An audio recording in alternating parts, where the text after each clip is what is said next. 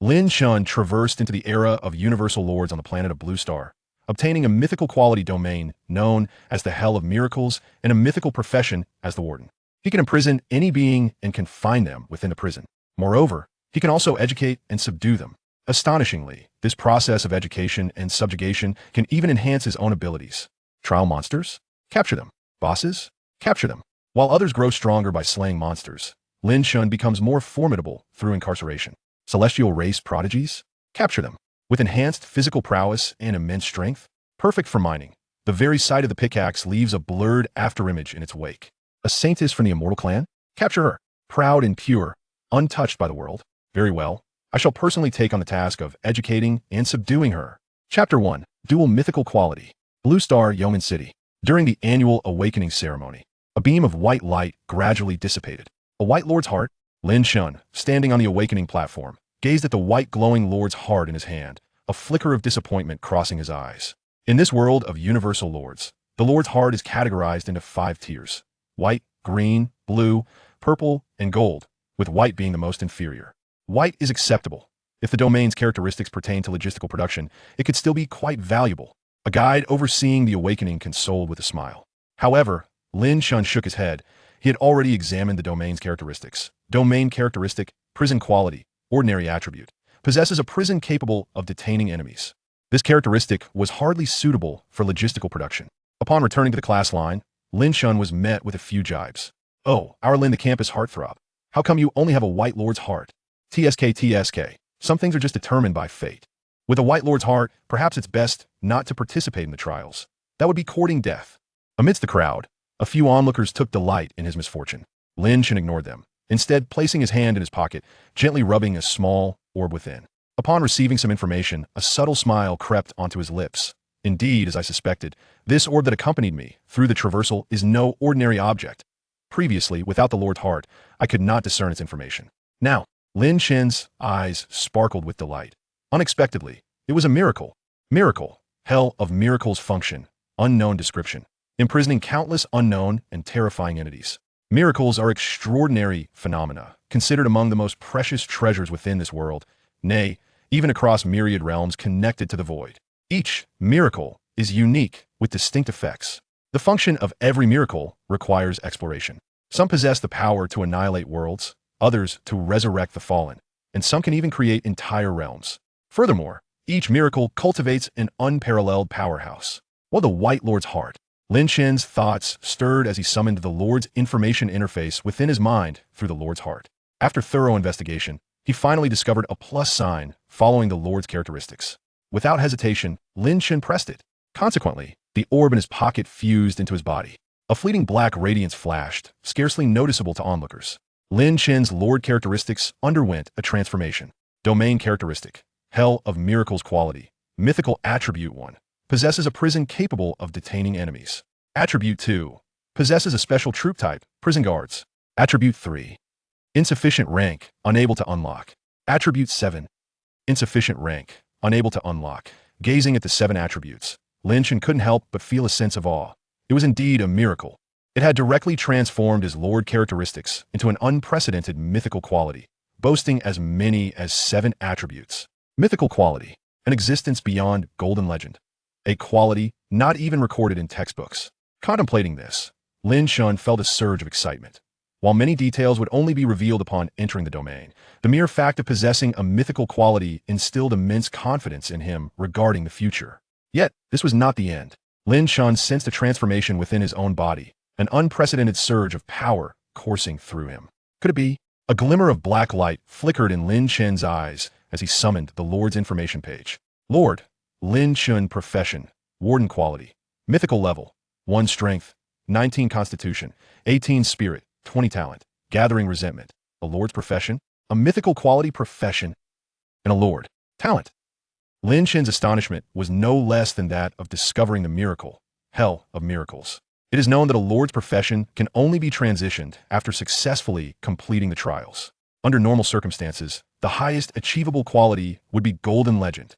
Yet he had not even completed the Lord trials and had already transitioned.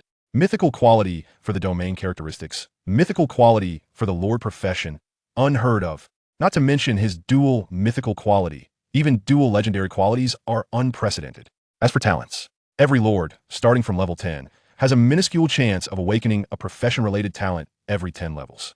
A minuscule chance, so small it rivals the awakening of a golden lord's heart. However, compared to the dual mythical quality, Lin Chen found himself less surprised. The lord's heart. Suddenly, Lin Chen froze, then plunged his consciousness into his sea of awareness. As he had surmised, the once white lord's heart had now transformed. Dark ink-like energy swirled around the lord's heart. A black lord's heart. Lin Chen murmured, "Black? Are you colorblind?" Beside him, Zhang Yuancheng rolled his eyes in exasperation and pointed at the awakening platform. "Purple. An epic-level lord's heart. Your rumored girlfriend has struck gold." Upon hearing Zhang Yuancheng's words, Lin Chen snapped back to reality and glanced at the platform, where a dazzling purple beam of light was slowly fading, revealing a graceful figure standing atop it, holding a glowing purple lord's heart that captured everyone's attention. Epic level. It is indeed an epic level. This is the strongest of this cohort, isn't it? Truly deserving of the campus belle Mu Fei. The purple lord's heart holds limitless potential. Purple epic, the school will surely report this. If she transitions to another purple, or even just a rare blue profession, she is destined to become a significant figure in the future. Tizkaviske, how capricious fate can be. Mu Fei is of epic caliber, while Lin Chen is merely of mediocre white quality. It seems the rumors are indeed unfounded. How could these two possibly be a pair? Among the crowd, many cast amused glances at Lin Chen, for in this era dominated by feudal lords, strength is the very foundation of all. Moreover, talent determines the ceiling of one's power. The chasm between the purple epic level talent and the white ordinary level talent is an insurmountable gulf. On the stage, Mu Fei retracted her purple lordly heart. After offering a slight bow to the guide, she descended towards the audience, passing by Lin Chen amidst the watchful eyes of all, as if they were strangers, not deigning to cast even a glance in his direction. Under the mocking gazes of those around him, a flicker of darkness flashed in Lin Chen's eyes. Brother, don't take it to heart. Others are now the favored children of destiny. It's only natural for them to be a bit arrogant, Zhang Yuancheng remarked, unable to restrain his words upon witnessing the scene. Lin Chen quirked his lips. Indeed, the purple epic talent is quite impressive. Truly remarkable. Chapter 2, The Elite Warden. In the square, as the last student awakened the heart of the White Lord, a sense of disappointment washed over the crowd as they descended from the stage. The entire awakening ceremony had come to a close. The guide surveyed the audience of over 100 individuals, slightly taken aback. Out of more than 2,000 participants, only about 100 had awakened the Lord's heart, most of which were of the white rank. Clearing his throat, the guide addressed the crowd in a somber tone. Now, those willing to participate in the void trial, please remain. Those who wish to leave may do so. In an instant, a significant number of the 100 departed. The void trial, though a novice trial for lords, bore a considerable mortality rate. Once one chose to participate, the outcome was binary, either triumph or perish in the void, becoming sustenance for it. Gazing at the remaining 40 or so individuals, the guide continued. This time, a prodigy awakened a golden legendary quality, Lord's Heart, from Dragon City. Thus, the difficulty of this Lord's trial will be heightened due to his participation. Consider this carefully. Pausing momentarily, he turned to Lin Chen, who stood still, and cautioned. If your white quality Lord's traits do not enhance combat, it may be wise to reconsider. Lin Chen remained motionless, yet his brow furrowed slightly. Would the presence of a golden legendary quality significantly increase the trial's difficulty? What about his dual mythical status? Turning to Zhang Yuancheng, he inquired. Does your territory's trait aid in combat? Perhaps you should consider withdrawing. Zhang Yuancheng looked bewildered. You, with a white lord's heart, advising me, a blue one. On this matter? Is that appropriate? Are you alright, Lin Chen? Zhang Yuancheng began to doubt if Lin Chen's awakening of a white heart had overwhelmed him, causing a mental lapse. Everything is fine. I'm asking you. My trait enhances combat prowess. Upon hearing this, Lin Chen nodded and replied. Alright, just be cautious. Zhang Yuancheng stared at Lin Chen in disbelief, wondering if they had somehow switched roles in their conversation. As they spoke, the original group of 40 had dwindled to merely 20. Among these, only 3 possessed a White Lord's heart. The guide cast a glance at the trio, including Lin Chen, and ceased his persuasion. The path was theirs to choose. He had merely offered advice. With a wave of his hand, countless motes of light materialized, swiftly converging upon the crowd, perfectly landing before each individual. Lin Chen inspected the items. 100 void crystals, and a altar, building card. These were the most fundamental resources. The altar card could summon heroes, and the initial summoning required precisely 100 void crystals. This is the initial resource allocated to you by the Lord's Association. Now, through the Lord's heart, commence your trial. I hope to see you all again. As the guide's words echoed, The 20 individuals in the square transformed into motes of light and vanished. Lin Chen also stowed away his items, and, through the Lord's heart, selected to descend upon his territory. The void trial had officially commenced, as a novice trial for newly appointed lords. The standard difficulty of the void trial was not excessively high. Participants merely needed to withstand waves of monsters for a month to complete the trial. However, this particular void trial was complicated by the participation of a golden legendary prodigy, alongside Lin Chen, a dual mythical anomaly, making the challenge potentially insurmountable. Is this my territory? Lin Chen's figure appeared before a small cottage, surveying his surroundings. A territory spanning a radius of 100 meters was not particularly vast, enveloped in swirling black mist. Within the territory, two structures loomed. Compared to the petite, level 1 lord's cottage, the level 1 heaven prison, brought forth by his mythical quality territory trait, appeared remarkably grandiose, occupying a substantial portion of the 100-meter radius. Greetings, Lord. While Lin Chen was observing, 5 trembling figures knelt before the Lord's cottage. These were 5 workers. Lin Chen checked their attributes. Worker, level 1. Strength, 2. Constitution, 2. Spirit, 1. Capable of various gathering tasks. Can transform into militia during wartime. Strength and Constitution increased by 50. Familiar with these initial workers, well documented in textbooks. Lin Chen raised his hand and retrieved the building card just issued by the guide. Building card, altar. Construction cost, 500 wood, 500 iron, 1,000 stone. Construction time, 2 hours. Lin Chen flung the card onto the empty ground of his territory, and a foundation materialized out of thin air.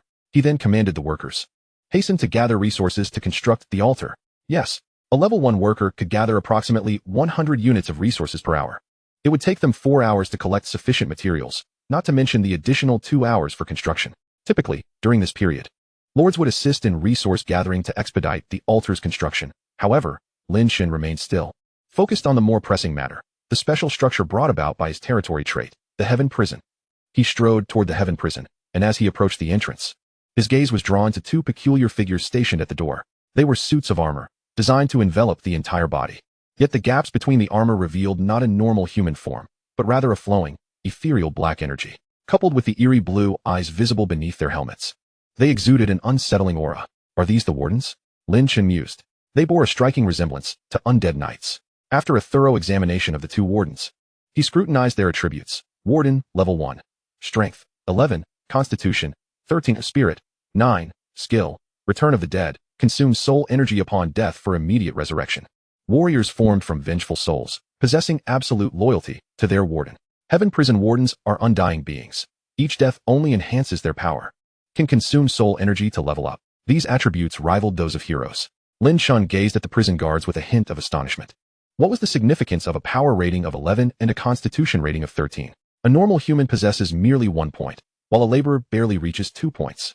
After reviewing the attributes, Lin Chen commanded the 2 prison guards to assist the laborers in gathering resources and constructing the altar.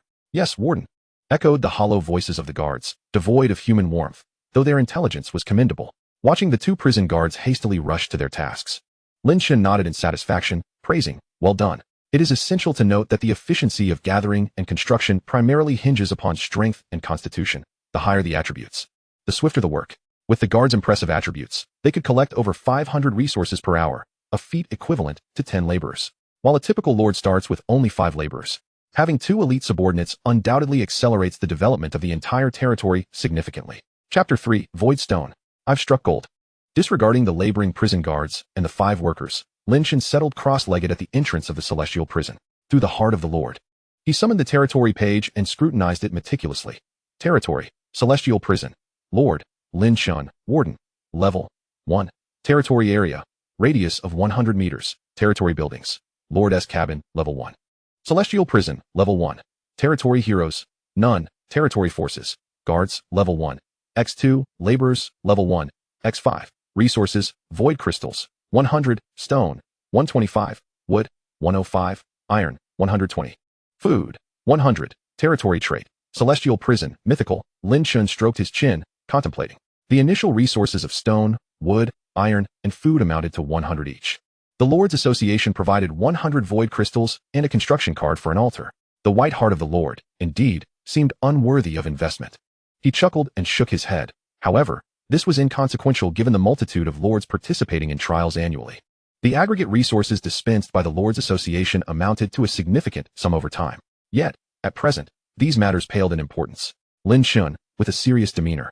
Open the detailed page of the Celestial Prison. Building, Celestial Prison, Special. Level 1, Building Attributes, capable of detaining any being, with ranks not exceeding Level 2.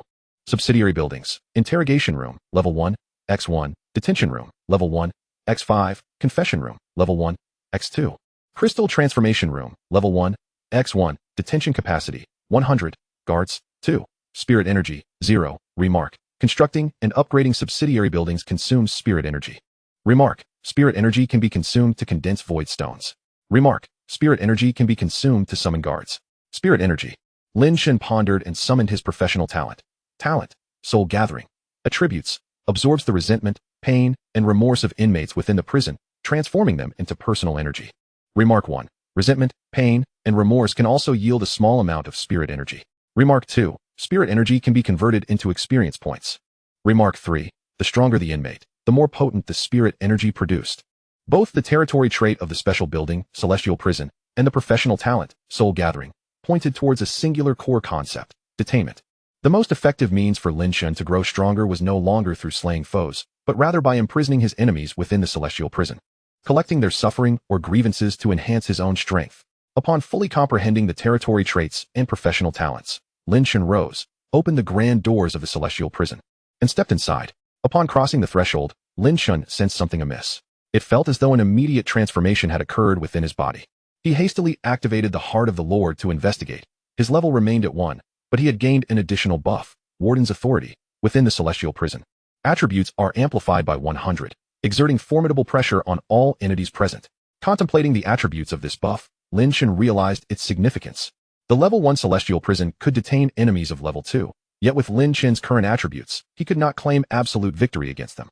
However, with the existence of this buff, even if Lin Chen were merely Level 1, he would possess sufficient confidence to suppress a Level 2 entity of Level 20 within the prison. With a clearer understanding of the prison's attributes, Lin Chen roamed the expansive interior.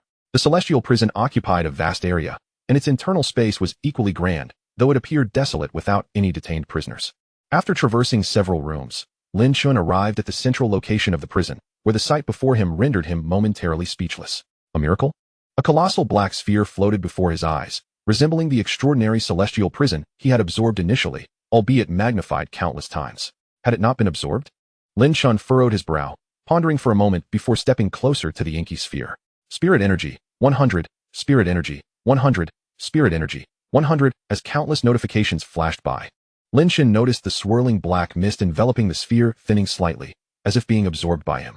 Moments later, the black mist dissipated entirely, and Lin Chen's spirit energy surged to 2,000 points. A glint of realization crossed his eyes. He remained before the dark sphere, observing and waiting until another wisp of black mist emerged from the sphere. After absorbing it, he received the prompt, Spirit Energy, 1, and mused. So this object serves as an automatic spirit energy generator? Approximately 1 point per minute, it seems? If so, that is quite acceptable. For both the upgrades of the prison and the summoning and enhancement of guards, spirit energy is required and can only be consumed as such. Not to mention, I can also utilize the chaos energy to enhance my experience. With this thought, Lin Chen summoned the Lord Page, and as he anticipated, a plus sign appeared next to his Lord level. Can 1 point of soul energy be exchanged for 100 points of experience? 1,100 points? Upon seeing the prompt, Lin Chen was momentarily taken aback. The experience required to ascend from level 1 to level 2 is precisely 100 points. The value of this 100 points of experience is not to be underestimated. The duration of the Void Trial is 1 month. During this month, countless monsters will assail the territory in relentless waves. Typically, it would take repelling 2 to 3 waves of monsters for a Lord to accumulate enough experience to reach level 2. Yet Lin Chen only needs to expend 1 point of soul energy, and this single soul energy can be produced by the Obsidian Sphere in just 1 minute. Is this the essence of mythic quality? For the first time, Lin Chen truly grasped the terrifying nature of mythic quality. More accurately, it is the fearsome combination of dual mythic qualities. If I merely focus on enhancing my level during this month, could it be that by the conclusion of the novice trial, I will step into the ranks of high-tier lords? As the thought escaped his lips, Lin Chen shook his head with a smile. Simply elevating the lord's level is futile without advancing the territory's level as well. Otherwise, I would not be a lord, but merely a warrior. After muttering to himself, Lin Chen rescinded the exchange operation, opting not to upgrade just yet. The monsters had yet to assault, and with the presence of the formidable Warden, there was no need for him, as the Lord, to charge into battle. Crystal Transformation Chamber. Lin Chen strode toward the final room of the celestial prison. Moments later, holding a fragment of void stone, Lin Chen emerged from the transformation chamber. He gazed at the void stone, gently squeezing it to confirm its tangible existence, and with a joyful expression, he murmured, "I've struck gold." Chapter 4. Ding, Golden Legend. With 100 points of soul energy, one can condense a piece of void stone. Lin Chen's face lit up with astonishment as he regarded the void stone in his hand. After all, this is a void stone, a high-tier resource that is seldom within reach of ordinary individuals. To speak of its value, a single void stone can be exchanged for 1,000 void crystals. Of course, this is the official pricing. In the black market, the price of a single void stone has skyrocketed to over 3,000 void crystals. Yet Lin Chen only requires 100 points of soul energy to directly condense it. Lin Chen turned his gaze back to the empty holding chamber, his eyes igniting with fervor. The obsidian sphere produces 1 point of soul energy per minute. If he were to fill this holding chamber to capacity, how much soul energy could the entire celestial prison generate in a minute? The first wave of monsters typically arrives 5 hours later during the void trial. Lin Chen calculated the time with a flicker of his gaze. There are still 4 hours remaining. However, the first wave of monsters is unlikely to be particularly strong. Normally, it would comprise merely a dozen level 1 monsters. Even if he captured them all, they would not yield much soul energy, would they? No, wait. Lin Chen suddenly recalled something. The guide had previously mentioned that due to the presence of a genius awakened with the heart of a golden legendary lord participating in this void trial, the overall difficulty would be heightened. Perhaps the first wave of monsters will include elite creatures. The stronger the monsters, the more soul energy generated upon capture. Elite monsters are, naturally, significantly more powerful than ordinary ones. The limited holding capacity of the celestial prison also dictates that Lin Chen must primarily focus on capturing elites and bosses. However, will my miraculous ascendancy, due to mythic quality, exacerbate the difficulty of the void trial? Lin Chen stowed the void stone away and promptly expended 800 points of soul energy to summon 8 level 1 wardens. Observing the 8 wardens before him, their eyes glowing like ghostly flames and their forms clad in armor, Lin Chen waved his hand, commanding them, "Go gather the resources needed to construct the altar." Yes. With 5 workers alongside 10 wardens, the pace of resource collection surged dramatically. In just 2 short hours, an ancient altar materialized in the clearing not far from the Lord's cabin. Lin Chen, brimming with excitement, retrieved the void stone.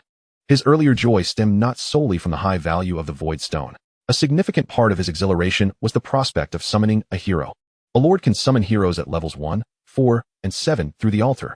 The hero summoned at level 1 is of particularly paramount importance, as their quality and strength will greatly influence a lord's crucial early development. To summon a hero, 2 types of resources may be utilized. One is the most basic, the 100 void crystals previously distributed by the Lord Association. The other is to use a single void stone. The hero summoned using 100 void crystals will possess a quality ranging from white ordinary to golden legendary, while utilizing a void stone will yield heroes of blue rare to mythic quality. Although the chances of summoning a mythic quality hero are exceedingly slim, there remains a glimmer of possibility. Lin Chen approached the altar and placed the void stone within it. I do not expect to summon a mythic quality hero. At the very least, grant me a golden legendary one. If it turns out to be too lackluster, Lin Chen remarked with a smirk as he observed the altar beginning to activate. Perhaps I should toss it into the celestial prison to help me generate soul energy instead. After all, with wardens possessing attributes comparable to heroes and being upgradable, Lin Chen found himself somewhat dismissive of blue and purple quality heroes. As Lin Chen pondered, a radiant golden light coalesced atop the altar, ultimately forming a beam that soared into the heavens. Moments later, a graceful figure materialized within the golden light. Draped in a simple white robe, tall and slender, with a countenance so pure and eyes as deep as the ocean, resembling the brightest star in the night sky. The golden beam converged, enveloping her as her wings folded around her, ultimately merging with her essence. At that moment, Lin Chen also beheld her attributes: hero, Eleanor, class, holy nun, quality, legendary, level 1, strength, 15 vitality, 15 mentality, 18 talent, prayer and judgment, prayer form, 50 increase in mental attributes. Condenses the staff of light, adept at healing and purification. Skill, sacred prayer. Uses powerful mental energy to mend wounds. Healing effect and range are primarily based on mental attributes. Skill, purification. Dispels all adverse conditions from allies. Judgment form, 30 increase in strength and vitality attributes. Condenses the holy sword, proficient in combat. Holy cross slash. Condenses the power of light, unleashing a cross-shaped sword energy, inflicting holy damage upon foes. Sacred flame. Ignite a radiant blaze centered around oneself, continuously inflicting divine damage upon surrounding foes. Accompanied units. Nun Crusader. Lin Chen gazed upon the opulent skill set of his hero, nodding inwardly in approval. dual forms, capable of both combat and healing. Furthermore, she possesses 2 unique unit types, undeniably formidable. At this moment, Eleanor's previously clouded expression began to dissipate. She stepped forth from the altar, bowing slightly as she addressed, "Greetings, my lord." Lin Chen returned the gesture with a nod. Though he felt a twinge of disappointment at the absence of a mythical quality hero, Eleanor, as a powerful legendary hero with dual forms, was still commendable, especially as a rare female hero. Not to mention, she possessed an exquisite visage, adorned with a halo of purity. Her simple white robe contrasted starkly with her breathtaking beauty. "First, summon the 2 special units you carry." Eleanor nodded, turning to rally the militia. As a hero, commanding and coordinating was her most fundamental ability. However, just as she prepared to summon the resource-gathering militia, she paused, staring at the 10 fully armored infernal guards. Confused, she glanced back at Lin Chen, noticing his silence. Eleanor bit her crimson lip and issued commands to the resource-gathering militia and the infernal guards. The 5 militia members promptly obeyed and approached. Yet the 10 infernal guards continued their resource collection, completely disregarding her summons. Witnessing this, Lin Chen's eyes glimmered. As he had suspected, the infernal guards, belonging to the dungeon, were beyond Eleanor's command. "Those 10 disobedient infernal guards," Eleanor pointed, "they are my units." Lin Chen chuckled as he elucidated, then commanded, "Come here." The 10 infernal guards abruptly ceased their gathering and swiftly made their way towards Lin Chen, leaving Eleanor momentarily stunned by their rapidity. Just as Lin Chen was about to instruct the infernal guards to heed Eleanor's commands, a figure emerged from the encroaching black mist beyond their territory. It was a demon with green skin, muscles bulging, standing nearly 2 meters tall. As it stepped out of the shadows, a dozen similarly green-skinned demons, each about 1 meter in height, followed closely behind. The first wave of monsters had arrived. Chapter 5. Are you a mythical lord? Lin Chen observed the advancing monsters with a slight frown. Something felt amiss. Had barely over 2 hours passed since the onset of the trial, and already monsters were launching an attack? Were it not for the assistance of the 10 infernal guards in resource collection, he mused, they would likely not have even completed the altar by now. If this continued, the participants in the novice trial would surely struggle to survive. As Lin Chen pondered this, information regarding the approaching monsters materialized before him, a perk exclusive to the Void trial. In the future, further information would require relevant skills to unveil. Name: Green Abyssal Demon Warrior. Level: 1 Elite. Strength: 10. Constitution: 12. Spirit: 5. Talent: Self-healing. Remarks: a formidable elite warrior, adept at charging into battle. An elite monster as the first wave already? Moreover, it possessed a talent comparable to that of a boss. Lin Chen's gaze sharpened as he continued to scrutinize the throng of minions trailing behind the elite.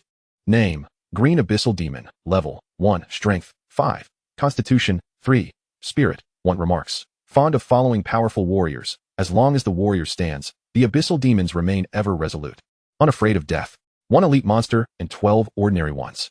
As Lin Chen regarded the horde of monsters charging toward them, he began to contemplate not out of fear of defeat, but rather to assess how much soul energy he might garner after subduing these creatures. Meanwhile, the hero Eleanor before him had also taken note of the approaching threat. A flicker of uncertainty passed through her beautiful eyes, soon replaced by a steely resolve. Noticing Lin Chen still frozen in place, Eleanor bravely positioned herself in front of him, facing the incoming monsters, her lips parting as she proclaimed, "Holy light, descend." A column of sacred light descended from the heavens, enveloping Eleanor. Her simple white robe transformed, countless points of light converging to form a pristine armor that enveloped her. In her hands, a magnificent 2-handed sword radiating brilliance appeared, and Eleanor charged forth like a valiant knight against the oncoming foes. The transformation occurred in an instant. By the time Lin Chen grasped the situation, Eleanor had already surged 10 meters ahead. Watching Eleanor hastening toward the monsters, Lin Chen felt a twitch at the corner of his mouth. Were he a different lord, witnessing his hero's valiant display, he would likely be elated.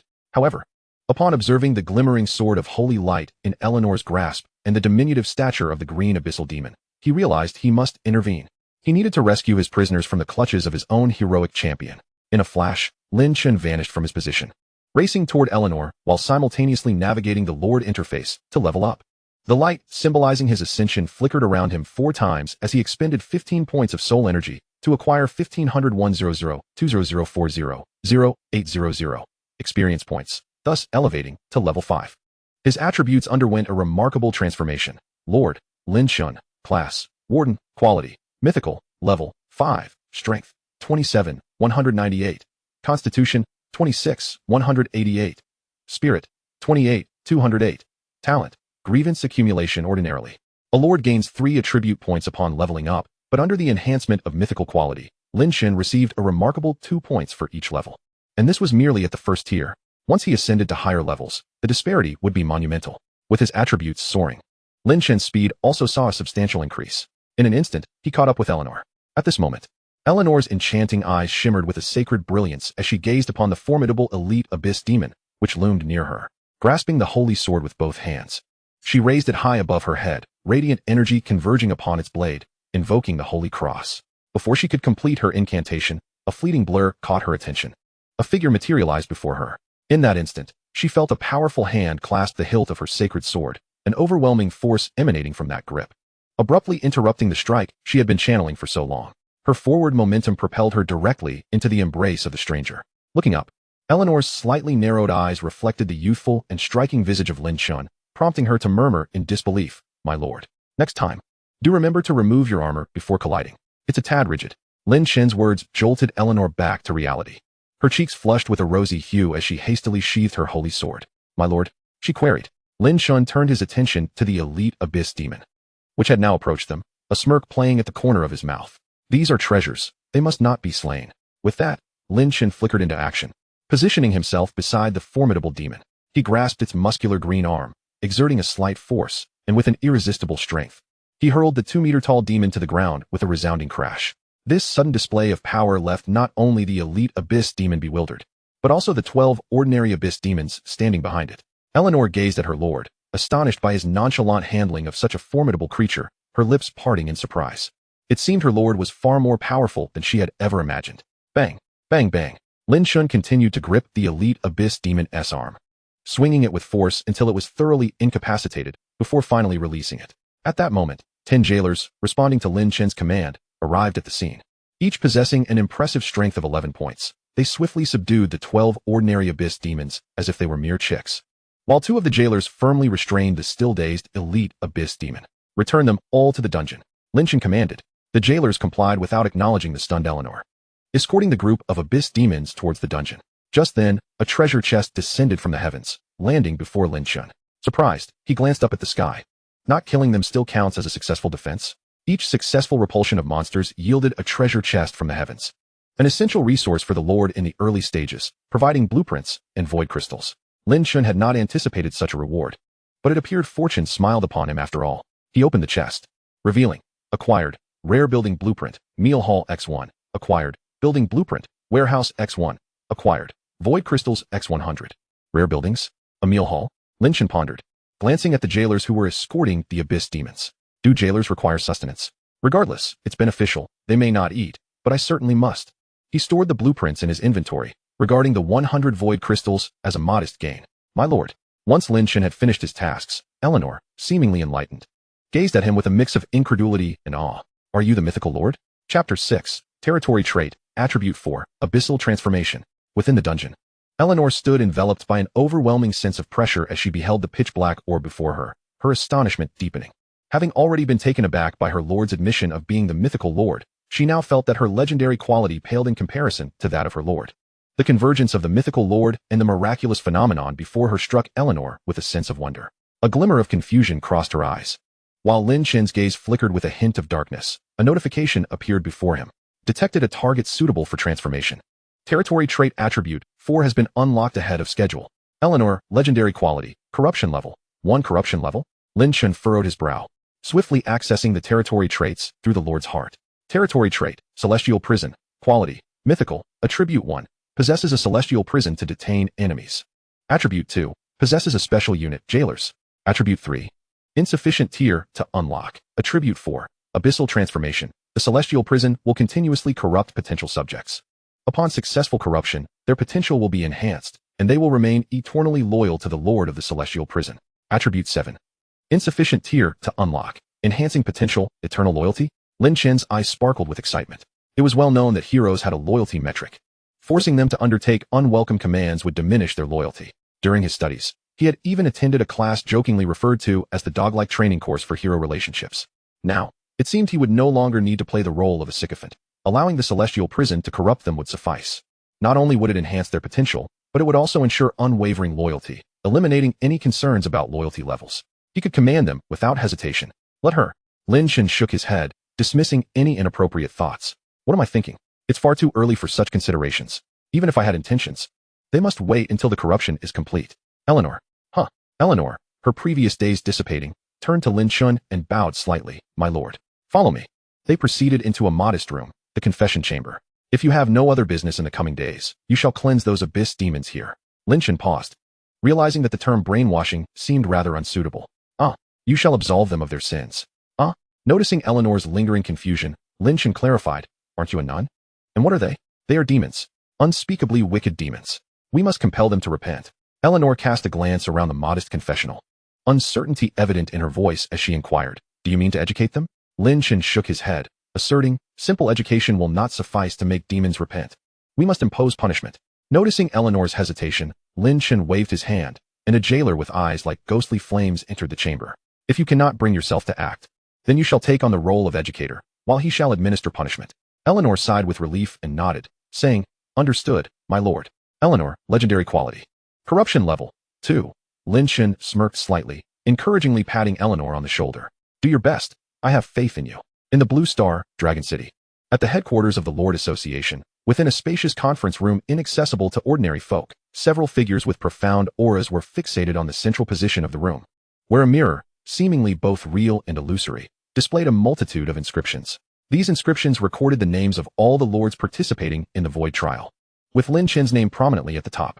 Lin Chen, merit, 0. Such simple words left the figures in the conference room perplexed. Who is Lin Chen? Why has he suddenly appeared in the first position? With a merit score of 0, how does he claim the top spot? Could there be an issue with the merit board?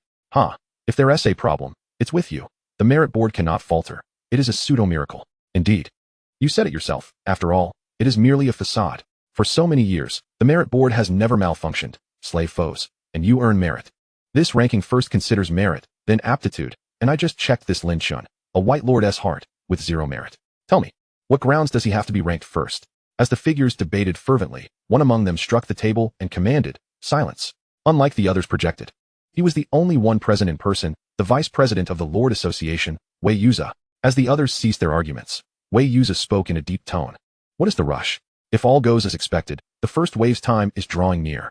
No sooner had Wei Yuza's words fallen than the text on the ethereal mirror began to shift again, revealing the name Xia Xingyue in the foremost position, with her merit score swiftly rising to 20. Following this, a multitude of names began to fluctuate in merit values, ranging from a few to several points.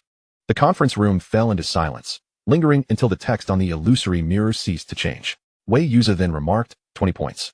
It appears the difficulty of this void trial has escalated beyond our expectations. The figures behind him nodded in agreement. 20 points must indicate a formidable elite. With an elite in the first wave, those who survive this void trial are likely to be few.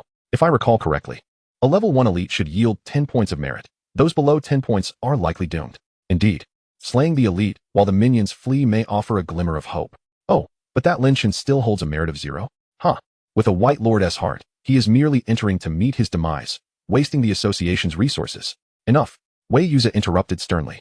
2 matters. First, I shall request from the Elder Council the use of the Book of Life and Death. I wish to ascertain the fates of these individuals. The figures exchanged glances, all nodding in agreement.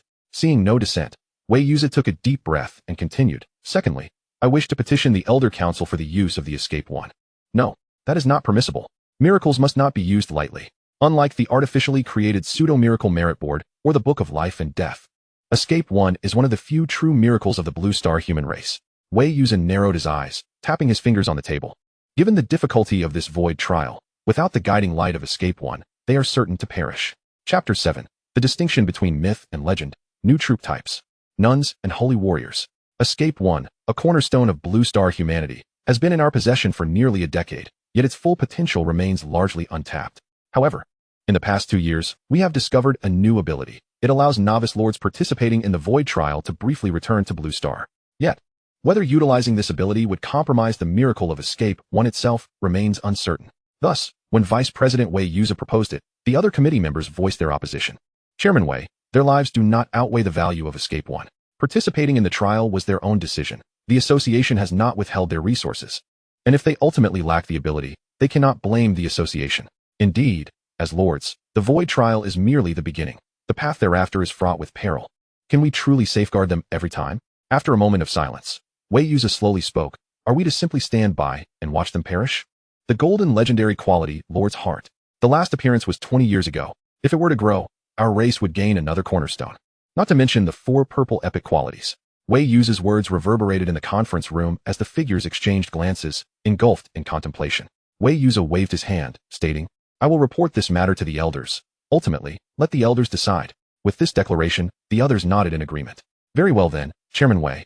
I shall take my leave. Farewell." Moments later, the conference room was left with only Wei Yuza. He exhaled slowly, a hint of helplessness flickering in his eyes. Did he not also deem it unworthy? In truth, were it not for that individual, even a golden legendary quality talent would not warrant the use of a miracle like Escape One for rescue. Perhaps a mythical quality would suffice. Well, it seems this matter cannot be concealed for long. Wei Yuza glanced back at the spot where the figures had stood, all cunning old foxes, presenting their opposition to feigned fairness, so that when trouble arose, they could shift the blame. Bah! He spat vehemently, then withdrew a jade talisman, recording the 2 matters previously mentioned before casting it into the void. Then he retrieved another jade talisman, more intricately inscribed, proclaiming, "Elder, the one who has awakened the golden legendary lord's heart, Xia Xingyue, is the daughter of the Summer King, the half-blood of the human race." With that, Wei Yuza waved his hand once more, sending the encrypted jade talisman into the void. Alas, the Summer King is rather muddled. The Summer King, as mentioned by Wei Yuza, is one of the foundational pillars of the human race, a being of the utmost caliber, and the distinction between mythic and legendary is indeed quite substantial. Lin Chen gazed at the 2 newly recruited soldiers before him, feeling somewhat contemplative. None, level 1. Strength, 2. Constitution, 3. Mentality, 8. Skill, prayer. Consumes mental energy to heal a single ally. Paladin, level 1. Strength, 6. Constitution, 6. Mentality, 5. Skill, cross/. Swings their weapon to unleash a cross-shaped attack, inflicting holy damage. These 2 soldiers are the units inherently possessed by the hero Eleanor, recruited from the freshly constructed monastery, level 1. However, their attributes pale in comparison to the unique units from the Abyss, the jailers, by more than just a slight margin. The Lord, beside him. Eleanor lowered her head in some embarrassment. "It's all right." Lin Chen patted Eleanor reassuringly. "At the very least, they are far superior to laborers." "Eleanor, this consolation is hardly comforting. After all, this unit is still part of the legendary quality hero's innate roster. Is it courteous to compare them to laborers?" Observing Eleanor's reluctant expression, Lin Chen raised an eyebrow. "Eleanor, legendary quality, corruption level 4. If there's nothing else, perhaps you should go to the Abyss and enlighten the fallen demons. Who knows? You might advance even further." Upon hearing Lin Chen's words, Eleanor's eyes lit up, and she nodded eagerly. However, her enthusiasm soon waned as she added, "But, my lord, ordinary fallen demons hardly possess any consciousness. Their actions are purely instinctual. Only the elite fallen demons exhibit a semblance of awareness, yet even they are insufficient for enlightenment." At this, a flicker of helplessness crossed Lin Chen's gaze. He was well aware of this predicament, yet was there truly no alternative? These fallen demons not only lacked consciousness, but also contributed minimally to the vital resource of soul energy. Only when subjected to the jailer's punishment could they produce a trickle. Lin Chen calculated that, including the elite fallen demons, 13 of them generated merely 1 point of soul energy per hour. The first wave of monsters had passed half a day ago. The second wave should be imminent. One could only wonder if this time the monsters would be more formidable. Lin Chen glanced at the construction of the rare building, Feast Hall, and decided that once the nun and paladin were fully recruited, he would disband those 5 laborers. In a level 1 territory, there is a cap on the number of soldiers, limited to 100. Those 5 laborers occupy 5 slots. And now with the nun and paladin available, the laborers had become significantly less valuable. Even the nun, who primarily focuses on mental attributes, collects resources far more swiftly than laborers. The jailers are indeed reliable, although a level 1 Abyss can only recruit 20 jailers. These 20 do not count towards the territory's soldier limit. Regrettably, there is no void trading post within the void trials. Otherwise, my territory could be upgraded by now. To elevate a level 1 territory to level 2, the Lord must reach level 10 and obtain either 10 pieces of void stones or 10,000 void crystals. These requirements pose no challenge for Lin Chen. However, the most critical component, the level 2 Lord Stone, presents a dilemma. Ordinarily, upon completing the void trials, the final treasure chest invariably yields a level 2 Lord Stone, but it has been far too long. Lin Chen furrowed his brow. The 2 primary obstacles hindering his progress are the soul energy production and the Lord Stones required for upgrading the territory. How he wished he could return to Blue Star. Lin Chen sighed, for on Blue Star, the void trading post exists. Although the level 2 Lord Stones are not inexpensive, they pose no issue for Lin Chen, who currently generates hundreds of void crystals per minute. However, participation in the void trials entails either success or failure unto death, leaving no room for retreat. Once the second wave of monsters concludes, I must devise a strategy. Lin Chen surveyed the black mist enveloping the Lord, a glint of darkness flashing in his eyes. Since acquiring the Lord Stone is temporarily unfeasible, he must seek ways to enhance soul energy production. Chapter 8. The Cat-Eared Maiden of Golden Legend. The second wave of monsters did not keep Lin Chen waiting long. However, upon seeing the green-skinned creatures, Lin Chen felt a sense of resignation. Yet again, these mindless monsters. 2 elite fallen demons, accompanied by over 20 minions, howled as they charged towards Lin Chen's position. This time, Lin Chen refrained from intervening. A radiant glow enveloped Eleanor, her pristine armor and colossal holy sword materializing. Leading 10 freshly recruited paladins, she charged at the oncoming monsters. Watching Eleanor's valiant display, Lin Chen felt a slight twitch at the corner of his mouth. It was not that he feared Eleanor would obliterate the second wave of monsters. Rather, he questioned whether her combined might with 10 paladins could truly contend against those 2 elite fallen demons and their 20-plus ordinary counterparts. What a case of beauty without intellect. With a sigh of resignation, Lin Chen waved his hand, and the 10 jailers behind him surged forward. With these 10 jailers, who were not inferior to the elite fallen demons, joining the fray, Lin Chen felt free from concern regarding the battlefield. Eleanor's thoughts were quite simple. She tightened her grip on the holy sword. As a hero of golden legendary quality, her day had been rather aimless. During the first wave of monsters, she was effortlessly suppressed by the Lord's single hand. Her attempts to enlighten the fallen demons yielded no results, and her dual unit composition of nun and paladin was simply no match for the Lord's exclusive units, the jailers. Furthermore, the most crucial method for a hero to level up is to slay the invading monsters, yet the Lord forbade her from doing so. Eleanor felt quite helpless. If she did not take action soon, she feared she might have to resort to wielding a hoe for resource gathering. She needed to do something to prove her worth. She earnestly wished to elevate herself, to become a being of mythic caliber akin to the Lord. Though she knew the prospects were slim, Lin Chen's words echoed in her mind. Who knows, you might advance even further. Advance even further. A glimmer of barely perceptible darkness flickered in Eleanor's eyes. As Lin Chen observed the emerging notifications, a faint smile graced his lips, and he nodded with satisfaction. Eleanor, legendary quality, corruption level, 6. Eleanor, legendary quality, corruption level, 10. It seemed that further stimulation was indeed necessary. As he ambled towards the battlefield, he noticed that by the time he arrived at the site where the 2 teams had clashed, the battle had already concluded. Casualties on our side, 0. Enemy losses, 0. Suppress them in the prison. After waving his hand to issue commands, Lin Chen approached the treasure chest that had descended from the heavens and opened it with a flourish. Acquired, Epic Building Blueprint. Hero Training Room, X1. Acquired. Building Blueprint. Watchtower, X1. Acquired.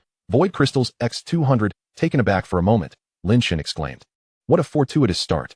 This fortuitous start was a term circulating in the school, referring to the appearance of the Lord's training room, which consumed void crystals to enhance the Lord's level, or the soldier training ground, that elevated soldier levels, or the hero training room, that Lin Chen had just obtained, which consumed void crystals to elevate hero levels. This indeed signified a stroke of luck.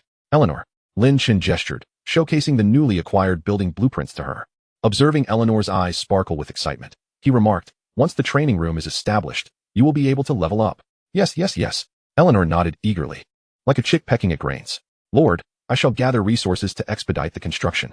With that, she turned to leave, seemingly devoid of the arrogance one would expect from a golden legendary hero. Now that she could level up, what was arrogance? Could it be consumed?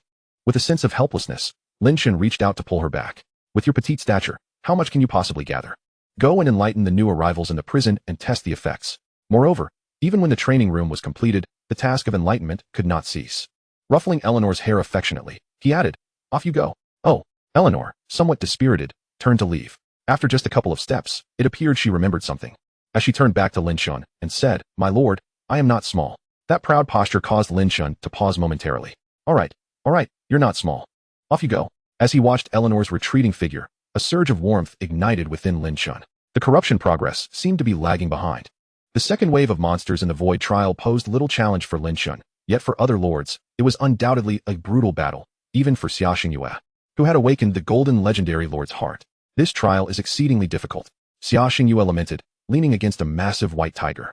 The juxtaposition of a 16 or 17-year-old girl beside such a colossal beast seemed somewhat incongruous. However, as she swayed her head, a pair of cat ears inadvertently peeked through her hair, rendering the duo quite fitting. Big White, the second wave of monsters, is this formidable? What shall we do in the future? Xia Xingyue pouted, a hint of dissatisfaction as she picked up a small stone from the ground and tossed it into the distance. My lord, the massive tiger turned its head, speaking human words. The immediate priority is to construct the tiger's den, which will enable the recruitment of my exclusive troop type. But Big White, your injury. The tiger shook its head. I have nearly recovered, rising to its feet and shaking off its body. The tiger then issued orders to the 5 trembling laborers nearby, gather resources. Yes, yes, Lord Tiger. After dispatching the laborers to work, the tiger turned back to converse with Xia Xingyue, only to freeze in place as a girl stealthily emerged from beneath it. Big White. I didn't know you were female. The tiger stammered. It wasn't intentional. You stood up just as I was getting up, and I accidentally stumbled in.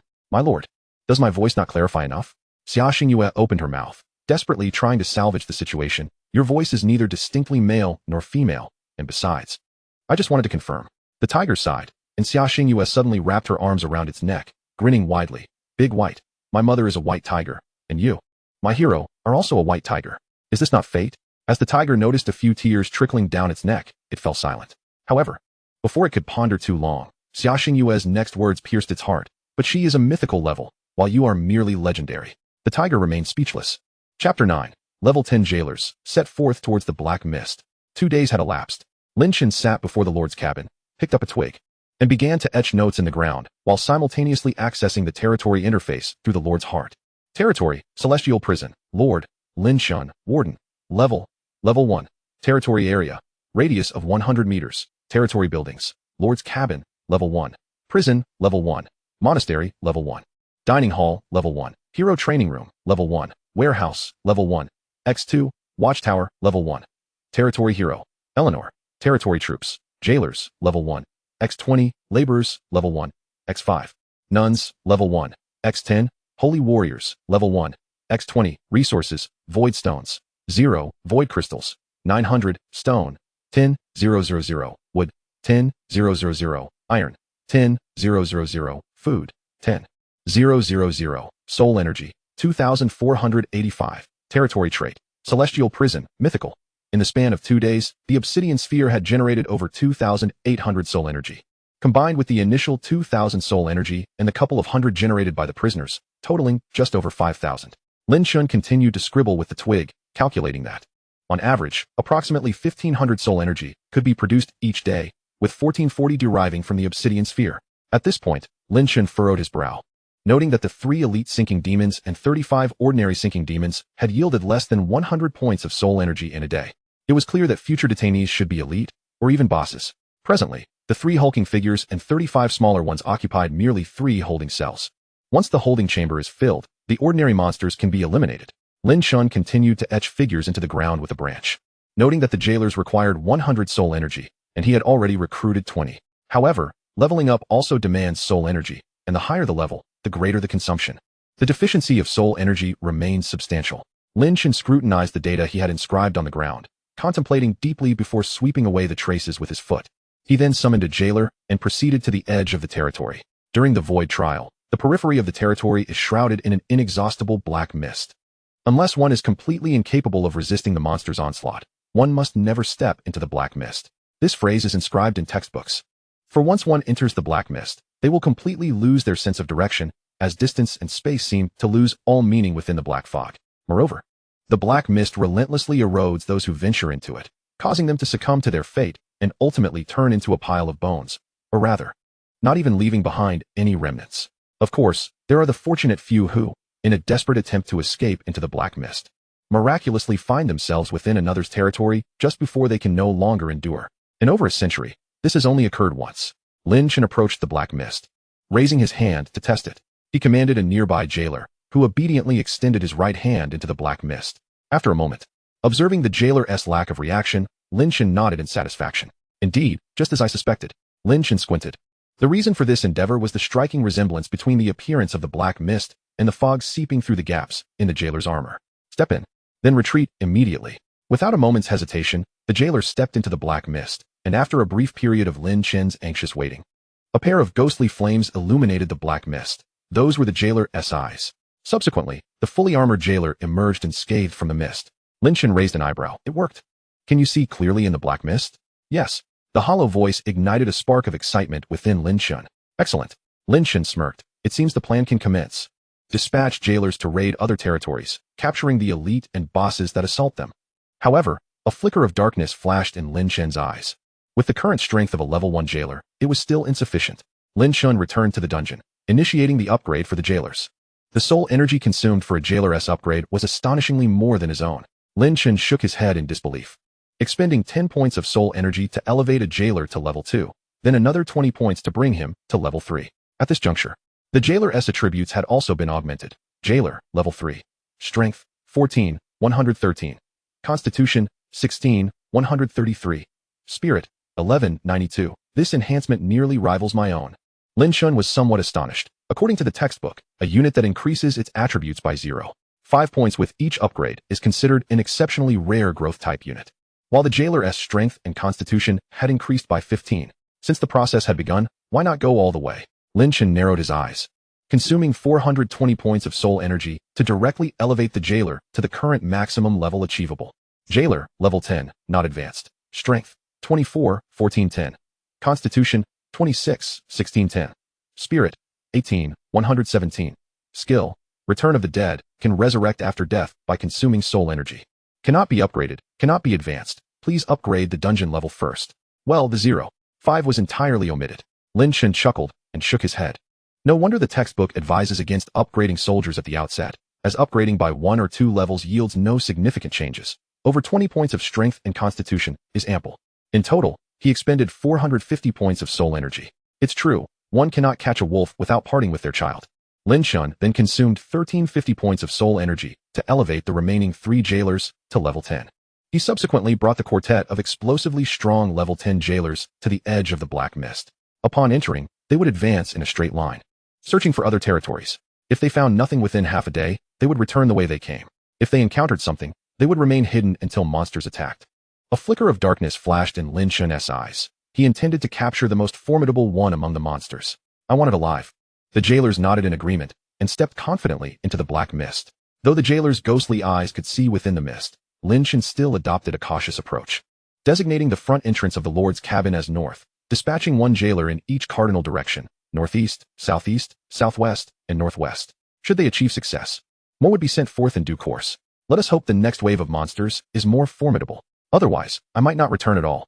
After arranging the 4 jailers, Lin Chen gazed into the black mist, murmuring to himself, having encountered 2 oafs already, surely this time we shall meet a more cunning one.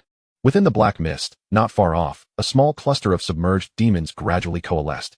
Unlike before, this time, in addition to a 2-meter-tall elite submerged demon and over a dozen smaller ones, there was also a withered-faced submerged demon sorcerer wielding a wooden staff. Chapter 10, Resurrection? Buffing Soul Energy. After a short while, the 3rd wave of monsters began their assault. Lin Chen stood atop the watchtower, observing a hefty figure emerge from the black mist, involuntarily twitching the corner of his mouth. Another one of these oafs? Why are all the arrivals such brainless creatures? I don't even hope for a boss anymore. At least send me someone with a brain. Just as he finished this complaint, a withered figure clutching a wooden staff squeezed out from the black mist. Lin Chen's eyes brightened, murmuring, a mage? A mage cannot possibly be brainless. With that, he leapt from the 5-meter-high watchtower, landing with a thud. A small crater formed in the ground before the watchtower, yet Lin Chen's figure had already vanished without a trace. When Eleanor arrived with the nun, the paladin, and several jailers, she found Lin Chen inspecting a fallen demon resembling a mage, one hand firmly grasping its neck. Beside him lay a towering elite fallen demon warrior, convulsing in a pit, while a dozen smaller fallen demons trembled nearby. Stunned, Eleanor, who had just leveled up to 3 in the hero training room, and was eager to prove herself, could hardly comprehend the scene. This esteemed lord was indeed a lord. Shouldn't such bloodshed be left to me? Ah, Eleanor, just in time, Lin Chen exclaimed, causing Eleanor's beautiful eyes to brighten. She hurried to his side, filled with anticipation. My lord, is there something you require of me? Please heal that big oaf in the pit. I may have struck too hard. We can't afford to lose him. Eleanor, though at a loss for words, understood the importance of the lord's request. Transitioning into her nun persona, she summoned a radiant beam of holy light upon the elite fallen demon. Remarkably, her healing prowess was impressive, and the elite demon awoke from its stupor, utterly bewildered. It struggled to comprehend the bizarre situation. Was the enemy healing it? For a moment, the elite fallen demon sat in the pit, gazing vacantly ahead. Lin Chen waved his hand.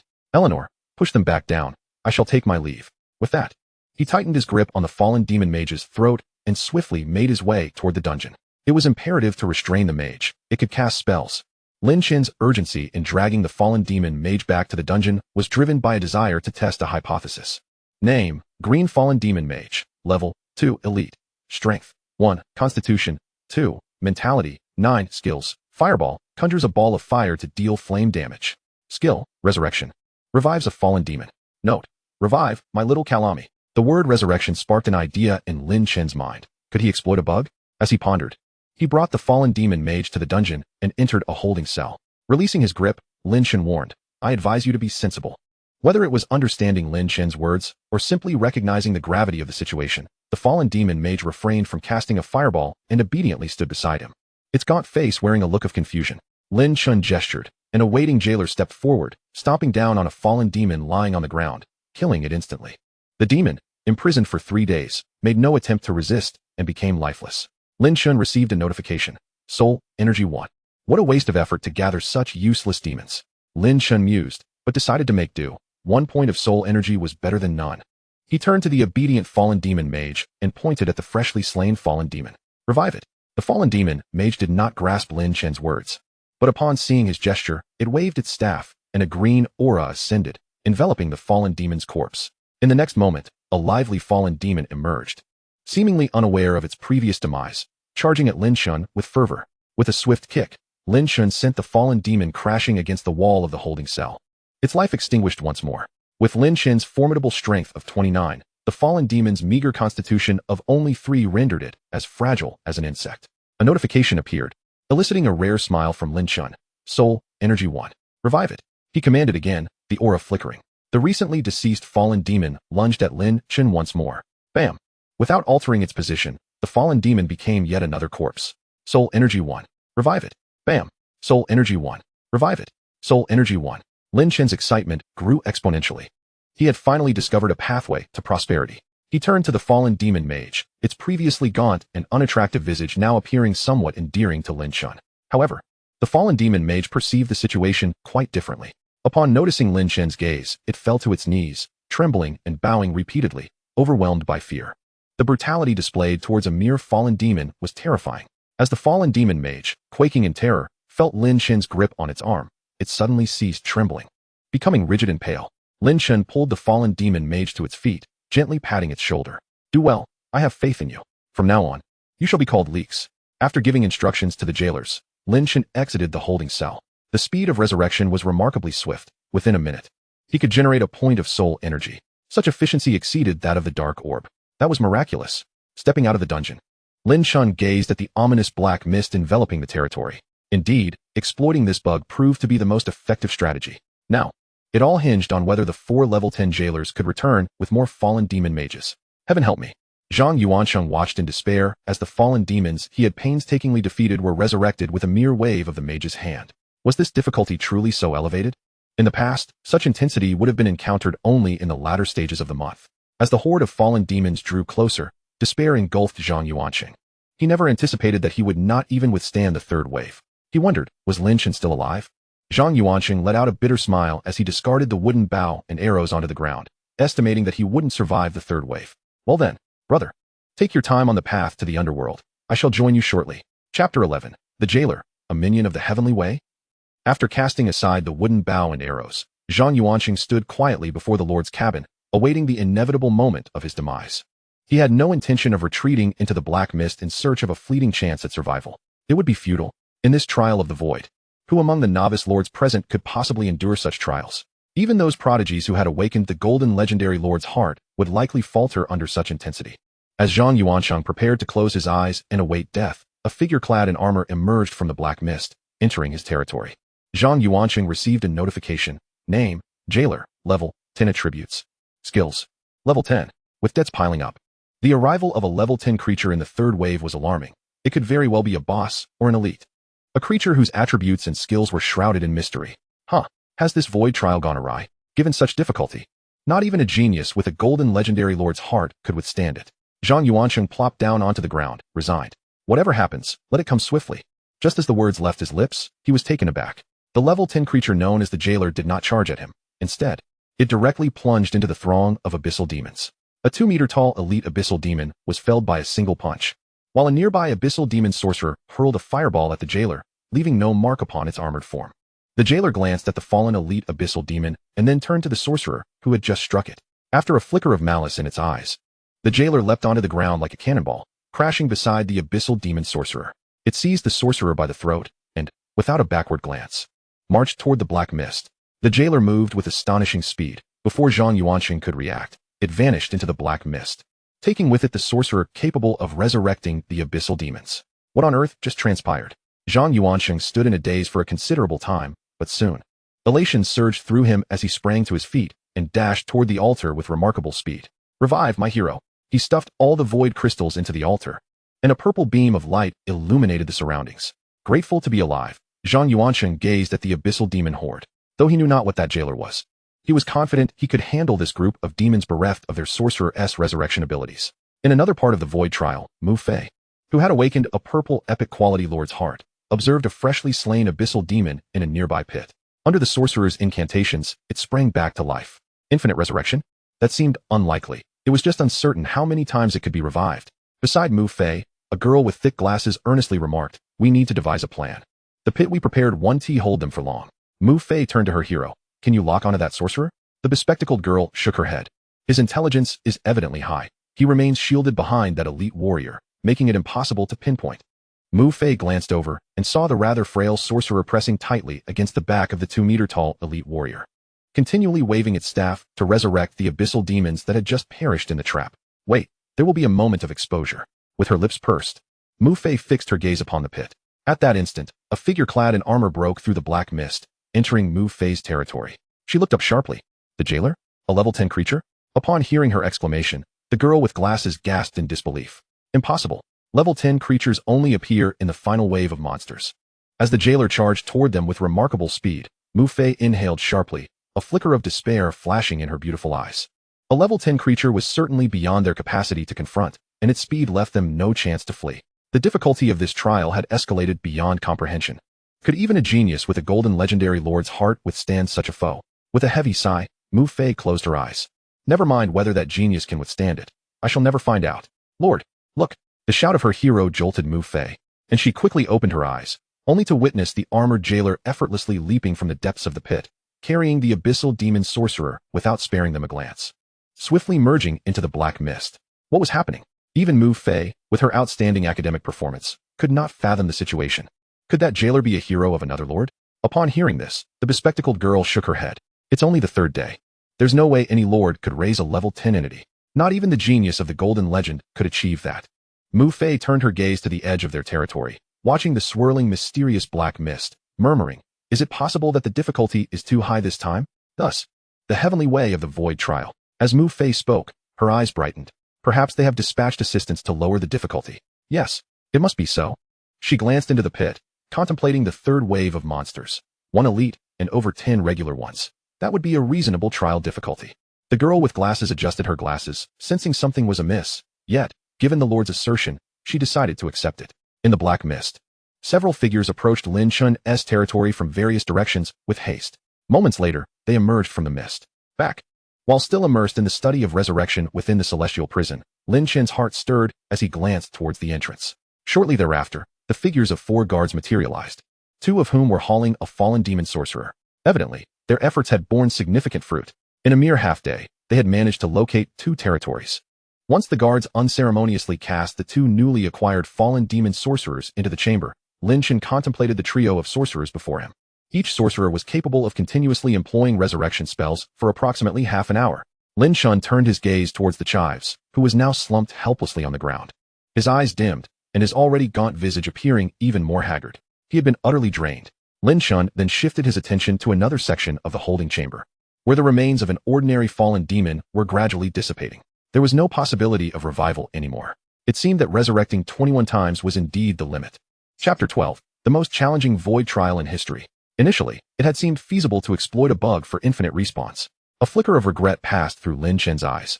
However, had infinite resurrection truly been possible, the fallen demons would have likely already unified the realms. After the 2 newly arrived fallen demon sorcerers failed in their attempts at resurrection, Lin Chen concluded his experiment with the assistance of a sorcerer. A fallen demon could offer up its life 21 times. For the first 10 attempts, each yielded 1 point. From the 10th to the 20th, it increased to 2 points. And in the final act of generosity, the fallen demon bestowed 3 points. A total of 33 points. Such a low-tier creature, scarcely valuable. Yet, exchanging for 33 soul energy was not insignificant. It was merely time-consuming. The fallen demon sorcerers had limited mental capacity and could not sustain constant resurrection. However, an idea flickered in Lin Chen's mind as he approached the feeble chives. If you were to die, would they be able to resurrect you? Observing the chives' bewilderment, Lin Chen sighed. The language barrier was indeed a nuisance. With a sharp crack, the chives transformed into a lifeless body. Soul energy. 5. It appeared that soul energy bore some correlation to mental attributes. Lin Chen squinted, pointing at the chive's corpse and commanded, "Revive it." The trembling new sorcerer standing nearby waved his wand with shaking hands, conjuring a slightly larger green orb that fused with the chive's remains. In the next moment, a new chive stood upright, the ability to resurrect sorcerers. A glimmer of light flashed in Lin Chen's eyes as he regarded the sorcerer who had just cast the resurrection spell, lost in thought. The consumption for reviving sorcerers was considerably greater than that of fallen demons. However, upon resurrection, their state was fully restored. Yet, it was prudent to refrain from utilizing this tactic until the number of fallen demon sorcerers increased. Who knew if he too had the opportunity for 21 respawns?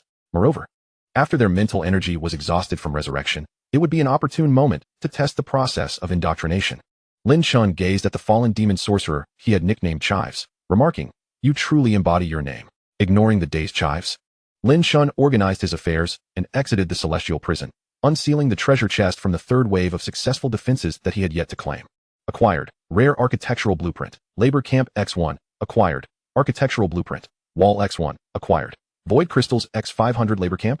Lin Chen shook his head, tossing the blueprint into his inventory. For many lords, this would be a valuable asset. The labor camp would allow for the summoning of workers without the need for void crystals, only requiring some gathered basic resources, unlike other units, which necessitated the expenditure of void crystals for recruitment. However, this was of little use to him, as he possessed nuns and paladins, and was not in one of the summoning units that void crystals provided. The labor camp would merely consume his population. Nevertheless, the blueprint held considerable worth and could be sold for a profit after the trial concluded. Lin Chen summoned 4 level 10 guards and identified the territories to the south and west. You two continue to patrol near those territories. Upon encountering elite or boss creatures, bring them back immediately. You two, one head northwest, the other southeast. Lin Chen gestured towards a direction, maintaining the same approach. If they failed to find anything within half a day, they were to return. If they succeeded, they were to wait nearby for elite creatures or bosses. After arranging the 4 level 10 guards, Lin Chen rose and gazed at his territory, letting out a slight sigh. The mythic quality of the celestial prison was indeed formidable, yet it occupied a vast expanse. The territory, spanning a radius of 100 meters, had been nearly entirely claimed, leaving little room to maneuver. Lin Chen glanced at the architectural blueprint, wall, in his hand, concluding that it could remain untouched for now, if only he could return home, or devise a means to do so. A spark of dark brilliance flashed in Lin Chen's eyes as he contemplated acquiring a second-tier territory stone. The only obstacle hindering his territorial advancement was the lack of this crucial material. Once the territory was elevated, the celestial prison could likewise be enhanced. A level 2 celestial prison would unlock various attributes and talents, as well as promote the guards. Lin Chen raised his eyes to the heavens, lamenting, "Daily waves of monster assaults are too sluggish. Could I not be granted a swifter pace?" In the depths of the Lords Association headquarters in Long City, Blue Star, within a grand conference room inaccessible to ordinary individuals, the vice president, Wei Yuza, wore a grim expression as he surveyed the ethereal screen before him. Behind him, several figures whispered among themselves, "The difficulty has escalated to an absurd degree. I had someone review the records. This time, the difficulty of the void trial is unprecedentedly high. With over 1,000 participants in the trial, now, the figures fell silent, and the conference room was enveloped in stillness. On the illusory screen at the center of the room, countless lines of text converged, dense and cluttered, each followed by a blood-red word, death. Only a mere 20 individuals had successfully repelled the third wave. This time, our human race has suffered significant losses. Could it be that the Book of Life and Death has encountered an anomaly? The illusory screen in the center of the conference room depicted a pseudo-miracle merit list alongside a pseudo-miracle ledger of life and death, chronicling not only the merit points of those participating in the void trial, but also documenting their fates. Wei Yuza spoke in a deep voice, asserting that the Book of Life and Death would not encounter any issues. At this moment, a figure behind him interjected, "President Wei, given the current circumstances, is it truly necessary to resort to the use of the first escape for rescue? Moreover, considering the difficulty of the void trial, even if we provide assistance, it is unlikely they will endure." Several other figures echoed in agreement. "Indeed, it is unnecessary to squander resources. Let us cut our losses, President Wei." With a forceful bang, Wei Yuza slammed his hand on the table, silencing the voices around him. "Enough.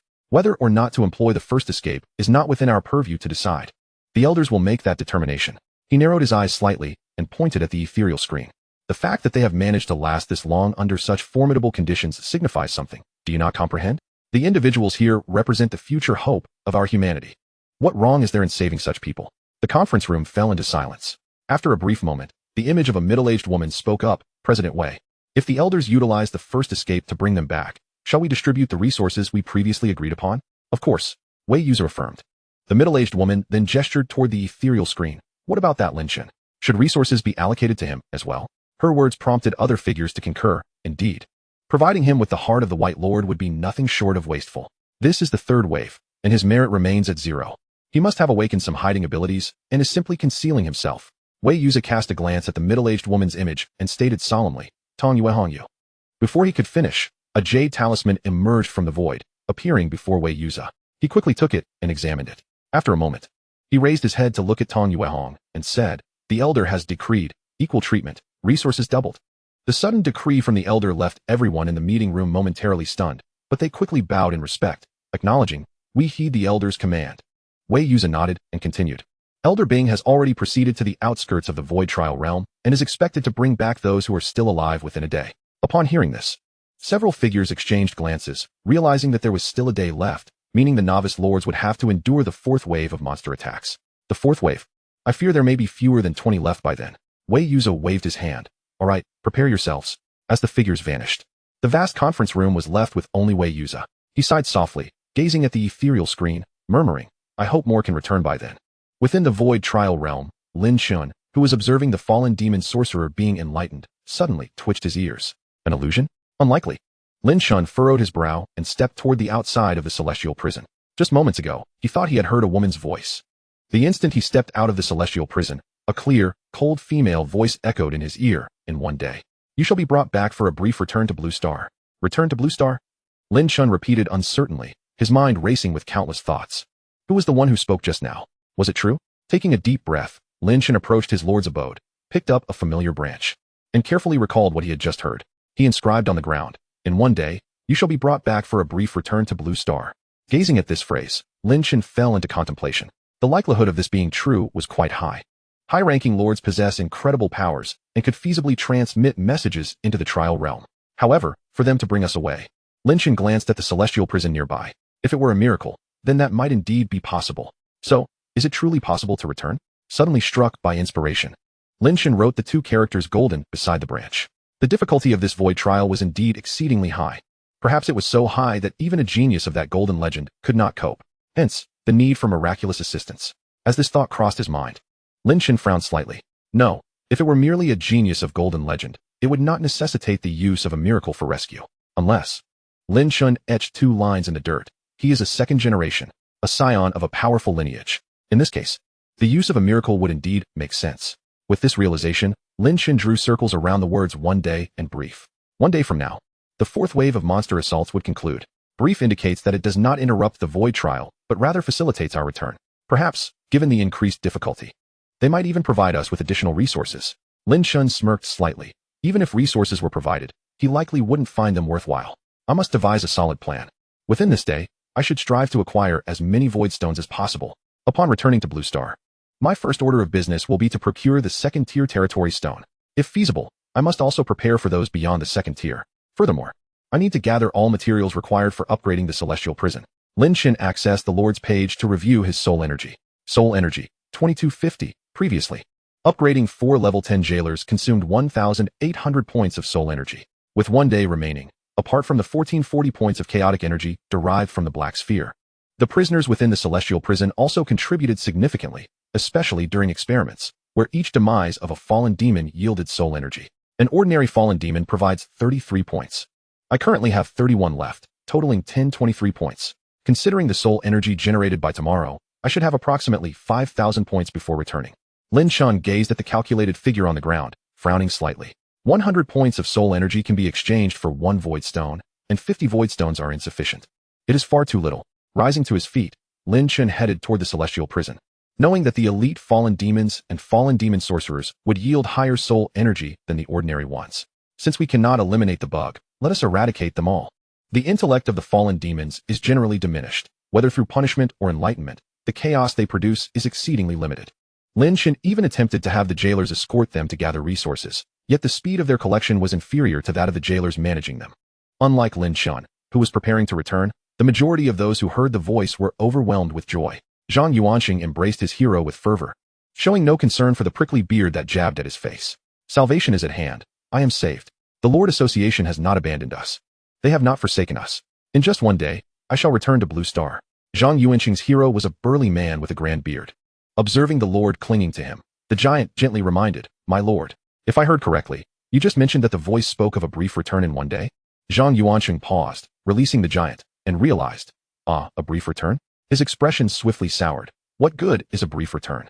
Given the difficulty of this trial, the horrors that lie ahead are all too predictable. A near certain demise awaits. Furthermore, the giant reiterated, "My lord, it is indeed one day from now, which means we must still withstand the fourth wave of monster assaults." The giant's words caused Zhang Yuanxing to stiffen. "If it were not for the jailer that you mentioned." "My lord." Zhang Yuanxing slumped to the ground, pondering. "Yes, the fourth wave cannot possibly be weaker than the third. If the jailer does not intervene, I may not even survive long enough for a brief return. If we are to be rescued, why not do it sooner? Why must it be one day from now?" In the territory of Mufei, the bespectacled girl adjusted her glasses and looked curiously at her lord. The summoning is not that simple, regardless of the means employed. Interrupting the trial and summoning everyone is a formidable task, naturally requiring time to prepare. As an academic, Mufei confidently provided a rationale. "So, my lord, do we need to prepare anything?" "No need," Mufei shook her head. "For this brief return, barring any unforeseen circumstances, the Lord Association will surely distribute a substantial amount of supplies or resources." She glanced at her hero. Knowing that their successful defense against the third wave relied heavily on this epic hero, skilled in mechanisms, aside from the jailer's intervention that reduced the difficulty. "Is there anything you require?" "Materials. Only with sufficient materials can I craft more formidable traps and devices." The bespectacled girl's eyes shone brightly as she gazed at Mufei. "My lord, please procure more materials for me. Nothing too extravagant, just first-tier epic or legendary will suffice. I cannot yet utilize second-tier." Chapter 14. Countdown to Return. The shimmering miracle of the abyss. The fourth wave of monsters arrived as expected. Xia Xingyue observed the oncoming horde and remarked to the massive white tiger beside her. "Dabai, that ugly old man is back. And that foolish giant as well. It seems there are about 10 more ordinary monsters this time." The white tiger let out a low growl, then spoke. "My lord, shall I proceed to eliminate the sorcerer as we did last time?" Xia Xingyue waved her hand, and more than a dozen smaller, agile tigers dispersed, taking on a hunting formation. These were the legendary White Tiger's innate soldiers, a formidable group of beast-type melee units. "Dabai, your injury has not yet healed. Do not rush into battle this time. Even if we defeat this wave, it matters not. I shall soon return to Blue Star. I will undoubtedly bring back powerful items." The White Tiger shook his head. "My lord, relying solely on them will not suffice to fend off the fallen demons. Moreover, even if I were to fall, I can be resurrected through the altar." Xia Xingyue countered. "My father once said, heroes may resurrect, but each death exacts a toll. Ultimately, they become mere shells of their former selves. I do not wish for that fate to befall you." The tiger paused, then turned to Xia Xingyue, a hint of unnoticeable affection in his eyes. At that moment, on the borders of Xia Xingyue's territory, a figure clad in armor emerged from the black mist, swiftly dashing towards the horde of monsters. "A level 10 jailer?" Xia Xingyue gasped, her mouth agape. "Dabai, we are doomed. There is a level 10 monster." The white tiger remained fixated on the rapidly approaching figure, its lightning-fast speed causing it to feel a sense of dread. This creature was likely no ordinary level 10 monster. Its swiftness surpassed even that of the legendary beast-type hero skilled in pursuit. This level 10 monster, if not a boss, was at least an elite. "My lord, get on my back." "Huh, hurry, I will take you into the black mist." Upon hearing this, Xia Xingyue quickly shook her head. "No, you have yet to advance. If the altar is destroyed, you will perish." "My lord." The white tiger's voice was unusually stern. "If we do not leave now, it will be too late. This monster, along with the fallen demons, what is it doing?" The white tiger, fixated on the jailer, momentarily froze. And Xia Xingyue turned her gaze to see the once formidable horde of fallen demons in disarray. The jailer was swiftly dragging the fallen demon sorcerer towards the edge of their territory, soon vanishing into the black mist. Xia Xingyue stared blankly in the direction the jailer had departed. "Dabai, do you think this counts as stealing the kill? Bring them back to the abyss." After giving the jailers their orders, Lin Chen approached the treasure chest awarded for successfully repelling the fourth wave. Acquired, Epic Building Blueprint for Militia Evolution Camp X1. Acquired, Building Blueprint for Residence X1. Acquired, Void Crystals X800 not bad, a complete set. Lin Chen examined the purple glowing blueprints in his hands, nodding in satisfaction before tossing them into his inventory. The combination of the labor camp and the militia evolution camp would yield significant advantages in the early stages. When workers evolved into militia, their attributes would receive a boost, coupled with an economical recruitment price, presenting an excellent cost-performance ratio. However, this would serve little purpose for Lin Chen. His 100 inhabitants are indeed invaluable. How could one possibly resort to using mere laborers and militia? After securing the blueprints, Lin Chen turned to the heroic Eleanor beside him. Soon, a powerful human ally would arrive to escort us back to Blue Star. The exact return date remains uncertain, but it should not be too long. During this interval, the affairs of the territory will be entrusted to your capable hands. Eleanor nodded enthusiastically in response, assuredly declaring, "Rest assured, my lord." Suddenly tasked with such a significant responsibility, Eleanor felt a surge of joy. As a hero, a champion of golden legendary quality, she finally had a platform to showcase her abilities. Lin Chen nodded, indicating her to follow him. He harbored no doubts about Eleanor's capacity to manage the territory. After all, as a hero, overseeing territory and commanding troops are fundamental skills. However, standing before the abyss, Lin Chen instructed the guardians, "During my absence, you are to obey Eleanor's commands." A dozen pairs of ghostly eyes turned toward her, followed by the guardians responding in unison, "Understood. Now, you should arrange for the construction of residential quarters," Lin Chen said, handing Eleanor the blueprint for the dwelling. With this, the nuns and paladins would finally have a roof over their heads instead of sleeping under the stars. Indeed, Eleanor nodded and departed with a dozen guardians. Meanwhile, Lin Chen made his way to the innermost depths of the abyss, arriving before the pitch-black orb. The dark sphere floated silently in midair, with tendrils of black energy swirling around it. Lin Chen now recognized it as soul energy. Although it had grown considerably, it was undeniably identical to the miracle abyss. As he gazed at the dark orb, a glimmer of darkness flickered in Lin Chen's eyes. He was about to return to Blue Star. All the inmates in the abyss had been eliminated, save for the one known as the Chives who had succumbed to despair, while at this moment, his inventory quietly held 84 void stones. In the outside world, this would undoubtedly amount to a small fortune. Void stones are a rare resource, typically accessible only to mid-tier lords after level 4. A mid-tier lord possessing 100 void stones would be considered exceedingly affluent. It is essential to note that Lin Chen was merely a novice level 1 lord, yet to complete the void trials. Let us give it a try. Perhaps I can extract a bit more. Lin Chen raised his right hand to grasp the floating dark orb, only to find that nothing unusual occurred. Feeling slightly embarrassed, he murmured, "That shouldn't be right. I must shake it." In truth, Lin Chen's thoughts were quite simple. The dark orb produced a trickle of soul energy approximately every minute, which appeared not to be generated internally, but rather seeping out. Thus, he wondered if shaking it could yield more. Covering the orb with his hand, he began to exert force, causing it to sway from gentle to vigorous. Eventually, the inky blackness within the orb began to swirl. Observing the changes, Lin Chen shook it with increasing intensity until the orb erupted with dark radiance. And countless strands of black energy surged forth like mist, enveloping him entirely. Lin Chen found himself engulfed in an endless darkness, with grand voices echoing in his ears. "Caw-caw. The new master of the abyss is quite handsome. Young brother, would you be so kind as to let your elder brother out? Wealth and unparalleled prowess await you if you do. Caw-caw-caw. Release me, and I shall make you the king of all races." Chapter 15. Lin Chen's fortuitous return to Blue Star. Enchanting female voices, deep magnetic male tones, and commanding yet gentle voices resonated around Lin Chen, mingling with the unfathomable darkness before him, leaving him momentarily disoriented. Fortunately, the dark orb seemed to sense something, slightly shifting and breaking free from Lin Chen's grasp, returning to its original position and beginning to rotate slowly. As it spun, the black mist surrounding Lin Chen was gradually absorbed, and the cacophony of voices ceased abruptly. Lin Chen emerged from his daze, watching the dissipating darkness. Without a moment to spare, he activated his professional talent and began to absorb frantically.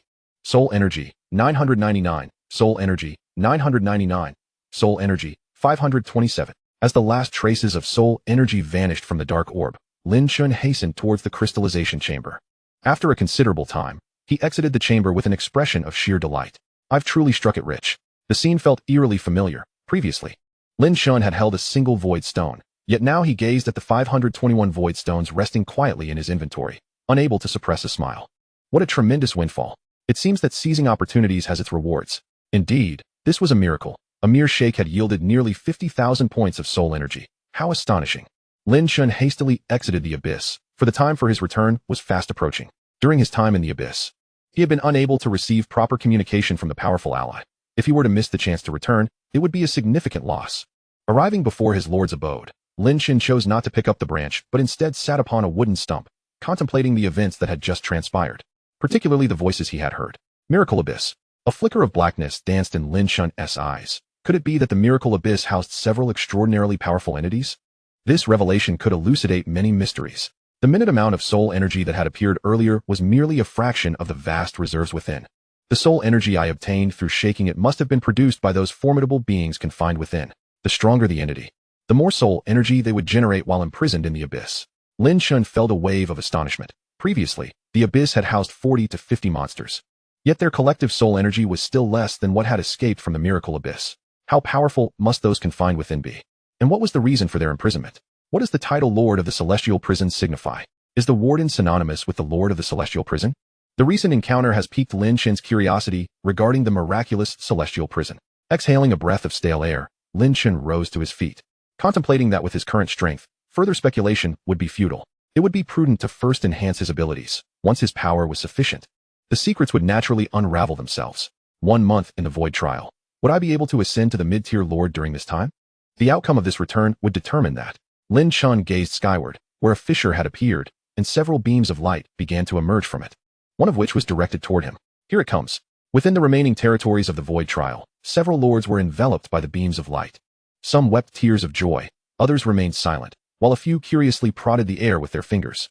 The white tiger, speechless, looked at Xia Xingyue and warned, "My lord, exercise caution." Xia Xingyue retracted her finger with a playful gesture, waving at the white tiger. "Big White, when I return, I shall bring you delicious treats. No need for the Lord's delicacies. Just bring something." Whoosh. Before the white tiger could finish his sentence, the beam vanished, taking Xia Xingyue away from the void trial. "Oh, I hope the Lord brings back something to enhance his power." The golden legendary hero, the white tiger, sighed in resignation. Meanwhile, Eleanor, who also possessed a golden legendary quality, watched Lin Chen disappear with the beam, her determination invigorated. She instructed the nuns and paladins, accelerate the construction of the residences. Tear down that watchtower. Build the largest residence next to the Lord's cabin. Lady Saint, one nun inquired curiously, "Is it for the Lord to reside in?" "For me," Eleanor replied curtly, waving her hand. "Get to work." As the nuns and paladins departed, they whispered amongst themselves, feeling a sense of relief in Lin Chen's absence. Why does the Lady Saint want to live next to the Lord? Isn't it reasonable to live nearby? I mean, why not live together directly? "Forgive you, heretic. You are the heretic." Their hushed discussions, of course, did not escape Eleanor's ears. Living together, Eleanor's delicate face involuntarily flushed, and she glanced at the vacant space next to the Lord's cabin. That makes sense. Space is limited, so I shall forego my own residence." With her cheeks becoming increasingly flushed, Eleanor looked at the silent jailer standing at the entrance to the celestial prison. After clearing her throat, she walked away. Meanwhile, Lin Chen, being guided by the beam and traversing dimensions, suddenly received a notification. Eleanor, legendary quality, corruption level, 58. What is this? What has she done? Puzzled, Lin Chen found himself momentarily lost in thought. When he regained his composure, he discovered himself in an exceedingly small square. Wait, where's this? He suppressed his burgeoning curiosity and surveyed his surroundings, feeling slightly reassured upon seeing a dozen figures before the square. Humans, though he did not recognize them. They were likely from Blue Star. Wasn't the guidance supposed to lead back the same way? As Lin Chen pondered, a familiar voice called out, "Ah Chun, you're alive." Were it not for the tone of sheer surprise, Lin Chen might have suspected this person wished for his demise. He turned to see Zhang Yuanqing, whose exuberant exclamation drew the attention of everyone present. Mu Fei turned to see her rumored boyfriend standing there with an expression of calm, her brows furrowing in confusion. Wasn't he supposed to awaken the White Lord's heart? That's impossible. Surviving an assault from such a formidable creature. With the White Lord's heart, how could he possibly endure? Beside Mu Fei, Shisu, who had also awakened a purple epic quality Lord's heart from the prestigious academy of Yong'an City, frowned at Lin Chen and remarked, "To survive with a White Lord's heart, you truly are fortunate." Chapter 16. Did you also receive the jailer's assistance? A White Lord's heart. Shisu's words astonished the surviving lords, most of whom possessed purple epic quality Lord's hearts or blue rare Lord's hearts that could enhance their combat prowess, enabling them to endure thus far. A white ordinary quality Lord's heart. How could that be possible? Ignoring Shisu's inquiry and the gazes of others, Lin Chen turned to Zhang Yuanqing, a smirk gracing his lips. "Aren't you alive as well?" "I'm just lucky," Zhang Yuanqing replied, a bit agitated. "We are not the same." "No, I did not mean to mock you." I'm too excited." Zhang Yuanqing approached Lin Chen, giving his shoulder a hearty pat, finally stating, "What matters is that you're alive." At that moment, a middle-aged man standing at the front of the small square spoke in a deep voice. "All right, we can reminisce later. Your time is very limited. I am Wei Yuza, the vice president of the Lord's Association. This time, the association has expended considerable resources to extract you from the void trial, and to ensure your survival moving forward, The association will also provide you with some resources. Instantly, all the surviving lords turned their attention to Wei Yuza, for to them, the allocation of resources was paramount. You will have half a day to stay in Dragon City. After half a day, you will return to the Void Trial. Therefore, your time is indeed limited. Wei Yuza raised his hand, gesturing to those behind him. They are all experienced mid-tier lords. Shortly, they will assist you in resource allocation one-on-one. You all must disclose your lordly traits and advantages. Only then can we allocate the most suitable resources for you. As Wei Yuja's words echoed, an air of silence enveloped the room. The lordly traits were the most clandestine aspects of a lord's identity, typically deemed too sensitive to be probed. However, Wei Yuja's reasoning had merit, for they were merely freshly graduated students, lacking the wealth of experience that mid-tier lords possessed. Noticing the absence of responses, Lin Chen's eyes flickered with curiosity as he inquired, "What resources is the association prepared to provide us this time?" Wei Yujie cast a deep glance at Lin Chen before responding, "This time, each of you will receive 10,000 points to exchange for various resources. 10,000 points. A lifeline indeed. I recall that even an epic grade unit building requires only a few thousand points. With 10,000 points, one could acquire 1,000 void crystals." A whisper of excitement rippled through the surviving lords, with many unable to contain their murmurs. Mu Fei narrowed her enchanting eyes, realizing that 10,000 points could procure a substantial amount of high-quality, first-tier materials. Must we accept guidance to obtain resources? This question prompted the assembled crowd to turn towards the speaker, discovering it was Lin Chen. "What? Do you think your experience surpasses that of a mid-tier lord?" Shisu scoffed at Lin Chen. Indifferent, Lin Chen continued to gaze at Wei Yujie, pressing on, "President Wei, half a day is not an extensive time frame." Humph. Wei Yujie remained silent, but it was Tong Yuehong, a graceful middle-aged woman with striking green lips, who could no longer hold back. "So you are Lin Chen. I am quite curious about one thing. How has a mere white-grade individual like you managed to survive this long, and without slaying a single monster?" Tong Yuehong's statement astonished the surviving lords. "Not a single monster? How could that be possible? Wait, how could they know whether we killed monsters during the Void Trial?" Zhang Yuansheng turned to Lin Chen, suddenly interjecting, "Did you perhaps receive assistance from a warden?" Lin Chen looked at Zhang Yuansheng in surprise. "Warden? It seems your territory is not far from mine." Mu Fei, overhearing this exchange, felt her suspicions solidify. The warden was, after all, a servant of the heavenly decree of the Void Trial realm, tasked with regulating its difficulty. "Ah, did you all also encounter a warden?" A girl, appearing to be around 16 or 17, with 2 buns atop her head, suddenly spoke up. "That guy snatched my monster." Lin Chen turned to her, and, upon seeing her striking beauty, could not help but think, what a stunning enchantress. So breathtakingly beautiful, she must be otherworldly. "Warden?" Wei Yujie glanced back at those behind him. "Have you heard of this?" "No, we have not.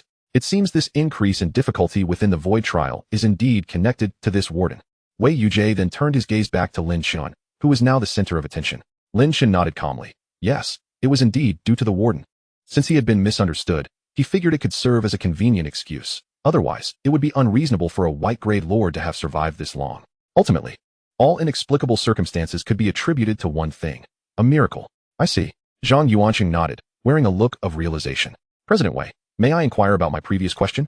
Lin Chen turned to Wei Yujie. In truth, the allure of those 10,000 points held little temptation for him. "Humph. What more could a white-grade lord like you desire?" Tong Yuehong's sentence was cut short by Wei Yujie's raised hand. "Here you go. But tell me, what do you need the 10,000 points for?" "Void stones." "What would a level 1 lord need void stones for?" This was not uttered by Wei Yujie. Rather, Tong Yuehong stepped forward. "Void stones, even I lack them. If not, then so be it." Lin Chen gave Tong Yuehong a discerning look before addressing Wei Yujie. "In that case, may I take my leave? Did I not mention? All are treated equally." A cool female voice resonated throughout the square, and suddenly, countless snowflakes appeared, swirling together to form a human-like figure. The snow figure lacked facial features, yet the cold voice emanated from its form. "Do my words no longer hold weight?" Upon seeing the snow figure, all members of the Lord Association, including Wei Yujie, bowed deeply in unison. "We pay our respects to the elder." Humph. The snow figure waved a hand, a burst of light materializing and drifting towards Lin Chen. "Void stones." Lin Chen accepted the offering and, upon inspection, silently gave the snow figure a thumbs up in his heart. Truly, an elder indeed, directly bestowing him with 10 void stones. Typically, 10,000 points would not suffice for even a single void stone. Lin Chen bowed slightly to the snow figure. "Thank you, elder." The snow figure turned to face him, its flat visage directed at Lin Chen. The cold voice resonated once more. "I hope you can deliver a surprise during this Void Trial." "Surprise?" Lin Chen momentarily paused before nodding. Whether there will be surprises remains uncertain, but I can assure you there will be no shortage of shocks. Chapter 17. Xia Xingyue, my father is Xia Ergu. Having expressed his gratitude to the snow-clad elder, Lin Chen prepared to depart, and with the 10 void stones just acquired, his total now reached 531. This amount would certainly cause envy among mid-tier lords. President Wei, may I leave? Wei Yujie regarded Lin Chen with a profound gaze before nodding. In half a day, you will be forcibly drawn into the void trial realm. Understood. Lin Chen nodded, just as he was about to take his leave when the stunning girl spoke again. President Wei, I do not wish for any points. Do you have a communication talisman? Could you assist me in sending a message to my father?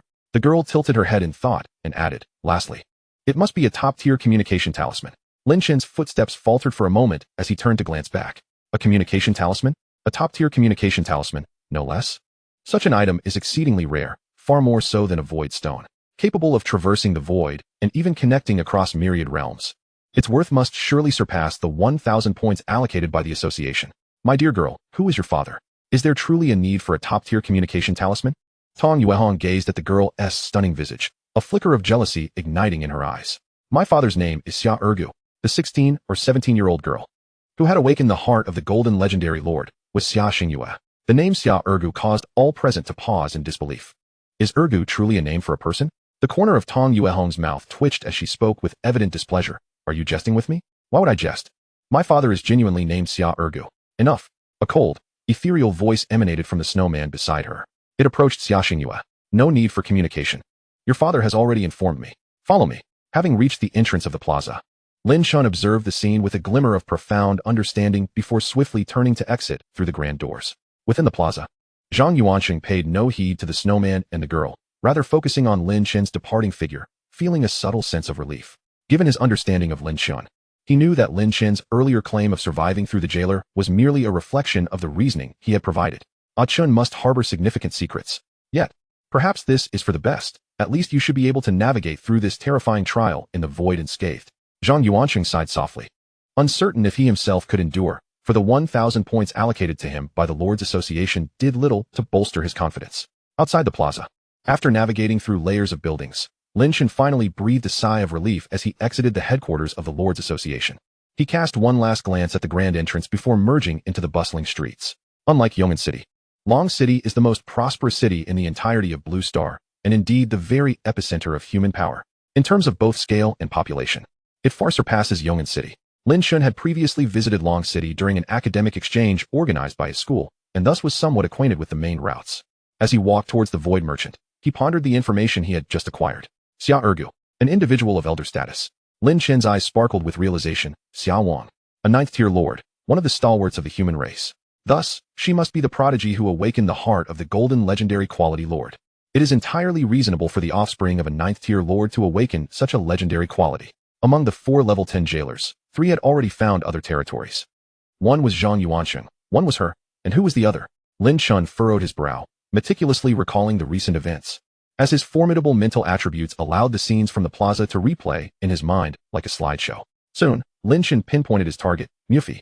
Unlike others who appeared puzzled, Mufi bore an expression of knowing when the jailers were mentioned. At only 17 or 18, one cannot conceal their emotions. The corners of Lin Chen's mouth curved slightly. It seems fate has intertwined our paths. I shall need to devise a way to ascertain their respective directions. However, Lin Chen lifted his gaze to behold the splendid architecture before him. Such matters could wait until his return. Now was the time for frenzied shopping. The Void Merchant was not established by humanity, but belonged to the Huanqiu clan, though not among the most powerful of the myriad races. The Huanqiu clan is indeed a formidable lineage, surpassing humanity in strength. Furthermore, due to their strong emphasis on credibility, the Void Merchants are widespread across various realms. Welcome to the Void Merchant. Upon Lin Chen's arrival, a courteous hostess at the entrance bowed politely. She was of human descent, as the Huanqiu clan's population is sparse, and thus they would not typically engage in such welcoming duties. This is your first visit, isn't it? Guan Meiqing gestured for Lin Chen to enter the merchant.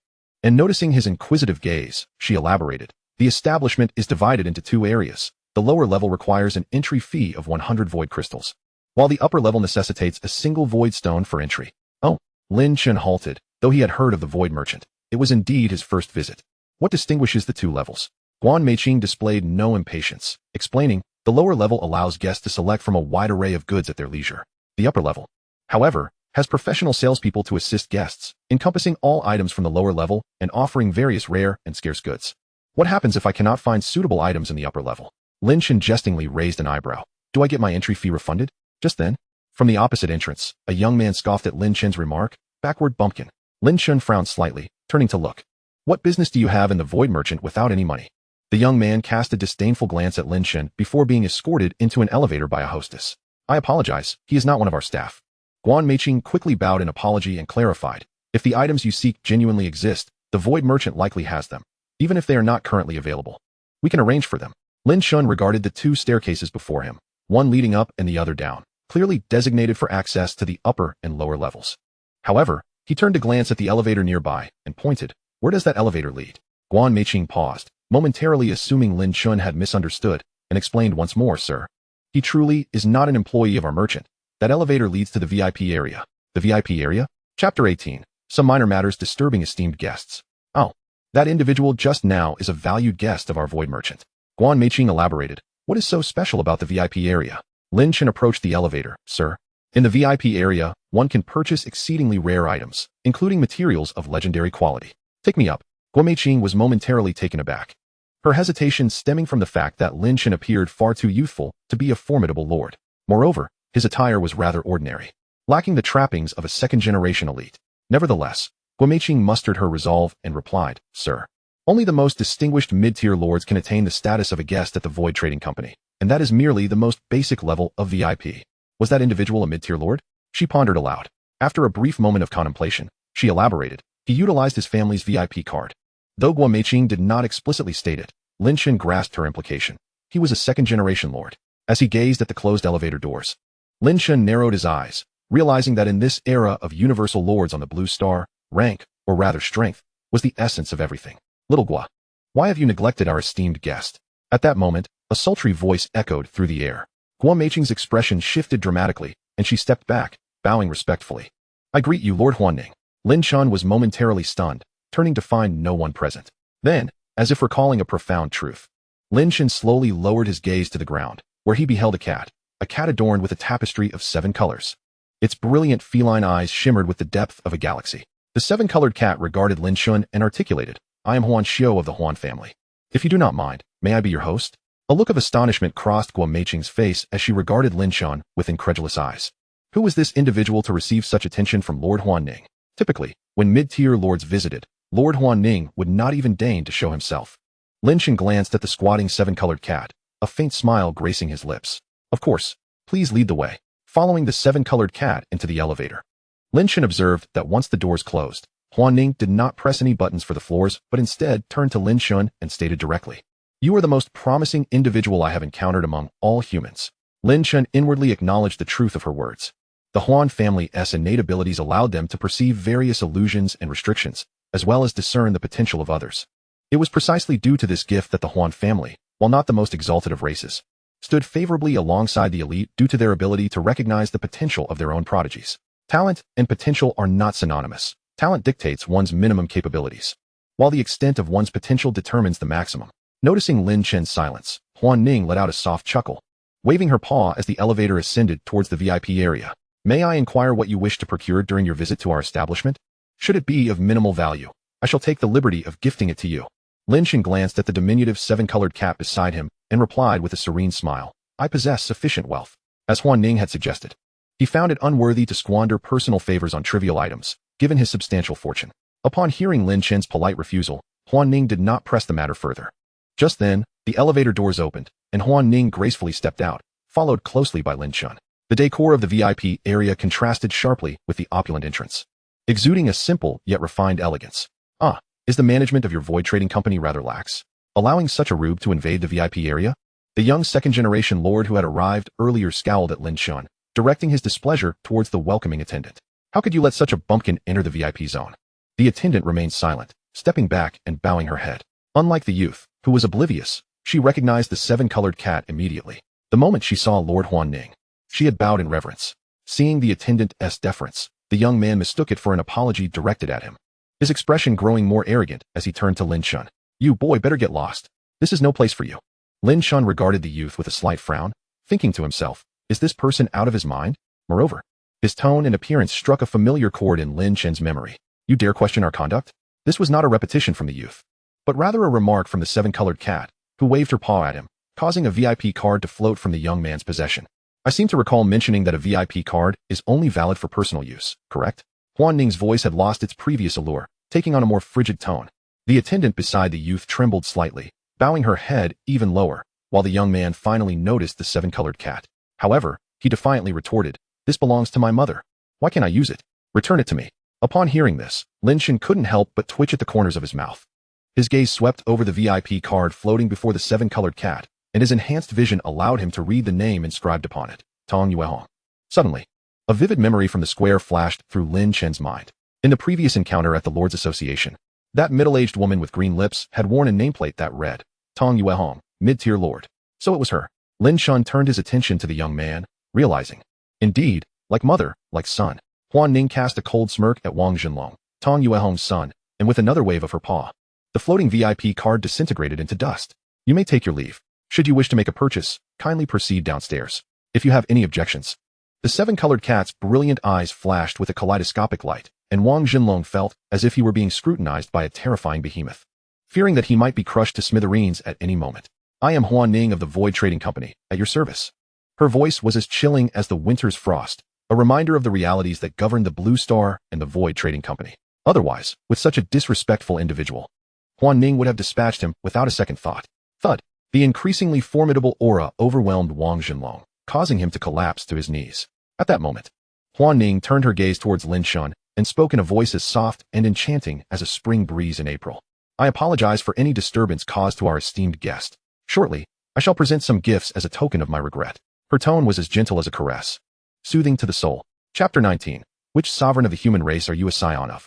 Huan Ning's sudden shift in demeanor left the previously timid reception lady momentarily stunned. She discreetly lifted her gaze and stole another glance at the individual who had just emerged from the elevator. Although she had seen him before, she felt compelled to observe him once more, curious about the nature of the person who could elicit such a tone from Lady Huan Ning. It was common knowledge that even a standard mid-tier lord would hardly warrant a glance from her, let alone a high-tier lord, whom she had never witnessed being treated with such deference. Meanwhile, Wang Jinlong remained trembling on the ground, his mind racing as he processed Huan Ning's explosive revelation of her identity. The realization struck him that seemingly unassuming cat was none other than the illustrious steward of the Merchant Guild, the mid-tier lord of the Huan Xiu clan, Huan Ning herself. Even though she shared the same rank as his mother, a level 5 lord, their strengths were worlds apart, as the Huan Xiu clan was endowed with innate divine abilities. It was inconceivable that someone of her caliber would deign to flatter a mere human youth. Wang Jinlong struggled to lift his gaze towards Lin Chen, finally scrutinizing his face. Could it be that his handsome appearance was the reason? A pretty boy? I cannot coexist with you. Unbeknownst to Lin Chen, in that fleeting moment, he had been branded as a pretty boy by Wang Jinlong, while the steward maintained her courtesy. The adorable round face of the seven-colored cat, Huan Ning, broke into a smile as she purred, "Just call me Huan Ning, dear guest." With that, she gracefully stepped forward, beckoning, "This way, please." Ignoring the prostrate Wang Jinlong, the pair traversed the elongated corridor. Before long, under Huan Ning's guidance, Lin Chen found himself in a spacious room, imbued with an antique charm and an air of elegance. Huan Ning leaped onto a wooden chair, extending her paw. "Please, have a seat, esteemed guest. Do not refer to me as esteemed guest. Just call me Lin Chen." Lin Chen replied, settling into the chair opposite her, separated by a low tea table. Thankfully, the table was not too high, otherwise, Lin Chen might have struggled to see her tiny figure. "My name is Lin Chen," he declared, emphasizing each syllable. Huan Ning repeated his name in a soft, melodious tone, which caused Lin Chen to stifle a cough. "At least you appear to be a cat." Clearing his throat, Lin Chen continued, "I have come to procure some supplies." "Oh, may I inquire what you require, Lin Chen?" Huan Ning raised her paw nonchalantly, licking her small tongue before continuing. "If it is of little value, I shall gift it to you." Straightening slightly, Lin Chen replied earnestly, "I require a territorial stone." At this declaration, Huan Ning paused, her radiant eyes scrutinizing Lin Chen intently. "With your talents, have you not participated in the void trials?" After a moment's contemplation, Lin Chen confirmed. Having ascertained that the leaders of the Lord Association had not imposed any confidentiality upon him since his return, "I did participate, though I returned midway to procure some items." "Oh." A flicker of surprise danced in Huan Ning's brilliant eyes, but she quickly regained her composure, her voice laced with amusement. "Since you have so generously shared this information with me, if you call me sister, I shall gift you a second-tier lord stone." Under the scrutiny of Huan Xiu clan's extraordinary eyes, Lin Chen's status as a level 1 lord could not remain concealed. As for the term sister, Huan Ning, captivated by the youthful charm of the striking young man before her, felt a surge of emotions. Upon her return to the Merchant Guild, she had been intrigued by Lin Chen's youthful visage, which exuded an indescribable aura. Driven by curiosity, she had used her extraordinary vision to glimpse Lin Chen. and what she saw rendered even the esteemed steward of the Void Merchant Guild, a level 5 lord of the Huanxiu clan, momentarily dumbfounded. The ink-like darkness she observed emanated a potent sense of pressure, and most remarkably, that darkness seemed to possess a sentient quality, transforming into a mundane white, as if sensing her scrutiny. Yet that fleeting darkness stirred a tumultuous wave within Huan Ning's heart, leaving her uncertain of the potential it represented, but undeniably aware of the immense pressure it exuded. She recognized this individual as an unparalleled prodigy, determined not to let such a talent slip away. Huan Ning resolved to foster a connection with Lin Chen, willing to go to any lengths to do so. The creed of the Huanxiu clan was not to vie for dominance over the heavens, but to forge alliances with myriad races. In the luxurious private room of the Void Merchant Guild, Lin Chen sat poised on the wooden chair, gazing at the diminutive and delightful 7-colored cat before him, contemplating the truth of the Huanxiu clan's reputation for fostering connections. However, a mere second-tier Lord Stone, likely worth no more than 10 Void Stones, hardly warranted incurring a debt of gratitude. Nonetheless, Huan Ning, as a steward of the Void Merchant Guild, was indeed a connection worth cultivating, especially as he embarked on his journey into the void. After a moment's reflection, Lin Chen spoke. In that case, I shall shamelessly call you sister. His words illuminated Huan Ning's radiant eyes, and a charming smile graced her petite, round face. However, Lin Chen raised his hand, retrieving 10 Void Stones from his inventory and placing them on the tea table. 10 Void Stones are a trivial matter. I can certainly afford them. There is no need for Sister Huan Ning to spend extravagantly. This lad. Huan Ning gazed at the striking youth before her, murmuring to herself, and then, with a tone imbued with charm, she said, Brother Chen, you have just become a lord, and 10 Void Stones is not an insignificant sum. The way Huan Ning addressed Lin Chen as Brother Chen sent a tremor through his heart. He looked at the 7-colored cat perched elegantly on the wooden chair opposite him and thought, how fortunate it is that you are but a cat. Sister Huan Ning certainly underestimates me. Lin Chen reached out once more, but this time, it was towards the ground beside the chair, with a continuous clattering sound. 500 Void Stones piled up beside the chair, forming a small mountain. Observing the dumbfounded 7-colored cat, a smirk played at the corners of Lin Chen's lips. This was only possible within the Void Merchant Association, an establishment that had proven its credibility with countless facts. Otherwise, Lin Chen would not have dared to flaunt his wealth so brazenly. After all, 500 Void Stones is truly not a trifling amount. Huan Ning, facing the small mountain of Void Stones, was rendered speechless by her astonishment. Although she had seen many Void Stones before, it was unprecedented for someone who had just ascended to the status of a lord to casually toss out such a fortune. Not even the elders of her clan had likely witnessed such extravagance. Even if one were a top-tier second-generation lord, it would be inconceivable to casually throw around so many Void Stones. Brother Chen, are you perhaps the scion of some royal figure among the human race? Chapter 20. Sister, could we perhaps converse with you dressed? The term royal figure refers to the 9th-level lords of the human race, the pinnacle of their martial prowess. Huan Ning's suspicion that Lin Chen might be the progeny of a royal figure was not without merit. His prodigious talent and the casual display of 500 Void Stones exuded the air of a top-tier second-generation lord. If that were the case, a flicker of intrigue danced in Huan Ning's dazzling eyes, prompting her to reconsider her approach to winning him over. In response to Huan Ning's inquiry, Lin Chen merely smiled and refrained from answering. The scene he had witnessed downstairs at the Void Merchant Association had made him realize that in this world where strength reigns supreme, possessing a fictitious background might indeed be more advantageous. Inside the private room, as Huan Ning noted Lin Chen's silence, she playfully chided, since Brother Chen chooses not to speak, I shall refrain from inquiring further. It seems I was somewhat presumptuous before. With such an abundance of Void Stones, what is a mere 10-piece second-tier territory stone in comparison? Huan Ning raised a paw to tap the bell hanging around her neck, which had remained silent in her movements, now producing a clear, melodious chime. Subsequently, a tea set appeared on the table between Huan Ning and Lin Chen. What is this all about? Brewing tea? As Lin Chen stared in confusion, the 7-colored cat began to transform.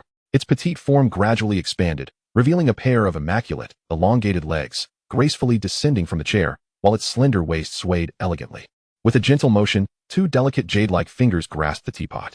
As Huan Ning poured tea, she remarked, I wonder if my little brother requires anything else during this visit? As the tea poured into the cup, it surprisingly emitted wisps of steam. However, such miraculous occurrences failed to capture Lin Chen's attention.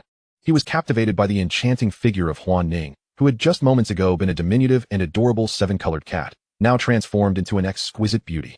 The sheer wonder of this transformation completely entranced him, leaving Lin Chen in a daze, for the 7-colored cat had been unclothed, and now, in her human form, she was naturally without attire. In the depths of the Lord Association headquarters, the snowman glanced at Xia Xingyue, her cool voice tinged with curiosity as she asked, Did your father not provide you with any means of protection for the trial? Xia Xingyue pouted. He did. He gave me a legendary summoning token. I summoned Dabai with it. Dabai? That's my hero, the legendary white tiger. Xia Xingyue's pride was evident as she spoke. A golden legendary quality hero was indeed a rarity. After a moment of silence, the snowman replied, with your legendary quality lord characteristic, coupled with a legendary quality hero, is that not sufficient to face this trial? Upon hearing this, Xia Xingyue's earlier pride vanished. Sister Snowman, my lord characteristic allows me to possess an additional hero. However, my father instructed me that I must inform him every time I summon a hero. That's why I wanted to send him a message. The snowman fell silent again. In the void, outside the human realm's trial space, a graceful figure surrounded by snow and ice sighed. The Summer King truly is as careless as the rumors suggest. As a newly appointed elder, Lu Shui had yet to meet the Summer King. Fortunately, she possessed a legendary summoning token. Raising her right hand, a golden token materialized within her grasp, which she then tossed toward the void before her. Amidst an invisible wave, the golden token was absorbed, vanishing from sight. Gazing into the void before her, Lu Shui momentarily became lost in thought, wondering what kind of place would be worthy of a miracle key. Known to humanity as the key of escape, it was an ebony key, now floating in front of Lu Shui, appearing as if it were non-existent in this dark, lightless void, silently hovering. The energy swirling on the surface of the key, black as ink, was reminiscent of the miraculous Hell's Cape. In the depths of the Lord Association headquarters of Blue Star Dragon City, the snowman extended her hand, presenting the prepared items to Xia Xingyue. Lu Shui's cool voice emanated from the snowman's form. The legendary summoning token has been delivered to your territory. Here are the resources prepared for you. Xia Xingyue looked at the items with a hint of confusion, her mouth slightly agape. Epic Building Blueprint. Hero Training Room, X1. Void Stones, X20. With the Hero Training Room and your 2 legendary heroes, you should be able to navigate this void trial successfully. Xia Xingyue nodded enthusiastically. Thank you, Sister Snowman.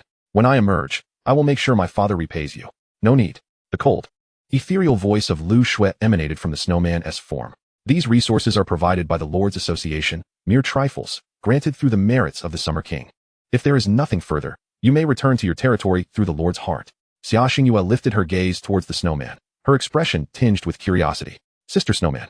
Isn't it supposed to be after half a day? Returning early allows for early preparations.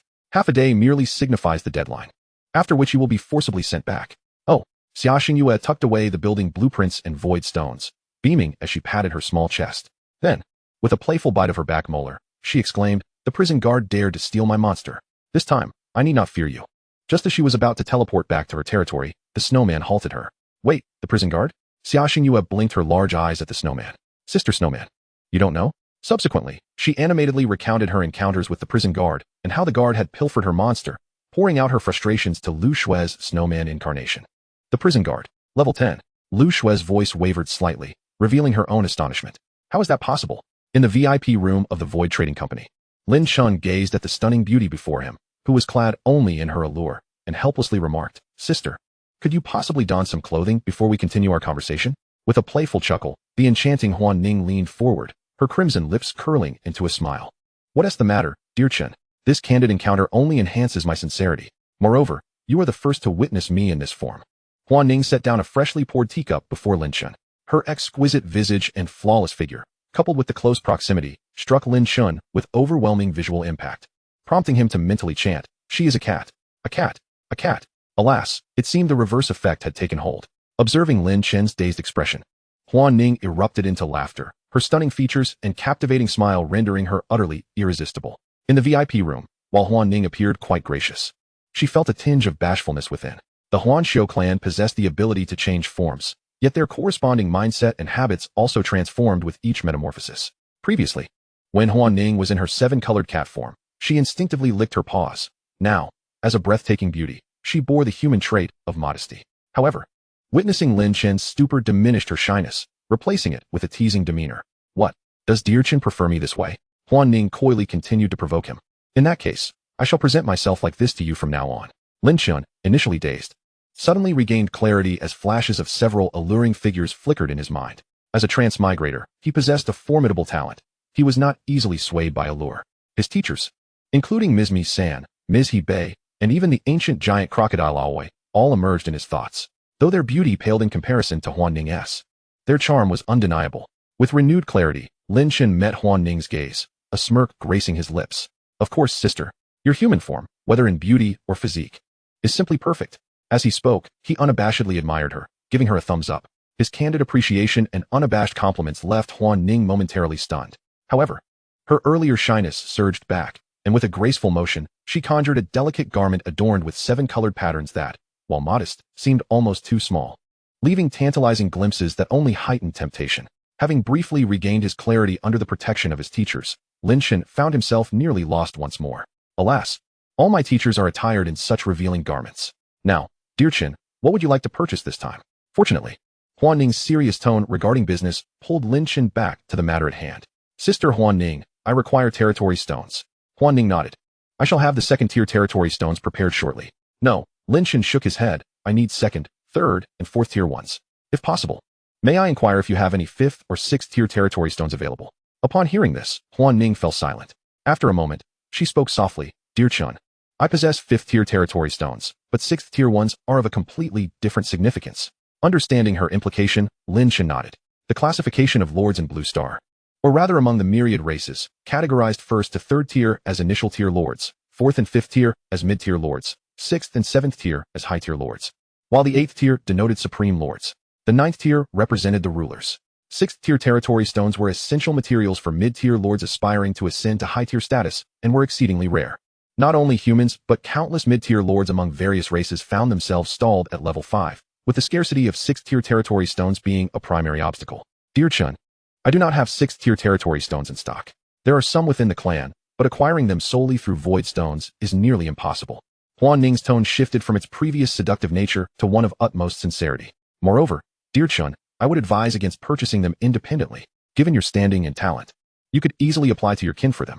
6th-tier territory stones are already considered a strategic resource. Lin Chen's gaze flickered at Huan Ning's words. This knowledge was not something one would find in textbooks, yet her insights swiftly illuminated the situation for him. You are right, sister. Let us forego the 6th-tier territory stones.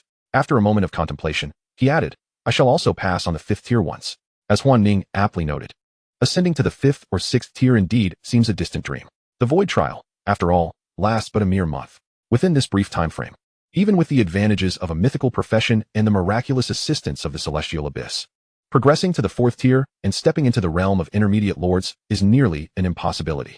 Instead of purchasing 5th-tier territory stones, it would be far more prudent to acquire materials that facilitate the upgrade of various buildings within the territory, especially the unique structures bestowed by territorial characteristics, such as the heavenly prison. Huan Ning beamed with appreciation at Chen Di, recognizing his confidence, and her admiration for his wise and decisive nature grew deeper. She pondered what else Chen Di might require. Star stones, prime wood, gold mixed, or Lin Chen enumerated over 10 types of materials, all essential for upgrading the territory's buildings. Huan Ning quietly noted them down, and after a brief mental calculation, she remarked, for the 2nd to 4th tier territory stones, along with these materials, a total of 200 void stones from you will suffice. Noticing Lin Chen's momentary contemplation, Huan Ning elaborated, this discount is well within my sister's authority to grant you. The prices were as follows, 10 void stones for a 2nd-tier territory stone, 30 for a 3rd tier, and 100 for a 4th tier. Of course, these rates were privileges granted by Huan Ning as an attendant of the Void Merchant Guild. Otherwise, even with a VIP card, others would have to pay at least a 20% markup. Thank you very much, sister. Lin Chen nodded, then pondered further. Now, with an additional 300 void stones, what should he buy? He considered that enhancing his combat prowess was no longer urgent, as he now possessed the territory stones necessary for upgrades and the soul energy to elevate his level. The impediments to his growth in combat strength had been lifted, provided he could keep pace with the soul energy. By the way, regarding the soul energy production, Sister Huan Ning, do you have any alien slaves? Slaves? Huan Ning shook her head. The Void Merchant Guild does not engage in the slave trade. However, she smiled brightly at Lin Chen. If you require assistance, I can help you make some connections. As an attendant of the Void Merchant Guild and a prodigy of the Huan Xiu clan, Huan Ning had considerable connections. She inquired curiously, are you looking to purchase a succubus or an elf? Both are immensely popular among the myriad races. After all, powerful female lords are certainly not rare. Faced with Huan Ning's playful teasing, Lin Chen could only shake his head in resignation. Sister Huan Ning, please don't jest. The race is inconsequential. I'm merely curious about what level I could acquire with 300 void stones. 3rd tier, Huan Ning replied, somewhat puzzled by Lin Chen's intentions. If it's not for pleasure, then perhaps for assistance or training. But given your talent, do you truly need help for a single void trial? Moreover, as the scion of a king, do you really require to purchase some more captives? Indeed, when Lin Chen had purchased the void stones, Huan Ning had found it somewhat perplexing. The offspring of a human king coming to the Void Merchant Guild to buy territory stones? It seems rather illogical. However, Her eyes sparkled with interest as she leaned forward, revealing an exquisite silhouette. Chindi, have you run away from home? Or are you seeking to prove yourself independently? Without relying on your family? A true child of destiny, perhaps. It's quite natural to want to make a name for oneself. Chapter 22. Ding. Your external aid will arrive shortly. In the luxurious VIP room of the Void Merchant Guild, Lin Chen looked speechlessly at Huan Ning. Indeed, women, or rather, females, are inherently curious beings. Huan Ning, you've misunderstood. I am merely an ordinary person.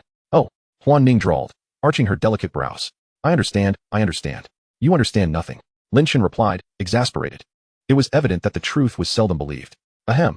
Lin Chen cleared his throat and said earnestly, Sister Huan Ning, how can one bring slaves into the territory?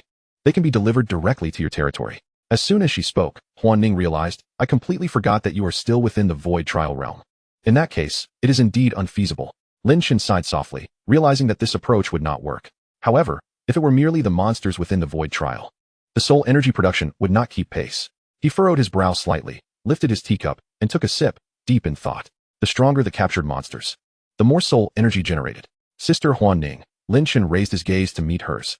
Although you are renowned as a top scholar from the esteemed academy in Yong'an City, your understanding of the void in this world surely surpasses mine. Is there anything that could allow me to summon formidable monsters within the void trial realm? After a moment of contemplation, Lin Chen suggested, perhaps summon powerful creatures? Upon hearing Lin Chen's inquiry, Huan Ning's brows knitted in thought as her slender fingers tapped rhythmically on the tea table, summoning strong monsters within the void trial realm. Huan Ning's eyes lit up as she exclaimed, in the guild, there exists a peculiar artifact that periodically attracts an assault from a type of purple humanoid creature. Moreover, each appearance of this purple humanoid is exceedingly peculiar, capable of disregarding space and barriers, materializing out of thin air. It stands to reason that the void trial realm cannot contain them. Lin Chen's eyes sparkled with interest at the prospect of such a treasure. However, Chen Di, Huan Ning said with rare seriousness, I must first caution you that defeating these purple beings will not yield any loot or experience. Not even a corpse remains.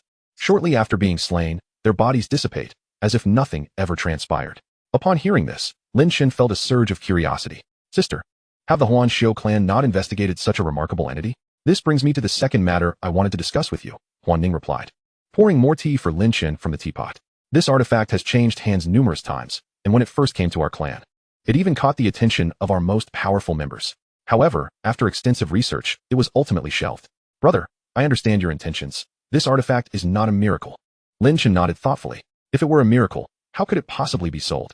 He pondered the strength of the purple humanoid creature. This is the last point I must remind you of.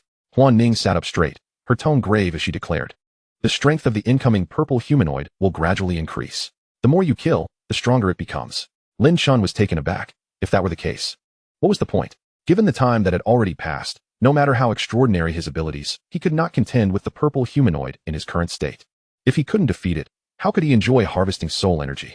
However, Huan Ning's lips curled into a mischievous smile as she said, as long as you seal this extraordinary item for a period, the strength of the purple humanoid will diminish. It has already been sealed for over 5 years, so its strength should be around level 1. After speaking, Huan Ning fell silent, watching Lin Chen with a smile that seemed to say, come on, let us have some fun. After all, there is plenty of time. Ahem, I misspoke.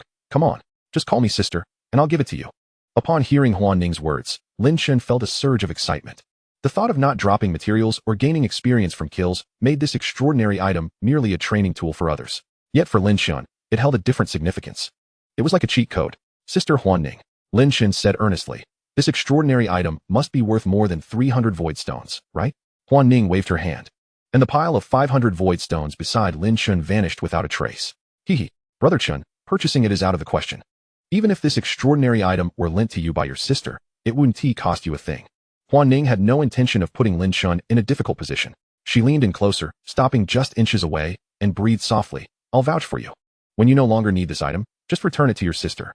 Unbeknownst to her, Lin Chen intended to use this item to harvest soul energy. She assumed he was merely curious and would return it after realizing it wasn't a miracle. Huan Ning returned to her seat and stated seriously, the materials you purchased earlier are all required for upgrading territory buildings. However, Brother Chen, if you manage to acquire good special building blueprints during the void trials, these materials will be far from sufficient. I have already arranged for a large quantity of materials, ranging from 1st to 3rd tier, and from ordinary to legendary. When your void trials are over and you no longer need them, just return them to me. Lin Chen gazed at her stunning beauty and sincerely replied, thank you, sister. He pointed at the surplus void stones piled up beside him. Let us leave these extra void stones with you for now. Given Huan Ning's meticulous consideration, Lin Chen was more than willing to part with a few hundred void stones. After all, the extraordinary item was worth far more. Huan Ning nodded nonchalantly and produced a mobile phone with a flick of her wrist. As Lin Chen's lips twitched slightly, she began typing rapidly on the phone, her speed outpacing his own. Soon, someone would deliver the items. If Brother Chen isn't in a hurry, why not stay here and chat with your sister for a while? Lin Chen nodded and lifted the teapot on the coffee table, pouring tea into Huan Ning's cup. Of course. Is this what the jailer looks like? Wei Yuza frowned as he examined the image before him. Beside him, the mid-tier Lord Duanmuhai nodded. Yes. It was painted by Mu Fei and confirmed by Zhang Yuanqing. Have you encountered such a creature before? Staring at the lifelike depiction of a fully armored figure, Wei Yuza found himself uncertain if it was even a living being. Duanmuhai added, according to Mu Fei's description, there seemed to be some black substance between the armor's seams, but she couldn't confirm it from a distance. The jailer's eyes, resembling two balls of ghostly fire, left a deep impression on her. Moreover, according to Zhang Yuanqing, they appeared during the third and fourth waves of monster attacks. This indicates that there isn't just one jailer, but two, both identical in appearance, and both at level 10. Not two. Wei Yuza narrowed his eyes, noting that Xia Xingyue had also appeared, bringing the total to 4, including Lin Chen. Chapter 23. Return. Territory Upgrade. In the conference room of the Lords Association headquarters, Wei Yuza, having received no response, gazed intently at the image of the jailer once more. Since no one had seen it, let us set this matter aside for the time being. After all, it seems that while we do not know the jailer's true purpose, it at least helped them survive this void trial. Wei Yuza turned to several mid-tier lords. Have their supplies been exchanged? Yes. Then let us have them return to the void trials sooner. The earlier they go back, the better prepared they will be. The mid-tier lords nodded and prepared to leave. President Wei, what about Lin Chen? Where has he gone? The Void Trading Company. Tong Yuehong scoffed, taking 10 void stones to buy something? How foolish and ignorant. Does she think the items at the Void Trading Company are superior to those of our Lord's Association? Tong Yuehong's words caused the other mid-tier lords to exchange glances. For it was true that the items at the Void Trading Company were indeed better than those at the Lord's Association. After all, it was a colossal entity spanning across countless realms. Duanmuhai spoke up. Shall I go find him? No need, let him be. Wang Zhenlong waved his hand, unwilling to waste too much energy on Lin Chen, who had survived by sheer luck relying on the jailer. At the Void Trading Company, Lin Chen received a half-meter-high box, crafted from what appeared to be ancient wood and intricately carved with complex and mysterious patterns. The extraordinary item Huan Ning had mentioned was inside, but Lin Chen did not open it. Instead, he stored it in his inventory. Observing this, Huan Ning's beautiful eyes flickered, yet she said nothing. This time, I truly appreciate your help, sister. Lin Chen expressed his sincere gratitude. If it were not for Huan Ning, even if he were able to gather the 2nd to 4th tier territory stones, acquiring such a remarkable item would have been impossible. Are you preparing to return to the territory, dear brother? Indeed. And sister? Huan Ning raised her delicate brows and spoke in a charming tone. I shall await your triumphant return in Dragon City. Lin Chen nodded. Once I complete my trial, I will certainly visit you in Dragon City. Upon finishing, Lin Chen utilized the Lord's Heart to select the option to return to his territory. Watching Lin Chen dissipate into countless specks of light, Huan Ning fell into a prolonged silence. After an indeterminate duration, a soft female voice broke the quiet. Although it is said that storage spaces can be larger due to higher talents, even a mythic quality Lord's Heart would not possess such an immense storage capacity at the 1st tier, would it? The materials just delivered were so abundant that even Huan Ning, a mid-tier lord, could not accommodate them. Yet Lin Chen effortlessly collected them all. Moreover, only top-tier lords are capable of storing such extraordinary items. Lin Chen, what a mysterious and intriguing younger brother you are. In the private room, the unparalleled beauty gradually diminished in stature, ultimately transforming into a petite and adorable 7-colored cat. I'm back. Lin Chen opened his eyes to behold the familiar lord's cabin, his heart swelling with excitement. As if sensing his return, Eleanor rushed over from a distance. My lord, you have returned? Did you not say you would be gone for half a day? Eleanor looked at Lin Chen with a hint of confusion. It has only been 5 or 6 hours. Hasn't it? Yes, the matters have been concluded. Lin Chen compared his heroic companion to Huan Ning and could not help but acknowledge that both were exceptional beauties, albeit with distinctly different styles. Whether it was Huan Ning's enchanting allure or Eleanor's sanctified grace, both possessed tremendous charm.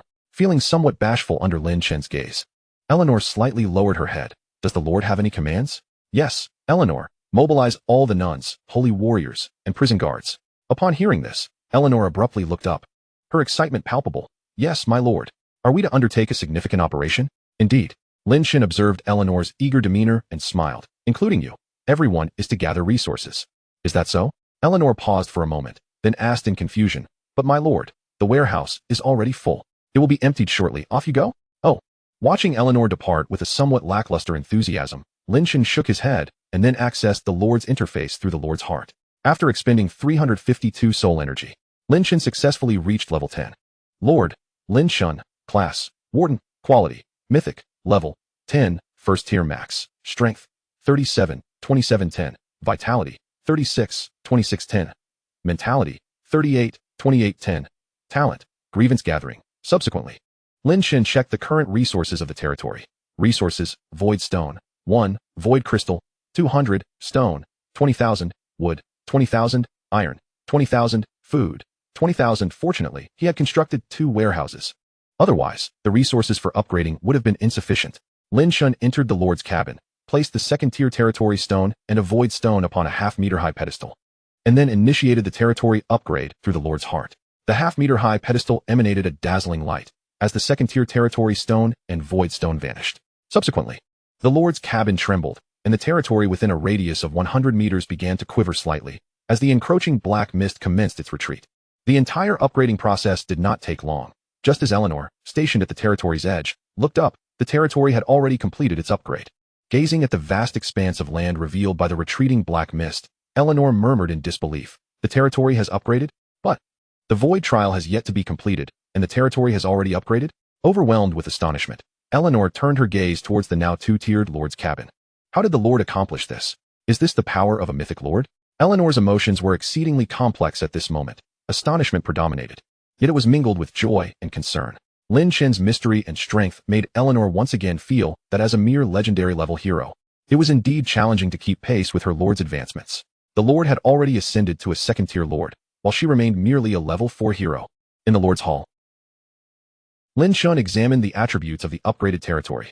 Territory, Celestial Prison, Lord, Lin Chen, Warden, level, second tier, territory area, radius of 500 meters, territory buildings, Lord S. Hall, level 2.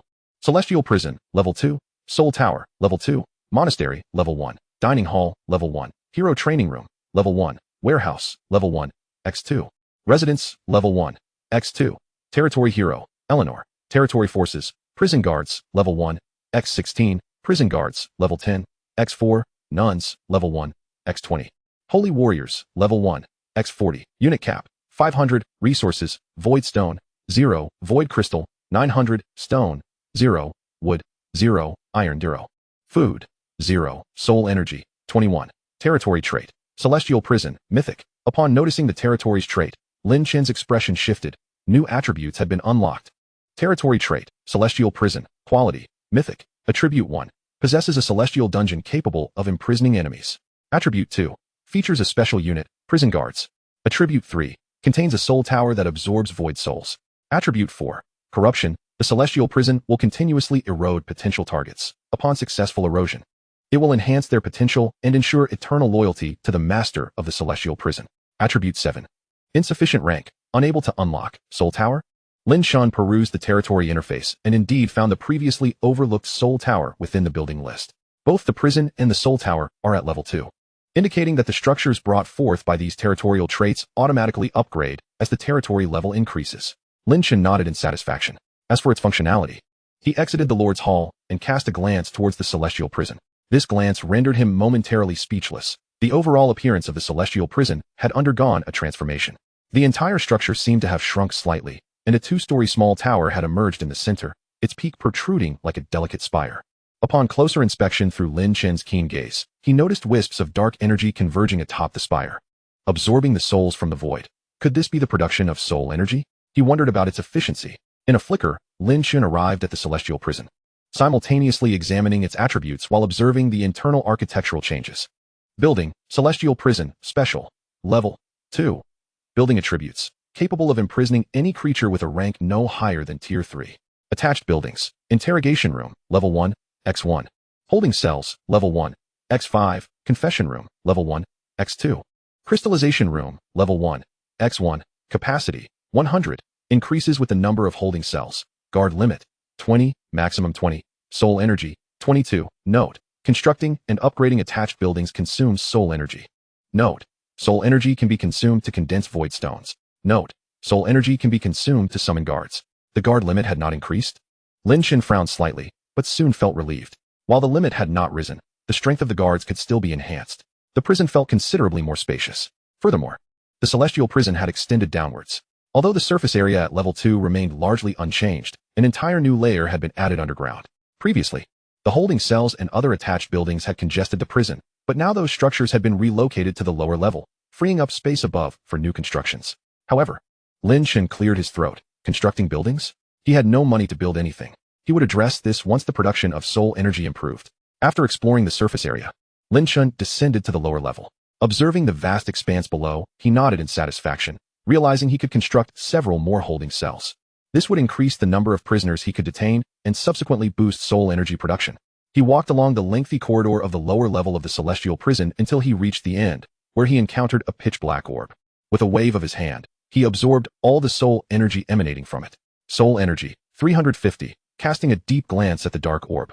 Lin Chen turned to leave. He vividly recalled the sounds that had accompanied its previous shaking. There were many matters demanding his attention, and he was not in a rush to investigate this object.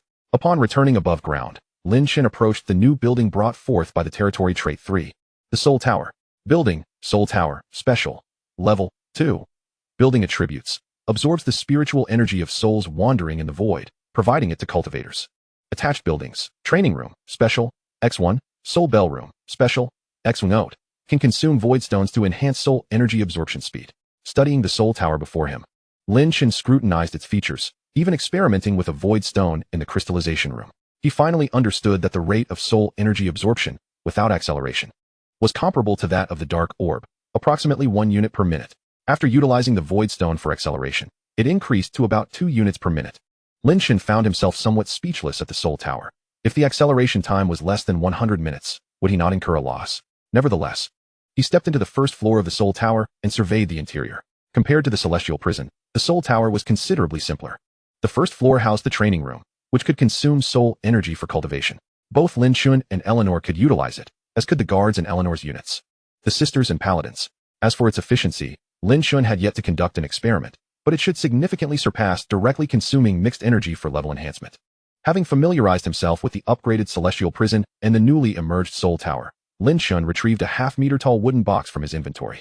Inside lay the extraordinary item he had acquired from the Void Merchant, a purple humanoid entity. With a flash of intent, he disregarded spatial boundaries. Recalling the warning from the merchant, Lin Chen's expression grew solemn as he opened the wooden box, retrieving its contents. It was a sculpture of a triangular ram's head, seemingly composed of stone or jade, with eyes resembling 2 blood-red gems. The entire triangular ram's head exuded no peculiar aura or oppressive presence, appearing merely as a lifelike sculpture.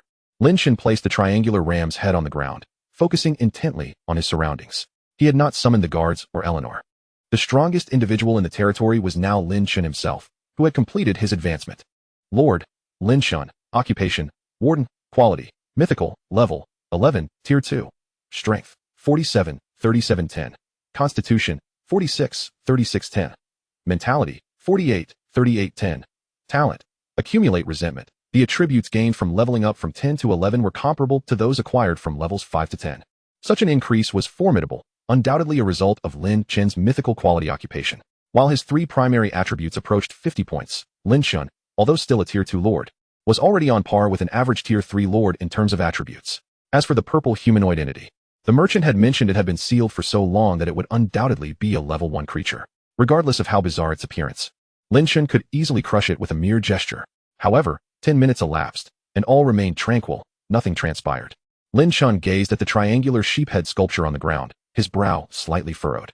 This shouldn't be the case. Huan Ning had no reason to deceive me. Yet if her words bore truth, why had the purple entity not manifested?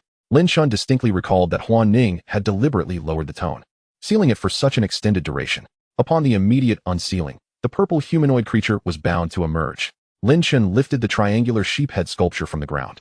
Scrutinizing it closely, could it be that something had gone awry? Wait a moment. Lin Chen looked around, suddenly struck by a possibility. Chapter 25, the third automatic auxiliary. The triangular sheephead sculpture. Within the abyss of heaven, Lin Chen pondered thoughtfully as he surveyed his surroundings.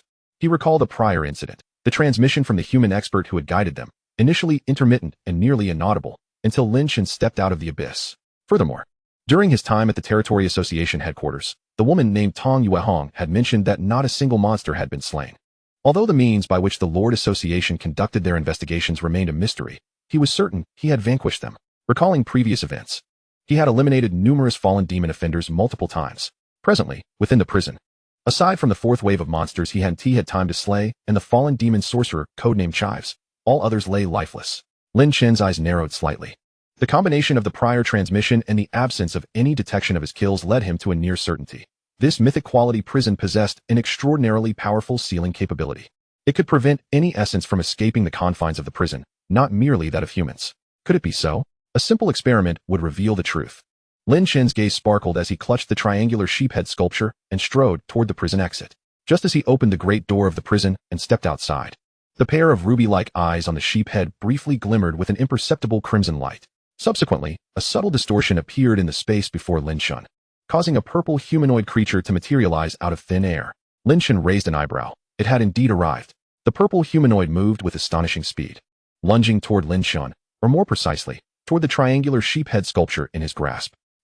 Observing the approaching purple entity, Lin Chen remained unfazed, standing calm and collected, his eyes flickering with the creature's information. Name: Level 1, Strength 5, Constitution 5, Spirit 5. Remarks: Indeed, as Huan Ning had stated, this purple being was shrouded in mystery, and it was Lin Chen's first encounter with incomprehensible information on the attribute page. Never mind. As long as he could acquire soul energy, it mattered not what it was. Lin Chen shook his head slightly, unwilling to delve deeper. Many mysteries would reveal themselves as one's power grew, and probing now served no purpose. He raised his right hand, seemingly casual, yet striking with the swiftness of lightning. His hand accurately seized the neck of the now closed purple humanoid creature. He exerted minimal force, for this was merely a level 1 monster. Pulling the purple entity by its neck, Lin Chen swiftly retreated a few steps back into the prison. As the great door of the prison closed, Lin Chen did not hasten to end its life, but instead scrutinized the purple being closely. Though humanoid, it was relatively diminutive, barely exceeding a meter in height, devoid of any sexual characteristics, and even lacking discernible facial features. The purple creature struggled furiously against Lin Chen's grip. Yet how could a level 1 being hope to escape? Realizing its demise was inevitable, the purple entity ceased its struggles, surrendering its life. Just as Huan Ning had foretold, upon capture, it would willingly relinquish its existence, remarkably decisive. Feeling its life force rapidly dissipating, Lin Chen tightened his grip, severing the neck of the purple being. Soul energy, 99, what the heck? Stunned by the notification, Lin Chen was taken aback by such a high yield. Watching the purple life dissolve into countless specks of light upon death, Lin Chen's eyes glimmered with fervor. He glanced down at the triangular sheephead sculpture in his left hand. Immensely satisfied, he then handed the sculpture to the nearby jailer. Did you witness my recent actions? This was a level 1 jailer stationed within the prison. Though merely level 1, he was more than capable of dealing with the purple being with its meager attributes of merely 5 points. As for Huan Ning's mention of the purple entity growing stronger, that was a concern for later. Lin Chen did not believe the rate of the purple creature's strength augmentation could surpass that of his jailer. Henceforth, your task will be to guard this sculpture. Should a creature like the one we just encountered appear again, replicate my previous actions. The jailer clasped his hands in acknowledgement. Yes. Although the jailer's intellect was not particularly high, he could certainly follow suit. Having arranged for the third automatic auxiliary, Lin Chen returned to the Lord's Hall to contemplate. Thus far, the pitch-black orb produced a meager 1 point of mixed energy per minute, while the soul tower generated 2 points per minute. As for that sculpture, Lin Chen furrowed his brow slightly. Huan Ning had indicated that the timing of the monster's attacks was quite erratic. According to her, on average, they occurred 3 times daily, yielding 99 each time. Picking up a familiar twig, Lin Chen inscribed a number on the ground, 4617. Within the prison, a fourth wave of monster prisoners awaited. In total, he estimated a daily yield of around 4,700. Naturally, this production could be enhanced. With the increase in both the quantity and quality of prisoners, coupled with the elevation of the purple being's levels, it would not be long before the daily yield approached 5,000. Observing the number etched on the ground, Lin Chen frowned slightly. It seemed a tad low. If the previous bottleneck stifling his growth had been the territory stone, then now it was the production of soul energy. Nevertheless, Lin Chen shook his head, smiling as he remarked, Indeed, I have been rather impatient. Indeed. The rapid enhancement of Lin Chen's prowess, if divulged, would likely leave countless individuals agape. Have you ever encountered a prodigy who ascended from becoming a lord to achieving the status of a second-tier lord in less than 5 days? Remarkably, he is yet to complete the void trial, while others are risking their lives and toiling for a month merely to barely attain the second-tier lord rank. Lin Chen, however, accomplished this feat effortlessly in just 5 days. Moreover, both his personal strength and the might of his domain are on par with those of typical second-tier lords. The The 20 attributes of his executioners rival those of heroes, sufficient to obliterate the majority of second-tier lords. Patience is key. It is time to accumulate for a while. Today's advancement, seemingly straightforward, is in fact the culmination of several days of build-up. Yes, several days. The production of soul energy has been concluded, and resources have been gathered to a satisfactory extent. A glimmer of dark light flickered in Lin Chen's eyes as he summoned the 4-level, 10 executioners engaged in resource collection. It was time to construct the Executioner Evolution Chamber and facilitate their advancement. Chapter 26. Advancing the Executioners, New Skills. In the first layer of the prison, Lin Chen surveyed the newly completed auxiliary structure of the Heavenly Prison, the Level 2 Executioner Evolution Chamber. With a wave of his hand, 2 level 10 executioners entered. The cost of this evolution is indeed substantial. Executioner evolution to second-tier requirements. 2 fully leveled first-tier executioners, 100 soul energy, and a level 2 executioner evolution chamber. The cost of a single level 10 executioner amounts to 550 soul energy, and with the need for fusion, the expense for a second-tier executioner skyrockets to 1200. Nonetheless, this also fills Lin Chen with anticipation. After all, greater consumption naturally leads to greater strength. The evolution process did not consume much time, as Lin Chen awaited eagerly. The door of the Executioner Evolution Chamber swung open, and a figure clad in full armor emerged. Upon seeing the visage of the second-tier executioner, Lin Chen turned to observe the first-tier executioners beside him, then gazed back at the newly emerged second-tier executioner, somewhat bewildered. Has this been an evolution failure? They appear identical. However, the newly emerged executioner suddenly clasped his fists in salute, stating, "Master Warden, I have successfully evolved." Lin Chen's eyes brightened. The fact that it could articulate such words indicated, without a doubt, that this second-tier executioner possessed an intelligence surpassing that of the first tier. Excellent. Lin Chen summoned the Executioner-S attribute interface. Executioner, level 11, second tier. Strength, 29, 245. Vitality, 31, 265. Mentality, 27, 189. Skill 1, Return of the Dead. Consumes soul energy upon death for immediate revival. Skill 2, Recruitment. The executioner can recruit 3 prisoners. A warrior forged from vengeful souls, possessing absolute loyalty to the Warden. Heavenly Prison executioners are immortal. Each death only strengthens them. Recruited prisoners will eternally obey the Lord of the Abyss and will not betray. Interrogation and confession will enhance recruitment chances. Can consume soul energy for upgrades.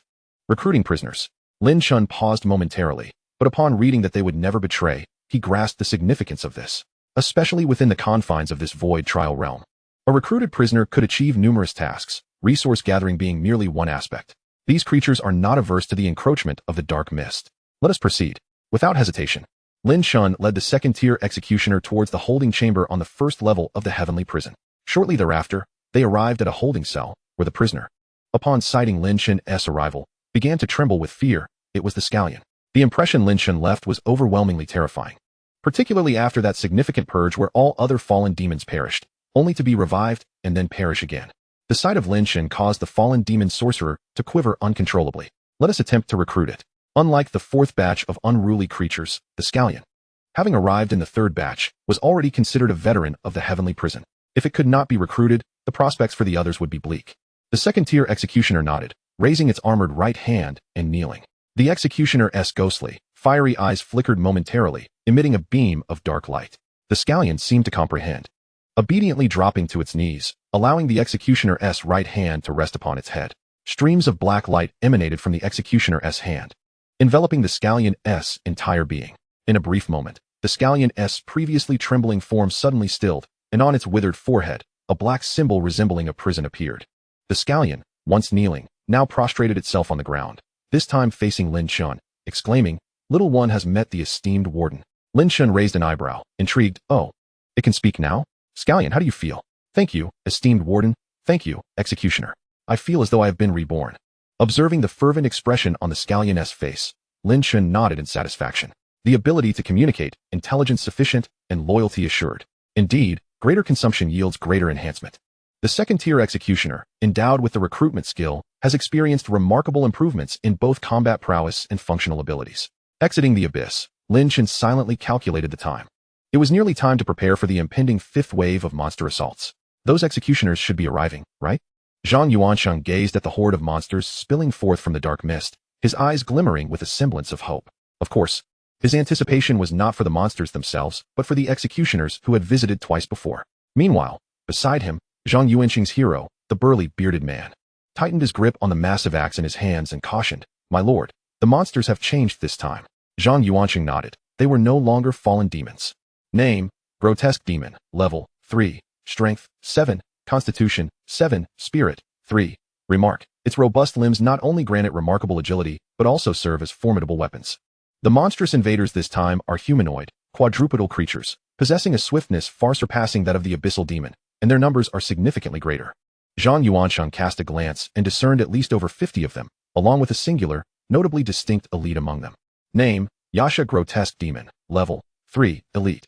Strength 15, constitution 15, spirit 7, skill, crescent slash, unleashing a blade of energy with dual blades that inflicts damage from a distance. Remark, the evolved Yasha Grotesque Demon, equipped with 2 massive blades. The blade energy was evident. Zhang Yuanqing couldn't help but chuckle bitterly at his own hero. That elite possessed means of ranged attack. The burly man pondered aloud. I will prioritize eliminating the elite targeting the lord. No need for that. Zhang Yuanqing abruptly turned to the other side, where another figure, entirely clad in armor, had just emerged from the black mist. The warden has arrived. Zhang Yuanqing exhaled a long sigh of relief. Previously, within the Lords Association, at his own insistent request, he had exchanged for resources and items that would expedite his growth, none of which could immediately enhance his combat prowess. Zhang Yuansheng was wagering that the warden would appear once again, and his reasoning was that the warden was a level 10 creature. The currently invading monsters were merely level 3. So the warden could effortlessly capture that elite as if it were childish play. But what would happen later, when the void trials progressed to its latter stages, and the invading monsters reached level 7, 8, or even 10, would the warden still exhibit such prowess? Thus, he ultimately had to rely on himself. Zhang Yuanqing's gaze gradually solidified with determination. He must prevail in this void trial. Chapter 27, Second Tier?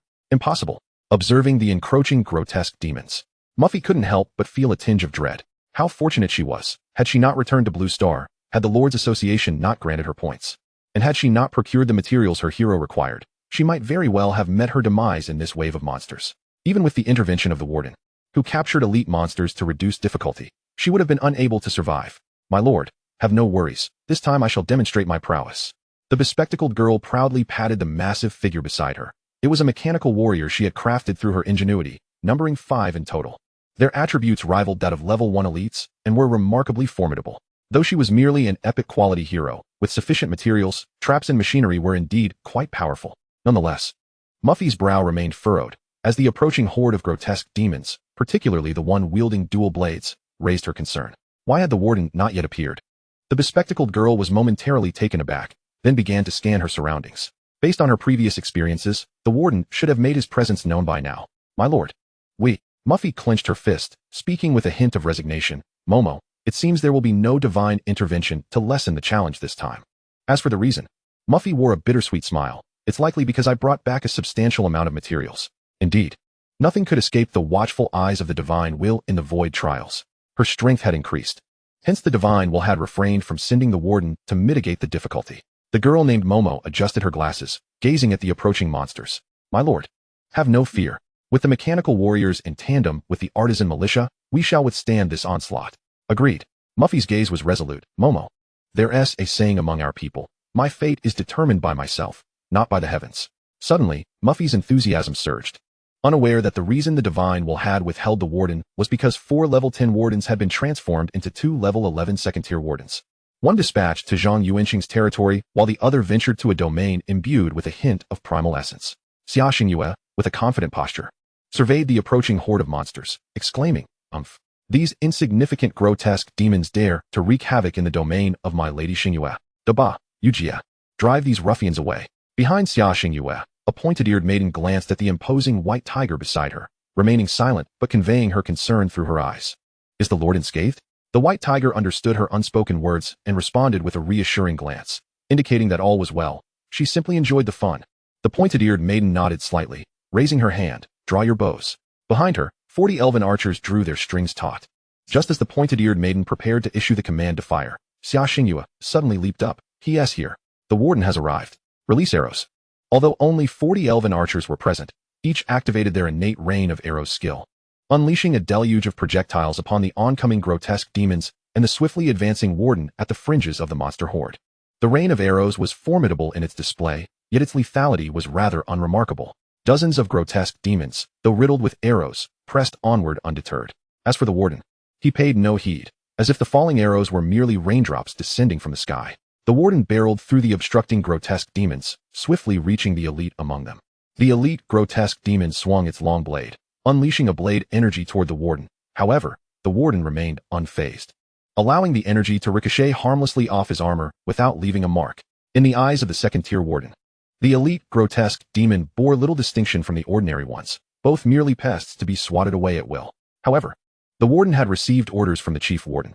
This elite must not be slain.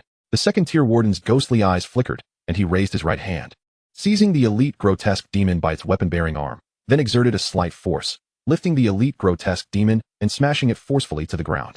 Unlike the first-tier wardens, the second-tier warden possessed a keen intellect, comprehending the commands from the chief warden with clarity. Capture it. Alive. As long as it is alive. For the purpose of transporting it back to the territory later, the second-tier jailer deemed it necessary to render this elite monster unconscious. Bang. Bang. Perhaps influenced by mimicry. Reminiscent of the initial moments when Lin Chen personally struck the elite submerged demon, the second-tier jailer seized the elite aberration and swung it violently several times, thoroughly knocking it out. Subsequently, he swiftly carried the motionless elite monster towards the black mist. The surrounding crowd of aberrant demons showed no intention of hindering him. In fact, they willingly cleared a wide path. My lord, not far away, the colossal white tiger rose, its round eyes fixated intently on the jailer. For it remembered that Xia Xingyue had instructed it to capture this monster thief. Just as the white tiger was preparing to charge, a small hand suddenly grasped its tail with great force. The white tiger's body stiffened, and turning its head back in confusion, it spoke, "My lord." Xia Xingyue's expression was extremely grave, devoid of her usual playful demeanor. "Dubai, do not go," she warned, her tone laden with seriousness as she observed the jailer approaching the edge of the black mist. "He is a second tier." The white tiger's body trembled in disbelief as it gazed at the jailer, while the pointed-eared woman beside it wore an expression of shock. "No, it cannot be. In the trial realm, there should be no existence above the first tier." Xia Xingyue's gaze was filled with complexity as she watched the jailer drag the elite aberration into the black mist. She slowly articulated, "The information I have received indicates that his level is a question mark. As long as it is of the same tier, even at level 10, one should be able to see the level information. The fact that we cannot see it suggests only one possibility." The pointed-eared woman murmured, "Second tier." Suddenly, the white tiger sprang up and let out a fierce roar. Whether he is second tier or not can be discussed later. "They are coming." As the jailer departed, the previously dazed aberrant demons regained their senses and surged towards Xia Xingyue. Although the elite monster was gone, this group of dozens of level 3 monsters should not be underestimated. Quite a decent laborer. Lin Chen mused as he observed the elite aberration before him, which possessed 2 additional hands compared to ordinary aberrations, thus allowing it to wield 2 mining picks. This would undoubtedly increase efficiency. However, the second-tier jailer had to recruit it first. After conducting some experiments targeting the chives, Lin Chen discovered that these monsters from the Void Trial, once recruited, seemed to awaken a semblance of intelligence. Not only did they exhibit a certain ability to learn, but they also executed Lin Chen's commands with utmost diligence. Chapter 28. Eleanor, can I stay in the Lord's cabin? The jailer, nun, and paladin escorted the elite aberration and a throng of ordinary aberrations to the dungeon, while Lin Chen approached the treasure chest awarded for successfully repelling the 5th wave. With a wave of his hand, he opened it, revealing, acquired, epic building blueprint, soldier training ground X1. Acquired, tier 1 material, fire rune steel X5. Acquired, tier 1 material, white ironwood X5. Acquired, void crystal X900, the training ground. A smile spread across Lin Chen's face. With the soldier training ground, part of the heavenly trifecta, the nun and paladin would be able to enhance their capabilities. Under normal circumstances, to upgrade their unit types, they needed to slay monsters to gain experience. Yet, within Lin Chen's territory, the units had no opportunity to slay monsters as they were all confined to the dungeon. Now, with the training ground, they could finally consume void crystals and time to level up. Although the difficulty of the trials had increased, some fundamental rules remained unchanged. Lin Chen stowed the remaining materials into his inventory. Starting from the 5th wave, the treasure chests awarded for successful defenses would yield various materials, most of which were essential for upgrading territory buildings. "Eleanor, follow me." As a hero, it was only natural for her to participate in the monster onslaught. Though level 4 Eleanor had not played a decisive role, she felt somewhat dejected. "My lord, I want to go to the training room to level up." As a hero of legendary quality at level 4, she realized she was not much stronger than the jailer, which stung her pride. "First, come with me to the Soul Tower. Let's see if you can train there." "Okay." Upon hearing Lin Chen's words, Eleanor nodded with anticipation. She knew the dungeon was quite special, and as Lin Chen's hero, she was somewhat aware of its nature, but she had yet to visit the newly appeared Soul Tower. The two followed the large troop, escorting the aberrant demons to the dungeon. Upon seeing the two-story soul tower before her, Eleanor was filled with curiosity. Let's go inside. Lin Chen waved his hand to open the door to the first floor. Do exactly as you did in the hero training room. Eleanor nodded, approached a cushion, and knelt down with perfect posture.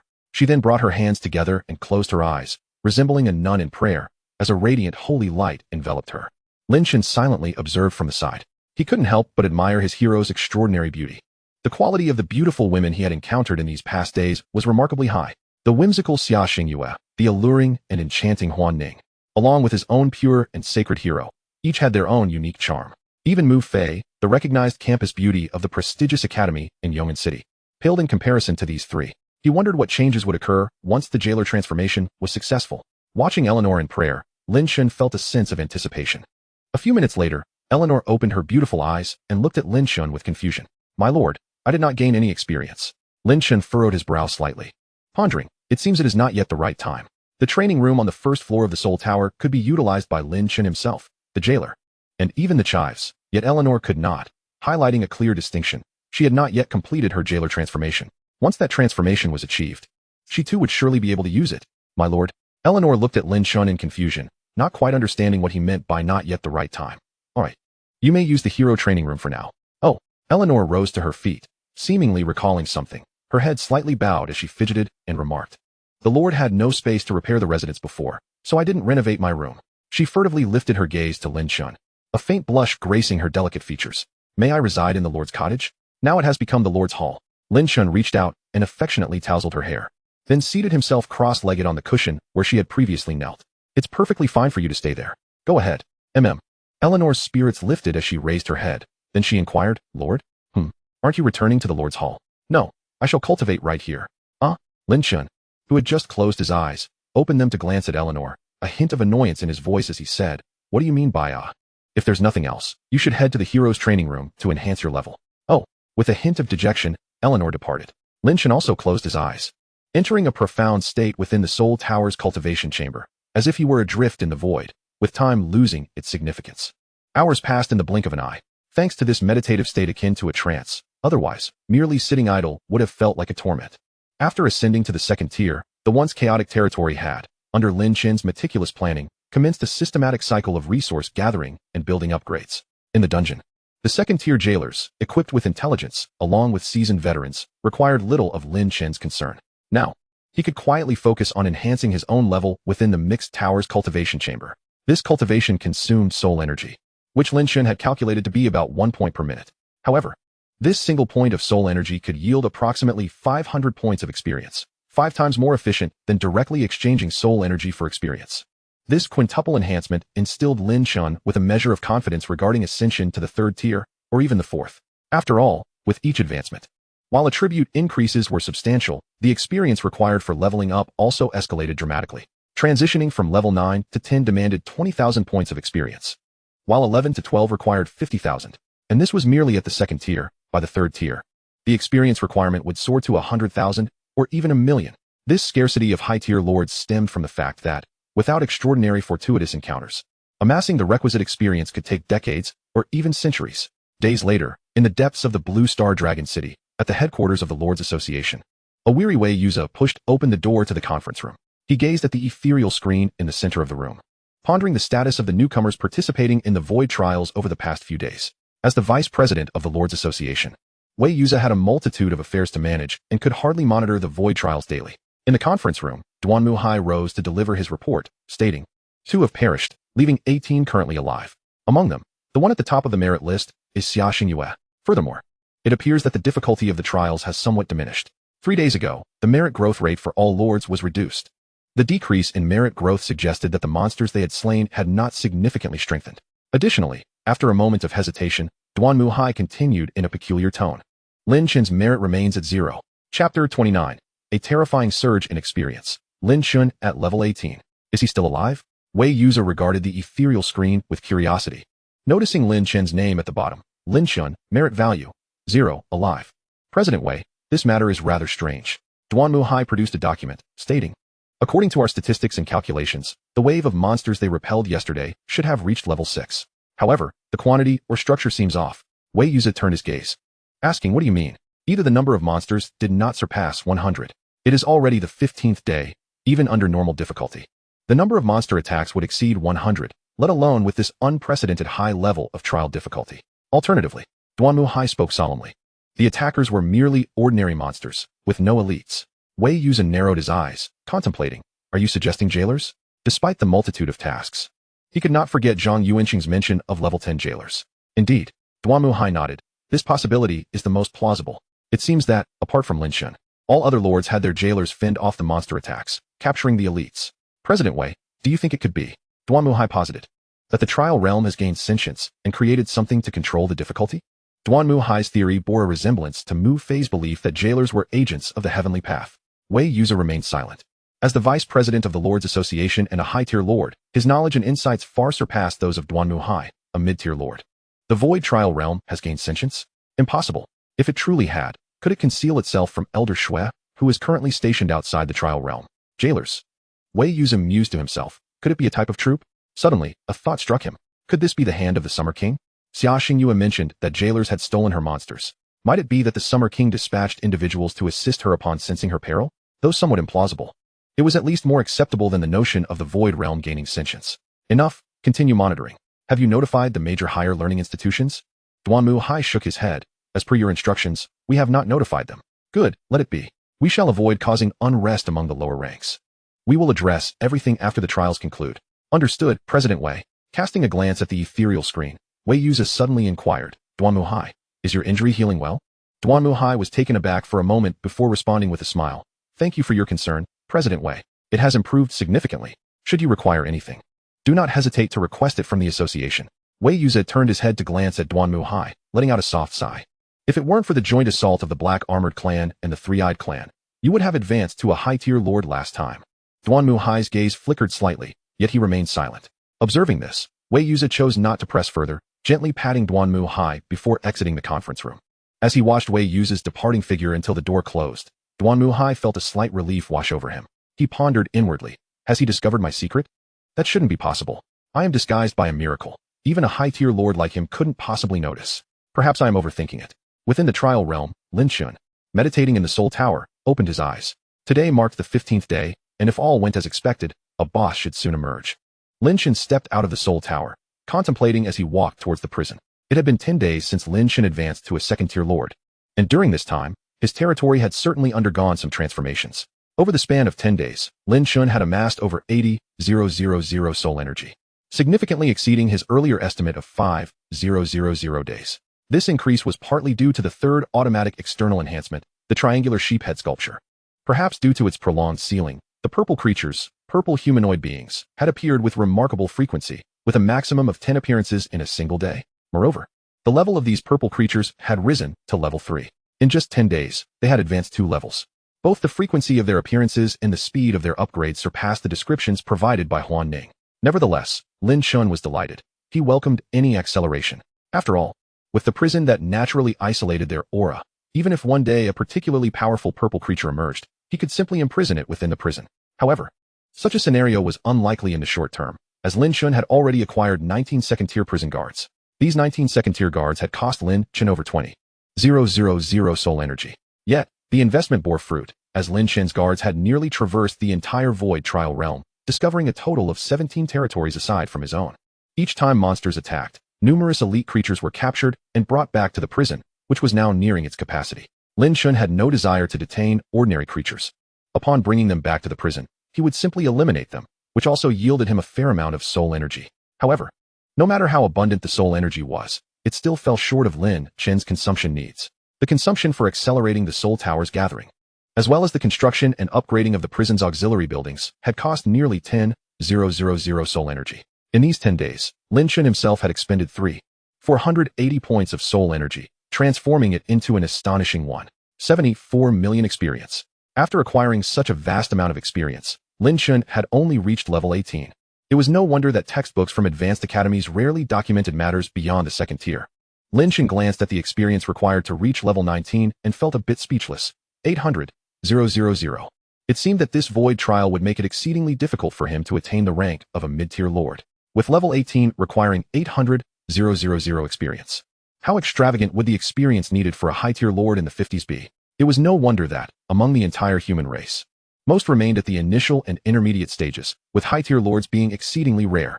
One could not help but marvel at the prowess of mythical quality. Lin Chen mused.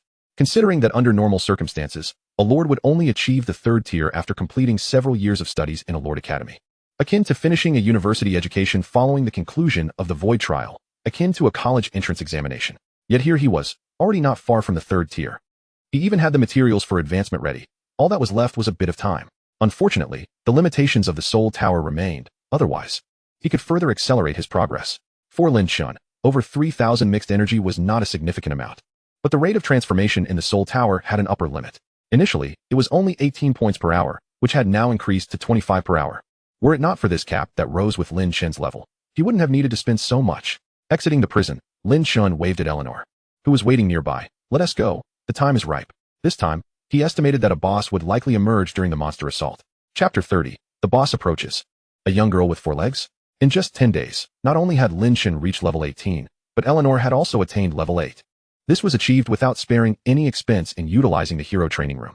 After all, for Eleanor, who lacked experience from slaying monsters, reaching level 8 on the 15th day was quite an achievement. Previously, Lin Chen had experimented with allowing Eleanor to slay monsters within the prison, but it still only yielded soul energy without any experience points. The upgrade of the dining hall is complete. Lin Chen nodded in acknowledgement. The dining hall was the last building to complete its upgrade. During these 10 days, the successful defense treasure chests had not yielded any special blueprints, but they had provided ample materials. Consequently, the constructions within Lin Chen's territory had gradually completed their upgrades. Additionally, it is worth mentioning that both the nun and the paladin had reached level 5, with their attributes receiving some enhancements, aided by the training grounds for soldiers. Nun, level 5, strength, 7, vitality, 10, mentality, 15 skill, prayer, consumes mentality to heal a single ally. Paladin, level 5, strength, 11, vitality, 11, mentality, 10 skill, cross/, swings weapon to unleash a cross-shaped strike, dealing holy damage. Of course, they were still not the main force in fending off monster invasions. Number 1, let them out. As the time approached, Lin Chen instructed the prison guards beside him. To simplify matters, Lin Chen had assigned them a simple numbering system. Here, the prison guard hurried to the prison and swung open the large door, allowing a host of monsters to emerge. Leading them was the very first recruit, the melancholic sorcerer, Chives. Chives was no longer the frightened creature that knelt at the sight of others. As the only inmate bestowed a name by the warden, Chives had become the leader among all the recruited prisoners. He strode confidently at the forefront of the formation, and behind him marched an elite cadre of peculiar creatures, dual-bladed aberrations, spiked-skinned beasts, and towering stone-skinned monstrosities. These were new adversaries that had emerged during the past 10 days of relentless assaults. Now, Lin Chen had amassed 19 second-tier jailers, with the number of recruitable prisoners swelling to 57. This formidable force constituted Lin Chen's primary defense against the onslaught of monsters. 57 elite creatures. This was precisely why Lin Chen could dispatch all 17 of his jailers, with such a cohort of elite monsters at his disposal. Was there truly a need for the jailers to intervene against mere beastly incursions? With an air of arrogance, a submerged demon sorcerer, upon spotting Lin Chen, immediately straightened up and hurriedly approached him, exuding an air of sycophancy. Greetings, esteemed warden. Your most loyal servant, Chives, presents his regards. Enough. Lin Chen sighed in exasperation. Perhaps due to his primary affinity for mental attributes, this submerged demon sorcerer was the most astute among the 57 elite creatures he had recruited, and the only one capable of articulating in the human tongue. As per usual, when the monsters arrive, ensure they are all confined to the celestial prison. Understood, esteemed warden. Rest assured. Chives patted his frail chest before turning to the assembled elite creatures, raising his staff high. For the warden, a chorus of responses, each distinct yet fervent, erupted from the elite monsters, their eyes ablaze with zeal, as if they would lay down their lives without a moment's hesitation to fulfill the warden's command. Lin Chen acknowledged this loyalty, for they had proven their commitment through their actions. Since Lin Chen had expressed a desire to capture the enemies alive, they refrained from lethal force, even at the cost of their own demise. Lin Chen also supported their approach, for even if the recruited prisoners perished outside the celestial prison, they would still generate soul energy. Suddenly, Lin Chen's gaze sharpened as he observed a figure emerging from the encroaching shadows at the edge of his domain. With his current eyesight, he discerned the figure with remarkable clarity, and the sight momentarily stunned him. A tall, ethereal being clad in white robes, with long hair braided and adorned with vibrant flowers, and a face reminiscent of a youthful maiden of 16 or 17. Yet, as his eyes traveled down, Lin Chen's lips twitched. There were indeed 2 pairs of legs, for the creature was a centaur. Name, Fallen Centaur Astrologer. Level 7, Strength, 14, Vitality, 15, Mentality, 20, Skill 1, Starlight Art, a mental attribute-based ranged attack. Skill 2, Domain of the Deep Forest. Inflicting continuous toxic damage centered around itself. A mental attribute of 20. Lin Chen mused, no wonder it was a boss. This was the first time he had encountered a monster with such a high attribute during an invasion, let alone the two formidable skills it possessed. The second skill, in particular, rendered the favored strategy of massed assaults obsolete for most lords. However, Lin Chen did not fall within the ranks of those lords. With the emergence of the boss, a throng of centaurs also appeared. Name, Centaur Archer. Level 7, Strength, 11, Vitality, 8, Mentality, 8. Name, Centaur Axeman. Level 7, Strength, 12, Vitality, 10 Mentality. For unlike their usual behavior, these creatures did not charge recklessly at Lin Chen the moment they materialized. Instead, under the guidance of the Centaur Astrologer, they formed a semblance of formation, with the Axemen advancing to the front and the archers gathering at the rear. Though rudimentary, this display held a significant meaning. It seemed the boss possessed a commendable intellect. Lin Chen's lips curled into a slight smile. He relished such intelligent foes. With renewed enthusiasm, he moved swiftly, becoming a blur as he dashed toward the boss, effortlessly surpassing the prisoners led by Chives and arriving before the Centaur Astrologer. Observing the youthful visage of the boss, he felt a spark of curiosity, particularly regarding the pair of antler-like ears atop its head and the four human-like legs. The Centaur Astrologer, noticing Lin Chen's sudden appearance, exhibited a palpable wariness, promptly initiating a soft incantation. A flickering energy of starlight coalesced and shot towards Lin Chen, while simultaneously, tendrils of green gas emanated from the flowers entwined in its braid. Both skills were unleashed simultaneously. Behind it, the Centaur Axemen charged forward, brandishing their massive axes, while countless Centaur archers drew their bows, aiming at Lin Chen, creating a formidable spectacle. In the distance, Eleanor watched with concern, though she understood the Warden's formidable strength. She couldn't help but worry about his safety amidst such a multitude of foes, including a boss. Stamping her foot, she gathered sacred energy and hastened toward Lin Chen. Chapter 31. Those legs, Warden, do you wish to taste their flavor? In midair, countless arrows flew forth, while the ground trembled under the weighty steps of the Centaur Axemen, resounding with thunderous echoes. Lin Chen observed the scene with an air of indifference. For other lords, their heroes would represent the pinnacle of strength within their territories during their nascent stages. Yet, for Lin Chen, the situation was entirely different. Neither the second-tier jailers nor the legendary hero Eleanor, nor even the powerful elite monsters imprisoned in the celestial prison held any significance before him. As for the diminutive level 7s before him, Lin Chen smirked, lifting not a finger as the first starlight art struck him, followed closely by a wave of green ripples cascading toward him. The boss, the Centaur Astrologer, executed two skills that struck Lin Chen with unerring precision. A fleeting smile graced the youthful visage of the Centaur Astrologer, but in the next heartbeat, that smile vanished, overtaken by an overwhelming sense of peril. For those two skills, which had seemingly landed squarely, inflicted no harm whatsoever upon Lin Chen. How could this be possible? While the Centaur Astrologer was momentarily stunned, an onslaught of arrows surged toward Lin Chen, followed closely by a horde of frenzied Centaur Axemen. A smirk crept upon Lin Chen's lips as he gently lifted his foot, and as the myriad of arrows descended upon him, he brought it down with tremendous force. Boom! With a resounding crash, a cloud of dust and debris erupted, and a violent gust of wind surged forth, sweeping the countless arrows away, leaving behind a substantial crater where Lin Chen had once stood. The Centaur Axemen, unable to halt their charge, tumbled into the pit. The Centaur Astrologer's pupils constricted sharply, yet it was too late for any reaction. It felt a hand clasp around its throat. The immense strength rendered the Centaur Astrologer momentarily blind, plunging it into unconsciousness. Lin Chen hoisted the Centaur Astrologer aloft, expressing a hint of regret. What a pity that you are so diminutive. Otherwise, you would make a delightful mount. Compared to the robust Centaur Axemen and archers, the astrologer was remarkably petite, bearing a striking resemblance to a human girl of 16 or 17 years. Disregarding the bewildered Centaur archers and the Axemen amusing themselves in the crater, Lin Chen carried the boss backward and soon encountered Eleanor, who was frozen in place as a holy warrior. He placed a hand atop her head and chided, "What are you dawdling for? Summon your troops to clean up this mess." "Oh," Eleanor replied, momentarily dazed. After a pause, she regained her composure, waving her hand with a hint of bitterness to direct the waiting nuns and holy warriors to escort the creature. After issuing her orders, Eleanor turned to gaze at Lin Chen, who was nearing the prison gate. Just how powerful is our lord? Those legs, that backside, that countenance. Zhang Yuanqing perched upon the city wall, observing the boss Centaur Astrologer with fervent interest.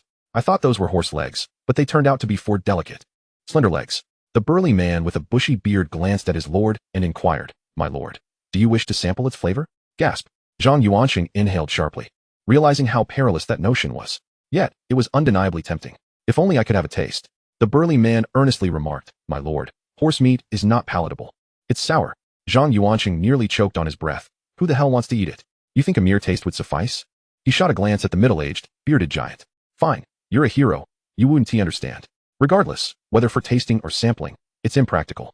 As a familiar figure clad in full armor, with eyes like ghostly flames, emerged from the dark mist, Zhang Yuanqing remained remarkably composed as he watched the jailer charge into the throng of monsters, devoid of any compassion, seizing the girl like centaur astrologer and delivering a powerful blow that rendered her unconscious before whisking her away. At that moment, Zhang Yuanqing suddenly shouted, friend, brother, receiving no response.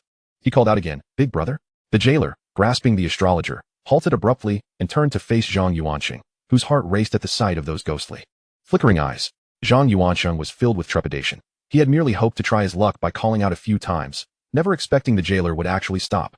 He quickly continued, big brother, could you possibly leave the boss to me? I wish to gain some experience, or perhaps acquire some fine items.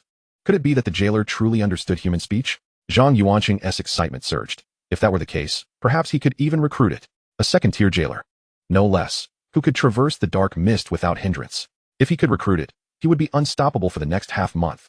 Big brother jailer, for all your help over these days, I have some food here. Would you like to take a bit? The burly man beside him could hardly contain his laughter at this absurdity. Take some food? What do you think that is? And did you not see that helmet? A fully enclosed helmet with just 2 holes for the eyes. How would it eat? Would you stuff it through the eye holes? Despite his incredulity, the burly man felt a flicker of hope. What if the jailer actually stayed? That would indeed be a momentous occasion. However, as Zhang Yuanqing and the burly man exchanged hopeful glances, the jailer's ghostly eyes flickered a few times before it silently carried the astrologer boss and vanished into the dark mist. Sigh. Both Zhang Yuanqing and the burly man sighed in unison. My lord, it seems it's not meant to be. No. A spark of brilliance flickered in Zhang Yuanqing's eyes as he stood confidently upon the city wall. The jailer's earlier behavior indicated that it could comprehend human speech. The reason it hadn't lingered was because they had merely spoken without action. The burly man appeared bewildered. Next time, let us prepare some food in advance. Perhaps the jailer will be tempted upon seeing it. This will undoubtedly be a lengthy process. We need to gradually eliminate its wariness. Ultimately, one day, I will tame it. I have experience in this matter. Zhang Yuanqing patted his chest, and then, bang. A burly man with a bushy beard suddenly tackled Zhang Yuanqing to the ground. What do you intend to do? He exclaimed. Archers, to your posts. Whoosh. An arrow struck the very spot where Zhang Yuanqing had been standing. Although the centaur astrologer had been captured by the guards, over 100 centaurs still remained. Chapter 32. Elino, Corruption Level, 99 in the Blue Star Dragon City. The night had deepened. Duanmuhai returned to his humble abode on the outskirts. As he opened the door, he was momentarily taken aback. Rather than preparing for a confrontation, he stepped inside and firmly shut the door behind him. What brings you here? In the dimly lit living room, a pair of slitted pupils glimmered. Oh, do you have any news? A middle-aged woman's voice resonated. Why not turn on the lights? She continued, I'm not here for anything scandalous. Most notably, the once celebrated genius.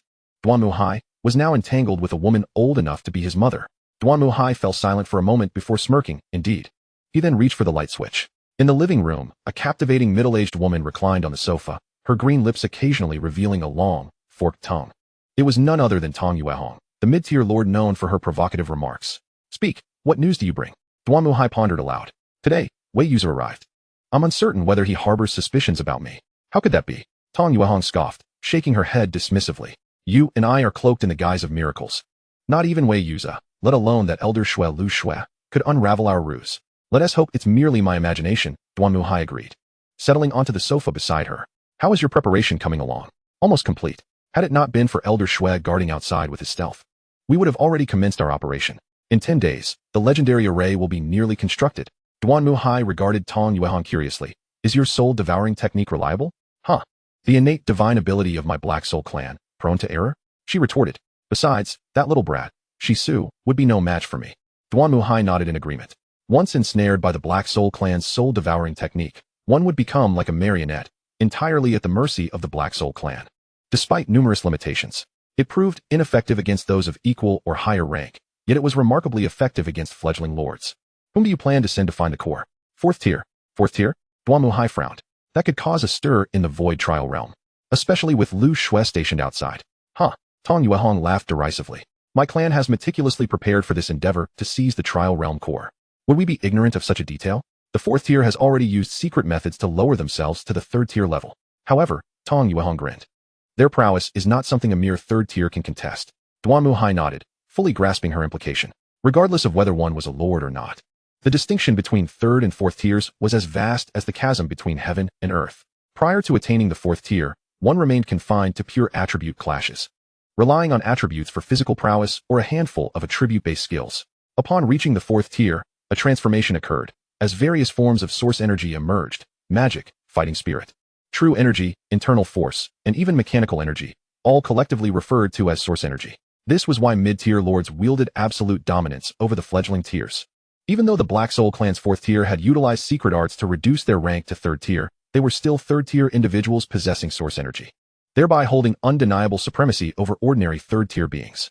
Not to mention those fledgling lords just embarking on their journey within the void trial realm. Lin Chen surveyed the 18 centaur astrologers imprisoned within the holding chamber, nodding in satisfaction. The boss is truly exceptional.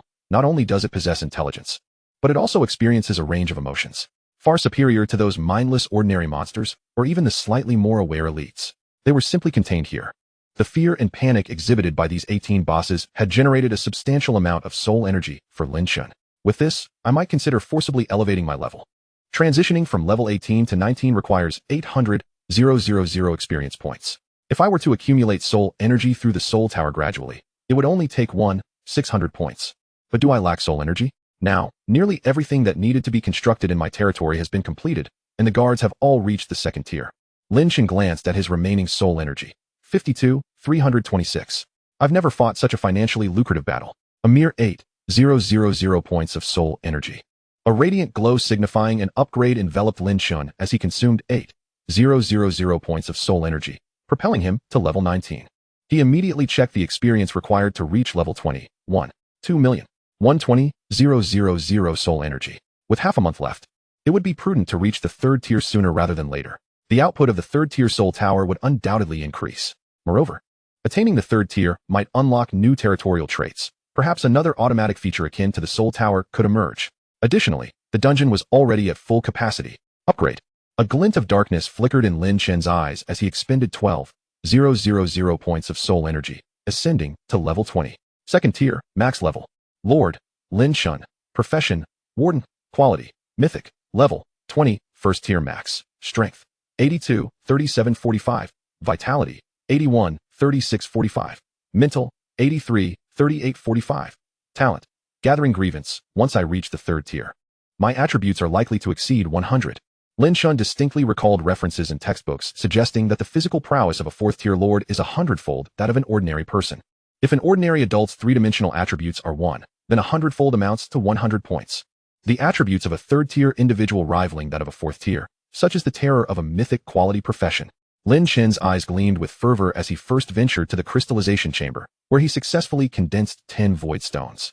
Swiftly, he made his way to the Lord's Hall, retrieved a third-tier territory stone along with the 10 void stones from the inventory, and placed them atop the pedestal within the hall. As the materials vanished, the pedestal erupted with a cascade of resplendent light, causing the entire territory to tremble. However, the entire process was fleeting.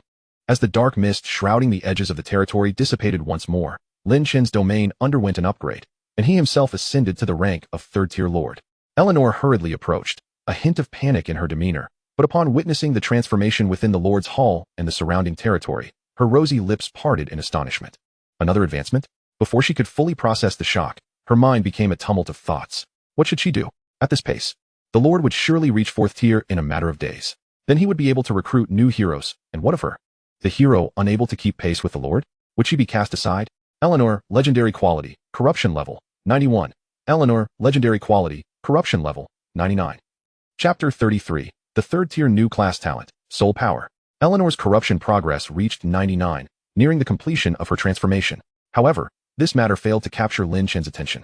He was ensconced in an enigmatic state, akin to that of cultivating within a Soul Tower's training chamber, or perhaps even more profound. Tendrils of black energy materialized from thin air, swirling around him. Not far away, deep within the bowels of the prison, a pitch-black sphere that floated silently began to tremble slightly before vanishing. When it reappeared, it hovered above Lin Chen's head, bestowing upon him the miraculous qualities of a mythic tier territory and class. the celestial prison, which now spun gently above him.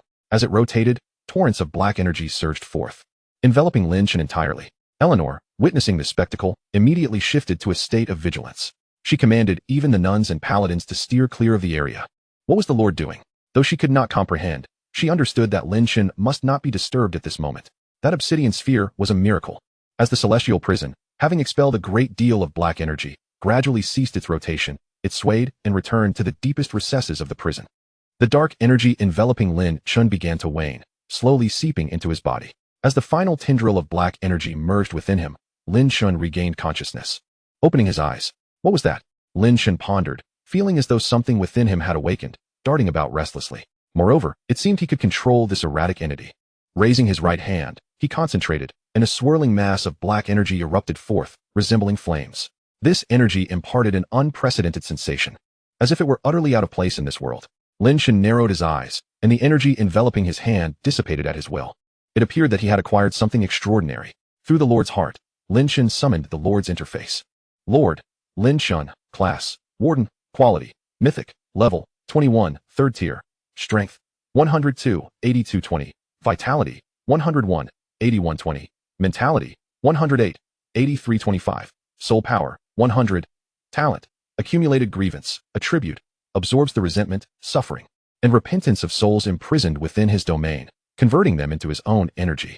Note 1. Resentment, suffering, and repentance can also yield a small amount of soul energy. Note 2. Soul energy can be converted into experience points. Note 3. The stronger the prisoner, the greater the soul energy produced. Talent, soul power manipulation. Attribute, mastery over the power of human souls. Note 1.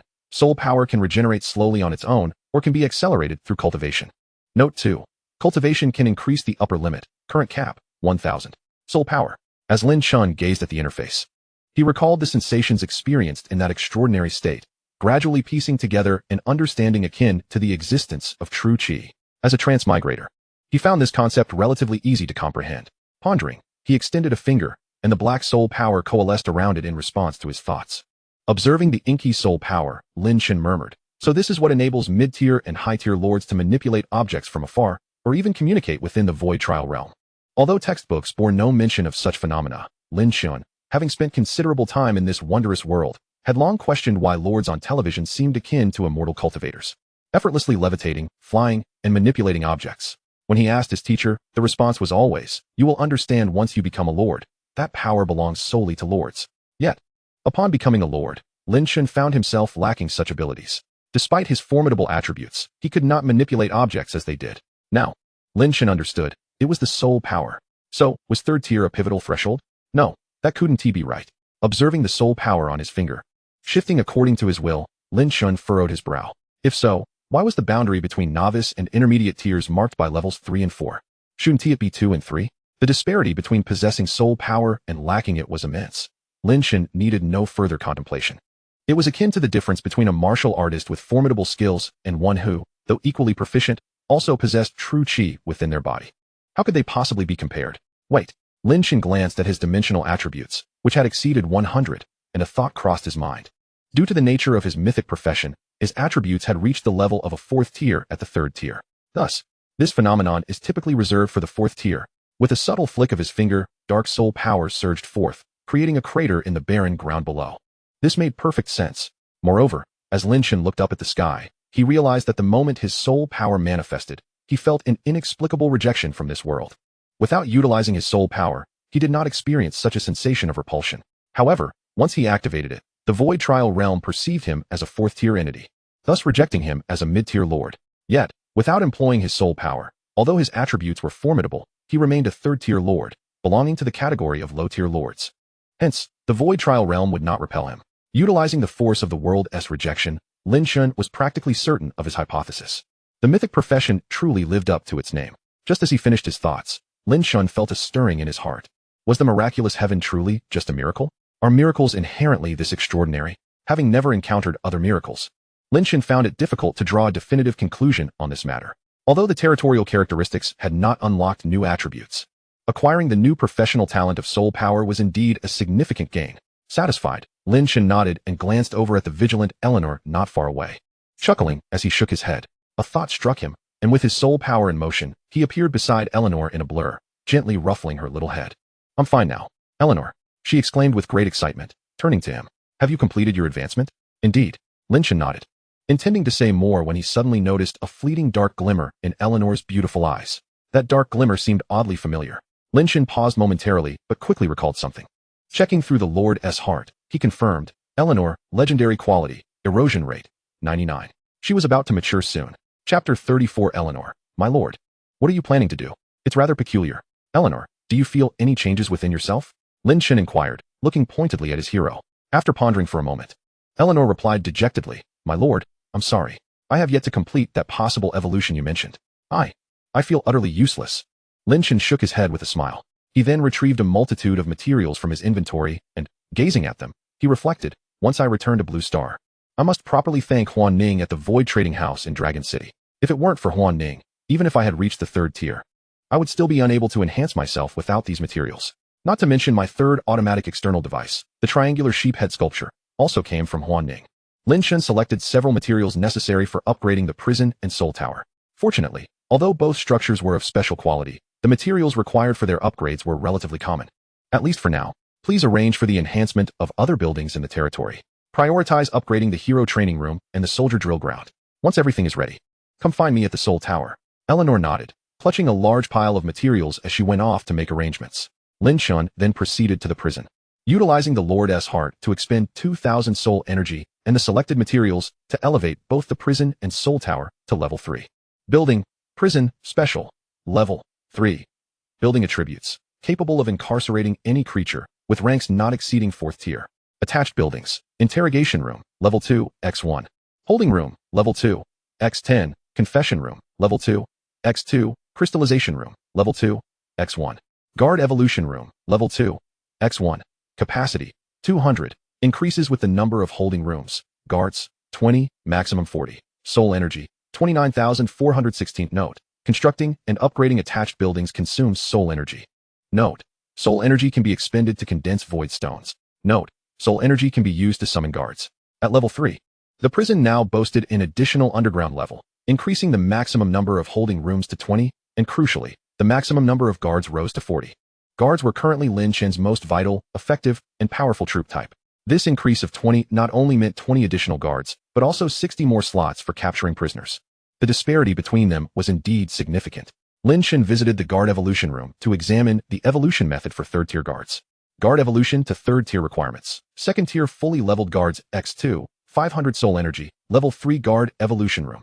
He wasn't in a hurry for 3rd tier guards. At present, the guards did not enhance the core resource production of soul energy, and in terms of combat capability and manpower, with the captured prisoner teams, he was not lacking. Thus, Lin Chen did not rush to evolve the guards. Instead, he spent another 2,000 soul energy to recruit the number of guards to 40. The once somewhat empty 1st floor of the prison now brimmed with 20 armored figures, and he instructed them to gather resources before heading to the Soul Tower. As expected, the level 3 Soul Tower had risen a story, no longer appearing as compact as it once did. Building, Soul Tower, special, level 3. Building attributes, absorbs the soul power wandering in the void, providing it to practitioners. Attached buildings, training room, special, x1. Soul condensation room, special, x1. Soul bell room, special, x1. Note: can consume void stones to enhance soul energy absorption speed. Entering the 2nd level of the Soul Tower, Lin Chen observed the newly introduced soul condensation room, located on this floor. After briefly experiencing its essence, he understood that this space was dedicated to cultivating soul power. Quite commendable.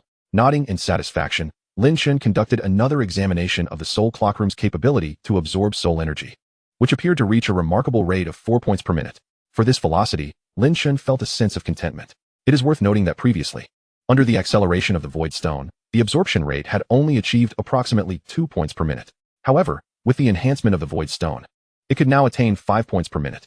With the 3rd level Soul Tower, an impressive total of 200 points of soul energy could be absorbed in a single day.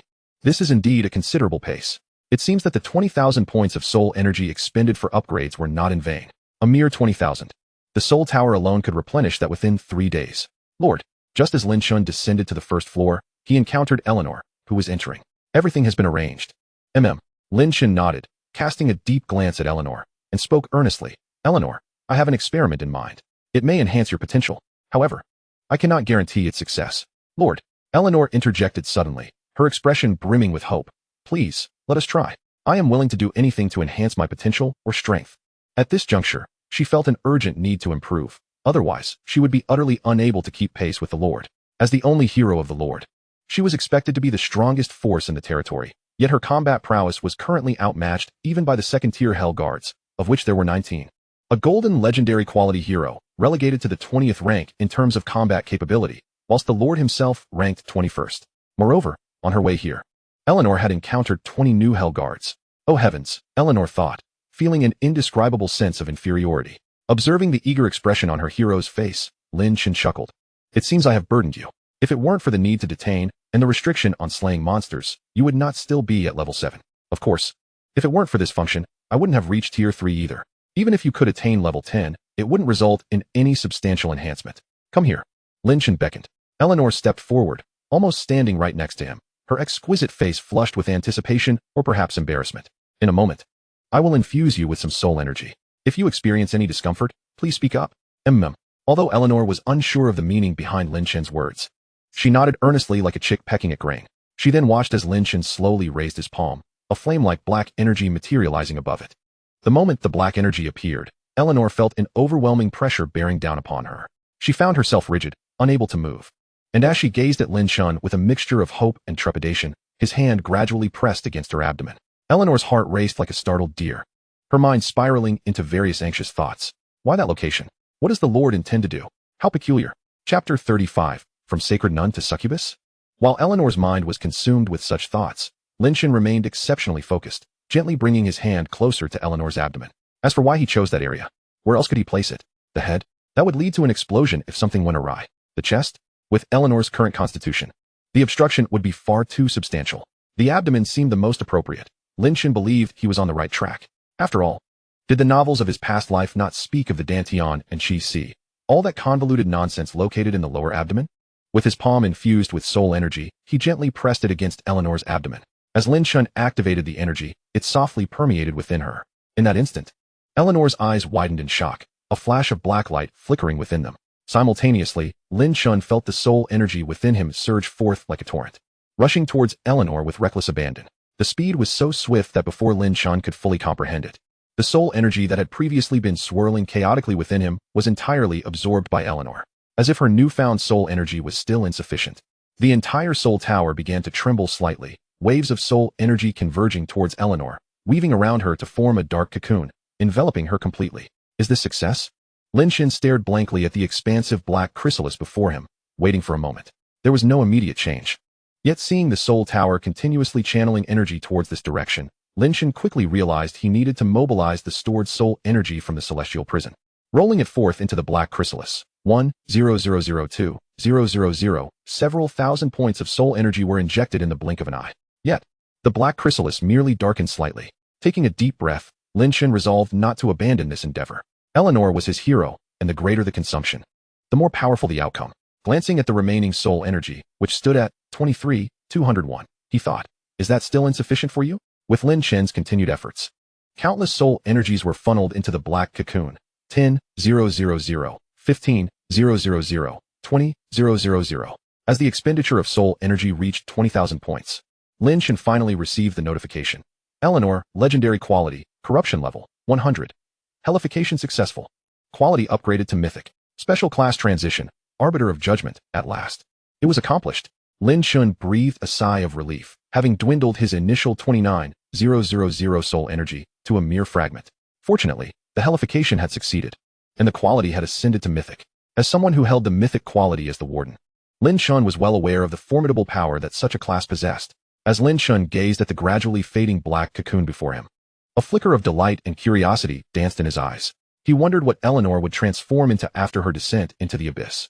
Just then, an exquisitely alluring voice pierced through the air. My lord. Accompanying the voice was a pair of long, slender legs clad in black stockings.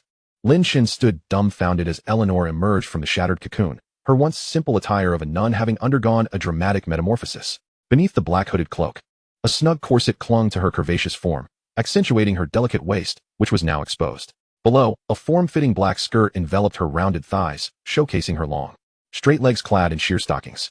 The sanctity that once characterized Eleanor was utterly obliterated, replaced by an irresistible aura of seduction that emanated from her graceful physique. Approaching Lin Chen, Eleanor raised her hands to entwine around his neck, leaning close to whisper in his ear, her fiery red lips slightly parted. "My lord, I feel so unwell." Lin Chen was taken aback, bewildered by the situation. Was this a transformation into a demon or a mere fall from grace? Just moments ago, she had been a holy nun, and now she appeared as a siren, weakened by the depletion of his soul energy. Lin Chen found himself gently pushed onto a cushion by the newly emerged mythic hero, Eleanor. Despite possessing an impressive three-dimensional attribute score of 100, he ultimately could not prevail against Eleanor, who was at level 8. The Soul Tower, situated at the heart of the celestial prison, emitted a few contented sighs. On the first floor of the tower, Lin Chen pondered whether it was necessary to arrange for a sleeping arrangement here. However, that could wait until the trials concluded. Glancing at Eleanor nestled beside him, Lin Chen decided to inspect her attributes. Hero, Eleanor. Class, Executioner. Quality, Mythic. Level, 8. Strength, 23. Constitution, 25. Mind, 22. Talent, Divine Abyssal Judgment. Prayer form, 50. Increase in mental attributes. Materializes the Staff of Light, proficient in healing and purification. Skill, Holy Prayer. Using formidable mental strength to heal wounds, healing effect and range primarily based on mental attributes. Skill, Purification. Dispels all negative states from allies. Judgment form, 50. Increase in three-dimensional attributes. Materializes the Judgment Scythe, slaying all evil. Judgment domain, centers around herself, plunging all surrounding enemies into confusion and disarray. Crescent Scythe Slash, materializes soul energy, unleashing a crescent strike that inflicts area damage on distant foes. Heart's Cleaving Strike, inflicts a powerful mental blow on a single enemy. Inherent unit, Executioner Nun. Eleanor retained her dual forms, yet the Holy Warrior aspect had vanished, replaced by the more formidable Judgment form. Furthermore, her unit type had changed. The previous two inherent units, the Nun and the Holy Warrior, had completely disappeared. However, Lin Chen felt no sense of loss. After all, while those units were of legendary quality, their attributes paled in comparison. Now transformed into the mythic quality unit, the Executioner Nun, she was sure to be significantly stronger. After reviewing Eleanor's attributes, Lin Chen assessed her and remarked, "You are now in your Judgment form?" "Yes." "Can you revert to the Nun form?"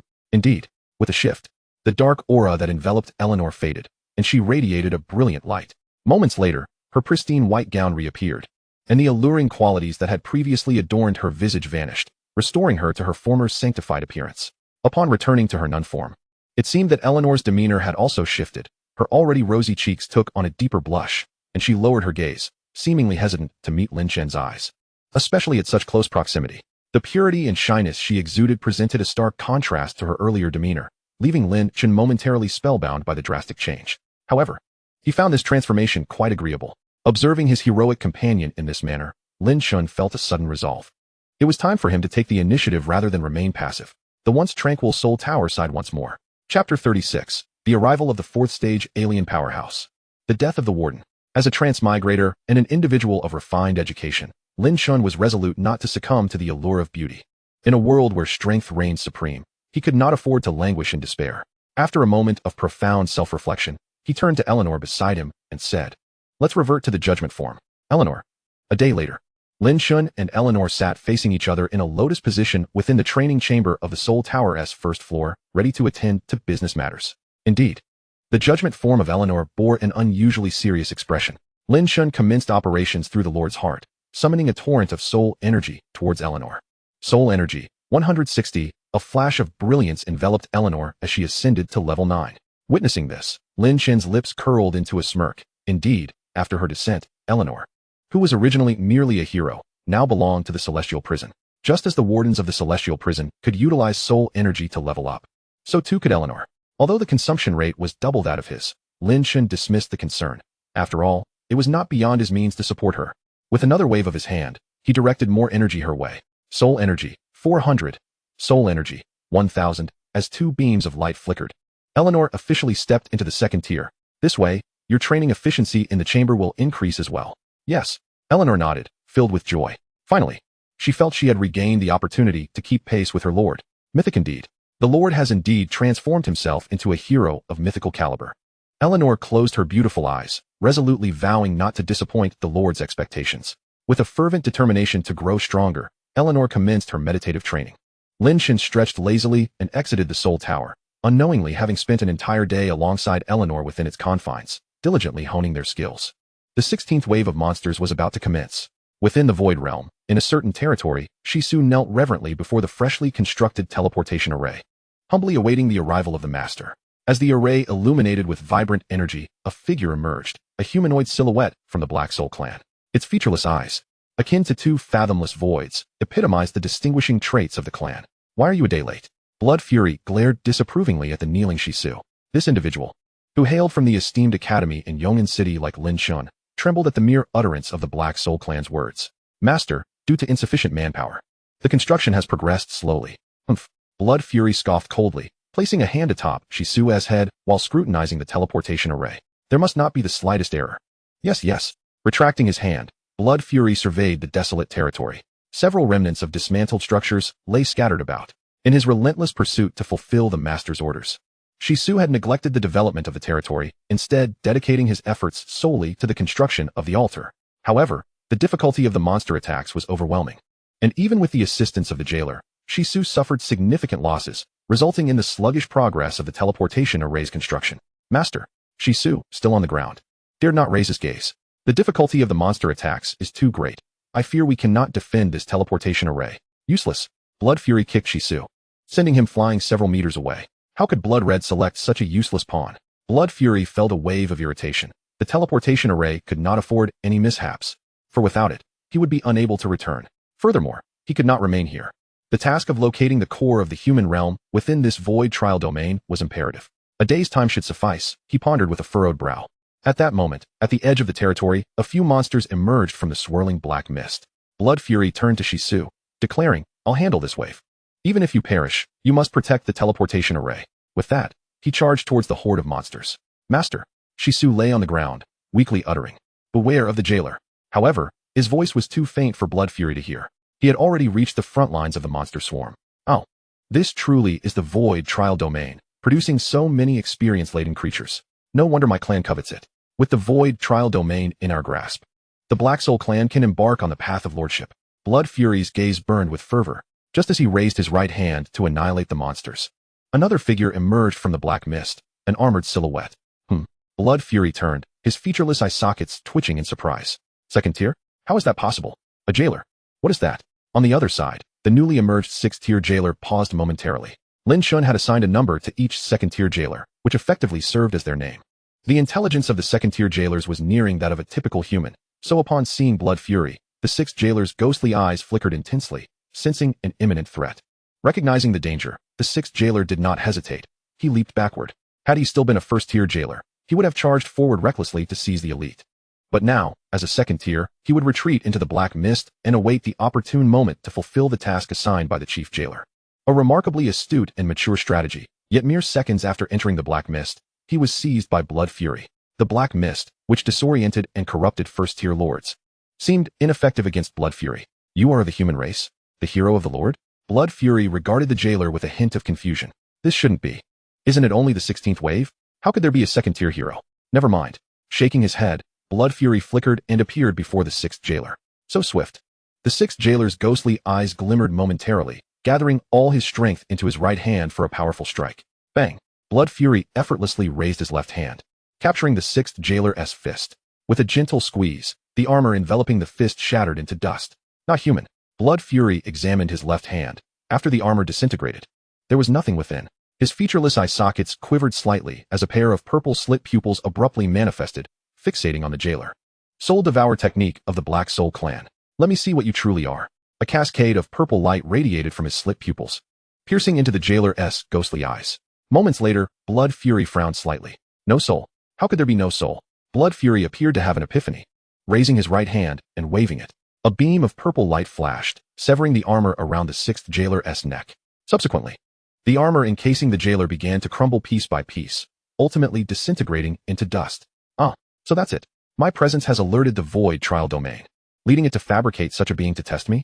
Bloodthirsty disdainfully flicked his wrist, his figure shimmering as he reappeared within the territory of Shisu. Observing the over 100 trial monsters, he expressed his irritation. The inability to freely use source power is quite bothersome. In the realm of void trials, the restrictions on source power rendered this 4th-tier powerhouse rather unaccustomed. Dealing with these 100-odd creatures one by one was indeed a nuisance. If only he could unleash his source power, These insignificant first-tier pests would be obliterated with a mere swipe. Meanwhile, not far from Shisu's domain, Lin Chen withdrew his gaze from the trial monsters and turned his attention towards the prison. Has the jailer perished? Chapter 37. Is a mere third tier too trivial to underestimate me? Eleanor, keep watch here. Eleanor, a first-tier jailer summoned by Lin Chen, nodded in compliance. She glanced at the ongoing battle where the captured prisoners were overpowering the more than 100 trial monsters without any issues. Yet, why did the Lord's expression appear so grave? My lord, has something occurred? Number 6 is dead. Eleanor was momentarily taken aback. Number 6, a numbered jailer, was of the second tier. How could a second-tier jailer die? This was the Void trial, the trial of a fledgling lord. Was there truly a threat capable of endangering a second-tier existence? Not only was Eleanor puzzled, but Lin Chen also found it difficult to comprehend. Could it be that another lord was responsible? The only one who might be capable of slaying a second-tier number 6 would be that woman. During his brief return to Blue Star, Lin Chen had learned that the so-called golden legend pertained to that alluring young lady. Moreover, it was highly likely that she was the daughter of the Summer King. With a royal parentage, it seemed plausible that she possessed certain hidden cards to eliminate a jailer. However, number 6 had reported that there were no women in the territory he had visited. As for the others, none should have the strength to kill a second-tier jailer. Lost in contemplation, Lin Chen arrived at the prison and expended 1,000 soul energy to resurrect number 6. However, to Lin Chen's disappointment, although the resurrected jailer retained his strength, he had lost all memory. In other words, he only remembered everything up until he left the territory. Number 6 nodded. Yes, my lord the warden. Lin Chen narrowed his eyes. Dying outside meant losing the memories of that period, likely because the jailer's soul remained out there? Never mind. Observing the reborn number 6, Lin Chen decided to investigate the specifics later. If a second tier couldn't compete, what about a third tier? Lin Chen summoned number 6 and 2 other first-tier jailers, leading them towards the evolution chamber. Upgrading a second-tier jailer to maximum level was no small feat. Something Lin Chen had previously avoided, as 2 second-tier jailers had sufficed. Now, after expending over 16,000 soul energy, he finally elevated number 6 and the newly advanced second-tier jailer to their peak levels. Remarkably, Lin Chen's soul energy was now alarmingly low. Soul energy, 815. It seemed improbable that he could ascend to 4th tier before the Void trials concluded. Lin Chen felt a twinge of uncertainty. However, he deemed it worthwhile, given the excessive soul energy consumed by Eleanor's jailification. Regaining his composure, Lin Chen expended an additional 500 soul energy. Soon, a brand new third-tier jailer, with number 6 as the focal point, materialized before him. Observing closely, Lin Chen noted that there were no significant changes, except for one: the color of number 6's eyes, reminiscent of ghostly blue flames, had deepened slightly. Lin Chen examined the jailer's attributes. Jailer, level 21, third tier. Strength, 44, 2915. Vitality, 46, 3115. Mentality, 42, 2715. Skill 1. Return of the Dead. Consumes soul energy upon death for immediate resurrection. Skill 2. Recruitment. The jailer can recruit 4 prisoners. Though the attributes had significantly strengthened and the recruitment capacity had increased by 1, Lin Chen felt a hint of regret that no new skills had emerged. The cost-effectiveness was indeed lacking. After all, 2 second-tier jailers could recruit 6. Of course, the most crucial point was that the jailers had not awakened or mastered soul power like him. It appeared that such an awakening awaited the 4th tier. 4th tier. Indeed, a formidable threshold. Nevertheless, this should suffice. With these attributes of a third-tier jailer, Lin Chen was confident that no calamity would befall them. He instructed number 6. Do you still recall the territory you were previously responsible for? Yes. Go there and investigate the situation. If you encounter danger, prioritize your safety. Understood, my lord the warden. As Lin Chen watched number 6 depart, his eyes narrowed. Should any trouble arise this time, it would pose a significant dilemma. However, a flicker of darkness flashed in Lin Chen's eyes as he turned to gaze at the prison behind him, his sight seeming to penetrate through the walls to the pitch-black sphere suspended deep in the second layer below, the miracle prison. The echoes of the sounds he had heard when it last trembled were indelibly etched in Lin Chen's memory. Since returning, he had refrained from approaching it, partly out of trepidation. Yet, if trouble truly loomed, he might have to disturb it once more. As long as he had soul energy, Lin Chen's strength could surge significantly, especially with the 4th-tier territory stone quietly resting in his inventory. In Dragon City of Blue Star, upon receiving a message, Duan Muhai hurried home. Upon opening the door, he found Tong Yuehong seated on the living room sofa. Duan Muhai furrowed his brow slightly. Isn't our frequent rendezvous a bit excessive? Tong Yuehong chuckled dismissively. Oh, the desires of humanity are undeniably potent. What's wrong with meeting daily in a blaze of passion? Duan Muhai replied coldly. Your demeanor is somewhat repugnant to me. Humph. Who isn't? Tong Yuehong's forked serpent tongue flicked across her green lips. Let's get down to business. Her expression grew solemn. There was news. Someone had entered. Oh. Duanmuhai raised an eyebrow and swiftly approached Tong Yuehong, asking in a grave tone, "When did they go in?" "An hour ago," she replied. "The teleportation array just activated." "Who did you send? Are they reliable? What is their strength?" "Shueli," Tong Yuehong retorted. "You actually dared to send a prodigy from our clan? Moreover, Shueli is willing to lower his rank to the 3rd tier? It's merely for caution. You know as well as I do that Xia Xingyue has awakened the Golden Legend and is also the daughter of the Summer King. Surely she has some trump cards? What if we encounter her? It's wiser to send Shueli." Duanmuhai nodded in agreement. With Shueli's prowess, he was already a rare opponent among the 4th tiers. Even if he were reduced to the 3rd tier, ordinary 4th tiers would likely not pose a challenge. "Good to know," Tong Yuehong said, lifting her chin with satisfaction. "How prepared are you? We have paid a hefty price this time. The teleportation array capable of traversing the Void Trial Realm is not cheap, let alone the prodigy of the Black Soul clan lowering his cultivation. Your Black Soul clan certainly enjoys playing underhanded." Duanmuhai shook his head. "Our clan's elder has already arrived. Once you act, Lu Shui will be in grave danger." "Which elder?" "Elder Jiao Wu." Tong Yuehong paused for a moment, then nodded in satisfaction. With Elder Jiao Wu, a half-step king-level expert, in action, a newly advanced Lu Shui is hardly a cause for concern. Within the trial realm, the Black Soul clan's prodigy, Shueli, was racing through the black mist. Coincidentally, his path led directly toward Lin Chen's territory. "Damn it, why is this trial realm so vast?" Shueli grumbled, feeling impatient. Without utilizing source power, he was forced to rely solely on his legs, which greatly displeased him. Suddenly, Shueli's body came to a halt as he sensed something ahead. He stood still, concealing his presence, and soon beheld a pair of ghostly flame-like eyes. Another jailer? Shueli's figure flickered as he darted towards the jailer. His movement immediately alerted Six, who had just advanced to the 3rd tier. Such speed. Was I killed by this person before? The jailer had warned him that in the face of danger, survival was paramount. With ghostly eyes flashing, Six randomly chose a direction and fled frantically. Shueli raised an eyebrow. This speed had indeed improved. Suddenly, within Shueli's pupil-less eye sockets, a pair of purple vertical pupils emerged, fixating intently on the fleeing Six. So he has reached the 3rd tier. It seems my suspicions were correct. This jailer must be a construct of the Void Trial Realm, sent to obstruct me. But a mere 3rd tier is too underestimated. Chapter 38, The Black Soul Clan Strikes. Six, a 3rd tier? How is that possible? On the 2nd floor of the Soul Tower, in the Soul Forging Chamber, Lin Chen, originally in deep meditation, abruptly opened his eyes. It seems something unusual has indeed transpired. Lin Chen quickly rose and made his way outside. Eleanor on the 1st floor was startled and hurriedly followed. "My lord, what happened?" "Six is dead." Eleanor's beautiful eyes widened. Wasn't Six a 3rd tier? How could that be? Although Eleanor had already attained the quality of a mythic hero, she was still at the 2nd tier, relying on her formidable skills. She had confidence in contending against a 3rd tier jailer, but that was merely a contest. Now, a 3rd tier jailer had been slain. "Stay in the Soul Tower. Do not come out," Lin Chen commanded. "But my lord, obey." Watching Lin Chen's departing figure, Eleanor felt a surge of helplessness. Despite having reached mythic quality, why was she still unable to assist her lord? Less than half an hour had passed since Six entered the black mist. Lin Chen stood at the entrance of the prison, gazing in the direction Six had departed. At this time, it was impossible for him to reach another's territory, which meant he had met his demise on the way, killed in the black mist. Observing the black mist quietly hovering at the edge of his territory, Lin Chen pondered his strategy. Could it be a powerful boss dispatched from the Void Trial Realm, coming for me? After a moment's contemplation, Lin Chen turned and descended to the 2nd underground level of the prison. Shortly after, he arrived before the pitch-black spherical object, gazing at the miraculous heavenly prison before him. Lin Chen's serious demeanor relaxed considerably. For safety's sake, it would be best to remain here. If some immensely powerful entity truly arrives, he could always take the risk to harvest the soul energy from this miracle once more. Unless absolutely necessary, Lin Chen did not wish to resort to such measures. At least not with his current strength, as he did not wish to disturb the miraculous heavenly prison like last time.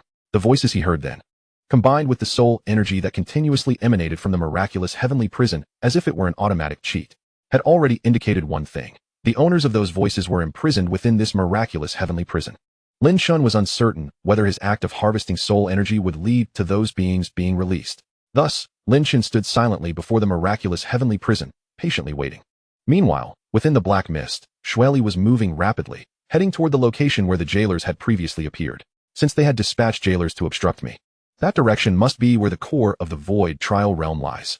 His time was limited. He must swiftly locate the core to commence his plans. Suddenly halting in his swift movements, Shueli sensed the territory? Since I've encountered it, I might as well slaughter. Shueli cackled, charging into Lin Chen's domain.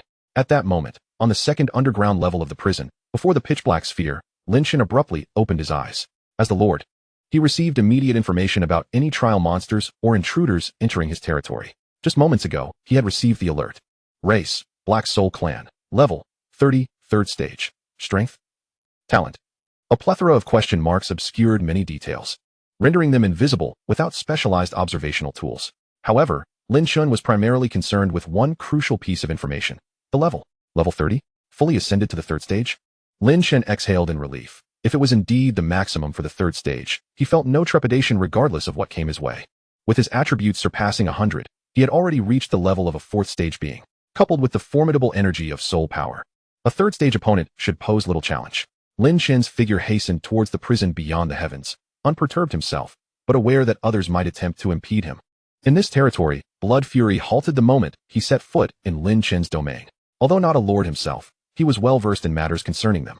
Those who participated in the void trial realm were mere fledglings, recently awakening their lordly hearts at the first stage.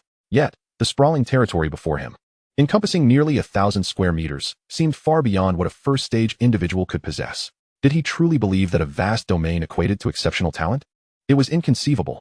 However, upon witnessing the hall of the territory, a pair of purple slit pupils appeared in his gaze, reflecting disbelief. A third stage?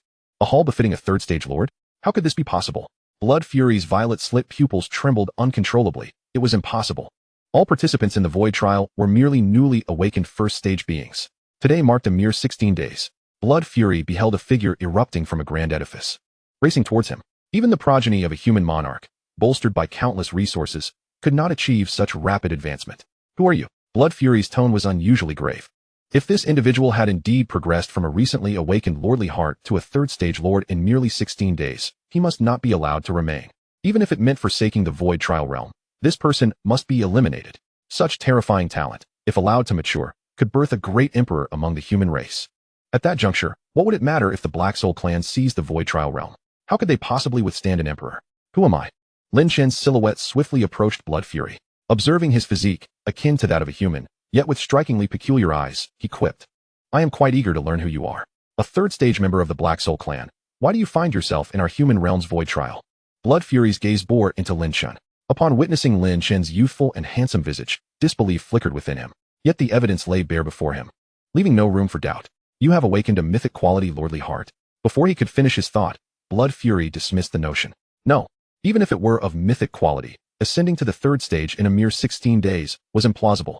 As he struggled to formulate his words, Blood Fury suddenly perceived a flash before his eyes. He barely raised a hand to defend himself when an overwhelming force struck, sending his body careening uncontrollably backward.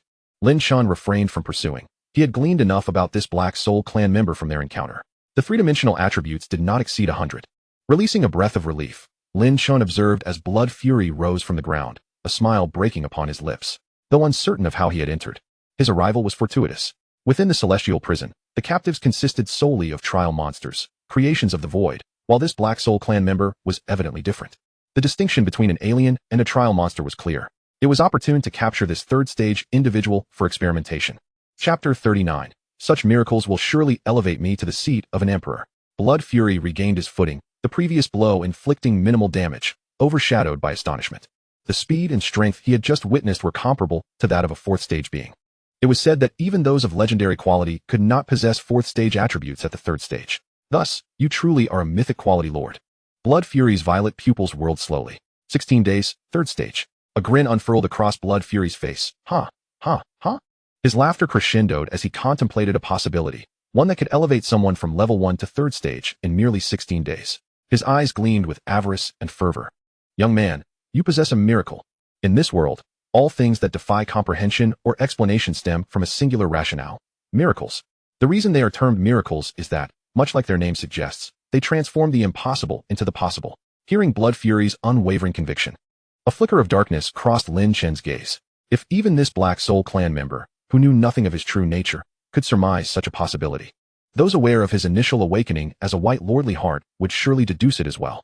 This was precisely why Lin Chen had chosen to conceal his circumstances during his brief return to Blue Star. Otherwise, with talent of mythic quality, he would not have needed to expend his own resources to procure items from the Void Merchant. Yet, observing the greed etched on Blood Fury's face, Lin Chen furrowed his brow. Upon realizing he might possess a miracle, this Black Soul clan individual exhibited avarice? He had just proven incapable of contending with him, yet chose to display greed instead of fleeing? This fellow undoubtedly harbored some hidden trump card, a means to overcome him. With this realization, Lin Chen became acutely vigilant. Soon, he heard Blood Fury's booming laughter. Ha ha ha. A miracle indeed. It was worth the great cost I incurred to undertake this wretched task. Ha. A miracle. I, Blood Fury, shall undoubtedly ascend to the throne of a king, nay, to the seat of an emperor. Blood Fury laughed heartily, fixing his gaze upon Lin Chen. Young man, surrender your miracle, and I shall grant you a swift and comfortable demise.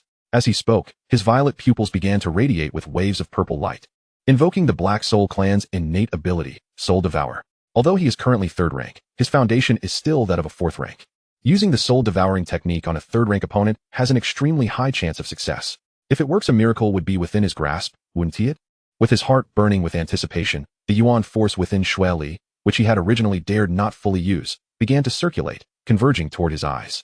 In an instant, the purple light surged intensely, and Lin Chen, who was shrouded in the purple glow, felt his vision blur. However, in the next moment, the soul energy that had been residing in Lin Chen's dantian surged upward like a clear spring, instantly clearing his mind. A skill designed to daze or confuse, perhaps. Lin Chen focused his thoughts, circulating his soul energy to protect his spiritual core and maintain clarity. Seeing the soul-devouring technique fail, the purple light that had been shooting from Xue Li's eyes also stopped. As expected of a mythical quality genius, your spirit attribute must be over 100, right? The higher one's spirit attribute, the stronger their resistance to innate mystical techniques like the soul-devouring technique. Know your 3-dimensional attributes must all be over 100. Xue Li's eyes glimmered with greed as he looked at Lin Chen. At 16, he had reached 3rd rank, and even at 3rd rank, his 3-dimensional attributes were comparable to a 4th rank S. All of this was thanks to that miracle. A miracle like this would surely allow him to achieve the rank of Grand Emperor. Xue Li's yuan force began to circulate frantically. He slowly raised his right hand, and a sphere of purple flame appeared. Kid, if it weren't for being forced into this trial realm and being demoted to 3rd rank, I could crush an ant like you with a flick of my fingers. The power of a mid-level rank is beyond what you can imagine. Xue Li's yuan force circulated with lightning speed, surging toward Lin Chen. At the same time, the entire void trial realm began to tremble, and a powerful repelling force swept toward Xue Li. Outside the trial realm, a figure meditating amidst ice and snow suddenly opened her eyes. Lu Xue looked at the trembling void trial realm and thought, looks like some noisy little clowns just can't sit still after all. At that moment, a streak of light shot through the void from a distance. Lu Xue turned to see it was Wei Yuza. Wei Yuza stopped abruptly, his expression urgent. Elder Xue, Blue Star is under attack. Lu Xue remained silent, staring at Wei Yuza. After a moment, she spoke coldly. You really don't take me, Lu Xue? Seriously, do you? She raised her hand, and a light circle appeared beside her. From the circle, a figure carved like ice walked out. Seeing Lu Xue summon a hero from her domain, Wei Yuza grinned. Haha, little girl, you're surprisingly alert. But can a newly promoted 8th rank stand against me? A red light flickered in Wei Yuza's eyes, and a faint crack appeared on his forehead. Seeing this, Lu Xue narrowed her beautiful eyes. 3rd Eye Tribe? No, the 3rd Eye Tribe is far from humanity. And although they normally have little contact, they're not hostile. Why would one come here out of nowhere? While Lu Xue pondered, the ice-sculpted figure had already engaged Wei Yuza. In just a few exchanges, the ice figure fell into a disadvantage. Suppressing her doubts, Lu Xue waved her hand again. Another figure emerged from the light circle. This time, it was a woman holding a staff, wearing an ice snow crown. She didn't advance, but stood beside Lu Xue to manipulate a formation.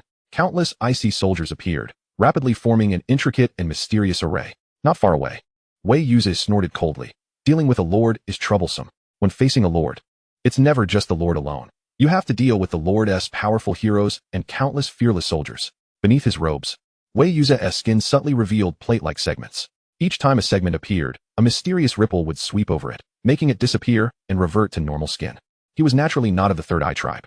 The 3rd Eye features were merely a disguise, maintained by a miracle mask. He was actually a Shijia elder, a half-step king-level Jiawu. If I don't have to reveal myself, I want to. Jiawu fended off Lu Xue's attacks while observing the void trial realm. The Black Soul Tribe has made their move. It shouldn't be long now.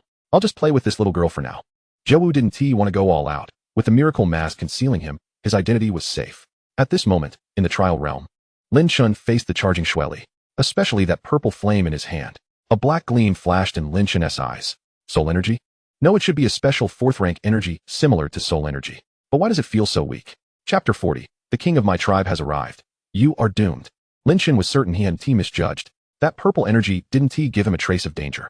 And this so-called Xue Li of the Black Soul Tribe, even while using the purple energy, hadn't increased his speed much as he charged toward Lin Chen. At the very least, the increase was not greater than the boost from Lin Chen's own soul energy. The distance between them wasn't too far. Seeing Xueli so close, Lin Chen focused his mind. Soul energy surged within him, part of it coating his body, while the rest converged in his right hand. And he threw a punch at Xueli. At this moment, seeing the black energy churning in Lin Chen's hand, Xueli's face changed drastically. Impossible. Xueli would never be mistaken. That was not some skill-generated effect. It was Yuan force. And that black Yuan force gave him a tremendous sense of oppression the instant it appeared. This Yuan force was of much higher quality than his own. A third rank, how could he cultivate Yuan force? How could he wield a power that only mid-level cultivators should control? And why was the quality of this Yuan force so high? Could it be that he, too, was demoted like me? Indeed. This must be a conspiracy orchestrated by the human race. Bloodly felt an overwhelming shock within, yet it was too late. The momentum of his advance could not be halted. The repulsive force emanating from the void trial realm surged towards him in waves. An illusion. It must surely be an illusion. Bloodly gritted his teeth and summoned all the source power within him. But before he could unleash it, Lin Chen's fist arrived first. Without a sound, in fact, Lin Chen's fist never made contact with Bloodly. Rather, it was the soul power enveloping his fist that erupted forth towards Bloodly. In an instant, the purple source power surrounding Bloodly seemed to be obliterated upon contact with the black soul power, vanishing without a trace in the blink of an eye. With the resistance of the purple source power gone, a significant portion of Bloodly's body was disintegrated by the black soul power in a heartbeat. Bang! A soft sound of collision echoed as Bloodly's remaining form crumpled to the ground. What appeared to be a simple punch from Lin Chen was, in fact, a full exertion of his strength, having reached a soul power level of 110 after a day or two of training, nearly exhausting it with that single blow. Damn! Observing Bloodly's pitiful state, Lin Chen was momentarily taken aback, then hastened to approach, swiftly yet cautiously lifting Bloodly. Don't you dare die. With Bloodly in his grip, Lin Chen hurried towards the dungeon, while Bloodly, utterly dazed, was unable to regain his senses despite the overwhelming pain. What does this mean? Don't die? Damn it. Eleanor. After bringing the nearly lifeless Bloodly into the dungeon, Lin Chen finally breathed a sigh of relief. As long as he was in the dungeon, if he truly died, then so be it. However, it was still worth saving him, for such an alien creature, not a trial monster, was a rare specimen for experimentation. My lord. Eleanor rushed in, and upon seeing Lin Chen and the Bloodly he held, she expressed her confusion. Is this the enemy? Hurry, we need a healing prayer. My lord, are you injured? Eleanor quickly began to gather sacred energy in her hands. Save him. Lin Chen gently placed Bloodly on the ground and gestured to Eleanor. Eleanor paused for a moment, but quickly directed the holy energy onto Bloodly. Is this a comrade? Yet I have never seen him before. Lin Chen observed closely. Under Eleanor's healing, Bloodly's critically wounded state improved slightly. Perhaps it was due to his inherently strong constitution. Otherwise, he would have perished immediately from Lin Chen's blow. Truly, he was once a mid-tier warrior. Lin Chen certainly remembered Bloodly's earlier words and noticed the dazed expression on Bloodly's face. He felt compelled to offer encouragement. Weren't you a mid-tier lord? Why are you so fragile? Lin Chen's encouraging words caused Bloodly's body to tremble slightly. Seeing it was effective, Lin Chen continued to motivate him. You previously mentioned that the might of mid-tier warriors is beyond my imagination. Bloodly's eyeless sockets quivered. Are you referring to that purple energy? His eye sockets shook violently as a trickle of blood flowed from the corner of his eye, revealing strands of purple within. Noticing this, Lin Chen smirked and added, "It doesn't seem all that impressive, does it?" One punch, and it was gone. As if spurred on by Lin Chen's words, a pair of purple vertical pupils materialized in Bloodly's eye sockets. With his last ounce of strength, Bloodly glared fiercely at Lin Chen and spat. Our clan's king has arrived. You are doomed.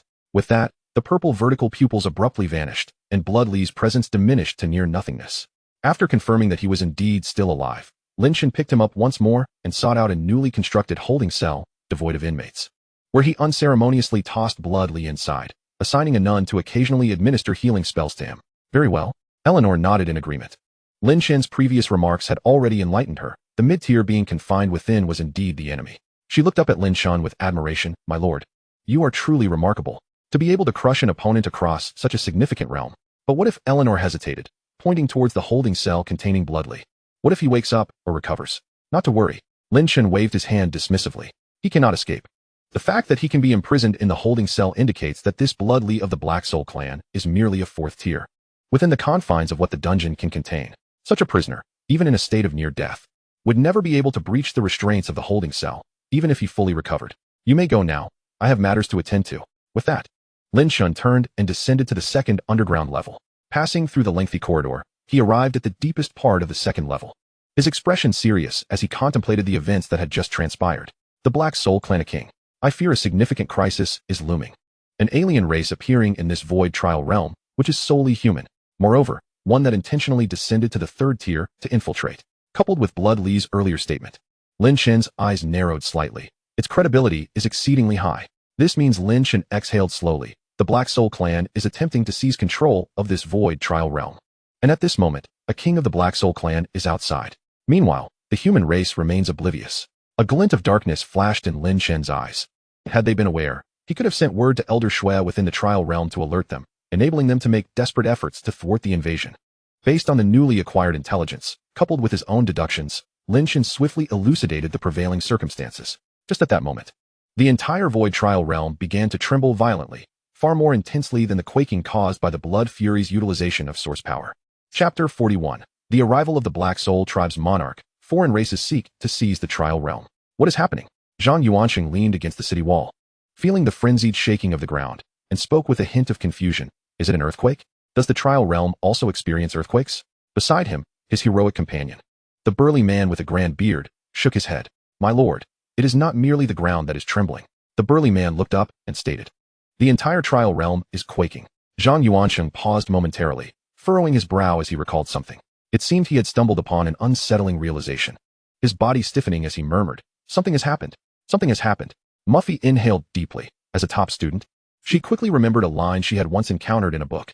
89 years prior, the void trial realm was affected by a battle, and among the novice lords participating in the trial, none survived. As she felt the significant tremors emanating from the trial realm, despair flickered in her eyes. For the first time, she felt that having perused so many statistics and documents was not a boon. This crisis, which she felt utterly powerless to influence or decide, was far more agonizing to know about in advance. It was a profound sense of helpless despair. In the meantime, Yu Jie and Xia Xingyue, whose adorable cat ears peeked out from her hair, trembled slightly. Curiously, she glanced at the ground and then looked up at the sky. Why is it shaking? Is this some new trial? The massive white tiger shook its head, seemingly unimpressed. Meanwhile, the sharp-eared woman wore a serious expression, whispering softly, the heavens tremble, the earth shakes. The world collapses. Huh, Yu Jie, what did you say? Oh, it's nothing. The sharp-eared woman forced a smile. My lord, perhaps it will pass soon. Xia Xingyue nodded and began to skip toward the lord's cabin across the trembling ground. The white tiger and the sharp-eared woman exchanged glances, both recognizing the gravity of the situation in each other's eyes. Let's hope nothing catastrophic transpires. At that moment, outside the void trial realm, Lu Shui stood unsteadily on one side of the ethereal boundary, her ice-like figure accompanied by two heavily injured heroes, the ice maiden wielding a staff standing before her. On the other side, Jiao Wu, who had just faced Lu Shui, did not press his advantage. Still disguised as Wei Yuza, he gazed toward the trial realm with an expression of incredulity, stating, Blood Fury, you have ascended to the rank of monarch? Outside the trial realm, a robust man with flowing purple hair faced the realm. His right hand had forcefully penetrated the barrier of the trial realm. Upon hearing Jiao Wu's inquiry, the muscular man did not respond, but the purple raven perched on his left shoulder turned its head, its violet slit eyes fixed on Jiao Wu. As a sharp voice emanated from the raven, Heh, Jiao Wu, when did your Shi Jia tribe start to engage in subterfuge?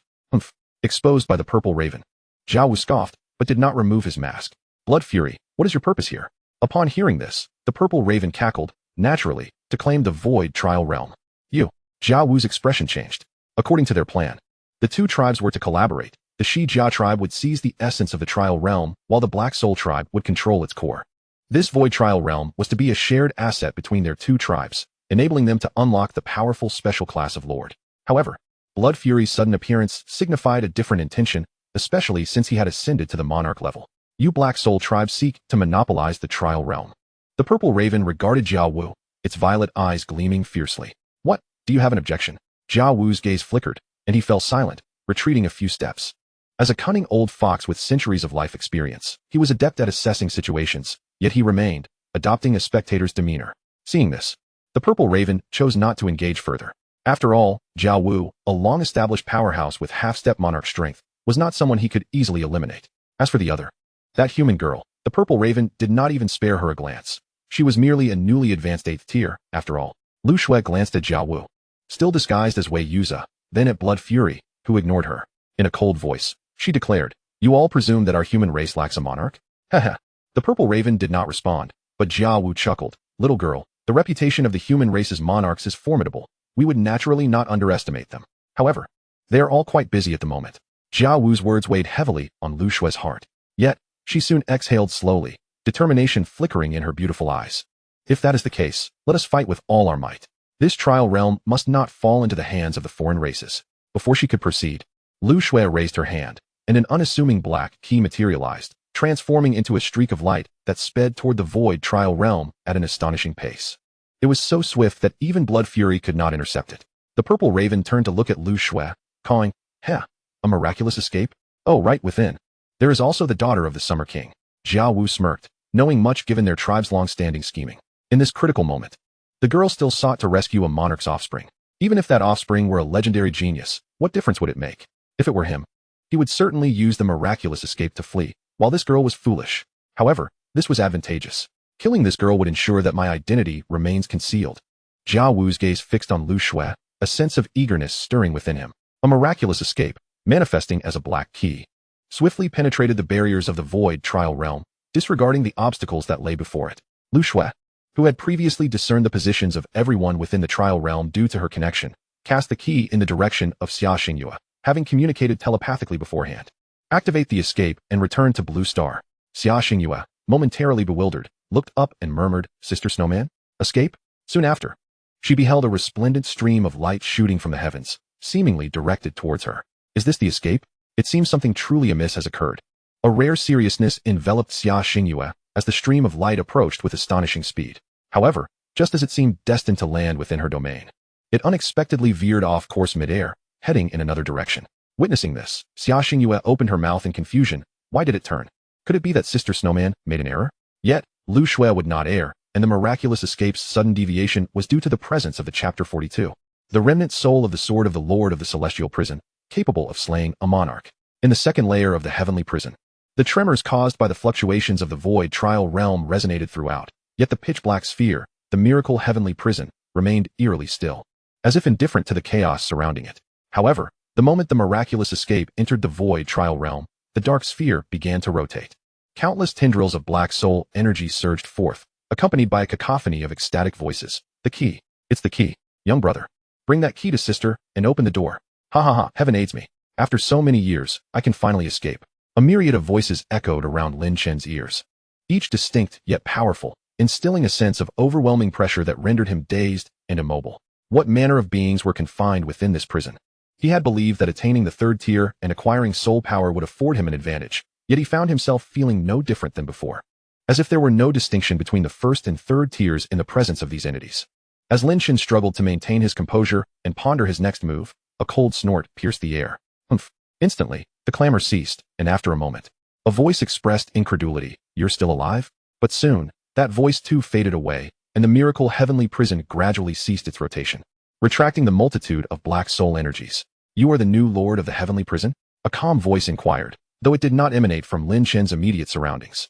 When he regained his bearings and looked up, he saw a spectral figure standing before the miracle heavenly prison. The figure appeared to be composed of swirling black mist, lacking physical form, yet its head was relatively clear, revealing the visage of an ordinary middle-aged man. After scrutinizing Lin Chen, the figure spoke. Human? Lin Chen nodded affirmatively. Indeed. I am human. The middle-aged man erupted into hearty laughter. Ha! Good, good. He then raised his hand just as a stream of light, seemingly without substance, pierced through numerous barriers, materializing on the second layer of the prison. The spectral figure caught it with ease, revealing it to be a key. In response to Lin Chen's bewildered gaze, the middle-aged man waved his hand, presenting the key before Lin Chen. I am Li Shengliang, the warden of the heavenly prison. Human. Take this key, and, before becoming the true lord of the heavenly prison, do not unlock it. With that, Li Shengliang clasped his hands in a slight bow, his form beginning to dissipate. Wait. Lin Chen hastily interjected. What will happen if I open it prematurely? Li Shengliang's vanishing form hesitated, and with utmost seriousness, he replied. The beings imprisoned within the heavenly prison will bring about the end of this epic. At that moment, a thunderous roar reverberated through the air, causing unprecedented tremors within the void trial realm. Subsequently, a voice pierced through the tumult, traveling through the grand door of the prison that Lin Chen had previously opened. Shueli, make your move. Lin Chen let out a soft sigh. The arrival of this voice reaffirmed his suspicions. What Shueli had spoken of was indeed true. A monarch of the Black Soul clan was lurking beyond the void trial realm. Esteemed senior, there is a 9th-tier monarch-level powerhouse from the Black Soul clan outside. Whether he intends to tear apart this trial realm or seize it for himself, I fear I may not live long enough to become the lord of the heavenly prison. Lin Chen earnestly addressed Li Shengliang. At this juncture, unlocking the heavenly prison may present the only sliver of hope. Li Shengliang remained silent for a moment before shaking his head. Unlocking the heavenly prison guarantees certain death. However, he raised his hands toward the pitch-black sphere, countless tendrils of black soul energy emanating from his palms, gradually coalescing into a sword that appeared both ethereal and tangible. Its blade entirely black, yet dotted with countless luminous points, reminiscent of an endless sea of stars. Li Shengliang reverently cradled the sword in both hands. This is the remnant soul of the sword belonging to the previous lord of the prison. It can grant you a temporary boost in power. Lin Chen's brow twitched as he inquired, can it slay a monarch? Indeed, it can slay a monarch, Li Shengliang affirmed, raising the sword before Lin Chen. The moment Lin Chen grasped it, he received a notification from the Lord's heart. Name, remnant soul of the sword of the Lord of the heavenly prison. Function, temporarily gain formidable strength, soul power elevated to 200,000. Note, this remnant soul has accumulated a terrifying amount of energy over countless ages. 200,000 soul power.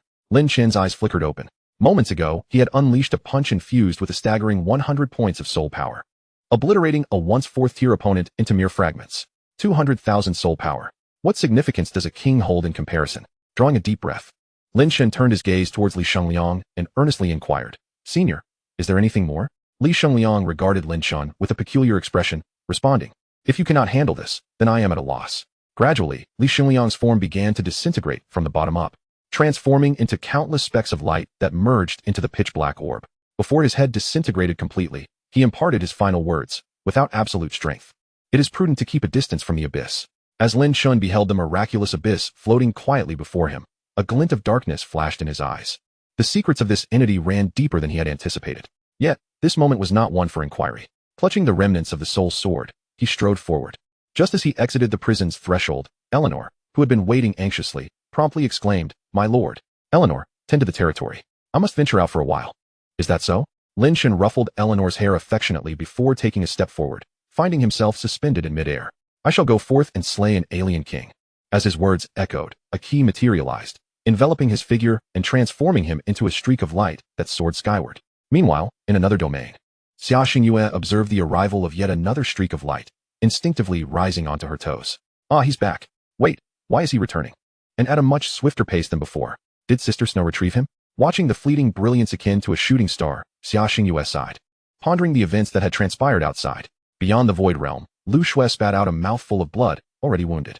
Not far off, Jiao Wu, witnessing Lu Shui's predicament, could not help but mock. Heh, little girl, why not submit to me? That way, you might save your life.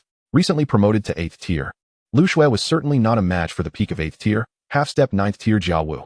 Her endurance thus far was solely attributed to the unique abilities of her lord. However, now, not only had the soldiers capable of forming formations perished, but even two heroes had been severely injured and rendered incapable of further combat. As Lu Shui observed the approaching Jiao Wu, who had retained the guise of Wei Yuza, a flicker of resoluteness crossed her beautiful eyes, just as she prepared to forcefully summon the territory to descend and fight to the death. An astonishingly swift streak of light burst forth from the void trial realm. Before Lu Shui and Jiao Wu could react, the light landed beside Lu Shui, transforming into a figure. Chapter 43. Lu Shui's shock. King Lin Chen? At that moment, Lu Shui gazed in astonishment at the figure that had materialized beside her.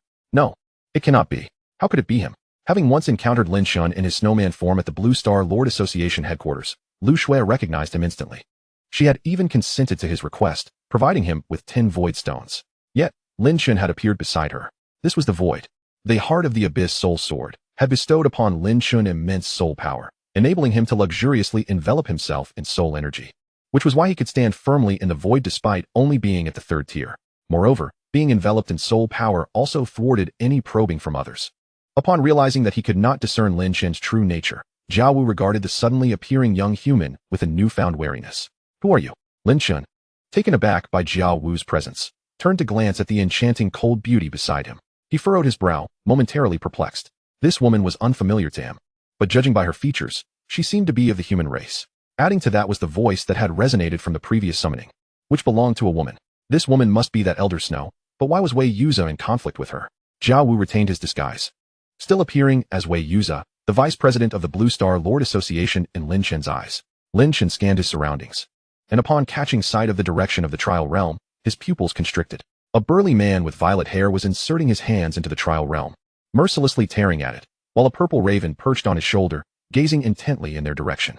Violet Lin Chen narrowed his eyes, recalling the violet flames that had surged during his battle with Shueli. Was this the king of the Black Soul clan? Lin Chen tightened his grip on the heart of the Abyss Soul Sword. Yet, before he could advance, Wei Yuza spoke again. Who exactly are you? Wait. Lin Chen abruptly turned his head. Wei Yuza was questioning his identity. Previously at the Blue Star Lord Association headquarters, he had clearly seen Lin Chen. Moreover, he must have reviewed his dossier. Yet now, he claimed not to recognize him and asked who he was. There was something amiss with Wei Yuza. At that moment, Lu Shui regained her composure. Now was not the time to dwell on how Lin Chen had arrived. She quickly interjected, he is not Wei Yuza. He is Elder Jiao Wu of the Shijia clan. The clear and familiar female voice confirmed Lu Shui's identity for Lin Chen. Coupled with his earlier deductions, he nodded thoughtfully. Are they friend or foe? Foes. Lu Shui replied firmly. Understanding dawned upon Lin Chen. Sensing that the newcomer had disregarded his inquiry, Jiao Wu's wariness intensified. As a cunning old fox who had lived for centuries, he immediately resolved to flee. There was no doubt that a figure who appeared at such a moment was anything but benevolent. With a thought, Jiao Wu's internal energy surged wildly, and he began to retreat rapidly. However, Lin Chen's speed outmatched his own, empowered by the residual soul energy of the Lord of Hell's sword. Lin Chen swiftly approached Jiao Wu. Witnessing such speed, a sense of intense foreboding gripped Jiao Wu's heart. As a semi-king, his reactions were naturally swift. Beneath the guise of the miraculous mask, scales began to form on his skin, and swirling rings of source power enveloped his body. Resembling a multitude of whirlpools, Jiao Wu's innate divine ability, the vortex shield. However, a fist shrouded in black mist pierced through the nascent vortex shield and struck heavily against his armored form. The black soul energy, accompanied by overwhelming force, shattered the scales on Jiao Wu's exterior, with a significant amount of soul energy invading his body and wreaking havoc within. Amidst the tremendous impact, a mask-like object fell away, revealing the true visage of Wei Yuza, which could no longer be concealed. A humanoid creature, covered in scales akin to a lizard, emerged. A flicker of horror crossed Jiao Wu's eyes as he spat a mouthful of blue blood. Who was this individual? One punch had injured him. Flee. He had to escape. Jiao Wu could no longer concern himself with the fallen miraculous mask, and, utilizing the force of the blow, bolted away. Lin Chen, however, chose not to pursue. The primary concern was not the fleeing elder of the Shijia clan. He beckoned to the mask, hastily stowing it away in his inventory without a moment to examine it further.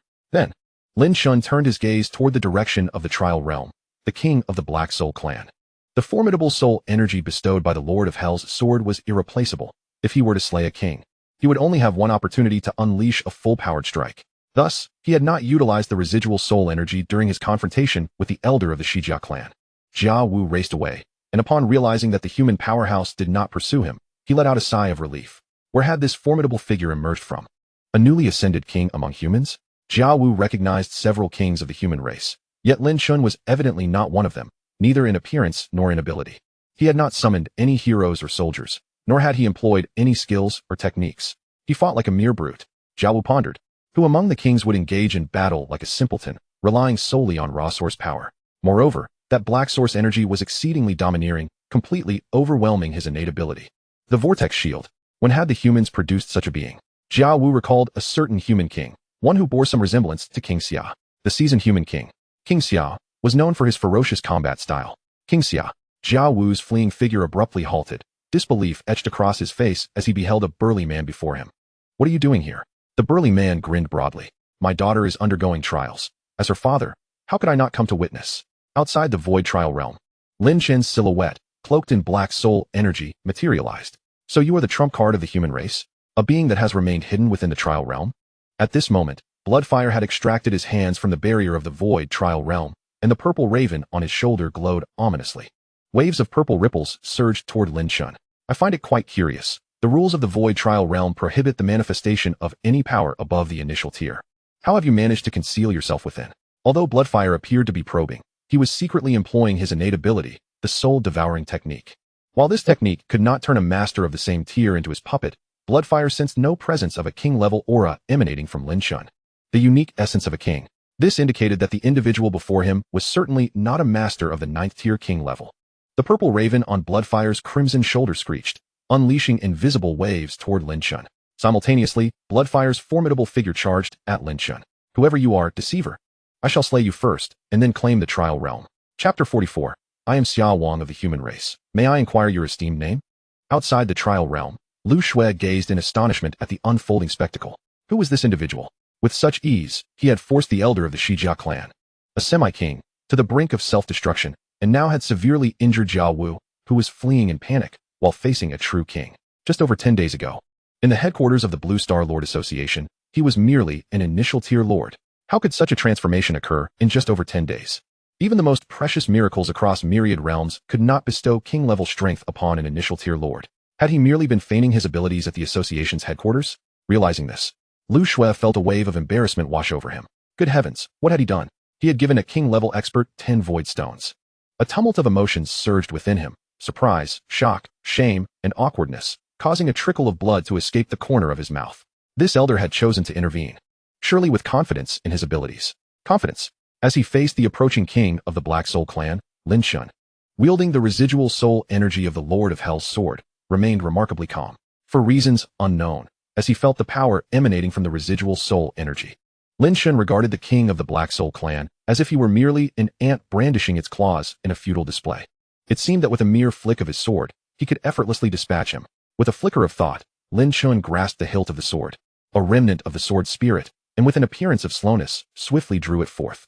The sword, devoid of a sheath, resonated with a sound akin to a dragon's roar, echoing across the vast expanse of emptiness. Accompanying the sound of the sword's song was a brilliant sword aura, resembling a colossal blade capable of cleaving the heavens and earth.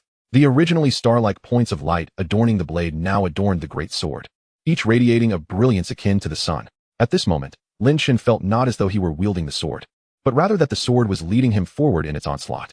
Whether it was the purple soul-devouring art or the intangible sound waves, they all paled in comparison to this sword aura. Even the king of the Black Soul clan, Bloodfire, stood in a daze, unable to fathom that such a sword could exist in this world, especially wielded by a mere human youth devoid of any royal aura. Everything appeared to unfold in slow motion, yet it transpired in the blink of an eye. The great sword descended, its invisible sword aura saturating the entire void.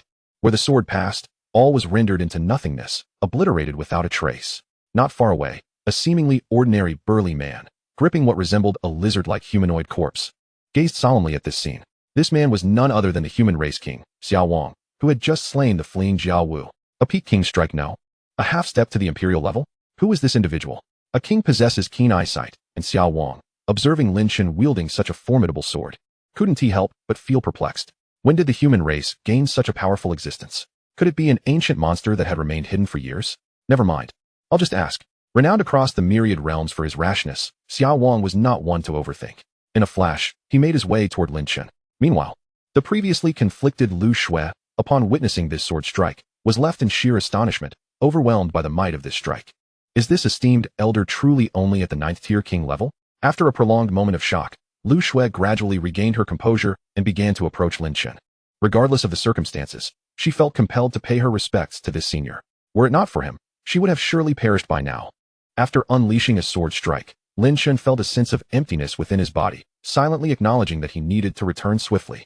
With the matter resolved, he naturally had to return to his territory. Otherwise, with his current strength at the 3rd tier, he feared he could not linger in the void for long. Fortunately, some residual soul power sustained him temporarily. Just then, Lin Chen's vision blurred, and a seemingly ordinary burly man appeared before him, casually tossing aside the familiar lizard-like corpse. The burly man clasped his fists in greeting and addressed Lin Chen. I am Xiao Wang of the human race. May I know the esteemed elder's name? Xiao Wang. Lin Chen was taken aback, as was Lu Shui, who was approaching. Why is he here? The two seemed to share a silent understanding, pondering simultaneously. At that moment, in the location where the colossal sword had struck, a barely perceptible purple light flickered, and a bloodied purple crow materialized, swiftly fleeing the scene. Even Bloodfire had not anticipated that he would immediately utilize his newly acquired talent of soul division and rebirth upon ascending to kingship. However, he had no time to contemplate this. He fled frantically. The purple crow's movements were exceedingly discreet, and with Lin Chen and Lu Shui astonished by Xiao Wang's appearance, they remained oblivious. Yet, it did not escape Xiao Wang's notice. Seeing Lin Chen's lack of reaction, the seemingly ordinary man declared, I shall pursue, and his figure vanished without a trace. Lin Chen, Lu Shui. At this moment, Lu Shui arrived at Lin Chen's side. The two bewildered individuals exchanged a glance, and Lin Chen cleared his throat, stating, if there is nothing further, I shall take my leave. He was about to activate the miracle escape to return to the trial realm when Lu Shui hastily bowed and said, thank you, esteemed elder, for saving my life. Do not mention it, Elder Shui. Lin Chen waved his hand dismissively, realizing that he had perhaps overestimated his own significance. With Xiao Wang present, there was no need for him to exert himself further. However, it was only natural. After all, Lin Chen was an outsider, and his thoughts diverged from those who were native to this realm. In the presence of an elder, I dare not claim the title of elder. Lu Xue's tone was exceedingly respectful. Might I inquire if the esteemed elder could share their name? She found it hard to believe that this elder was truly named Lin Chen. Upon hearing Lu Xue's words, Lin Chen hesitated for a moment, then, with a sudden clarity, understood the situation. His recent display of prowess while wielding the sword spirit had led Lu Xue to mistakenly believe he was some reclusive high-ranking figure. The same seemed to apply to Xiao Wang. However, perhaps this misunderstanding was advantageous, saving him from unnecessary trouble. With this thought, Lin Chen smiled slightly, looking at Lu Xue and saying, I would appreciate your discretion regarding my affairs. Please do not disclose anything to anyone. With that, he activated the miracle escape, transforming into a streak of light as he entered the trial realm. Elder. Seeing Lin Chen's departing figure, Lu Xue felt a twinge of grievance. You may leave, but could you possibly return the escape to me? A peerless master like you surely has no need for such a trivial matter. Yet, despite her thoughts, Lu Xue refrained from voicing them. Moreover, the speed of the escape was exceedingly swift, vanishing in an instant within the confines of the trial realm's barrier. Without the escape, even if Lu Xue wished to express herself, she could no longer convey her thoughts to the trial realm. At that moment, Xiao Wang returned, exclaiming, Where has the esteemed elder gone? Chapter 45, The Principal and the New Students. I await you at the academy. In the void beyond the trial realm, the Summer King found himself in a state of bewilderment. How could it be that in the blink of an eye, that formidable figure had vanished? Beside him, Lu Xue remained silent for a moment, recalling Lin Chen's earlier request for confidentiality, and finally spoke. The elder has departed. The Summer King cast a glance around and inquired, Where has he gone? Lu Xue shook her head, indicating her ignorance. How could a mere 8th-tier individual like herself possibly witness an elder employing the miraculous art of evasion to delve deeper into the void trial realm? It was inconceivable. Lu Xue felt that the elder's decision to conceal his identity while participating in the void trial must have been for a compelling reason.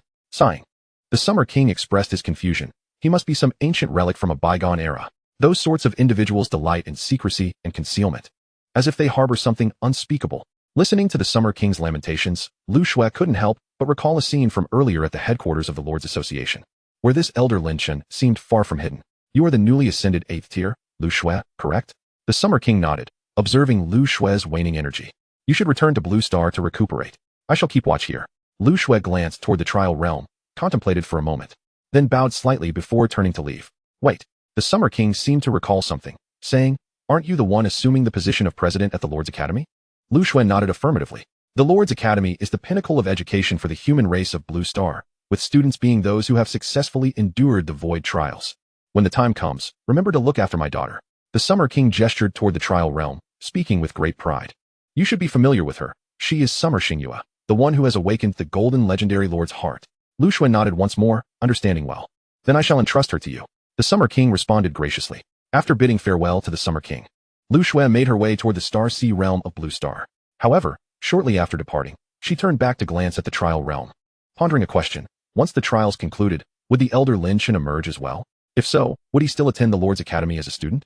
If that were the case, a slight smile appeared at the corner of Lu Xue's lips. For some reason, she had a premonition that she would encounter the elder Lin Chen again at the Lord's Academy, where she would be the president and he would be the new student.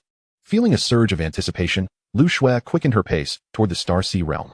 Within the void trial realm, Summer Xingyue gazed in astonishment at the dazzling streak of light descending from the sky. What is happening?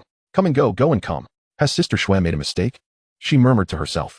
Now that the trial realm had ceased its tumult, did this signify that the crisis had been averted? Yet, with the danger seemingly resolved, Summer Xingyue's large eyes brimmed with confusion. What, indeed, was that streak of light? Tilting her head, she pondered for a while before ultimately giving up. Oh well. Since the trial realm is no longer shaking, the crisis must have been lifted. Goodbye, Sister Yu. Summer Xingyue bounced toward the Lord's cottage, exclaiming, I'm going to take a nap. The white tiger and the pointed-eared girl exchanged glances. Has the crisis truly been averted? If the Lord claimed so, it must be true. With a collective sigh, the white tiger and the pointed-eared girl reflected on their Lord, who was remarkably gifted, compassionate, albeit somewhat thoughtless, especially in battle, where she relished charging headlong, as if she wished to lead the charge herself. They wondered who she had learned such behavior from. Mu Fei let out a slow breath. Though the shaking had ceased only moments ago, for top-tier experts, mere minutes could determine life and death. Mu Fei looked up at the sky, having seen that streak of light as well. However, she regarded it merely as an anomaly of the trial realm. reasoning that the earlier turbulence must have been due to an external force assaulting the trial realm. The one who guided and protected them beyond the trial realm must have been Elder Shui. A glint of contemplation flickered in Mu Fei's eyes. The crisis that even 8th-tier experts could not withstand must have involved a ruler. She had suspected this earlier, thus. The recent events undoubtedly indicated that a ruler of her people had intervened. A glimmer of admiration shone in Mu Fei's gaze. Ah, a ruler. Although her purple epic-level talent was commendable, reaching the 9th-tier ruler level seemed nearly impossible. She wondered which ruler of her people had made their move. At this moment, the Summer King, Lu Shui's elder, and the ruler referred to by Mu Fei, Lin Chen, sat on the ground, surveying the familiar surroundings. Lin Chen exhaled in relief. Grateful to have returned.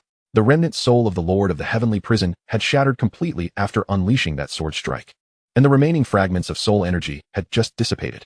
Lin Chen retrieved a mask from his inventory. Miracle, masquerade, function, allows the user to alter their appearance, body shape, and rank information at will. Note 1. Can be used on others, with the duration and extent of change depending on the injected source power. Note 2. Will become ineffective when subjected to powerful external attacks. A functional miracle, the masquerade. Lin Chen's gaze flickered. That elder Jiao Wu from the Shijia clan had utilized this to disguise himself as Wei Yuza, hadn't he? It must be said that while this miracle may not significantly aid in combat, its functionality was undeniably robust, allowing a lizard-like foreigner to transform into a human. Had Lin Chen not shattered his defenses with a single punch, this transformation would have remained intact. Naturally, miracles are precious, but they vary in magnitude. This masquerade miracle could not compare to the miracle of the heavenly prison. Lin Chen opened his palm, gazing at the key within. Miracle, evasion, function, traverse various barriers. Note, this is a key. Could it be the key to the gates of the heavenly prison? Lin Chen glanced back, stowing away the escape technique and the mask into his inventory. The key to the door was nothing short of a miracle. Was the abyss truly merely a marvel? Lin Chen furrowed his brow, recalling the self-proclaimed jailer of the abyss, Li Shengliang, who bestowed upon him the remnant soul of the abyss lord's sword. Never mind. Once his strength grew formidable, the secrets would unravel themselves naturally. Just as Lin Chen rose, a soft body collided with his embrace. My lord. Looking down at Eleanor nestled in his arms, Lin Chen smiled and affectionately ruffled her hair, for the matter had been resolved. Yes, Eleanor is indeed useless. He chuckled. Haha, then you must strive harder. Next time such a situation arises, it will rest upon you. Eleanor stood up from Lin Chen's embrace, her expression turning grave as she gazed intently at him, nodding resolutely. MHM. Chapter 46. The Blood of the Abandoned, the Imprisoned Bloodly. Outside the dragon city of Blue Star, in a desolate forest, Duan Muhai wore a troubled expression as he regarded Tong Yuehong. It had been 5 days. Our clan's elder Jiawu has been missing for 5 days. What have you Black Soul clan done? Tong Yuehong's demeanor was equally grim. What have we done? We have no news either. Duan Muhai fixed a piercing gaze upon her, enunciating each word. Is it not that your Black Soul clan seeks to monopolize the trial realm, having harmed elder Jiawu? Huh. Tong Yuehong scoffed. Jiayu, can you not think for a moment? If we were to monopolize the trial realm, would the human race still be silent after all this time? Would Wei Yuze still be able to comfortably remain at headquarters managing affairs? Upon hearing this, Duan Muhai fell into silence. Indeed, if anything had transpired in the trial realm, the human race would undoubtedly convene a meeting. They were notorious for their love of meetings. Yet 5 days had passed without a single gathering concerning the trial realm. Duan Muhai exhaled heavily, his voice low as he inquired. What of the operation? How did it unfold? What of it? What else could it be? It failed. Tong Yuehong rolled her eyes. We should consider how to escape. The duo's disguise was reliant upon the miraculous mask, and though they had ample time left on the buff, they needed to contemplate their escape route. Just then, a flash of purple light sparked in Tong Yuehong's eyes, and a jade talisman materialized, crashing into her body. Taken aback by this sight, Duan Muhai quickly asked, What is it? What of the operation? The necessity of employing a highly valuable communication talisman indicated that something significant had transpired, undoubtedly related to the failed operation from 5 days prior. However, Tong Yuehong remained still, seemingly absorbed in the information. After what felt like an eternity, as Duan Muhai grew impatient, she finally spoke. The operation has failed. She then turned and departed. Duan Muhai opened his mouth. While he had anticipated the failure, he was perplexed by Tong Yuehong's abrupt departure. Bloodhong, where are you going? Tong Yuehong halted, not turning back, her voice cold as she replied, with the mission failed. There is no need for us to remain in contact. She walked away without a backward glance. Those Black Soul clan members are a bunch of lunatics. Duan Muhai seethed, feeling the frustration welling within him. At such a time, should they not collaborate and devise a plan to escape? Fine. I have no desire to cooperate with your Black Soul clan. With that, Duan Muhai vanished into the depths of the forest. Not far away. Sensing Duan Muhai's aura rapidly fading, Tong Yuehong paused, seemingly weakened. and sank down onto the ground. She had nearly exhausted all her strength to maintain her composure. Now, sitting on the ground, trembling, she murmured in disbelief, "How is this possible? Lord Bloodfire is dead. He had just ascended to the rank of monarch. Even if a human monarch were to arrive, with Lord Bloodfire's prowess, he should have been able to escape, right? But dead? The trial realm was seized. And the fallen genius Bloodly, who had lowered his cultivation, remained silent, and even the 9th-tier monarch Lord Bloodfire has perished. The clan must be in turmoil." Tong Yuehong muttered to herself in confusion. What on earth happened? How am I to know? To be given such a mission, huh? Have I become a pawn as well? My lord, Bloodly has been recruited. Indeed. In the training room of the Soul Tower's first level, Lin Chen opened his eyes and nodded at Eleanor. Over the span of 5 days, the territory had not undergone significant changes. The number of imprisoned inmates had increased, and the production of soul energy continued to rise steadily. The buildings within the territory were gradually upgrading to Tier 3. However, Eleanor's transformation was remarkable. Lin Chen had devoted nearly all of his soul energy to enhancing her during these 5 days. Hero, Eleanor. Class, Executor. Quality, Mythic. Level, 27, Tier 3. Strength, 119. Vitality, 115. Mentality, 120. Talent, Sacred Abyss Extermination. Eleanor's attributes had surpassed Lin Chen's, ranking 3rd in combat prowess within the territory. The first was Lin Chen himself, although his attributes were slightly lower than Eleanor's. He possessed an energy system characteristic of a Tier 4. The potency of his soul power had been vividly demonstrated when he struck down a monarch. As for the second in combat strength, it was the individual Lin Chen intended to meet, the Black Soul Clan's Bloodly, previously gravely injured. Bloodly had been saved by the nuns' healing arts and subsequently moved between the interrogation and confession rooms. After enduring 5 days of relentless questioning and coercion from the jailers, Bloodly ultimately succumbed to their intimidation and was recruited. Upon entering the detention room, Lin Chen found Bloodly, who had once been exceedingly arrogant, now half kneeling on the ground, speaking in a calm tone. "I have come to see you, Warden." Although there was no flattery from the chives, Lin Chen was somewhat astonished by the transformation. The recruitment effect was akin to brainwashing. Is this what the recruitment skill refers to when it mentions unyielding loyalty?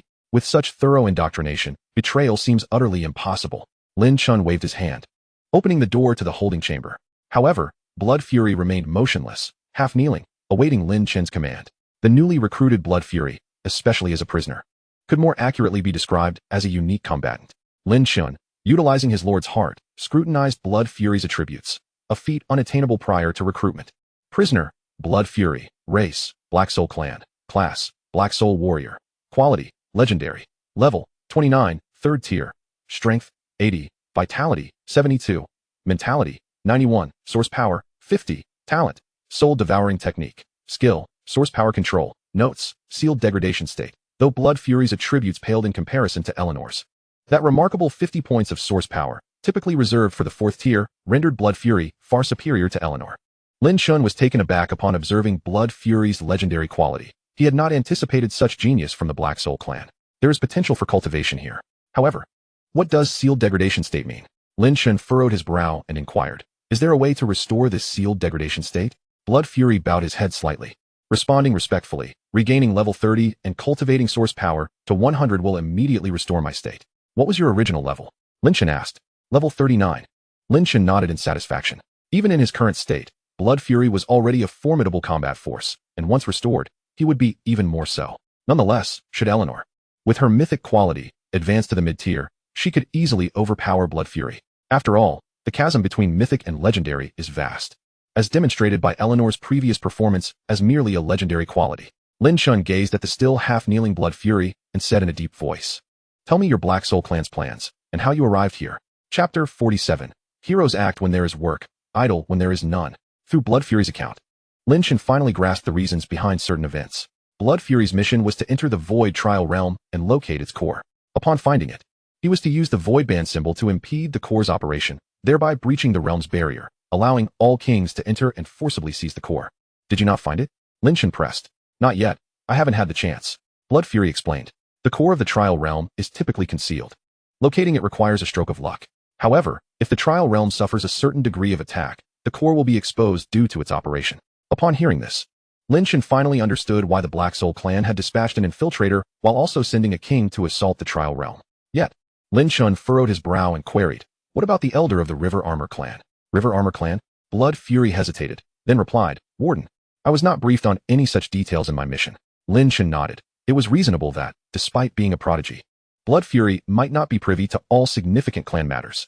How did you gain entry? I entered through a teleportation array. Blood Fury began to elaborate in detail. Lin Chen's brows furrowed further. So there was a spy from the Black Soul clan among the humans? Their standing seemed rather high. Is the teleportation array still operational? After a moment of contemplation, Blood Fury responded, Warden, that person definitely won't last 5 days. The teleportation array may have been destroyed along with his territory by the Trial Realm's monsters. Eleanor. Lin Chen turned to the ever-watchful Eleanor beside him. The territory he mentioned is likely the one previously overseen by number 6. Have him investigated again shortly. Understood. Eleanor nodded affirmatively. Lin Chen then turned back to Blood Fury, continuing his inquiries. What did the person affected by the soul-devouring technique look like? Blood Fury pondered momentarily, then waved his hand, causing purple source power to coalesce into a human visage before him. Eleanor, witnessing this spectacle, couldn't help but exhibit a hint of envy. She was already aware of this marvelous power. Source power, though inferior to her Lord's soul power, was still an incredibly potent skill. Its presence made all the difference. Eleanor mused within herself. Once I reach the 4th tier, will I awaken source power or soul power? Meanwhile, Lin Chen, upon seeing the formed visage, was taken aback. He recognized this individual. They hailed from the same place, the esteemed academy in Yeoman City, and were one of the 2 geniuses who had awakened the purple epic quality Lord's heart, Shisu. Could it truly be him? Lin Chen's eyes glimmered with contemplation. Logically speaking, the soul-devouring technique must have been employed after Shisu awakened the Lord's heart. Following his awakening, he had immediately entered the Void Trial Realm. This is something I witnessed firsthand, so there was only one opportunity. The headquarters of the Lord Association. During a one-on-one support session with a mid-tier Lord, the intermediary Lord responsible for Shisu cast the soul-devouring technique, thereby controlling his mind. Thus, that intermediary Lord was undoubtedly a spy of the Black Soul clan. A dark glimmer flickered in Lin Chen's eyes. Although he had departed early and did not know who had assisted Shisu, such matters would be easily uncovered upon returning to Blue Star. However, for now, there was little that could be done. After gathering most of the information, Lin Chen instructed Eleanor, arrange for Blood Fury to try the 2nd floor of the Soul Tower. The Soul Tower's 2nd floor, the Soul Forging Chamber, might expedite the cultivation of source power. Understood, Lord. In these 5 days, Eleanor finally assumed her long-desired responsibilities. Since the last time he recklessly charged into battle and vanquished the king, Lin Chen had engaged in profound self-reflection. How foolish it was for a mere lord to thrust himself into the fray. Was it not wiser to relish the bliss of meditation? Or to indulge in delectable treats from the royal kitchen, perhaps spinning a few void crystals? Such tasks were better suited for heroes, were they not? After all, should calamity strike and a hero fall, they could be resurrected, whereas if he perished, it would be the end for him.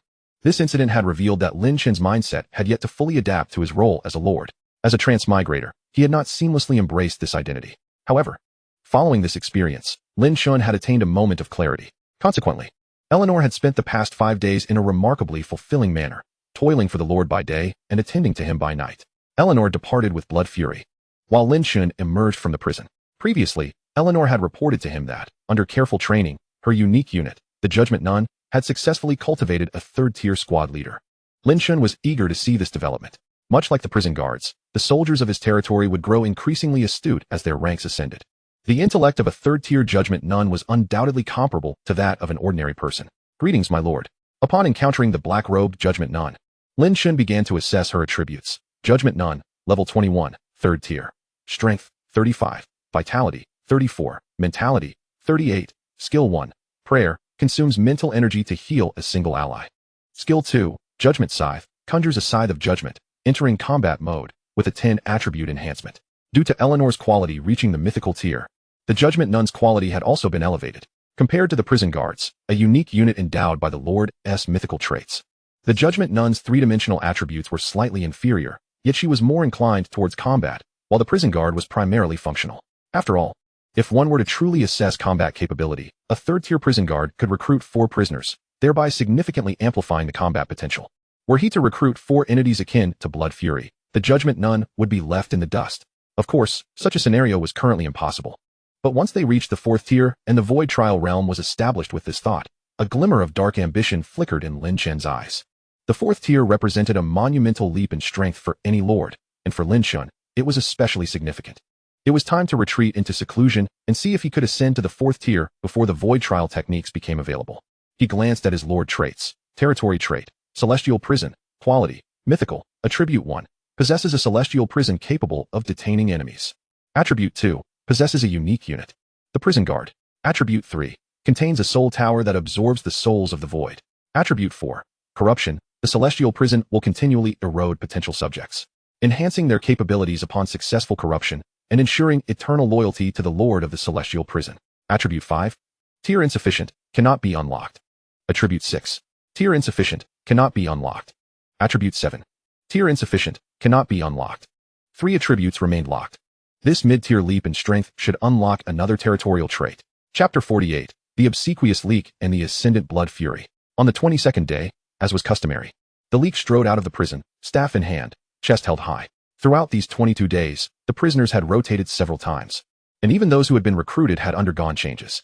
Yet, the leak, the fallen warlock bestowed with a name by the esteemed Warden, remained. By now, the leak had become an old hand within the prison, even declaring himself the leader among the prisoners. The previous contender with 4 legs who had attempted to challenge him was laughable, with the prison guards watching, who would dare lay a finger on him. As the leak confidently exited the prison and spotted Eleanor, he shrank back, scampering up to her, bowing obsequiously. Greetings, Lady of Judgment.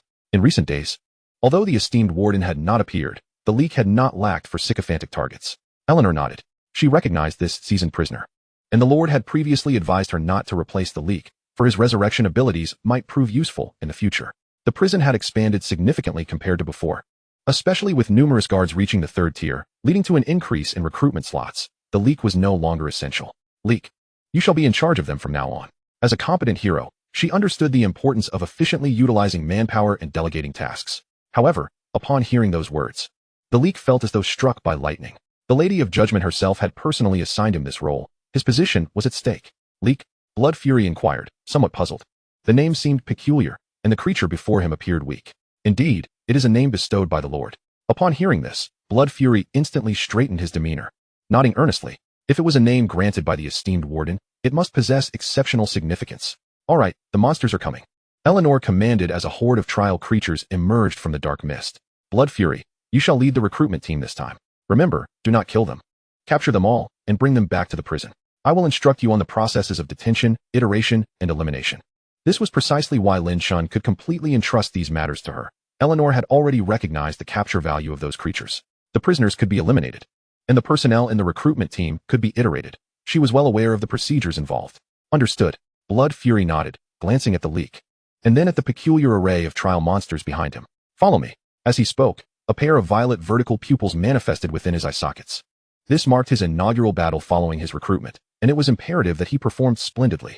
10 minutes later, within the depths of the celestial prison, the sycophantic Jiutsai trailed behind Bloodly, whose commanding presence was nothing short of legendary.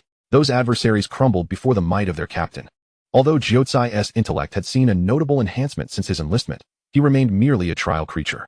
His flattery consisted of a limited repertoire of phrases, which elicited a twitch from Bloodly's lips. However, Bloodly abruptly halted, turning his gaze toward Jiutsai with a contemplative expression. This fallen sorcerer was the sole prisoner bestowed with a name, undoubtedly garnering the Warden's favor. Yet, his abilities were utterly unimpressive. Could it be that his worth lay solely in his obsequiousness? Bloodly discerned the truth. The next time he encountered the Warden, he too must engage in sycophancy. In the first-floor training chamber of the Soul Tower, Lin Chen remained oblivious to Bloodly's epiphany. He was preoccupied with the allocation of soul energy, which had now surged to approximately 8,000 units per day. However, this was still woefully insufficient. It appeared that reaching the 4th tier before the trials concluded would be unfeasible. In truth, this was not entirely Lin Chen's fault. The esteemed academies of Yong'an City did not impart knowledge regarding ascension to the 4th tier. Not only was information about advancing to the 4th tier withheld, but even the fundamentals of the 3rd tier remained foreign to them. Such knowledge could only be acquired by a lord after undergoing the Void Trial and subsequently attending the highest human institution, the Lord Academy. Fortunately, Bloodly was present. Although he was not a lord, his past as a 4th tier individual endowed him with insights pertinent to lordship. For instance, a 3rd tier lord aiming to ascend to the 4th tier must transcend mere attainment of the requisite level and preparation of materials. A comprehensive approach was essential. This included the necessity for a 3rd tier hero at full capacity and a requisite number of fully leveled 3rd tier soldiers. Thus, Lin Chen ceased the forcible elevation of his own rank through soul energy, opting instead to elevate the hero Eleonora to the 3rd tier, followed by the promotion of the guards. Currently, he had amassed 23rd tier guards, and 10 of Eleonora's Judgment Sisters had also reached the 3rd tier. Yet, this was still inadequate. Furthermore, upon completion of the Void Trial, he would need to return to Blue Star, which would undoubtedly incur substantial expenses. A considerable quantity of Void Stones would be required. Lin Chen let out a soft sigh. The soul energy remained insufficient. Despite the increasing strength of the trial creatures with the passage of time, their soul energy output remained rather mediocre. Presently, Lin Chen's soul energy was still reliant on 3 automated aids: the soul tower, the obsidian sphere, and the triangular ram-headed sculpture. After 17 days, the level of the incoming violet creature had escalated to 15, achieving the 2nd tier. This remarkable growth rate was commendable, and the soul energy it provided had increased from 99 at level 1 to 198 now. The future looked promising. Lin Chen was exceedingly pleased with the triangular ram-headed sculpture. To ensure preparedness, he had assigned 2 third-tier guards to oversee it, guaranteeing that the moment the violet creature appeared, it would be swiftly subdued and executed within the prison. As Lin Chen pondered, Eleonora entered, her expression radiating joy as she cradled a blueprint aglow with golden light. Upon witnessing this, Lin Chen arched an eyebrow, intrigued by the prospect of a remarkable find. Indeed, Eleonora excitedly nodded, revealing it to be the blueprint for the legendary grade structure, the Silver Moon Mine. Oh, Lin Chen rose, accepting the blueprint from Eleonora. Blueprint for legendary structure, Silver Moon Mine. To his astonishment, it was nearing the end of the trials, and yet this treasure had materialized. He ruffled Eleonora's hair, commending her efforts, before returning the blueprint to her. Find a suitable location to construct it, preferably near the prison. The legendary grade Silver Moon Mine was renowned far and wide, occupying considerable space in the textbooks of esteemed academies, which dedicated extensive passages to its introduction. As a legendary structure, the Silver Moon Mine not only yielded various rare ores, but also produced the highly coveted void stones, truly deserving of its legendary status. However, it was vast, immensely so, with a footprint of around 100 meters, making it challenging to accommodate. Consequently, both textbooks and instructors emphatically advised against its construction. Yet, for Lin Chen, who had reached the 3rd tier with a territory spanning 1,000 meters, this was no longer a concern. Chapter 49, Lu Shue's Subtle Thoughts. The impending conclusion of the Void Trials. The immense area required for the Silver Moon Mine was one challenge, but the difficulty of excavation presented another. For other first-tier lords participating in the trials, it might require the full mobilization of their territory's workforce to extract any resources. However, for Lin Chen, the situation was markedly different. He had long been troubled by the excessive energy of the prisoners within the celestial prison, who had little to occupy their time. All would be dispatched to excavate the mine. While the Silver Moon Mine posed significant challenges in terms of excavation, the abundance of prisoners in Lin Chen's custody rendered it nearly devoid of drawbacks. In Long City of Blue Star, at the headquarters of the Lord Association, Wei Yuzo wore a solemn expression, deep in thought. After a prolonged silence, he turned to Lu Shue, who was seated beside him, and inquired, Elder Shue, how did the Black Soul clan locate the position of the Void Trial Realm? In the boundless void devoid of coordinates, and considering that the Trial Realm itself is mobile, how could the Black Soul clan and the Creek Armor clan possibly find it? Lu Shue, her gaze fixed on the illusory screen before them, replied without turning her head. Did you not say that without coordinates, it cannot be found? Then it stands to reason that there are coordinates. As for how those coordinates were obtained, I cannot say. However, given the temperament of the Summer King, this matter will undoubtedly not be left unresolved. Wei Yuzo nodded in agreement. I have already instructed preparations to be made. Once the trials conclude, we shall certainly seek an explanation from the Black Soul clan and the Creek Armor clan.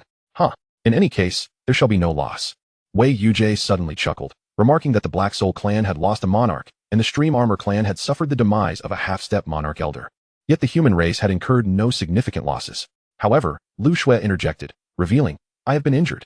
Wei Yuzo was momentarily taken aback, before quickly regaining his composure and responding with a respectful gesture. Indeed, if it were not for Elder Shue, our Blue Star human race would have undoubtedly faced severe casualties. I wonder how grave your injuries are. Do you require any resources for recuperation? The wounds are quite severe.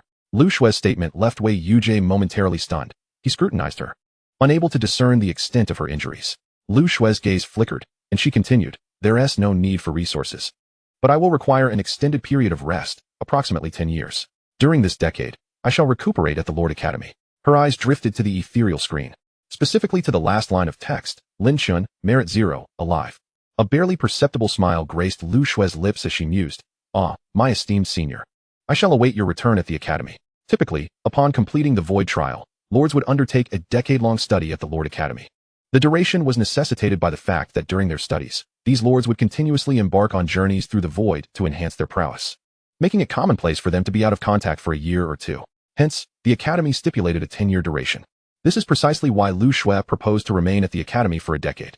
Wei Yuzo contemplated whether his recent workload had been so overwhelming that it had led him to misinterpret Lu Shue's intentions. Was she suggesting she would serve as the Academy's head for 10 years? For the Blue Star human race, this was indeed a monumental boon. Upon receiving a nod from Lu Shui, Wei Yujie clapped his thigh in affirmation, exclaiming, absolutely. Without a doubt, not only for 10 years, but if Elder Shui wishes to stay longer, she may do so. Lu Shui's gaze returned to the ethereal screen, and she suddenly pointed out, will they all be the new students of this year's Lord Academy? Indeed, Wei Yujie acknowledged, a hint of regret in his tone. The difficulty of this trial was exceedingly high. In previous years, there were always hundreds of participants, yet this time, only 17 remain. He gestured towards the screen, indicating that the initial count was 18, but a few days prior, a student who had awakened a purple epic quality Lord Heart had perished. Lu Shui glanced at the indicated section, observing, Shisu, merit 6731, deceased. Please provide me with their profiles. Wei Yujie hesitated for a moment before nodding. Of course. I shall have someone deliver them to Elder Shui shortly. He added, traditionally, we wait until they return to Blue Star after the trials before sending their information to the Lord Academy. Very well. Lu Shui nodded, suddenly recalling something. Do you truly have no idea who the senior that felled the monarch with the sword is? Wei Yujie shook his head. We have already investigated all recorded sword-wielding powerhouses, and none fit the criteria. We are currently sifting through all potential candidates, but the results have yet to materialize. Once they do, please inform me. Naturally. Shortly after Wei Yujie departed, a staff member arrived bearing several folders. Lu Shui casually flipped through them until she paused at one document. Name, Lin Chen. Yong'an City? She murmured softly, then began to examine it closely. In the Stellar Sea Commerce, the steward office was graced by Huan Ning, who reclined languidly on a couch draped in sheer fabric. For reasons unknown, ever since her last meeting with Lin Chen, she had developed an affinity for her human form. Counting the days, it seemed that Brother Chen would soon emerge. I am genuinely curious whether he will reach the 3rd tier in this void trial. If he succeeds, it would shatter our race's records. Even the new celestial human race could not achieve such a feat. Huan Ning delicately lifted the teacup with her slender fingers, taking a sip, and then adjusted her attire, muttering softly, it appears that humans have a preference for the grand? Alas, the human form is fixed, otherwise. It would be delightful to enhance it further. Knock knock. A voice called from outside. Enter. The hostess who had previously attended to Lin Chen, Guan Meiqing, opened the door, bowing respectfully to the 7-colored cat lounging on the couch. Steward, the president has returned. He requests your presence. Very well. Huan Ning, now in her 7-colored feline form, rose from the couch and proceeded towards the exit, reflecting, the old fellow returns and immediately seeks me out. It must pertain to that triangular sheep-headed sculpture. Sigh. Dear Brother Chen, it seems I am destined to face some reprimand for your sake. A month's duration in the void trial is not particularly lengthy. Despite discovering numerous matters along the way, the average person remains unaware. In Yong'an City, the plaza of the Intermediate Academy, which had previously been deserted, began to fill with several individuals, relatives of the participants in the Lord trial. Oh, oldly, you arrived quite early? I came 2 days ago, but the school wouldn't let me in. Isn't it ending tomorrow? Won't you return home tonight? What for? I'll just wait here all night. True enough.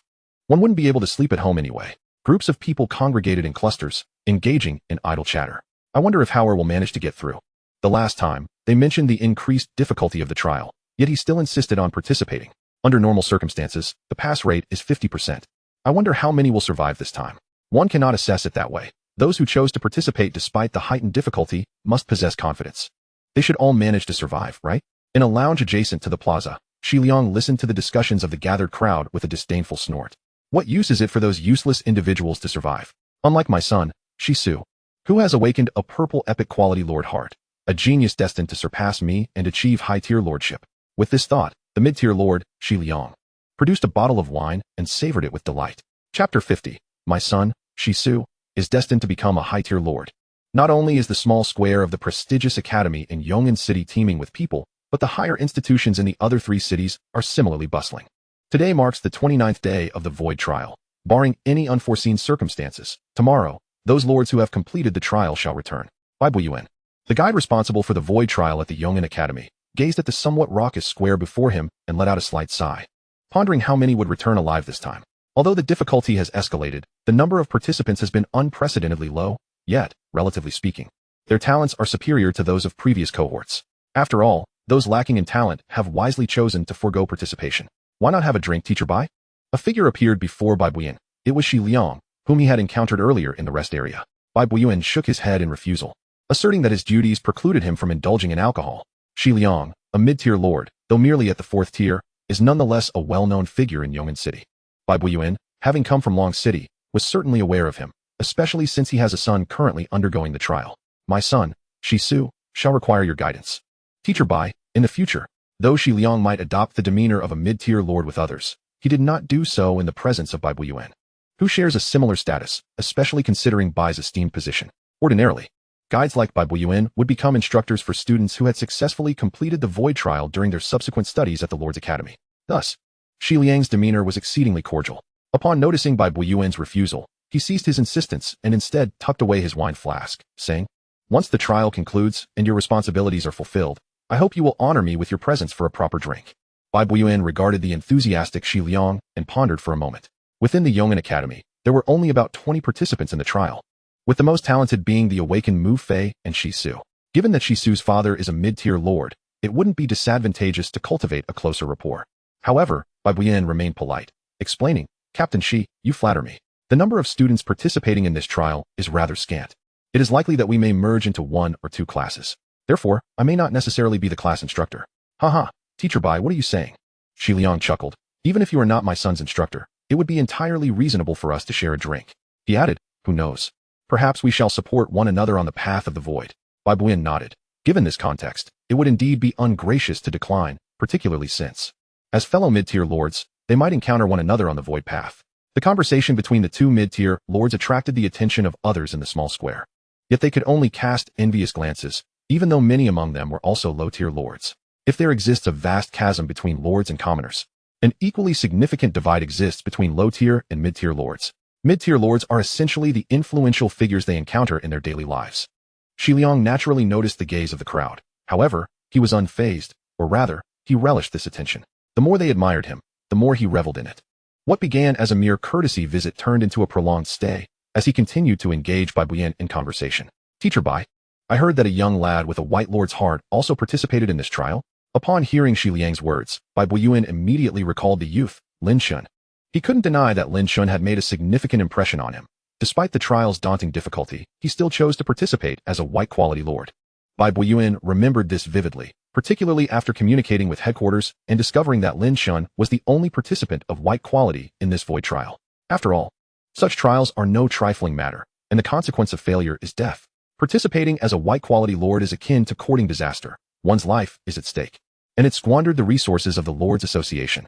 Shi Liang scoffed, continuing, "I heard he's quite the academic overachiever.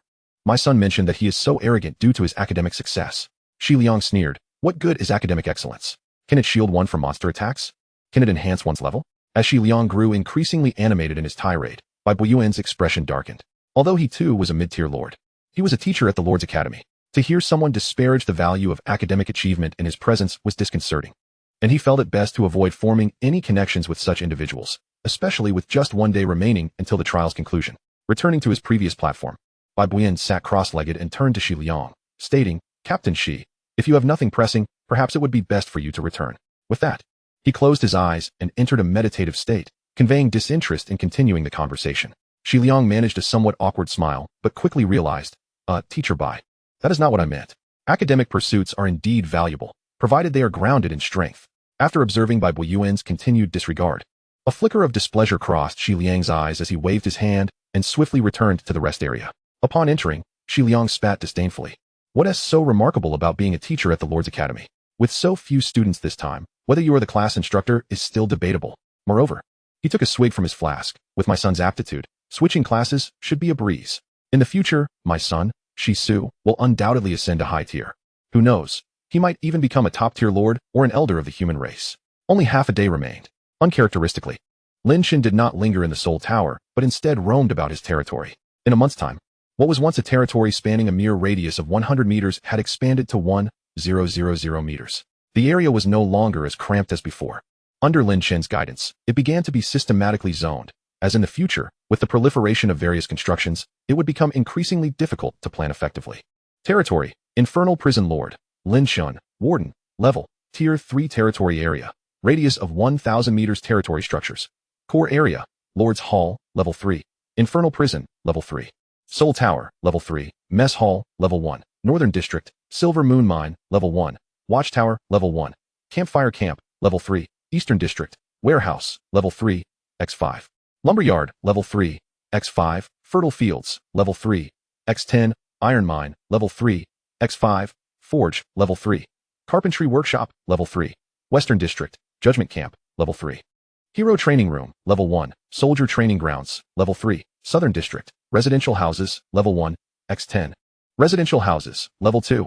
X5 Territory Hero, Eleanor Territory Forces, Guards, Level 11, Tier 2. X10, Guards, Level 21, Tier 3. X30, Judgment Nuns, Level 10, X100. Judgment Nuns, Level 21, Tier 3.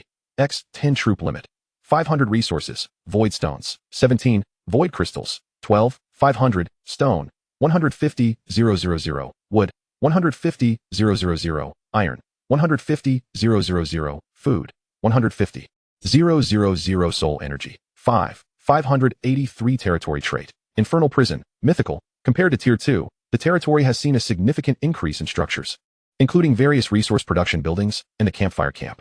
Campfire Camp, Level 3. Quality, Epic. Function, ignites a campfire, enhancing the stamina recovery speed of individuals within the camp. Note, consumes void stones and void crystals to temporarily amplify effects. With the establishment of the Campfire Camp, the mining speed at the Silver Moon Mine has also seen a noticeable enhancement. Lin Chen arrived in the Northern District, observing countless prisoners wielding pickaxes in the Silver Moon Mine, and nodded in satisfaction. Esteemed Warden, it is indeed a privilege for you, in your exalted position, to personally visit this humble place and inspect us. Lin Chen raised his hand to interrupt, his lips twitching as he glanced at Xueli. Speak in plain language. Chapter 51. A Samba Dance as Expression of Gratitude. Regarding the current state of Xueli, Lin Chen felt somewhat exasperated, unsure of what had transpired. The once formidable Xueli, on the very first day after being recruited, had seemed fine, but starting from the second day, he transformed into a sycophant, his speech filled with flattery. Moreover, as a member of the Black Soul clan, Xueli's eloquence surpassed that of the trial monsters. Initially, Lin Chen did not think much of it, but as time passed, esteemed Lord, Xueli seemed somewhat aggrieved. I am indeed speaking in the human tongue. Lin Chen sighed. Very well, continue with your affairs. Yes, esteemed Lord. Ignoring the departing Xueli, Lin Chen contemplated the prisoners excavating in the Silver Moon Mine. The Tier 3 dungeon could accommodate 20 holding cells, allowing for the incarceration of 300 criminals. Currently, it was at full capacity, with not a single ordinary trial monster in sight, only elite foes and bosses. Among them, the recruitment quota for guards stood at 150, including 52 boss-level trial monsters. Most satisfying to Lin Chen was the boss encountered during the 25th wave of trial monsters, a level 9 6-armed ironwood demon, with its 6 powerful arms wielding pickaxes. Its efficiency was outstanding. The Silver Moon Mine had also proven fruitful, yielding 17 void stones and various rare mineral materials over the past few days. Once the necessary materials for upgrading the Silver Moon Mine are acquired, the output will be remarkable. However, the materials needed are somewhat challenging to obtain. Upgrading from level 1 to level 2 requires over 10 different materials, including 5 of legendary quality. Upon returning to Blue Star, Lin Chen planned to seek them out at the Void Merchant. After pondering for a moment, Lin Chen left the Northern District and returned to the core area of the dungeon. Currently, Lin Chen's level had reached 29, yet the experience required to ascend to level 30 was an astonishing 10 million, explaining why countless individuals remained stuck at the initial stages for many years without advancement. Lin Chen looked at the required experience and sighed.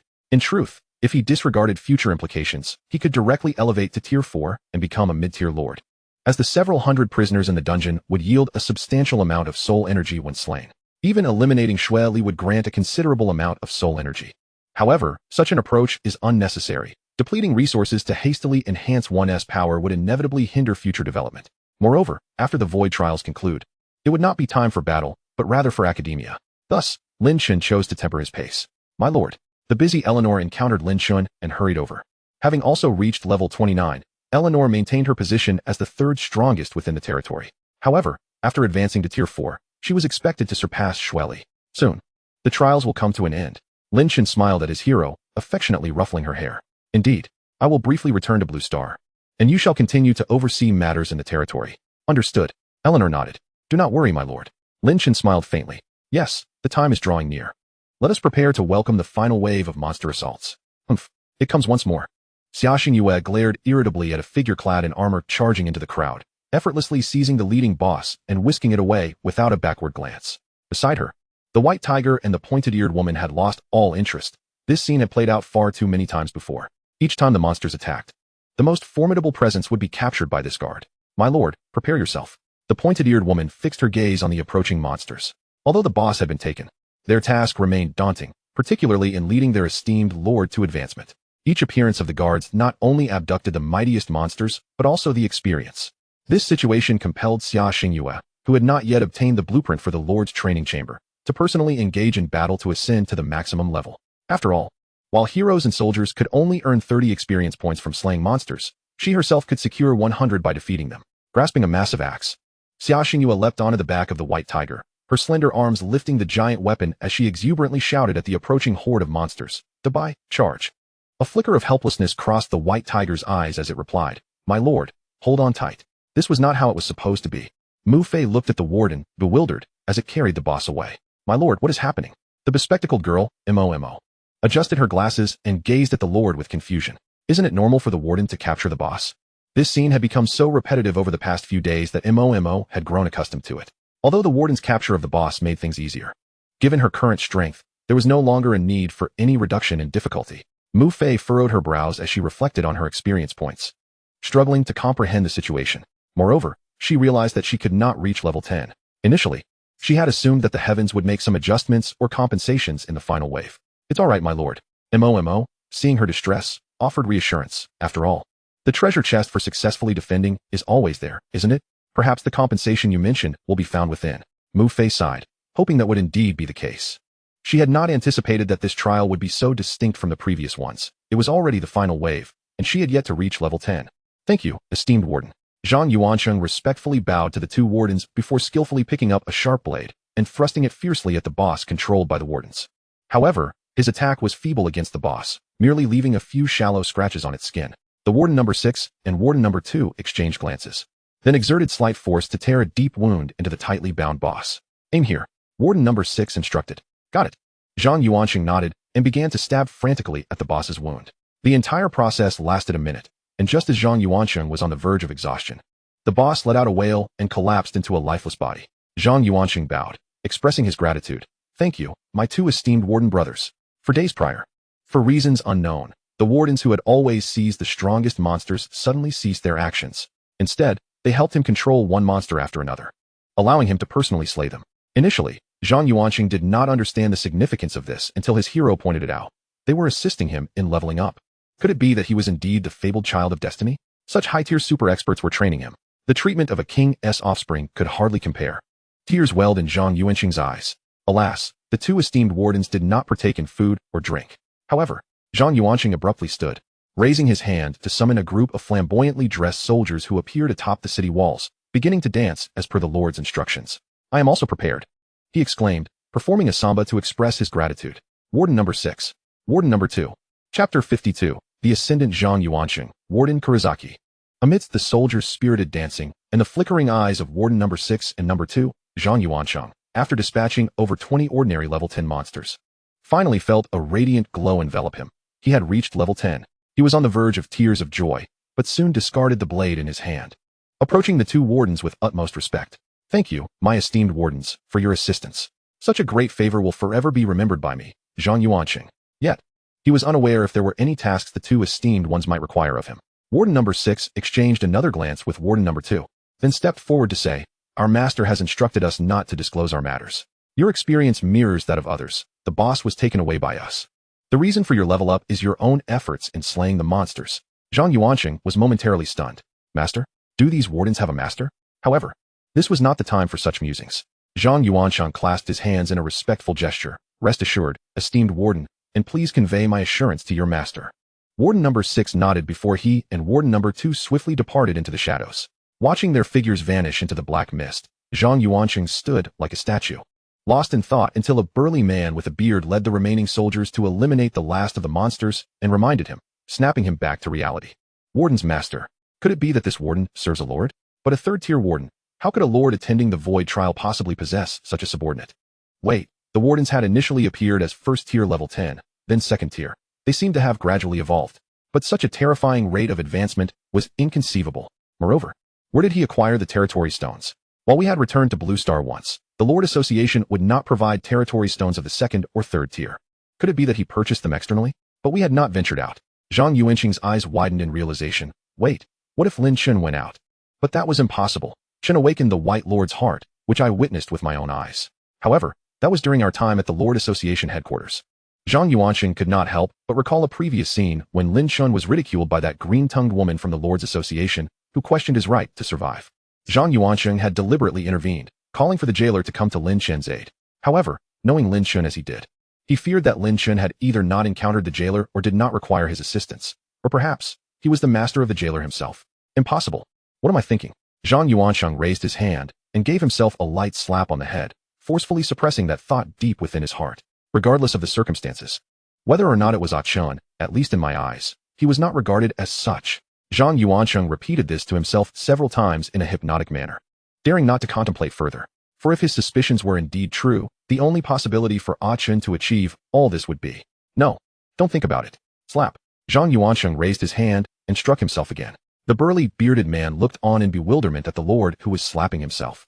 Could it be that the Lord, having leveled up and completed the trial, had become foolish with joy? Whether it was the impact of the slap or the reminder of a hero, Zhang Yuansheng seemed to forget what had just transpired. Looking at the burly man with great excitement, exclaiming, I've reached level 10. Where's the treasure chest?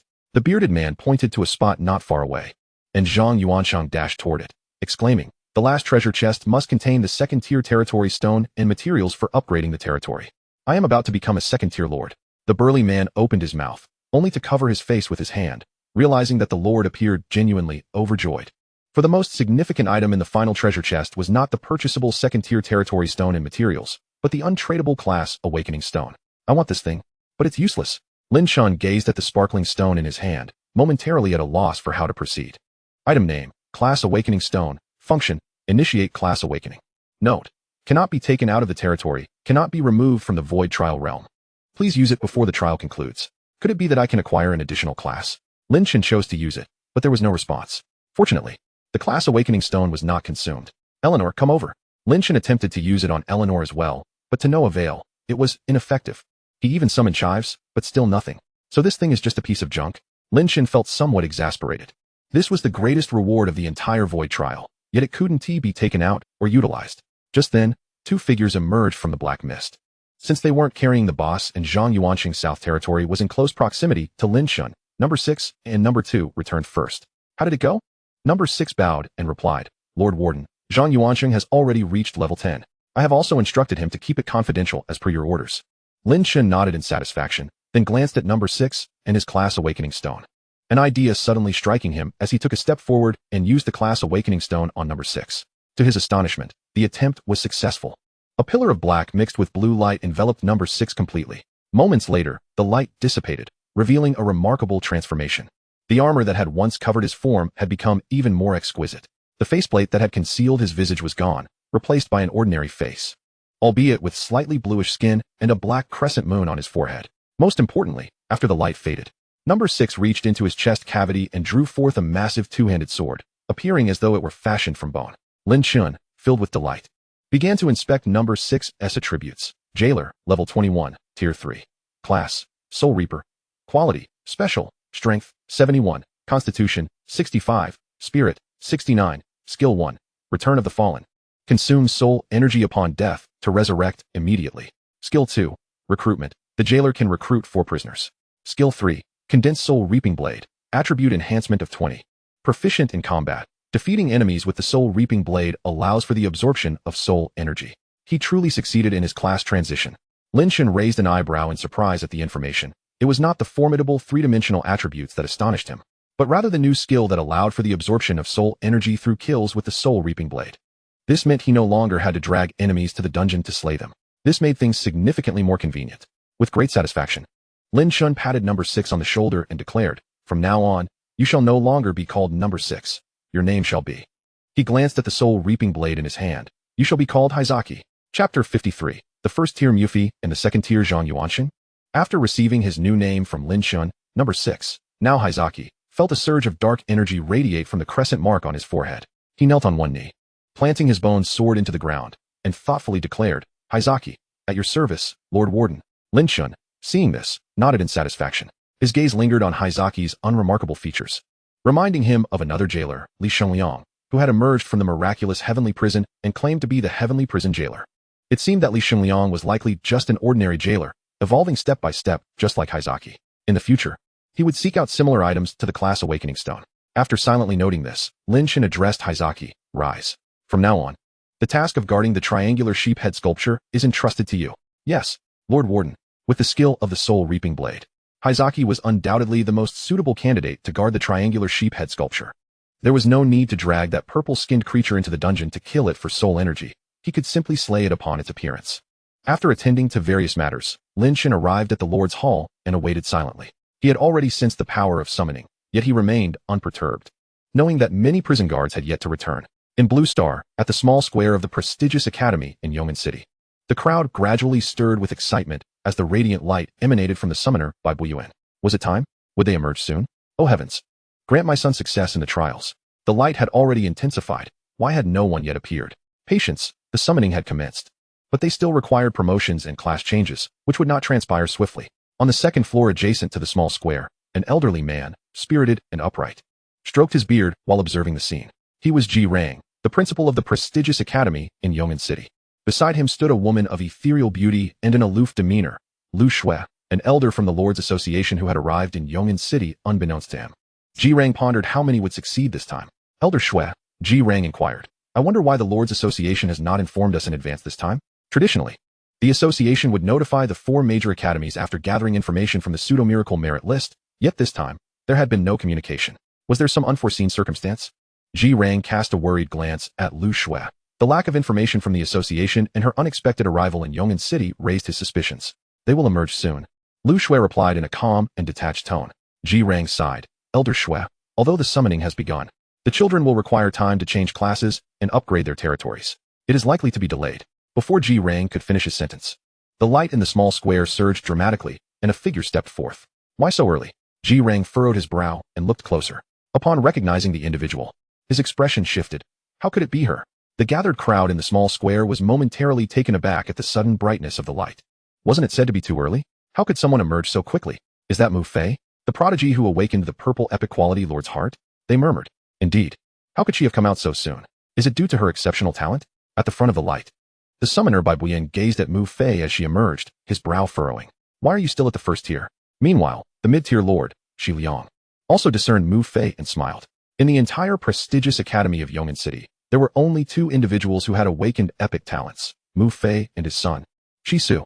Ha ha ha, splendid. She hasn't even reached the 2nd tier, yet she possesses a purple talent. It must be an ineffective one. This means my son will receive even more favorable treatment and resources. Shi Su, jubilantly taking a swig from his flask, exclaimed, the prospects are promising. In the small square, Mu Fei surveyed the murmuring crowd and then turned to the summoner. With a slight bow, she said, Teacher, there has been a complication.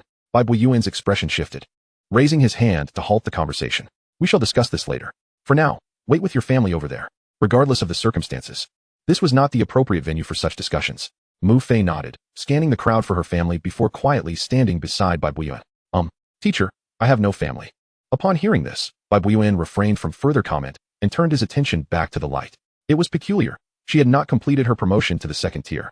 Was her awakened purple quality Lord's heart not suited for combat? Bai Buyuan pondered, but before he could dwell on it further, the light flared once more, and another figure emerged. As the figure stepped out, a middle-aged woman in the crowd joyfully exclaimed, Jiangwen, my son. Qi Jiangwen was equally emotional, dashing towards the small square. However, Bai Buyuan's frown deepened. Another individual who had not reached the 2nd tier, yet the surprises did not end there. The next figure to emerge also failed to achieve the 2nd tier. Including Mu Fei, a total of 3 individuals had appeared, none of whom had reached the 2nd tier. After the 3 stepped out, the light fell into a brief calm. Was that all? It couldn't be. 20 participants, and only 3 had succeeded? No need to panic. The light has not dimmed. The summoning is still ongoing. So, those who emerged first must have performed poorly? By that logic, the first to emerge possesses an epic talent. Someone in the crowd remarked, perplexed. On the 2nd floor adjacent to the small square, Ji Rang's expression darkened considerably. With his prowess, he could easily discern that all 3 individuals who had emerged were at the 1st tier. Elder Shui, Ji Rang turned to Lu Shui. Would you be so kind as to enlighten me on what has transpired? Lu Shui remained composed, her gaze fixed on the light. In a cool tone, she replied, the difficulty of the trials has increased. Merely surviving is a noteworthy achievement. Ji Rang inhaled deeply, poised to speak when the light erupted once more, and another figure emerged. This time, however, Ji Rang was taken aback. The 2nd tier? In the small square, Zhang Linshan sighed heavily in relief as he beheld the figure, then shouted, Yuanxin, at last. You have arrived. As Zhang Yuanxing stepped out from behind the luminous veil, he felt the weight of countless gazes upon him, momentarily bewildered. However, upon hearing the familiar call of his father, He immediately sprang towards Lin Chen, moving so swiftly that he left behind a series of afterimages in the air. Yuan, observing this spectacle, was taken aback. This was not merely second-tier speed. Such velocity could only indicate either an awakening to a profession specializing in speed or a transcendence to an epic-level vocation. Beside Yuan, Mu Fei watched with a shadow of disappointment in his eyes, realizing he had been too slow to react. Had he acted sooner, gaining experience points by personally slaying trial monsters, he would not find himself languishing at level 9 now. While the connoisseurs discerned the nuances, the onlookers merely reveled in the spectacle. Zhang Yuanqing's ghostly figure evoked expressions of astonishment from the crowd gathered in the small square. The previous two had not displayed such swiftness. Dad, Zhang Yuanqing, indifferent to the surrounding commotion, joyfully approached Lin Chen, exclaiming, "I have reached second tier." "Indeed," Lin Chen replied, a smile gracing his face as he patted Zhang Yuanqing heartily, proud of his son's achievements. On the edge of the square, Shi Liang sneered at the scene. "So what if he has second tier? My son, Shi Su, has yet to emerge. He must be busy awakening his profession and leveling up his territory. But he should be close." With that, Shi Liang leisurely ambled towards the luminous veil. Yet, upon his arrival, the veil remained unresponsive, its faint glow unchanged. Could it be that my son is still organizing the territory? A slight frown creased Shi Liang's brow, a flicker of concern surfacing. However, upon glancing at Zhang Yuanqing, that worry evaporated instantly. If someone of this caliber could succeed, how could his son, endowed with exceptional talent, possibly fail? Suddenly, Shi Liang's eyes brightened as he approached the duo. "Isn't this Zhang's son? Quite impressive." Lin Chen, taken aback, slightly bowed in respect. "I have met Captain Yu." Being merely a novice lord, he naturally adopted a deferential demeanor in the presence of the intermediary lord, Shi Liang. Especially since Shi Liang held the esteemed position of vice-captain in the Yangon City Guard, a man of considerable authority. "My son, Yuanqing. Passing the trial is indeed a stroke of luck, and his talent is merely of the blue rarity, far inferior to your esteemed son's purple epic class." Lin Chen's polite words pleased Shi Liang immensely. In the future, once we reach the Lord Academy, both Yuanqing and my son, being from Yangon City, should support each other. While ostensibly an offer of mutual aid, Lin Chen understood Shi Liang's ulterior motive. He simply wished for Yuanqing to associate with his son. A sigh escaped Lin Chen's lips as he contemplated the disparity in status and opportunity, not to mention Yuanqing's talent, which left him bereft of the courage to decline. Yet, casting a glance at his son, he finally gritted his teeth and said, "Captain Shi, let the children decide for themselves regarding their matters." Upon hearing Lin Chen's words, Shi Liang's smile vanished, replaced by a cold glare directed at him. "Ah, indeed. With my son's talents, you are hardly in the same league." With that, Shi Liang swept away, leaving Lin Chen to exhale a heavy sigh. His recent refusal had undoubtedly offended the vice-captain of the guard, but for his child, it was worth it. Why should his son play the subordinate to another? Zhang Yuanqing soon shed his earlier bravado and joy. After Shi Liang departed, he leaned close to his father and whispered, "Dad, I have awakened a legendary profession." Lin Chen. Meanwhile, within the void trial realm, Lin Chen observed the encroaching black mist at the territory's edge, his brow furrowing slightly. He sensed that the guiding force was beginning to waver, yet one warden had yet to return. If necessary, he would concede. One was inconsequential and would not affect the larger scheme. Beside him, Bloodly interjected, "Lord Warden, should I venture out to search?" "Not necessary," Lin Chen replied, shaking his head. "What a jest. The warden can resurrect, while you cannot. Remember, after each trial concludes, the entire void trial realm collapses. Venturing out now would be akin to courting death." Just as Lin Chen resolved to cease waiting, a figure clad in armor swiftly emerged from the black mist. "Lord, time is of the essence. The earth has begun to fracture, and I had no choice but to return alone." This was a directive Lin Chen had issued, instructing that if time was short, the trial monster should not be brought along, but rather to return with all haste. "Well done." Lin Chen raised a hand, retrieving a mask-like object from his inventory. Indeed, the Mask of Miracles. "Alino, oversee the territory." "Understood." As Alino, Bloodly, and the other members of the territory watched, Lin Chen donned the mask and chose to return. As his figure vanished within the beam of light, the black mist that had enveloped the territory began to swirl violently. With its movement, a protective barrier, akin to a dome, encircled the entire territory. Subsequently, the territory seemed to endure a profound shock, rising dramatically amidst the chaos. Outside the void trial realm, King Xia observed territory after territory emerging from the trial, a slight frown etching his features. "This territory seems rather diminutive. Did so many fail to reach second tier this time?" No sooner had the words left his mouth than a significantly larger territory burst forth from the void trial realm, prompting even King Xia to pause in surprise. "This must span 1,000 meters. Third tier?" The territory shot forth with astonishing speed, vanishing into the vast expanse of the void in the blink of an eye. "Could it be my daughter?" King Xia blinked, sensing a distinct possibility, given her exceptional talent. It was only natural for her territory to be somewhat more substantial. The Summer King, immensely gratified, chuckled. Hee hee, my daughter has truly excelled. However, at that moment, a jade talisman inscribed with intricate patterns materialized before him. Frowning, the Summer King grasped the talisman, and in the next instant, his expression darkened ominously. The Black Soul Clan. Have you truly sought death? Then do not blame me for being ruthless. With that, the Summer King's figure vanished without a trace. Meanwhile, the Void Trial Realm, having expelled countless territories, began to contract, ultimately transforming into a pitch-black globe, silently adrift in the void. In Blue Star, at the prestigious Academy of Yeoman City. Amidst the eager gazes of the crowd, the light curtain surged with a brilliant radiance once more, and shortly thereafter, a figure emerged. On the second level of the small plaza, upon witnessing this figure, Lu Shue's previously tranquil and indifferent countenance suddenly sparkled with vitality, the corners of her lips barely lifting in a subtle smile. In her heart, she murmured, "Senior, you have finally arrived." Chapter 55. Senior Lu Shue. Although Lin Chen's talent may be somewhat lacking, his future is indeed promising. Before the light curtain, Bai Buyan gazed at the emerging figure, momentarily taken aback. His eyes widened in astonishment as he recognized Lin Chen, the one who had awakened a white, ordinary quality lord's heart. Had he truly succeeded in completing the trial? Bai Buyan felt a surge of disbelief as he extended his source power once more, confirming, second tier. It is indeed second tier, a white ordinary talent. Completing the trial and advancing to the second tier? Previously, Bai Buyan would have been surprised but not utterly shocked. After all, Lin Chen had not advanced to the second tier despite possessing a purple epic and 2 blue rare talents. Yet, here he was, a white ordinary talent achieving the second tier? Unable to contain himself, Bai Buyan inquired, "You are now second tier?" Lin Chen, just having stepped out of the light curtain and still adjusting to his surroundings, was slightly taken aback by the question. After sensing the miraculous mask on his face, he nodded, "Yes, second tier." Upon hearing this, Bai Buyan had yet to respond. But Mu Fei, standing beside him, exclaimed incredulously, "How is that possible? He only possesses a white ordinary talent. Even if he had assistance from the jailer to pass the trial, it is already astonishing. How could he possibly advance to the second tier? Could it be that this white ordinary talent lord managed to control the trial monsters to deliver the finishing blow?" At Mu Fei's skepticism, Lin Chen furrowed his brow slightly, casting a glance at the situation before the light curtain, and was equally stunned. What is going on? Wasn't Mu Fei supposed to have a purple epic talent? Why is she still at the first tier? I thought she was quite clever, couldn't even manage the finishing blow. In that moment, Lin Chen began to understand. What he had perceived as a straightforward finishing blow was something that not only the 2 blue rare talents failed to execute, but even Mu Fei could not accomplish. Now it seemed that his facade of being a second tier by merely following the crowd had become rather conspicuous. Bai Buyan regarded Lin Chen intently.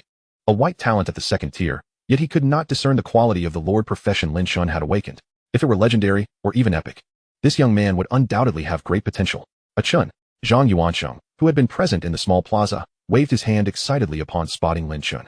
After greeting his father, he rushed over to Lin Chen, laughing heartily. "I never expected that both of us would succeed." Lin Chen regarded the seemingly carefree youth before him, a slight smile gracing his lips. "Yes, congratulations." Fortunately, he had instructed the jailer to assist Zhang Yuansheng with the finishing blow, enabling him to reach the second tier as well. Otherwise, being the only one would have drawn too much attention, just as Lin Chen had anticipated. When Zhang Yuansheng appeared by his side, the focus of the crowd shifted significantly. Indeed, while it was astonishing for a white talent to advance to the second tier, having another blue second tier present seemed to make it more palatable. On the second level of the small plaza, Ji Rang, the principal of the Yeoman City Academy, observed the scene with raised eyebrows. He recognized Lin Chen as a student of commendable character and academic excellence, albeit one who had awakened a white quality lord's heart, a fact that had once elicited some regret. However, now Ji Rang glanced over at Lu Shue, who was intently watching the light curtain, and remarked, "Elder Shue, although Lin Chen's talent is somewhat lacking, his character is commendable, and his future is indeed promising."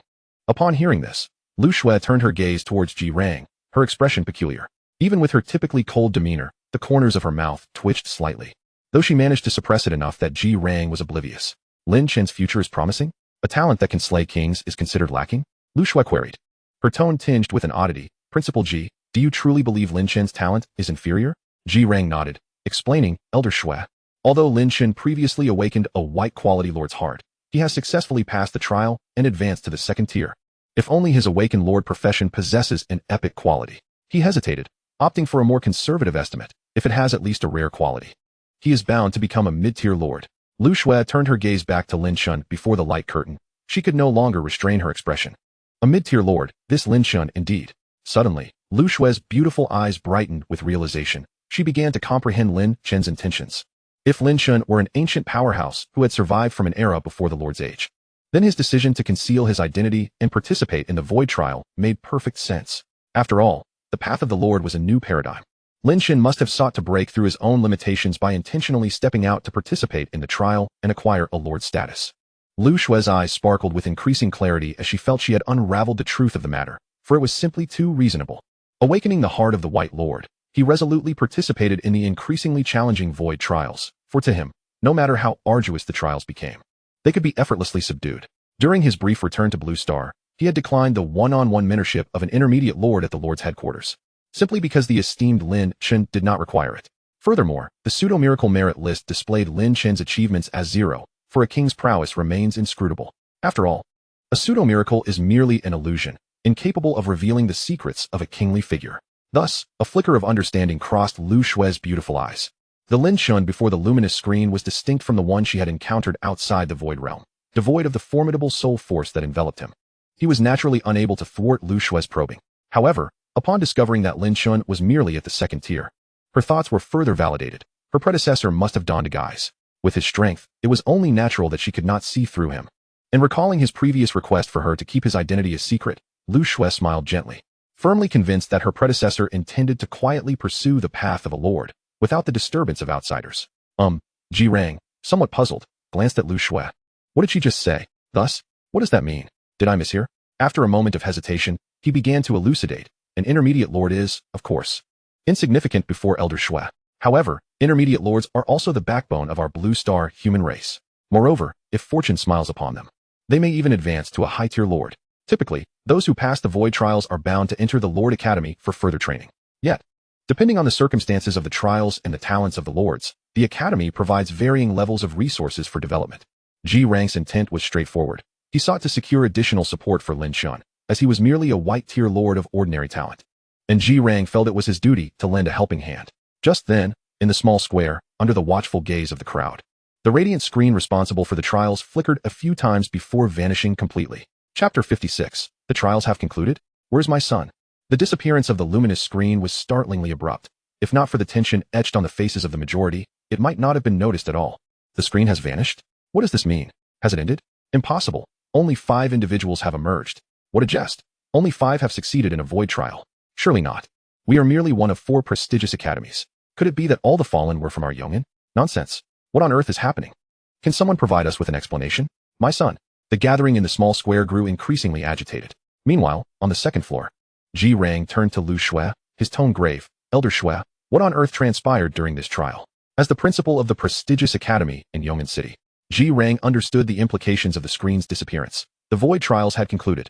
Out of the 20 participants from their academy, only 5 had emerged alive. It was noteworthy that these 20 had chosen to participate even after being warned of the increased difficulty. Elder Shue, what truly transpired during this trial? Lu Shue's calm voice resonated. For specific matters, you may inquire at headquarters. This time, she paused momentarily before continuing. The number of successful participants should be 17. 17? Ji Rang's face reflected disbelief, struggling to accept the news. After a long silence, he sighed deeply, a bitter smile appearing. So, it seems that the number of successful participants from our Yongin Academy is still relatively high. Lu Shue regarded the somewhat tumultuous square and coldly remarked, the path chosen is one's own. Ji Rang sighed once more, though his expression softened slightly. Indeed, the path chosen is one's own. Compared to the earlier era, where participation in trials was compulsory, the current system of voluntary participation is a significant improvement.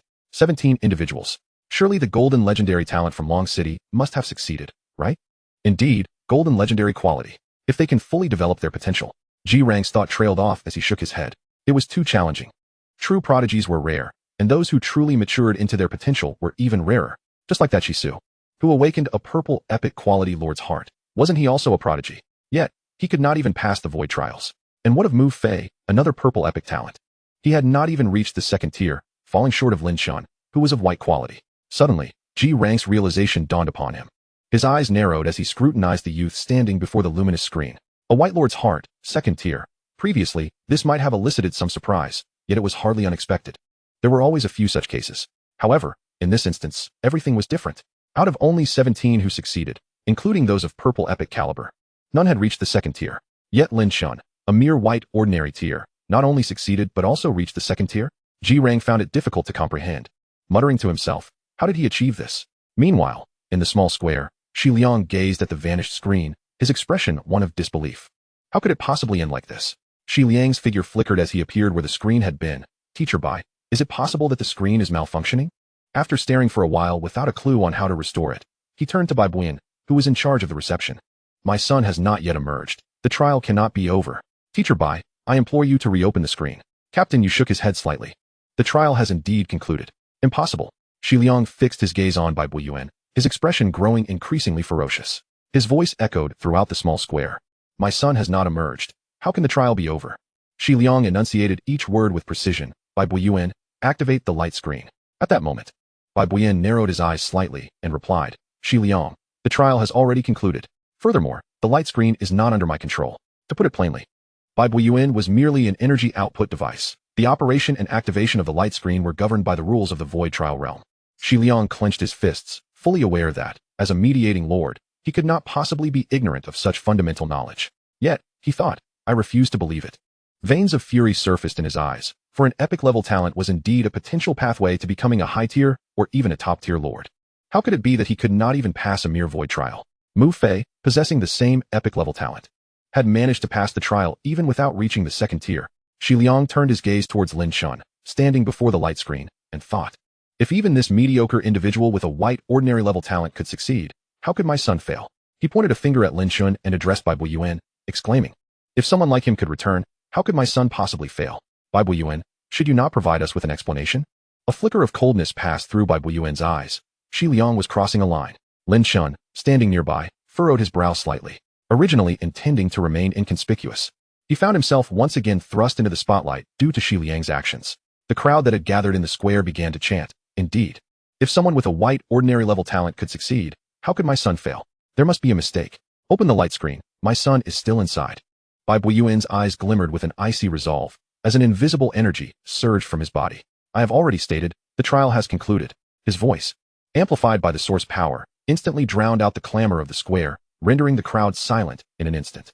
The authority of a mid-tier lord was distinctly manifest. Before the light screen, Xi Liang observed this scene, a tempest of complex emotions swirling within him. The trial had ended, and his son, Shi Su, who had awakened the purple epic-level lord's heart, was gone. There was undoubtedly something amiss. The more he pondered, the more confused he became. And the source power within him began to boil, manifesting a presence that rivaled Bai Buyuin's. However, Xi Liang did not confront Bai Buyin. Instead, he turned to Lin Chen. With deliberate articulation, he demanded, given my son's talent has failed, explain to me how a white ordinary-level talent like yours succeeded. As he spoke, the aura emanating from Xi Liang concentrated and bore down upon Lin Chen, with his eyes aflame and his expression somewhat ferocious. It seemed as if he might strike Lin Chen down at any moment. In that instant, all eyes turned once more to Lin Chen, including Mu Fei, who had previously ignored him after awakening her purple epic-level lord's heart, now gazing intently at the young man, the subject of the rumors circulating among the students. Nearby, Zhang Yuanxing felt a jolt of anxiety. What if Chen's secret is exposed? He gritted his teeth, a flurry of thoughts racing through his mind. No, I must help Chen clear this up. Zhang Yuanxing stepped forward, but just as he was about to speak, the youth before the light screen, under the scrutiny of the crowd, calmly addressed Xi Liang, saying, what does it matter to you? In the square, Zhang Yuanxing's words were stifled by Lin Chen's retort, and a certain suspicion in his mind solidified upon witnessing Lin Chen's composed demeanor in the face of the mid-tier lord, Xi Liang. He felt increasingly uneasy, not because he feared for Lin Chen's safety, but rather that Lin Chen's secret might be revealed. If Zhang Yuanxing was not worried, Lin Chen was certainly unperturbed.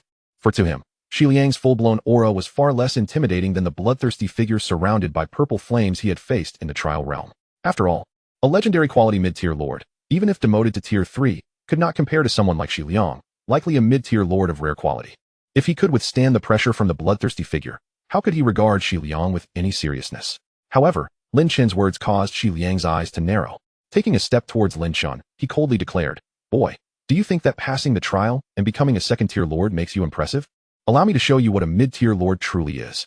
Raising his hand, an invisible energy began to rise around him. That's enough. Bai Buyuin's figure flickered and appeared before Lin Chen, casting a cold glare at Xi Liang. Xi Liang, have you forgotten the ironclad rules of the association? You have crossed the line. The regulations of the Lords Association strictly forbade the coercive probing of another's secrets, including but not limited to lord traits and occupational talents. The establishment of this rule had effectively prevented the untimely demise of prodigies. Ha ha ha, I have crossed the line. Xi Liang laughed maniacally. My son, with unparalleled talent, could not succeed. How could this trash possibly have passed? There is definitely something wrong. If this matter is not clarified today, no one shall leave. Bai Buiyuan's brows furrowed in concern, realizing that if reason could not prevail, a confrontation was inevitable. As a teacher of the Lord's Academy and the mediator here, Bai Buiyuan would not allow Xi Liang to act recklessly. The dozens of onlookers in the small square fell into silence, many even beginning to retreat, thinking it foolish to remain as two mid-tier lords appeared poised for conflict. At that moment, an elderly man with a head of silver hair appeared near the two. The principal of Yong'an Higher Academy, Ji Rang. Ji Rang let out a cold snort and turned to Xi Liang, saying, Humph, Xi Liang, this is a school. What are your intentions? Xi Liang glanced at Ji Rang, then at Bai Buiyuan, and finally broke into a somewhat deranged grin. Heh, fine. He then turned to Lin Chen. His bloodshot eyes fixated upon him, proclaiming, I, Xi Liang, captain of the guardian squad of Yong'an City, suspect this Lin Chen is an impersonator of the foreign tribes. Xi Liang cast a fleeting glance at Ji Rang, asserting his authority to take Lin Chen away for investigation. The moment he uttered these words, the atmosphere fell into a hushed silence, for indeed, as Xi Liang claimed, he possessed that authority. Although his rationale was utterly absurd, he could indeed take Lin Chen away for questioning. The guardian squad, while appearing as merely a team, was in truth responsible for maintaining public order throughout Yong'an City. And as the vice-captain, Xi Liang wielded considerable power. Bai Buiyuan frowned slightly. He was not intimidated by Xi Liang's aggressive demeanor, for he was not afraid of a real confrontation. However, Xi Liang's actions were proving to be quite troublesome. Bai Buiyuan spoke in a deep voice, Xi Liang. Lin Chen has successfully completed the trial.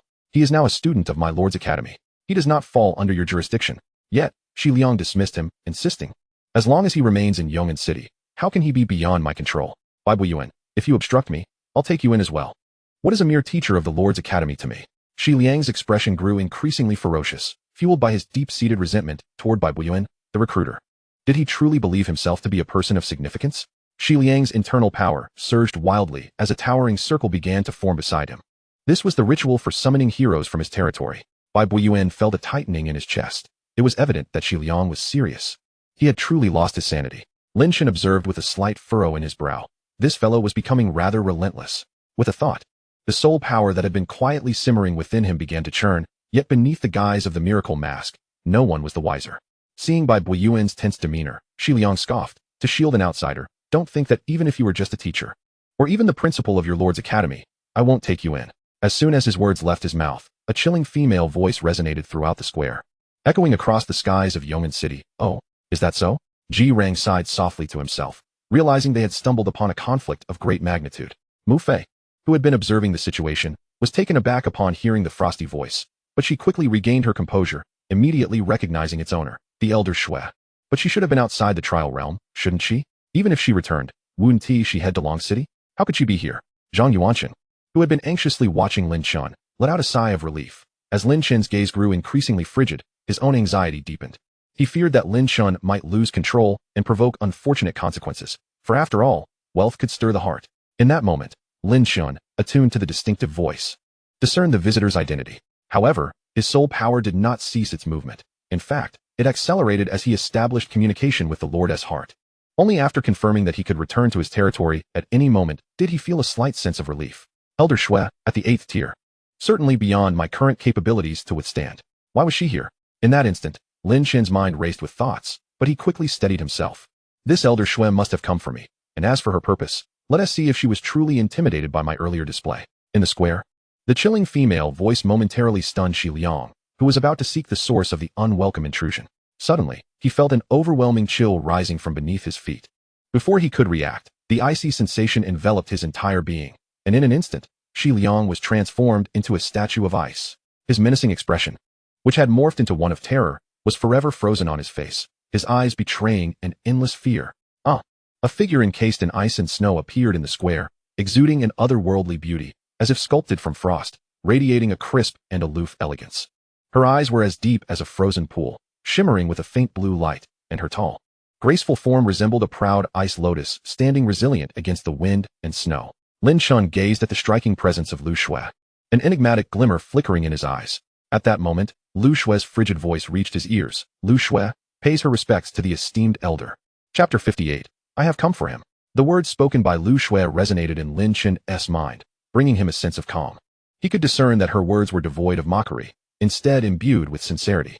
It seemed that his earlier display had led the elder Shui to believe he was an ancient and powerful being. With this perception, many matters would become much easier to navigate. Lin Chen turned his gaze towards Lu Shui, only to find that she did not even glance in his direction. Coupled with her unheard transmission, a subtle smile crept upon Lin Chen's lips. This elder Shui was quite perceptive, as she had not revealed her own extraordinary identity. A thought crossed Lin Chen's mind. Perhaps he could further enhance his image as a formidable figure. His soul power began to circulate, enveloping his voice as it surged towards Lu Shui.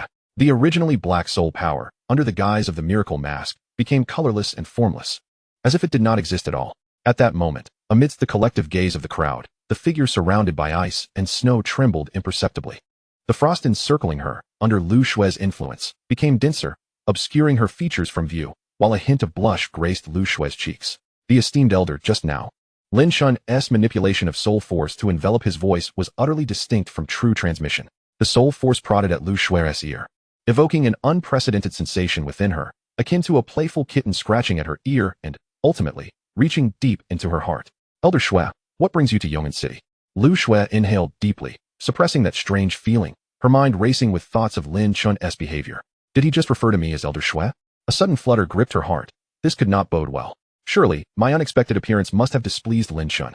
If I appeared too overbearing, it would hinder his tranquil pursuit of the path of a lord. In that fleeting moment, Lu Shui, with her remarkable acuity, pieced together a multitude of implications from Lin Chen's words. She took a subtle breath, turning her gaze towards the frozen figure of Xi Liang, and coldly declared, "Bai Buiyuan, should such a situation arise again, take immediate action." Bai Buiyuan, momentarily caught off guard, thought to himself, I was indeed prepared to act. But you beat me to it. However, he dared not voice this sentiment, bowing respectfully.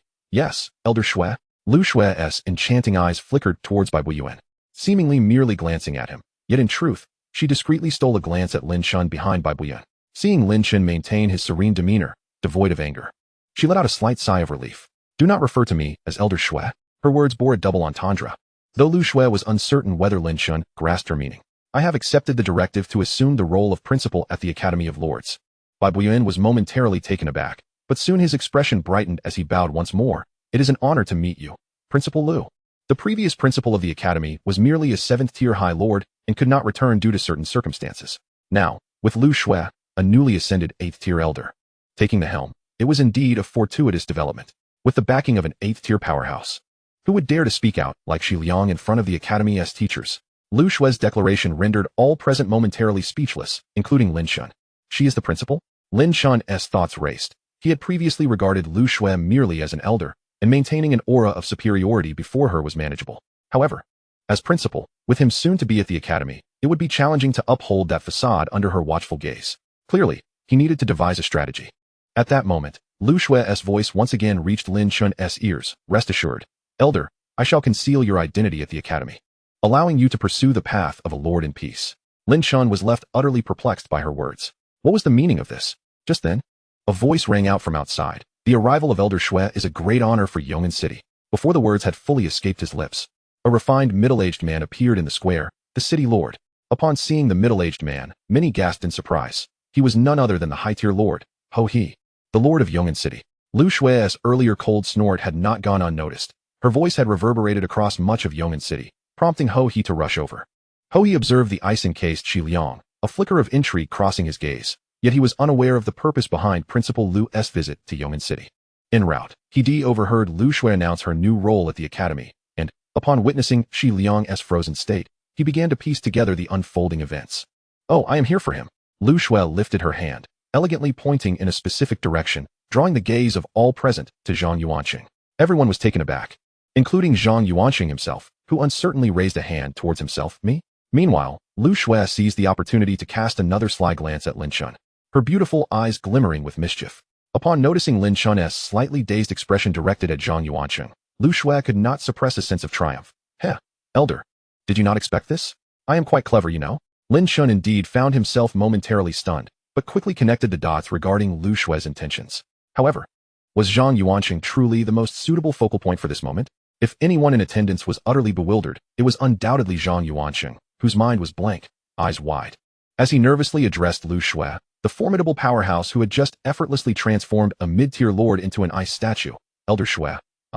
Principal Lu, in stark contrast to Zhang Yuanqing's confusion, his father, Zhang Lin Chen, reacted swiftly, stepping forward to stand beside his son. He first gave Zhang Yuanqing a reassuring pat on the back, signaling him, then respectfully bowed towards Lu Shui. Principal Lu, may I inquire about your intentions? At this moment, Lu Shui, her gaze shifting from Lin Chen, spoke with an air of calmness. If I am not mistaken, his awakened profession should possess considerable merit. I look forward to your performance at the Academy of Lords. With that, Lu Shui's figure soared into the sky. Bai Buiyuan, you are responsible for escorting this group of students to the academy. If anyone dares to obstruct, eliminate them. Though Lu Shui's presence had vanished into the air, her chilling command reverberated through the square, especially the final word, which sent shivers down the spines of many present. Bai Buiyuan bowed, understood, straightening his posture. He cast a cold glance at everyone gathered. If there is nothing further, you may disperse. Chapter 59. She is the principal. How could she encounter such situations daily? Rest assured, Teacher Bai, at the prestigious Academy of Yongin, Ji Rang suddenly declared, they are also my students. I will not allow them to come to any harm. Meanwhile, the city lord of Yongin, Ho He, smiled and remarked, Teacher Bai, Shi Liang is merely an isolated case. As one of the 4 great cities of the Blue Star human race, Yongin will undoubtedly refrain from taking any actions that may jeopardize the future hopes of our kind. With the affirmations from Ji Rang and Ho He, Bai Buiyuan nodded, acknowledging that had it not been for Shi Liang's sudden madness, this situation would not have arisen. Their words cast a momentary hush over the crowd in the square. The combined strength of mid-tier Lord Bai Buiyuan, mid-tier Lord Ji Rang, and high-tier Lord Ho He was sufficient to send a tremor through the entirety of Yongin City, not to mention their esteemed statuses, particularly that of Ho He, the city lord. Unlike the crowd frozen in astonishment, a young man remained in a state of bewilderment. Principal Lu is anticipating my performance? An elder of the Lord Association, a pinnacle 8th-tier powerhouse, has made a special trip to Yongin just for me? Zhang Yuanqing was utterly confounded. Even if he had awakened a legendary quality profession, it hardly seemed plausible. Moreover, he felt an unsettling sense of something amiss. Congratulations, Lin Chen said with a smile to the still-dazed Zhang Yuanqing, prompting a stir among the previously quiet square. All eyes converged upon Zhang Yuanqing, filled with envy and unspoken admiration. Many acquaintances of both Zhang Yuanqing and Zhang Linshan gathered around, exclaiming, Linshan, your son has truly made a name for himself. To have an elder make a special trip, he must have awakened at least an epic quality lord profession. Nonsense. An epic quality would prompt an elder to visit? It must be a legendary quality lord profession. Zhang Linshan coughed lightly to draw everyone's attention and then clasped his hands, stating, today, my son has successfully passed the trial. How about I treat everyone to a drink later? He then turned to Bai Buiyuan, asking, might I have the honor of your company, Teacher Bai? Bai Buiyuan glanced at Shi Liang, who had become an ice sculpture, then looked at the spotlighted Zhang Linshan and Zhang Yuanqing. Not long ago, Shi Liang had also extended a similar invitation, which Bai Buiyuan had reluctantly accepted after contemplation. Now, with Shi Liang rendered incapable of partaking in drinks, he readily nodded in response to Zhang Linshan's request, smiling, I shall not stand on ceremony. It was only natural for Bai Buiyuan to place great importance on the prodigious Zhang Yuanqing, who had drawn Principal Lu's attention. Moreover, he would not refuse an invitation from Zhang Yuanqing's father. However, he intended to conclude the official matters first. Bai Buiyuan surveyed the assembly and then addressed the 5 who had passed the trial, stating, according to the regulations of our Lord Academy, you may choose whether or not to enroll in the Academy. This is your prerogative. Should any of you wish to decline, please inform me now. Once again, silence fell over the square. Seeing no one speak up, Bai Buiyuan nodded, recognizing that this was merely a formality, for after passing the void trial, who would willingly decline entry into the Lord Academy. Tomorrow morning at 8 a.m., we shall gather here, and I will escort you to launching. With that, he made his way towards Zhang Linshan. As Bai Buiyuan concluded his official discourse, the atmosphere in the square grew slightly more lively. Zhang Yuanqing, now fully focused, cast aside all confusion and bewilderment, thinking, what does it matter? I have become formidable. He called out to Lin Chen, Chen, let us go together.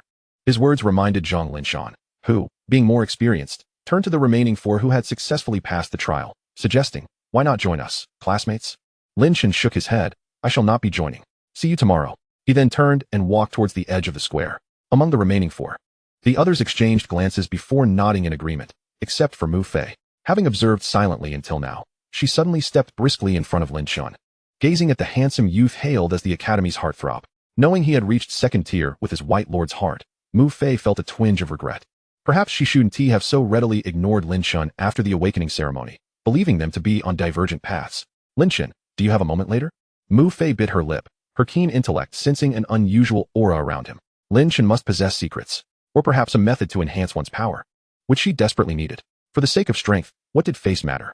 Previously, before Mu Fei could finish her sentence, Lin Chen, without breaking stride, brushed past her, leaving her words lodged in her throat. This scene felt like a replay, reminiscent of their encounter during the awakening ceremony, albeit with their roles reversed. At least, this was how it appeared to Mu Fei. Many witnesses observed this interaction, and Lin Chen's dismissive actions prompted hushed murmurs among the onlookers. These whispers reached Mu Fei's ears, causing her to clench her fists, and ultimately, she turned and strode away. Meanwhile, Lin Chen, who had departed earlier, now stood at the academy's entrance. His disregard for Mu Fei was not intentional.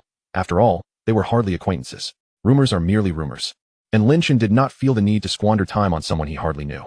Stepping out of the university gates and merging into the throng of the streets, Lin Chen wandered aimlessly, yet his mind was incessantly occupied with the events of the day. Lu Xue's demeanor had unequivocally confirmed her belief that he was an unparalleled master capable of slaying kings. If she were merely an elder, it would be one thing. But she was now the principal. Should he continue to uphold the facade of a master in her presence? Lin Chen furrowed his brow, weighing the pros and cons. But after some contemplation, he suddenly realized that he possessed far too little information. This was partly due to the fact that Blue Star had concealed many matters too deeply. Everything regarding the future of lords was shrouded in secrecy, preventing common folk from gaining access, and even students on the verge of becoming lords were similarly uninformed. All this knowledge would only be unveiled upon entering the Lord Academy. Thus, he resolved to take things one step at a time. After all, she was just the principal, not a homeroom teacher. It was unlikely they would cross paths daily. Having deliberated these thoughts, Lin Chen temporarily cast them aside. He looked around and, upon noticing a glimmer of interest, made his way to a nearby restaurant.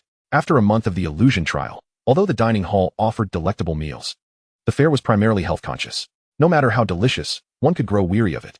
Now that Lin Chen was financially comfortable, he decided to indulge in the pleasures of earthly delights. However, at that moment, a graceful figure, stealthily following Lin Chen, halted in her tracks as well. Chapter 60. Little girl, if you wish to learn swordsmanship, let us discuss it when you become a king. The restaurant Lin Chen chose was somewhat secluded, with few patrons. Nevertheless, he opted for a private room. His earlier refusal of Zhang Yuancheng was not due to a lack of appetite, but rather a desire to avoid inciting curiosity once more. After all, he outwardly presented himself as a white-hearted lord, while secretly having reached the second tier. It was undeniably conspicuous. After ordering some hearty dishes and a jug of the house's recommended wine, Lin Chen continued to ponder how to concoct a plausible explanation for his seemingly ordinary white talent being elevated to the second tier. Yes, he thought, his eyes lighting up. My talent is too poor, necessitating relentless effort. Yet, unexpectedly, this misfortune became a blessing, as my early participation in battles led to my advancement to the second tier. I truly am a genius. Lin Chen smirked, raising his head, which had drooped in thought, only to be met with a stunningly beautiful visage. Lu Xue. Despite his earlier attempts to maintain composure, he couldn't help but be momentarily taken aback. Lu Xue, however, merely arched an eyebrow and chuckled lightly. You play your role so convincingly. With her prowess, how could she not have noticed his presence? The reason she had stealthily followed him was evident. Her sudden entry into the restaurant and choice of a secluded room was an invitation for her to reveal herself. The shock he had just exhibited was undoubtedly a jest on her part, as the elders often delighted in such playful antics. At that moment, a server knocked and entered with the wine and dishes, only to be taken aback herself by Lu Xue's breathtaking beauty. Recovering her composure with difficulty, she hurriedly set down the food and excused herself. Seizing this opportunity, Lin Chen finally steadied himself. Gazing across the table at Lu Xue, he sighed inwardly. Just moments ago, he had mused about how encountering her would be rare, and here they were, face to face. Well then, let us lay it all on the table. Lin Chen sighed, feeling somewhat fatigued. Elder Xue, no, Principal Lu, why are you following me? Lu Xue blinked her beautiful eyes, her tone gentle as she replied, Senior, you've just emerged into the world and surely have no money with you. It seemed she had found a perfectly fitting excuse. I've come to treat you to a meal. With great enthusiasm, she poured a cup of wine for Lin Chen and another for herself, raising her glass and downing it in one go, much to his bemusement. Before this, she hadn't had the chance to express her gratitude to him. Pouring another cup, she continued, had it not been for you, I would surely have perished. Another cup followed, and this time, her presence in Yong'an was indeed a rash decision. 3 cups of wine were consumed in swift succession, and a rosy hue blossomed on Lu Xue's porcelain-like cheeks, rendering her all the more enchanting. Rest assured, Senior, I understand your desire for tranquility in your pursuit of lordship. I shall do my utmost to help you conceal your identity. Lin Chen glanced at the full cup of wine before him, raised it, and downed it in one gulp, then let out a heavy sigh. Principal Lu, I'm merely an unremarkable second-tier lord. Indeed. Lu Xue nodded earnestly, her demeanor serious. I understand. You understand nothing. Lin Chen thought, utterly speechless. It seemed that speaking the truth was always met with disbelief. Fine. Lin Chen steeled himself, thinking, let it be as it may. As his soul power began to circulate in accordance with his will, a flicker of darkness flashed in his eyes, and his entire demeanor underwent a transformation. As if he had returned to the infernal prison, the imposing aura of a warden radiating from him. Lu Shui stiffened slightly. In her eyes, the sight of him now, along with that aura, bore an uncanny resemblance to the moment when he had slain kings, albeit lacking the overwhelming intensity that rendered one unable to gaze directly at him. Yet, Lu Shui understood that he must have intentionally restrained himself. She quickly adjusted her previously relaxed posture, sitting up straight, embodying the attentive student ready to absorb the teachings of her elder, which made Lin Chen's eyelids twitch uncontrollably. Very well, since you have misunderstood so profoundly. You cannot blame me. Lin Chen spoke in a tone of maturity, addressing the young girl. What exactly are you trying to do? Upon hearing these words, an unusual sensation stirred within both individuals in the private room. Lin Chen mused. Calling an 8th-tier powerhouse a little girl is somewhat gratifying. Lu Shui then sighed with relief, at last. Senior is back to normal. Indeed, it was rather tiresome to hear you address me as elder or principal. This little girl is much more comfortable. Senior, Lu Shui said, raising her gaze slightly, her expression earnest. I wish to learn swordsmanship from you. Lin Chen sighed inwardly, knowing that while pretending to be impressive had been enjoyable, trouble was now at hand. Learn swordsmanship from me? I can't do that. If the remnant soul of the sword of the Lord of the Abyss were still present, Lin Chen would have had no qualms, but now, not only had the remnant soul vanished, but even the once mighty voices had dissipated. What on earth can I teach you? As Lin Chen fell silent in exasperation, Lu Shui spoke up. Of course, the exquisite swordsmanship you possess must be an incredibly powerful skill or technique. I could become your disciple. Stop. Lin Chen raised his hand to halt Lu Shui's flow of words. Her suggestion sparked a flicker of interest within him. I am not refusing to teach you, but you are simply not ready to learn at this moment. If you truly wish to pursue it, we can discuss it once you attain the rank of king. Lu Shui's spirits slightly drooped upon hearing Lin Chen's words. Senior, I have only just advanced to the 8th tier. The rank of king feels like a distant dream. The imposing elder Shui, who appeared formidable before outsiders, now exhibited a somewhat youthful demeanor, which would surely astonish any onlooker. Yet, Lin Chen could not help but smile faintly at her naivety. That's exactly the point. It is indeed far off. He had previously heard that Elder Shui was a newly appointed elder, which meant Lu Shui had recently attained the 8th tier. The distance to the 9th tier king was indeed considerable. Moreover, it was possible that he could reach that rank before Lu Shui did. After all, with the existence of the soul energy, a bug-level entity, and the mysterious enigma of the abyss, anything was conceivable. However, rest assured, Senior, I will strive diligently. Lu Shui declared earnestly. In her eyes, it was evident that what the senior had said was true. A sword technique capable of effortlessly slaying a king could only be learned by one at the king level. Otherwise, could an 8th tier adept truly defeat a king? Lin Chen regarded Lu Shui's innocent, albeit somewhat foolish, demeanor and felt a twinge of embarrassment. This 8th tier elder seems rather young, doesn't she?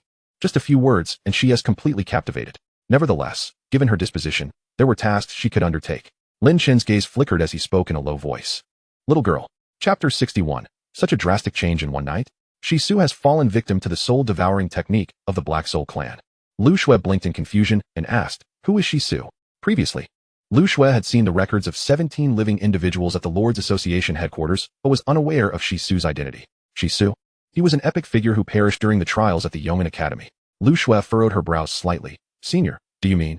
Lin Chen took a sip from his cup and replied leisurely. There are members of the Black Soul clan at the Lords Association headquarters. Upon hearing this, Lu Shui immediately grasped the crux of the matter.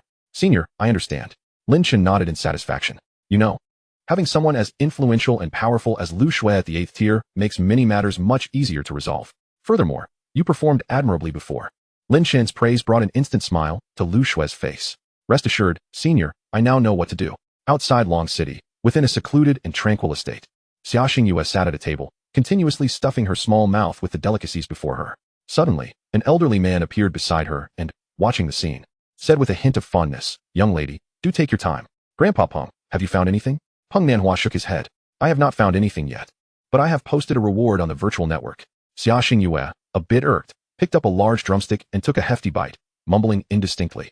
That prison guard stole so many of my monsters. If it weren't for my cleverness, I would have almost reached the maximum level and completed my advancement. Upon hearing this, a glint of coldness flashed in Peng Nanhua's eyes. How dare they steal from the young lady? Rest assured, I will uncover the truth behind this prison guard. Oh, Grandpa Peng, could it be?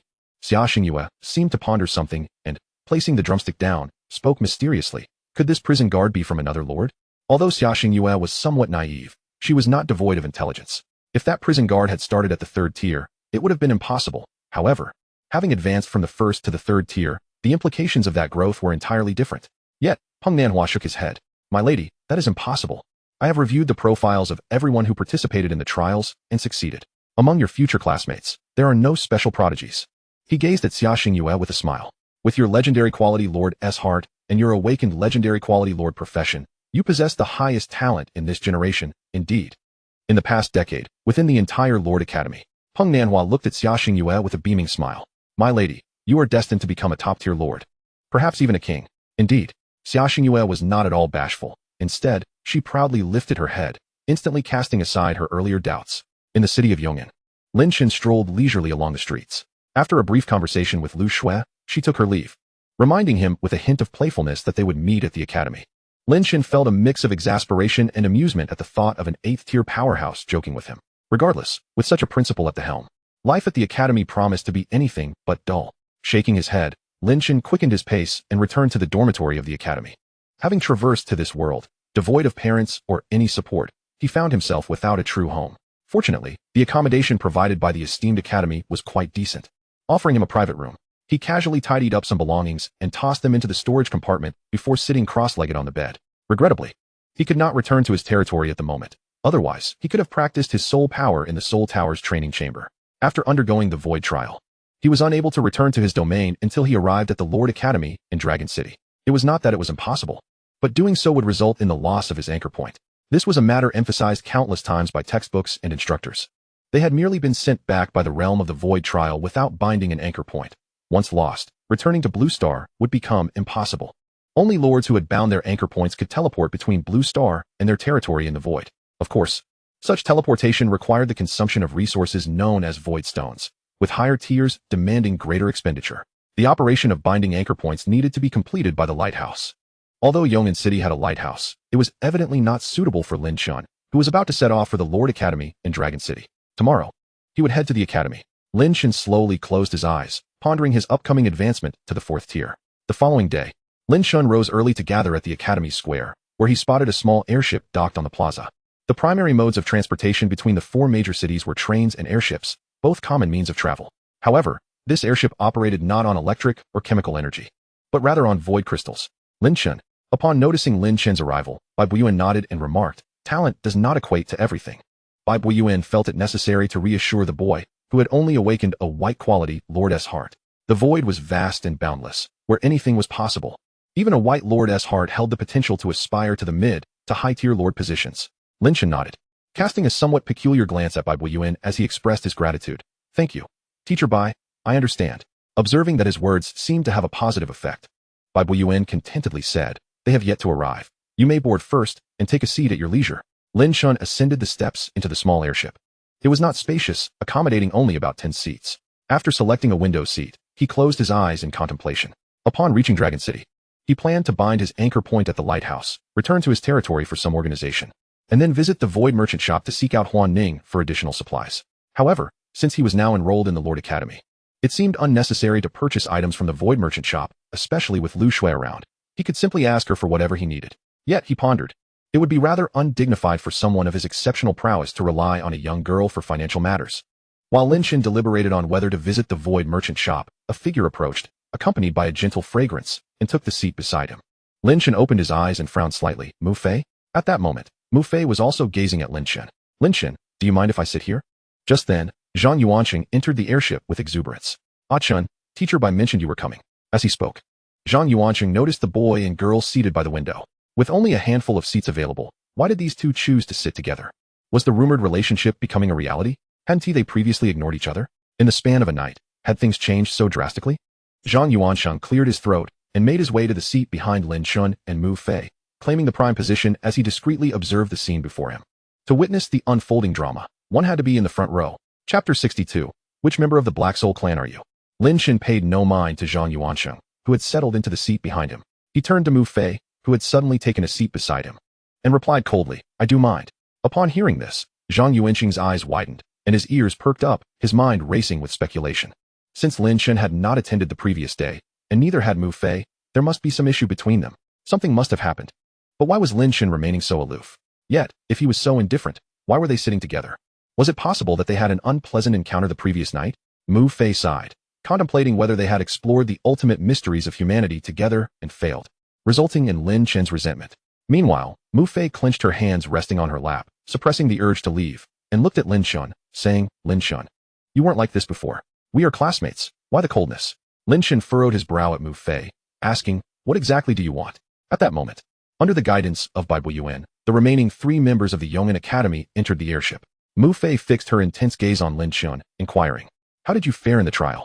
And how did you reach the second tier? These 2 questions caused Zhang Yuansheng, who had been enjoying the spectacle, to grow solemn. The inappropriate images he had just conjured in his mind were immediately cast aside. He stood up from the back row and addressed Mu Fei seriously. Mu Fei, the Lord Association has strict rules against prying into other secrets.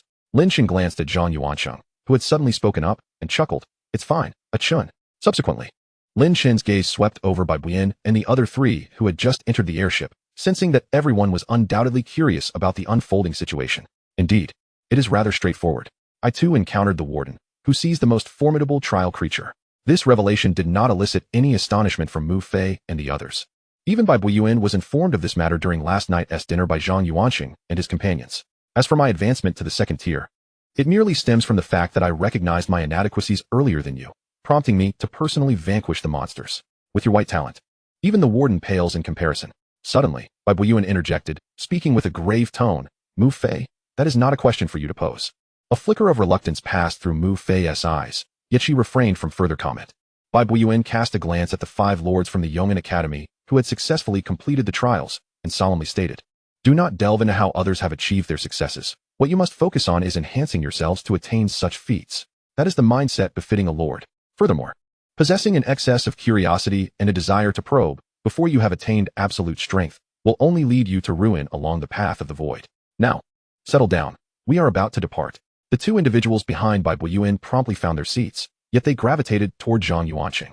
These 2, Qi Jiangwen and Yi Hao, both possessed the rare blue talent. Perhaps influenced by familial admonitions, they engaged Zhang Yuansheng in conversation. Brother Zhang, once we arrive at the Lord Academy, our standing as the Yong'an Academy will hinge upon you. I doubt there are many at the second tier, so Brother Zhang will undoubtedly suppress them with ease. Huh. What does it matter if there are second-tier individuals? Brother Zhang's awakened lord profession is of legendary quality. Zhang Yuansheng scratched his head awkwardly, responding with modesty. Have you forgotten that there is also a genius with a legendary lord heart in this trial? I believe he hails from Longqing. Ah, Brother Zhang. He may possess the legendary lord heart, but that does not necessarily mean that his awakened lord profession is also legendary.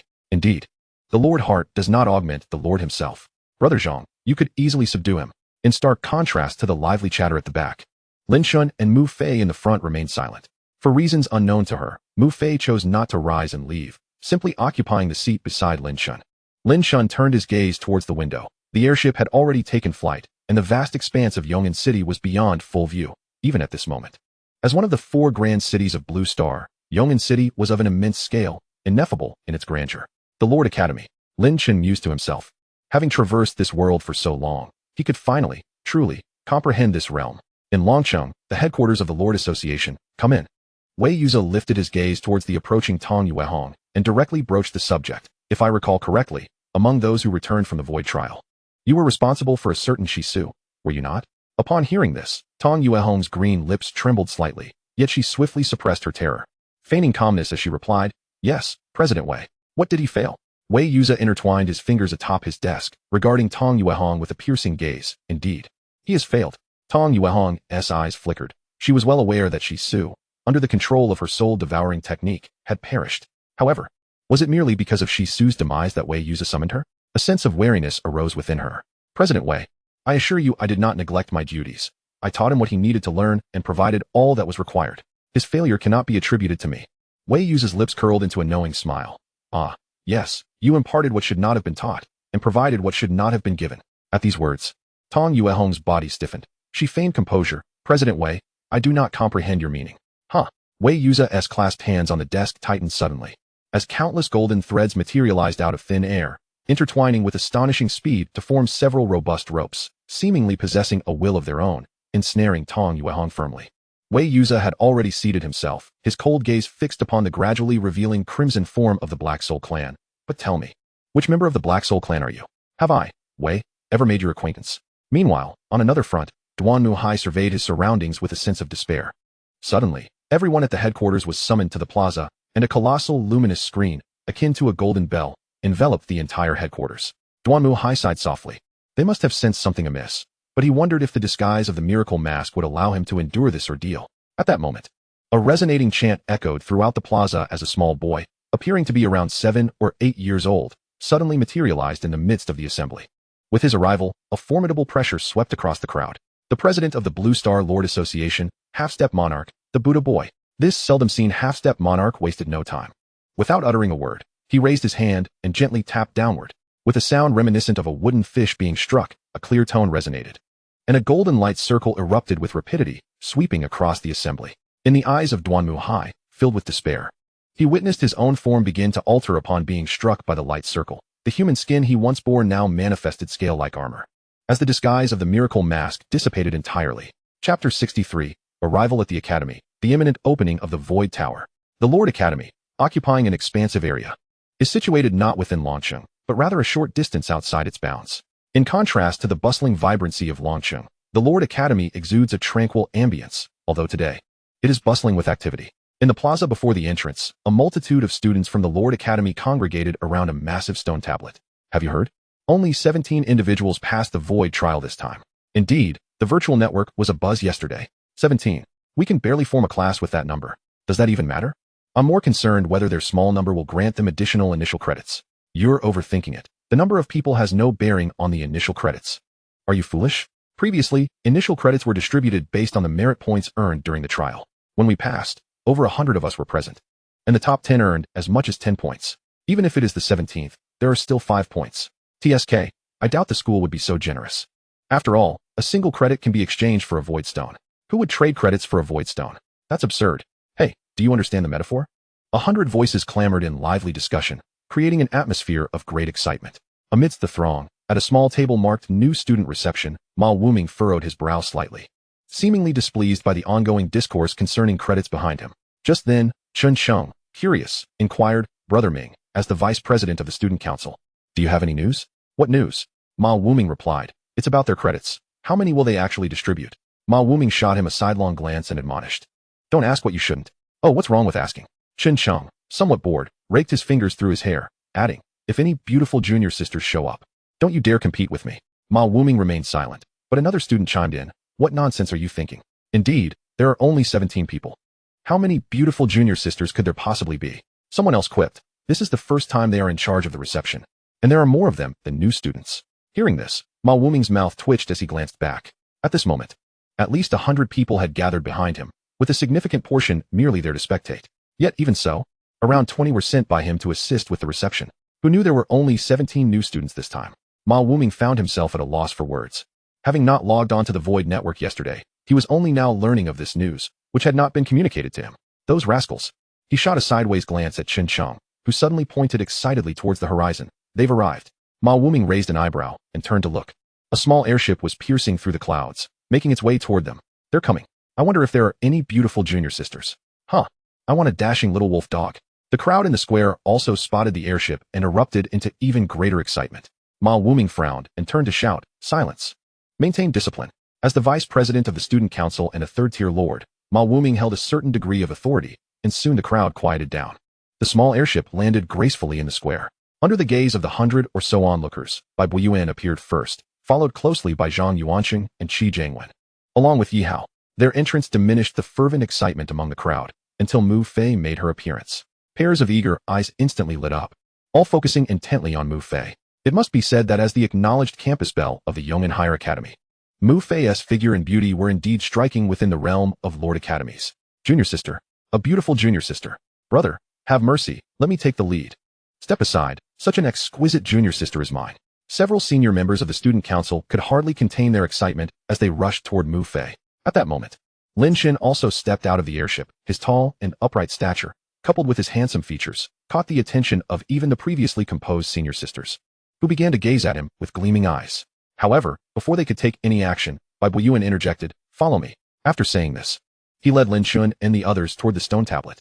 Ma Wuming looked on in exasperation at those overly enthusiastic individuals and said irritably, why the rush?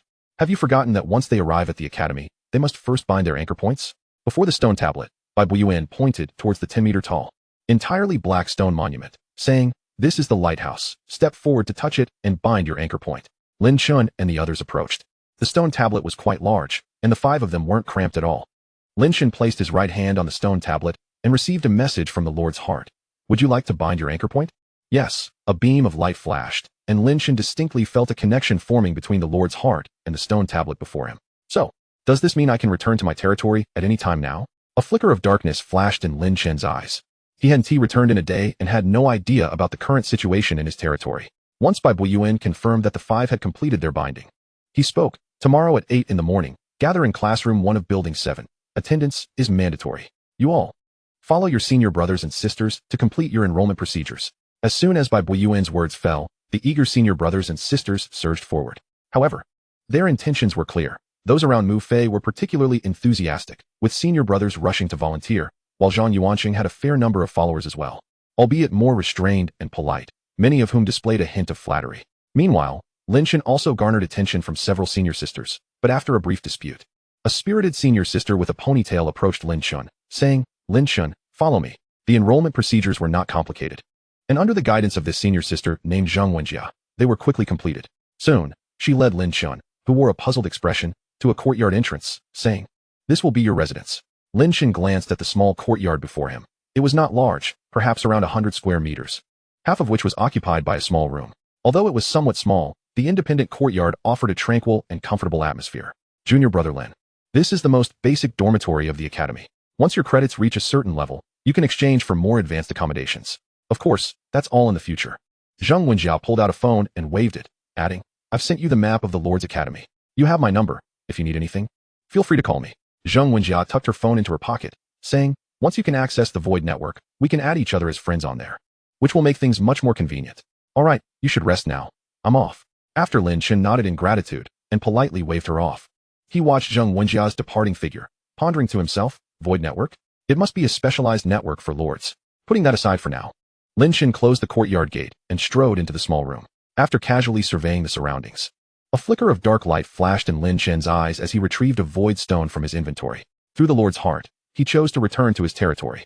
The void stone in his hand suddenly emitted a radiant glow, and in an instant, Lin Chen transformed into countless specks of light, gradually dissipating within the confines of the small room. Meanwhile, in the central building of the Lord Academy, Lu Shui raised her hand to tap the table, directing her gaze towards the entire management team seated in the conference room. With a chilling tone, she declared, "There's no need for disputes. Activate the Void Tower and allow those who have yet to reach the 2nd tier to seize this opportunity to advance. Simultaneously, credits will be distributed based on their rankings. As for the talent assessment for the Lord profession that you mentioned, we shall conduct it after they navigate through the Void Tower." Chapter 64. A brief return to the territory, Lin Chen under observation. In the vast expanse of the void, within Lin Chen's domain, after arranging the affairs of the territory, Eleanor did not proceed to the Soul Tower for training. Instead, she came to the front of the Lord's Hall. This area, originally an open space, was where Lin Chen would often ponder, sketching with a branch. Eleanor sat there, resting her chin on her hands, lost in thought. "What should I do?" Eleanor mused, feeling somewhat adrift. Having reached the 3rd tier's maximum level of 30, training in the experience room had become futile. Moreover, without any source power, venturing into the soul forging room was of little use. Now that they were no longer in the void trial realm and with no monsters attacking, Eleanor found herself at a loss after settling the territory. "I wonder when the Lord will return." Just then, the stone pillar in the Lord's Hall trembled slightly, and countless specks of light scattered before coalescing into a human form. Lin Chen raised his hand to observe the familiar Lord's Hall, exclaiming, "I'm back." A figure dashed forward, colliding directly into his embrace. "How has the territory fared?" Lin Chen asked, smiling as he affectionately ruffled Eleanor's hair. "Everything is well. But what transpired during your absence?" Eleanor replied as she disentangled herself from Lin Chen's embrace, beginning to recount the events that had unfolded. As they conversed, they walked towards the edge of the territory. "The territory was flung out of the trial realm?" Lin Chen inquired. Eleanor nodded, pointing ahead and explaining. "The black mist that once enveloped the territory's edge has continuously solidified, transforming into this barrier." Lin Chen gazed at the barrier before them, feeling a sense of familiarity. It resembled the barrier from the void trial realm. "Have you attempted to exit?" Eleanor shook her head, and at that moment, Shueli arrived upon learning of Lin Chen's return, respectfully stating, "Esteemed Warden, while this initial barrier can self-repair, its defensive capabilities are virtually non-existent. Beyond this barrier lies the void. Without the support of source power, one cannot maintain a foothold in the void." One would be utterly lost the moment they step into it. Upon hearing Xue Li's words, Lin Chen dismissed the idea of sending a guard to test it. Although the guards could be revived, it still required the expenditure of soul energy. Lin Chen glanced at Xue Li and asked, "When will you be able to restore your power to the 4th tier?" After pondering briefly, Xue Li replied respectfully, "Honorable Warden, with your miraculous soul tower training room and soul forging room, I shall soon return to the 4th tier, approximately within 30 days. Very well. Your current task is to devote yourself fully to regaining the 4th tier. Off you go." Lin Chen commanded. Yes, as a prodigy of the Black Soul clan. With his legendary quality talent, once Xue Li returned to the 4th tier, his combat prowess would undoubtedly be formidable. This would serve as preparation for future dangers. As the void is a realm where opportunity and risk coexist. Eleanor, I shall return to Blue Star shortly. Commence the recruitment of the Judgment Sisters and ensure they are fully cultivated to the 3rd tier. Previously, due to the void trial presenting no challenge to Lin Chen, coupled with the presence of guards, he had not completed the recruitment of the Judgment Sisters. However, now, facing the unknown risks, it was time to make some preparations. Nevertheless, judging by the Lord Academy's unhurried demeanor, it seemed unlikely that any danger would arise in the short term. Understood, my lord. Eleanor responded with enthusiasm. Please keep an eye on the situation with Hisaki. If that purple creature shows signs of breaking through to the 4th tier, place the triangular sheep head in the depths of the dungeon. The dungeon can isolate the essence of the peculiar triangular sheep head, preventing the appearance of that purple creature. This has been tested before. Very well, I must take my leave. Upon hearing Lin Chen's words, Eleanor felt a tinge of disappointment, but nodded nonetheless. Noticing her expression, Lin Chen reached out to affectionately ruffle her hair, saying, "Once I handle matters on Blue Star, I will return." For others, the cost of teleporting with 2 void stones would be exorbitant, but for Lin Chen, it was negligible. After consuming 1 void stone, Lin Chen once again transformed into countless specks of light and dissipated. This time, however, Eleanor was no longer at a standstill. Previously uncertain of what to do, she now found herself occupied. As her own troop, the Judgment Sisters, under her leadership, would expedite training within the soldier training grounds. Blue Star, Lord Academy. Before the massive stone tablet, the welcoming of new students continued. This time, individuals from the Dragon City Academy had arrived. Although they were from Dragon City, they still traveled via a small airship. However, the commotion caused this time far exceeded that of Lin Chen's arrival. The square, which originally accommodated only about 100 people, had now swelled to 300 or 400, all gazing at Xia Xingyue. Oh my, she is absolutely adorable. Junior, this is what a junior looks like. Are you all exchanging contact information? Stop it, they haven't even bound their anchor points yet. Various seniors, can you leave that to me? What are you thinking? Amidst the eager anticipation of the crowd, Xia Xingyue placed her hand upon the lighthouse monument. In that very instant, the entire stone tablet emitted a gentle luminescence. A phenomenon that left Xia Xingyue and the other 3 individuals preparing to bind their anchor points in a state of perplexity. Wow, as expected of a junior. Her extraordinary talent can even provoke such a manifestation during the binding process. Indeed, junior, let us exchange contact information. Have you all lost your minds? This lighthouse's glow signifies someone's return. Has someone recently entered the secret realm? Or perhaps ventured into the void path? No, there hasn't been anyone for nearly a month, though it could be a senior who ventured in long ago. A month? Such a prolonged sojourn must yield considerable rewards. Bai Buyuan, observing the scene with a furrowed brow, then instructed Xia Xingyue and the others, step aside, for it is your senior who has returned. Obediently, Xia Xingyue and her companions halted their binding of anchor points and retreated to the sidelines. At this moment, the soft glow emanating from the lighthouse monument gradually transformed into myriad specks of light, coalescing before the stone tablet, and a figure slowly emerged. Indeed, it is a senior who has returned. This individual seems somewhat familiar. Isn't he from the Yeoman Academy? A newcomer? How could he possibly return from the lighthouse? Has he returned to his territory? Bai Buyuan's lips twitched as he recognized Lin Chen materializing before the lighthouse monument. While the onlookers began to realize, their curiosity piqued regarding the anchor points and the lighthouse. To make such a round trip, 2 void stones. This junior is quite affluent. Junior, shall we exchange contact details? Do you need a study partner? At that moment, someone besides Xia Xingyue exclaimed, "Oh, you're alive." Chapter 65. I have already deduced who this warden might be. Lu Tianxi was taken aback upon seeing Lin Chen. Having vividly witnessed the earlier scene at the Lord Association headquarters, a fellow possessing a white-quality Lord's heart, who had declined mid-level Lord mentorship from headquarters and left with 10 void stones, led Lu Tianxi to believe Lin Chen had chosen to embrace a final indulgence in life. Presently, Lin Chen, feeling somewhat bewildered due to his lack of experience, had anticipated that after returning from his territory, he wouldn't return to his small courtyard, but instead found himself at the lighthouse monument. However, this did seem reasonable. As Lin Chen glanced around, he noticed all eyes were upon him, prompting a slight frown. Just then, Lu Tianqi inquired. How did you fare during the trials? Just luck, really, Lin Chen replied casually, nodding slightly to Bai Buyan before navigating through the crowd and exiting the square. Fortunately, thanks to Xia Xingyue, the academy students quickly dismissed Lin Chen from their thoughts, showing little concern for his departure. On his way back to the dormitory, Lin Chen stopped by a shop and acquired numerous items. The Lord Academy was vast yet sparsely populated, with most students having flocked to the Lighthouse Monument for the excitement. Throughout his journey, Lin Chen scarcely encountered anyone. Upon returning to his modest yet fully equipped dormitory, approximately 50 square meters in size, complete with kitchen and bathroom, he noticed a stone table and several stone stools in the courtyard outside. As he sat upon a stool, contemplating his next steps, a familiar voice called from outside the courtyard, "Chen, is this where you're staying?" Zhang Yuanqing poked his head through the courtyard gate. "What are you up to?" Lin Chen smirked slightly. "Come on in." Since returning from the void trials, the two had yet to find an opportunity for a proper conversation. After Zhang Yuanqing opened the gate and sat across from Lin Chen, he exclaimed, "Chen, why didn't you come for dinner yesterday? Also, you wouldn't believe how exorbitant the prices are here at the academy." Suddenly remembering something, Zhang Yuanqing added, "Do you still have money? Please don't exchange void crystals for currency. It's not worth it. If you're short, I can lend you some. I'm rolling in wealth right now." Lin Chen chuckled, glancing at his only friend, but instead of answering, he inquired, "Have you awakened a legendary quality lord profession?" Zhang Yuanqing's expression turned serious as he nodded earnestly. "A tank-type profession. Not bad," Lin Chen replied with a smile. "A lord with a defensive focus is quite commendable." Observing Lin Chen's nonchalant demeanor, Zhang Yuanqing felt a pang of concern. "Chen, if you continue to hide, it will only draw more attention. You've always been so carefree, but you can't act so casually about your legendary profession. It might give away too much." Upon hearing this, Lin Chen's expression shifted slightly. It seemed his friend had gleaned something. However, Lin Chen pondered, frowning slightly. Zhang Yuanqing was correct. Blending in too much could be detrimental. Yet, how could he explain the sudden transformation of his originally white lord's heart into a mythic one? Lin Chen gazed at Zhang Yuanqing, his brow arching. A blue rare quality lord's heart awakened into a legendary quality lord profession. It wouldn't be unreasonable for my white ordinary quality lord's heart to awaken into a mythic quality lord profession, would it? A smirk crept onto Lin Chen's face. "You're right, Yuanqing, thank you for the reminder." Noticing that Lin Chen had grasped his meaning, Zhang Yuanqing sighed in relief.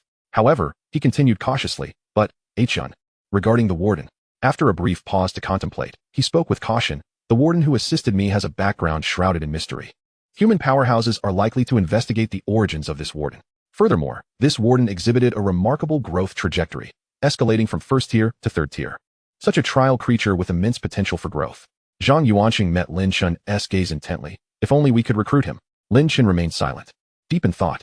If Zhang Yuanqing could conceive of such matters, it was likely that many others could as well. Thus, Mu Fei's persistent inquiries about how he had navigated the trials suggested that she too harbored some suspicions. However, Lin Chen smiled faintly and remarked, "Perhaps the jailer is not merely a creature of the trials."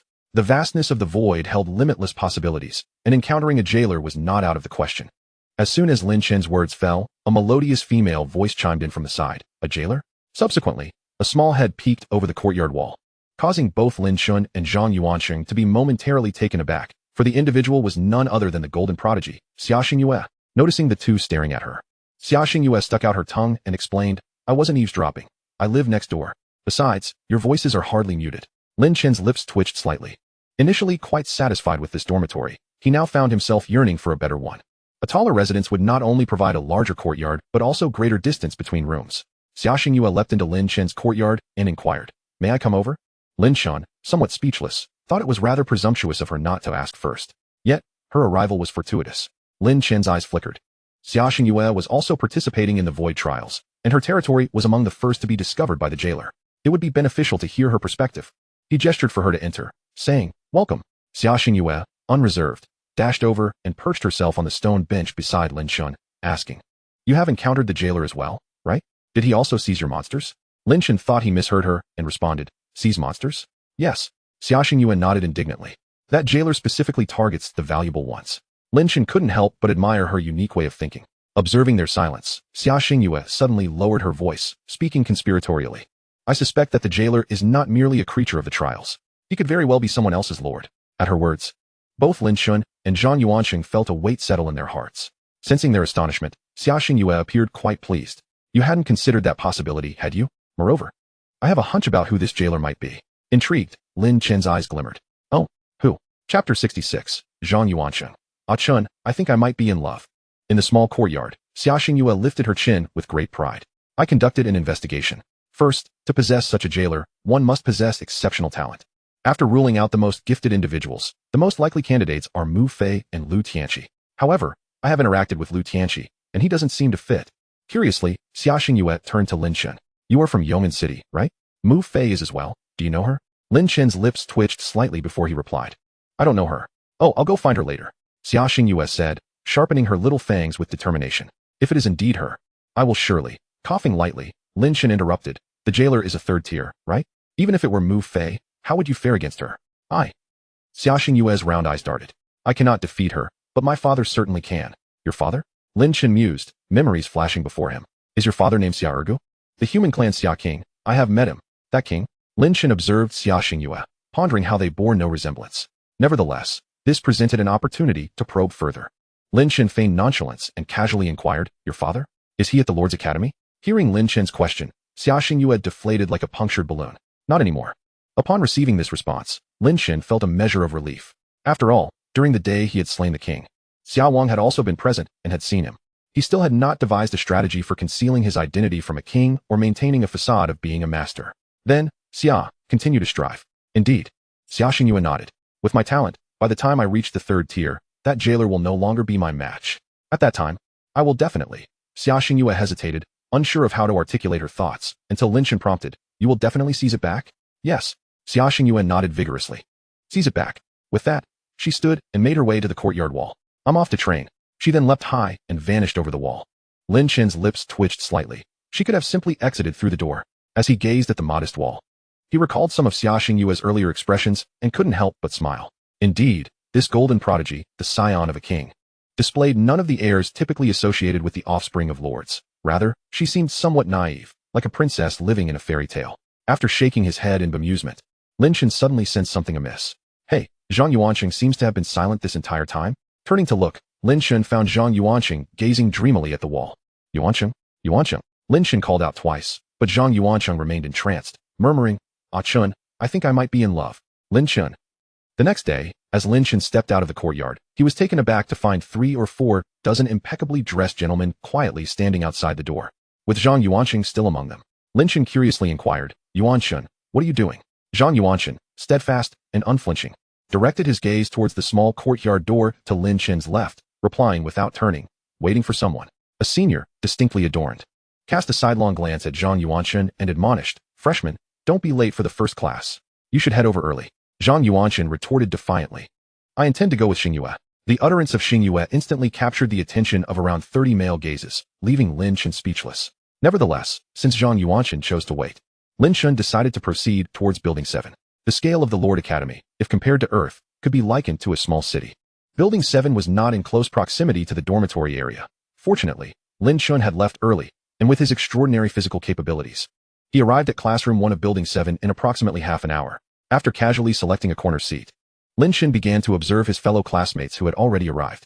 Apart from Zhang Yuanqing, all 5 members of the Yong'an Higher Academy were present. Additionally, there were already 15 other students seated in the classroom, which meant that only Zhang Yuanqing and Xia Xingyue were yet to arrive. However, before long, they entered the classroom, escorted by over 30 enthusiastic seniors. Zhang Yuanqing provocatively glanced at the throng of seniors outside before taking a seat beside Xia Xingyue.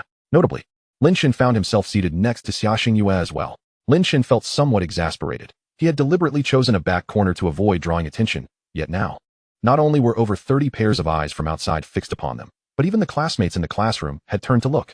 These seniors are quite fervent. Xia Xingyue exclaimed, resting her head on the desk.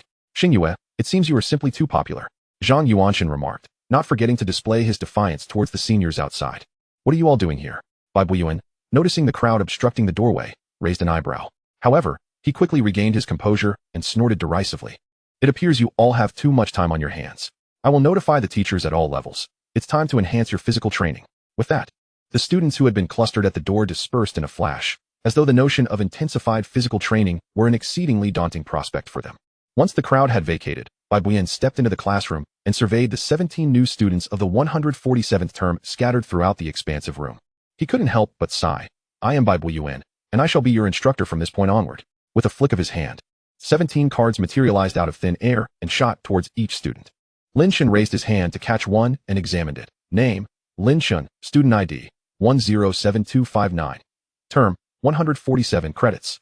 0. This is your student card, which also serves as your virtual network access credential within the academy. Moreover, it will be your credit storage card. Take good care of it.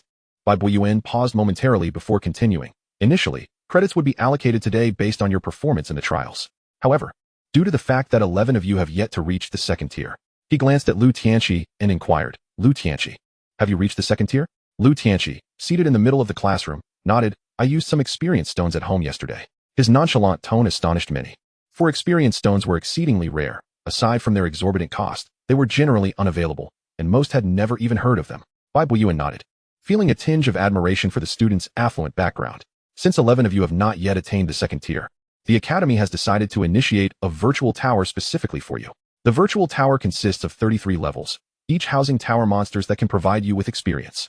Credits will be awarded based on the levels you reach. Chapter 67. Information on the Void Path, the arrival of Xia Xingyue. The virtual tower has been scheduled for tomorrow morning at 8 o'clock. As soon as Bai Buiyuan's words settled, Lu Tianqi raised his hand to inquire, Teacher, can those at the second tier also participate? Bai Buiyuan nodded affirmatively. Of course. Lu Tianqi beamed with pride. The reason he had expended precious experience stones to elevate himself to the second tier was precisely for this opportunity. It was well understood that participating as a second-tier student would yield significantly more experience than in the first tier, not to mention the potential for higher rankings and subsequent credits. Lin Chen contemplated Bai Buiyuan's words, pondering the fairness of the Lord Academy in allowing second-tier participants. You can review the specific rules online after class. Here, I must emphasize a few points. Bai Buiyuan's tone grew serious. The Academy deducts 100 credits from you each year. If you fall short, you will be expelled. If you do not reach the mid-tier Lord status within 10 years, you will also be expelled. During your tenure at the Academy, any betrayal of your kin or any deliberate actions against your kin will result in death upon discovery. Remember, no matter what, the human race is the foundation upon which you stand in the void path. After delivering these admonitions, Bai Buiyuan softened his tone. Now, let's commence the class. Today's first lesson will provide you with an overview of what you are about to face. This information must not be disclosed to ordinary individuals under any circumstances. It is a strict regulation of the Lord Association, and violations will be severely punished. The classroom of the Lord Academy was devoid of any ostentatious embellishments. Featuring only a simple blackboard and chalk, Bai Buiyuan turned to the blackboard and inscribed the words Void Path. Your territory has already been transmitted to the Void following the conclusion of the Void trials. The Void is vast and boundless, where space and time lose all meaning. As fledglings, you are incapable of controlling the movement of your territory. You can only be propelled forward by the undercurrents of the Void's rules. Bai Buiyuan pointed to the words on the blackboard. The Void Path is merely a designation.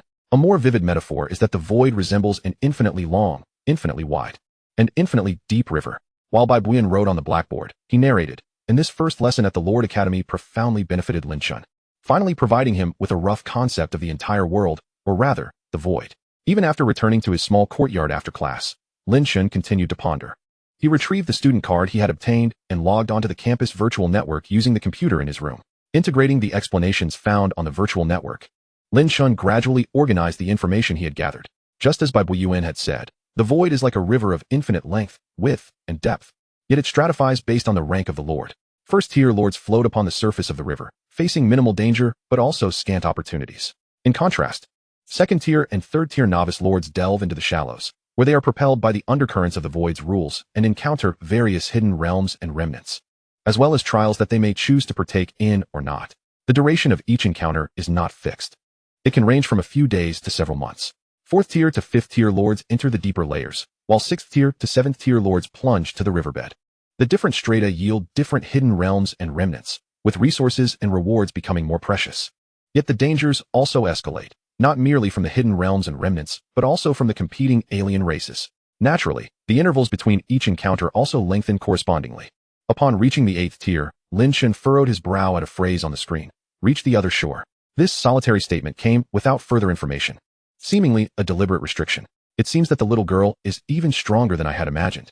A smirk crept onto Lin Chen's lips as he thought of the little girl, who was none other than the current principal of the Lord Academy, the 8th tier powerhouse. Lu Shui. In truth, he could inquire about the 8th tier information from her, but for one, it would expose his lack of discretion, and for another, it seemed unnecessary. Even for Lin Chen, the 8th tier felt somewhat distant. He also needed to investigate the rules for tomorrow's virtual flower tower. Just as Lin Chen was about to search, a familiar voice echoed outside his door. A Chen. What are you doing? Lin Chen, somewhat speechless, opened the door. Yuan Chen. Why are you here instead of pursuing your love? Zhang Yuanchen sighed. There are too many people. I couldn't squeeze in. Lin Chen was taken aback as he glanced sideways. Goodness, there are far more than this morning. It appeared that the once tranquil dormitory was rapidly transforming into a tourist attraction, with the crowd outside. The small courtyard was evidently unsuitable for conversation, so Lin Chen ushered Zhang Yuanchen into his room. As soon as they entered, Zhang Yuanchen spoke up. Why didn't you accept my friend request? Friend request?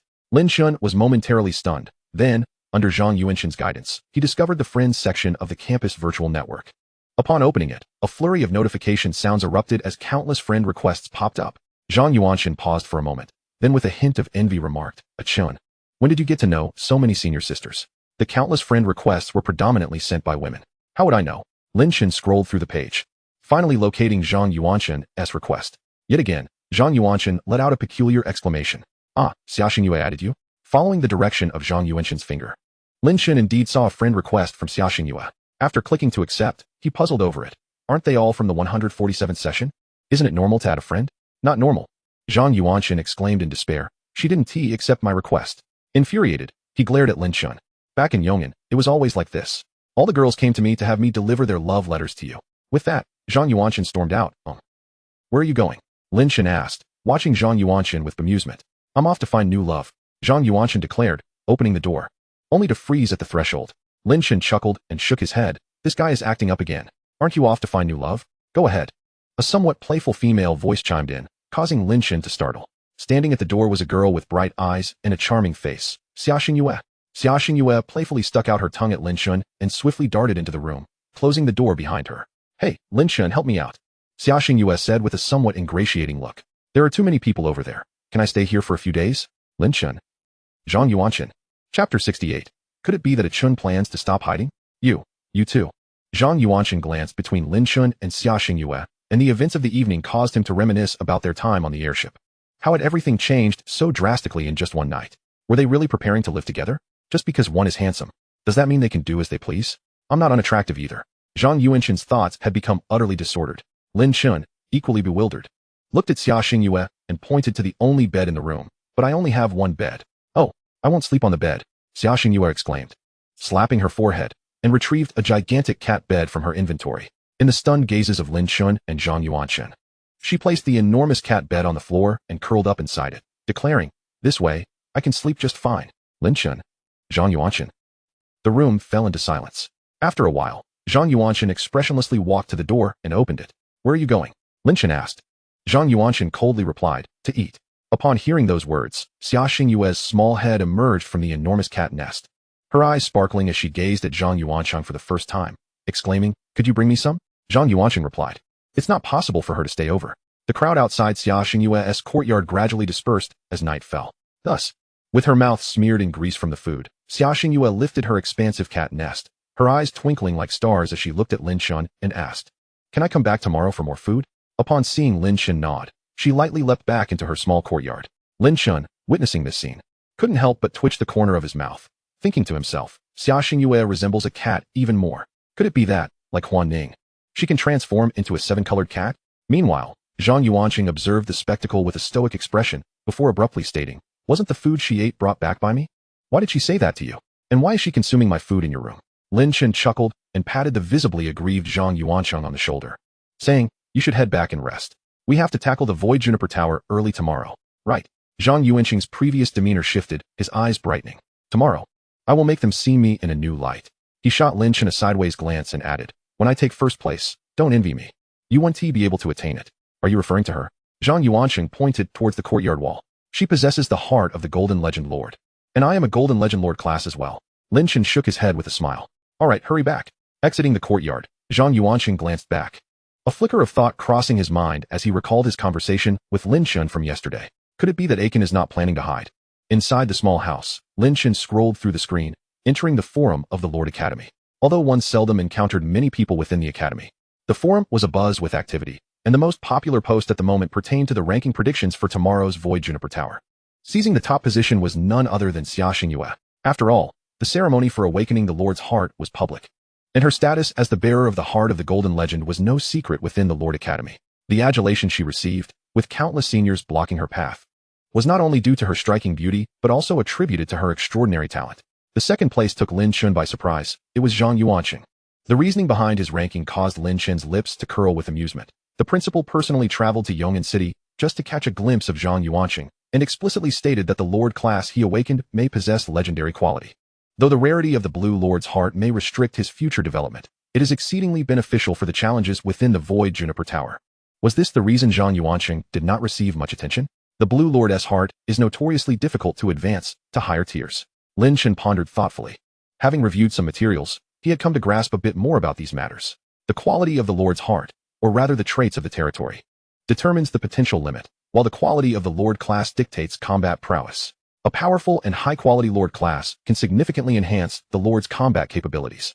Lin Chen continued scrolling down the screen until he finally spotted his name in 6th place. Lin Chen, bearer of the White Ordinary Lord's heart.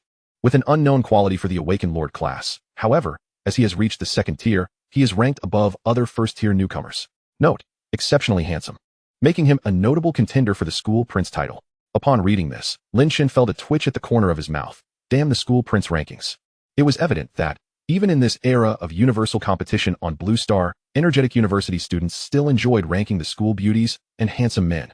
Lin Chen closed the screen, rose, and approached the window of the small house, gazing out at the starry sky as he murmured, the path of the void. The Star Sea Realm. The location of the human race on Blue Star lies within the Star Sea Realm, which is not exclusively inhabited by humans. Countless races of various sizes exist therein, although humans can be considered the most powerful race in the Star Sea Realm. Nevertheless, even so, humans only barely squeeze into the top 10 across the myriad realms, and moreover, this refers to the human race, not specifically the Blue Star humans. Although the virtual network did not clarify these circumstances, Lin Chen had long been aware of this distinction. The implications of the human race versus the Blue Star human race carry subtle differences. In the principal's office, Lu Shui opened her eyes and retrieved an intricately crafted jade instrument. The jade device emitted a soft glow, forming a half-figure composed of lines, faintly resembling an elderly person. Shui, when will you return? Lu Shui replied in a flat tone, Patriarch. I have already agreed to take on the role of principal at the Lord Academy on Blue Star. The term lasts for 10 years. Upon hearing this, the ethereal light points that constituted the elderly figure exploded, and after a moment, reformed. The elder's expression turned stern as he spoke in a deep voice. Lu Shui, do you comprehend what you are doing? Is there anything on Blue Star worthy of you wasting 10 years of your life? Hurry back. Lu Shui displayed a trace of a smile, though it was cold and distant. Patriarch, my affairs are my own to decide. You. Lu Shui waved her hand, and the jade instrument shattered with a loud bang. In the next instant, her figure flickered and appeared outside the principal's office, gazing towards the direction of the Lord Academy dormitory. This should serve as an explanation for them. I wonder if they will come rushing to Blue Star in a fit of rage to find me? However, with seniors around, Lu Shui's lips curled into a slight smile. The little girl had little to fear. Chapter 69. Why does this feel like an affair? The Void Tower is situated in the western district of the Lord's Academy. Contrary to Lin Chen's expectations, the 33 stories of the Void Tower do not loom impressively. Instead, it appears somewhat diminutive, particularly with its entrance on the 1st floor, which allows only a single person to pass through at a time. However, Lin Chen, who was unable to find any information yesterday, was not particularly astonished. For this is merely a pseudo-miracle crafted from the remnants of the fractured realm. So many people, Zhang Yuanqing remarked with a hint of nostalgia, to which Lin Chen nodded in agreement.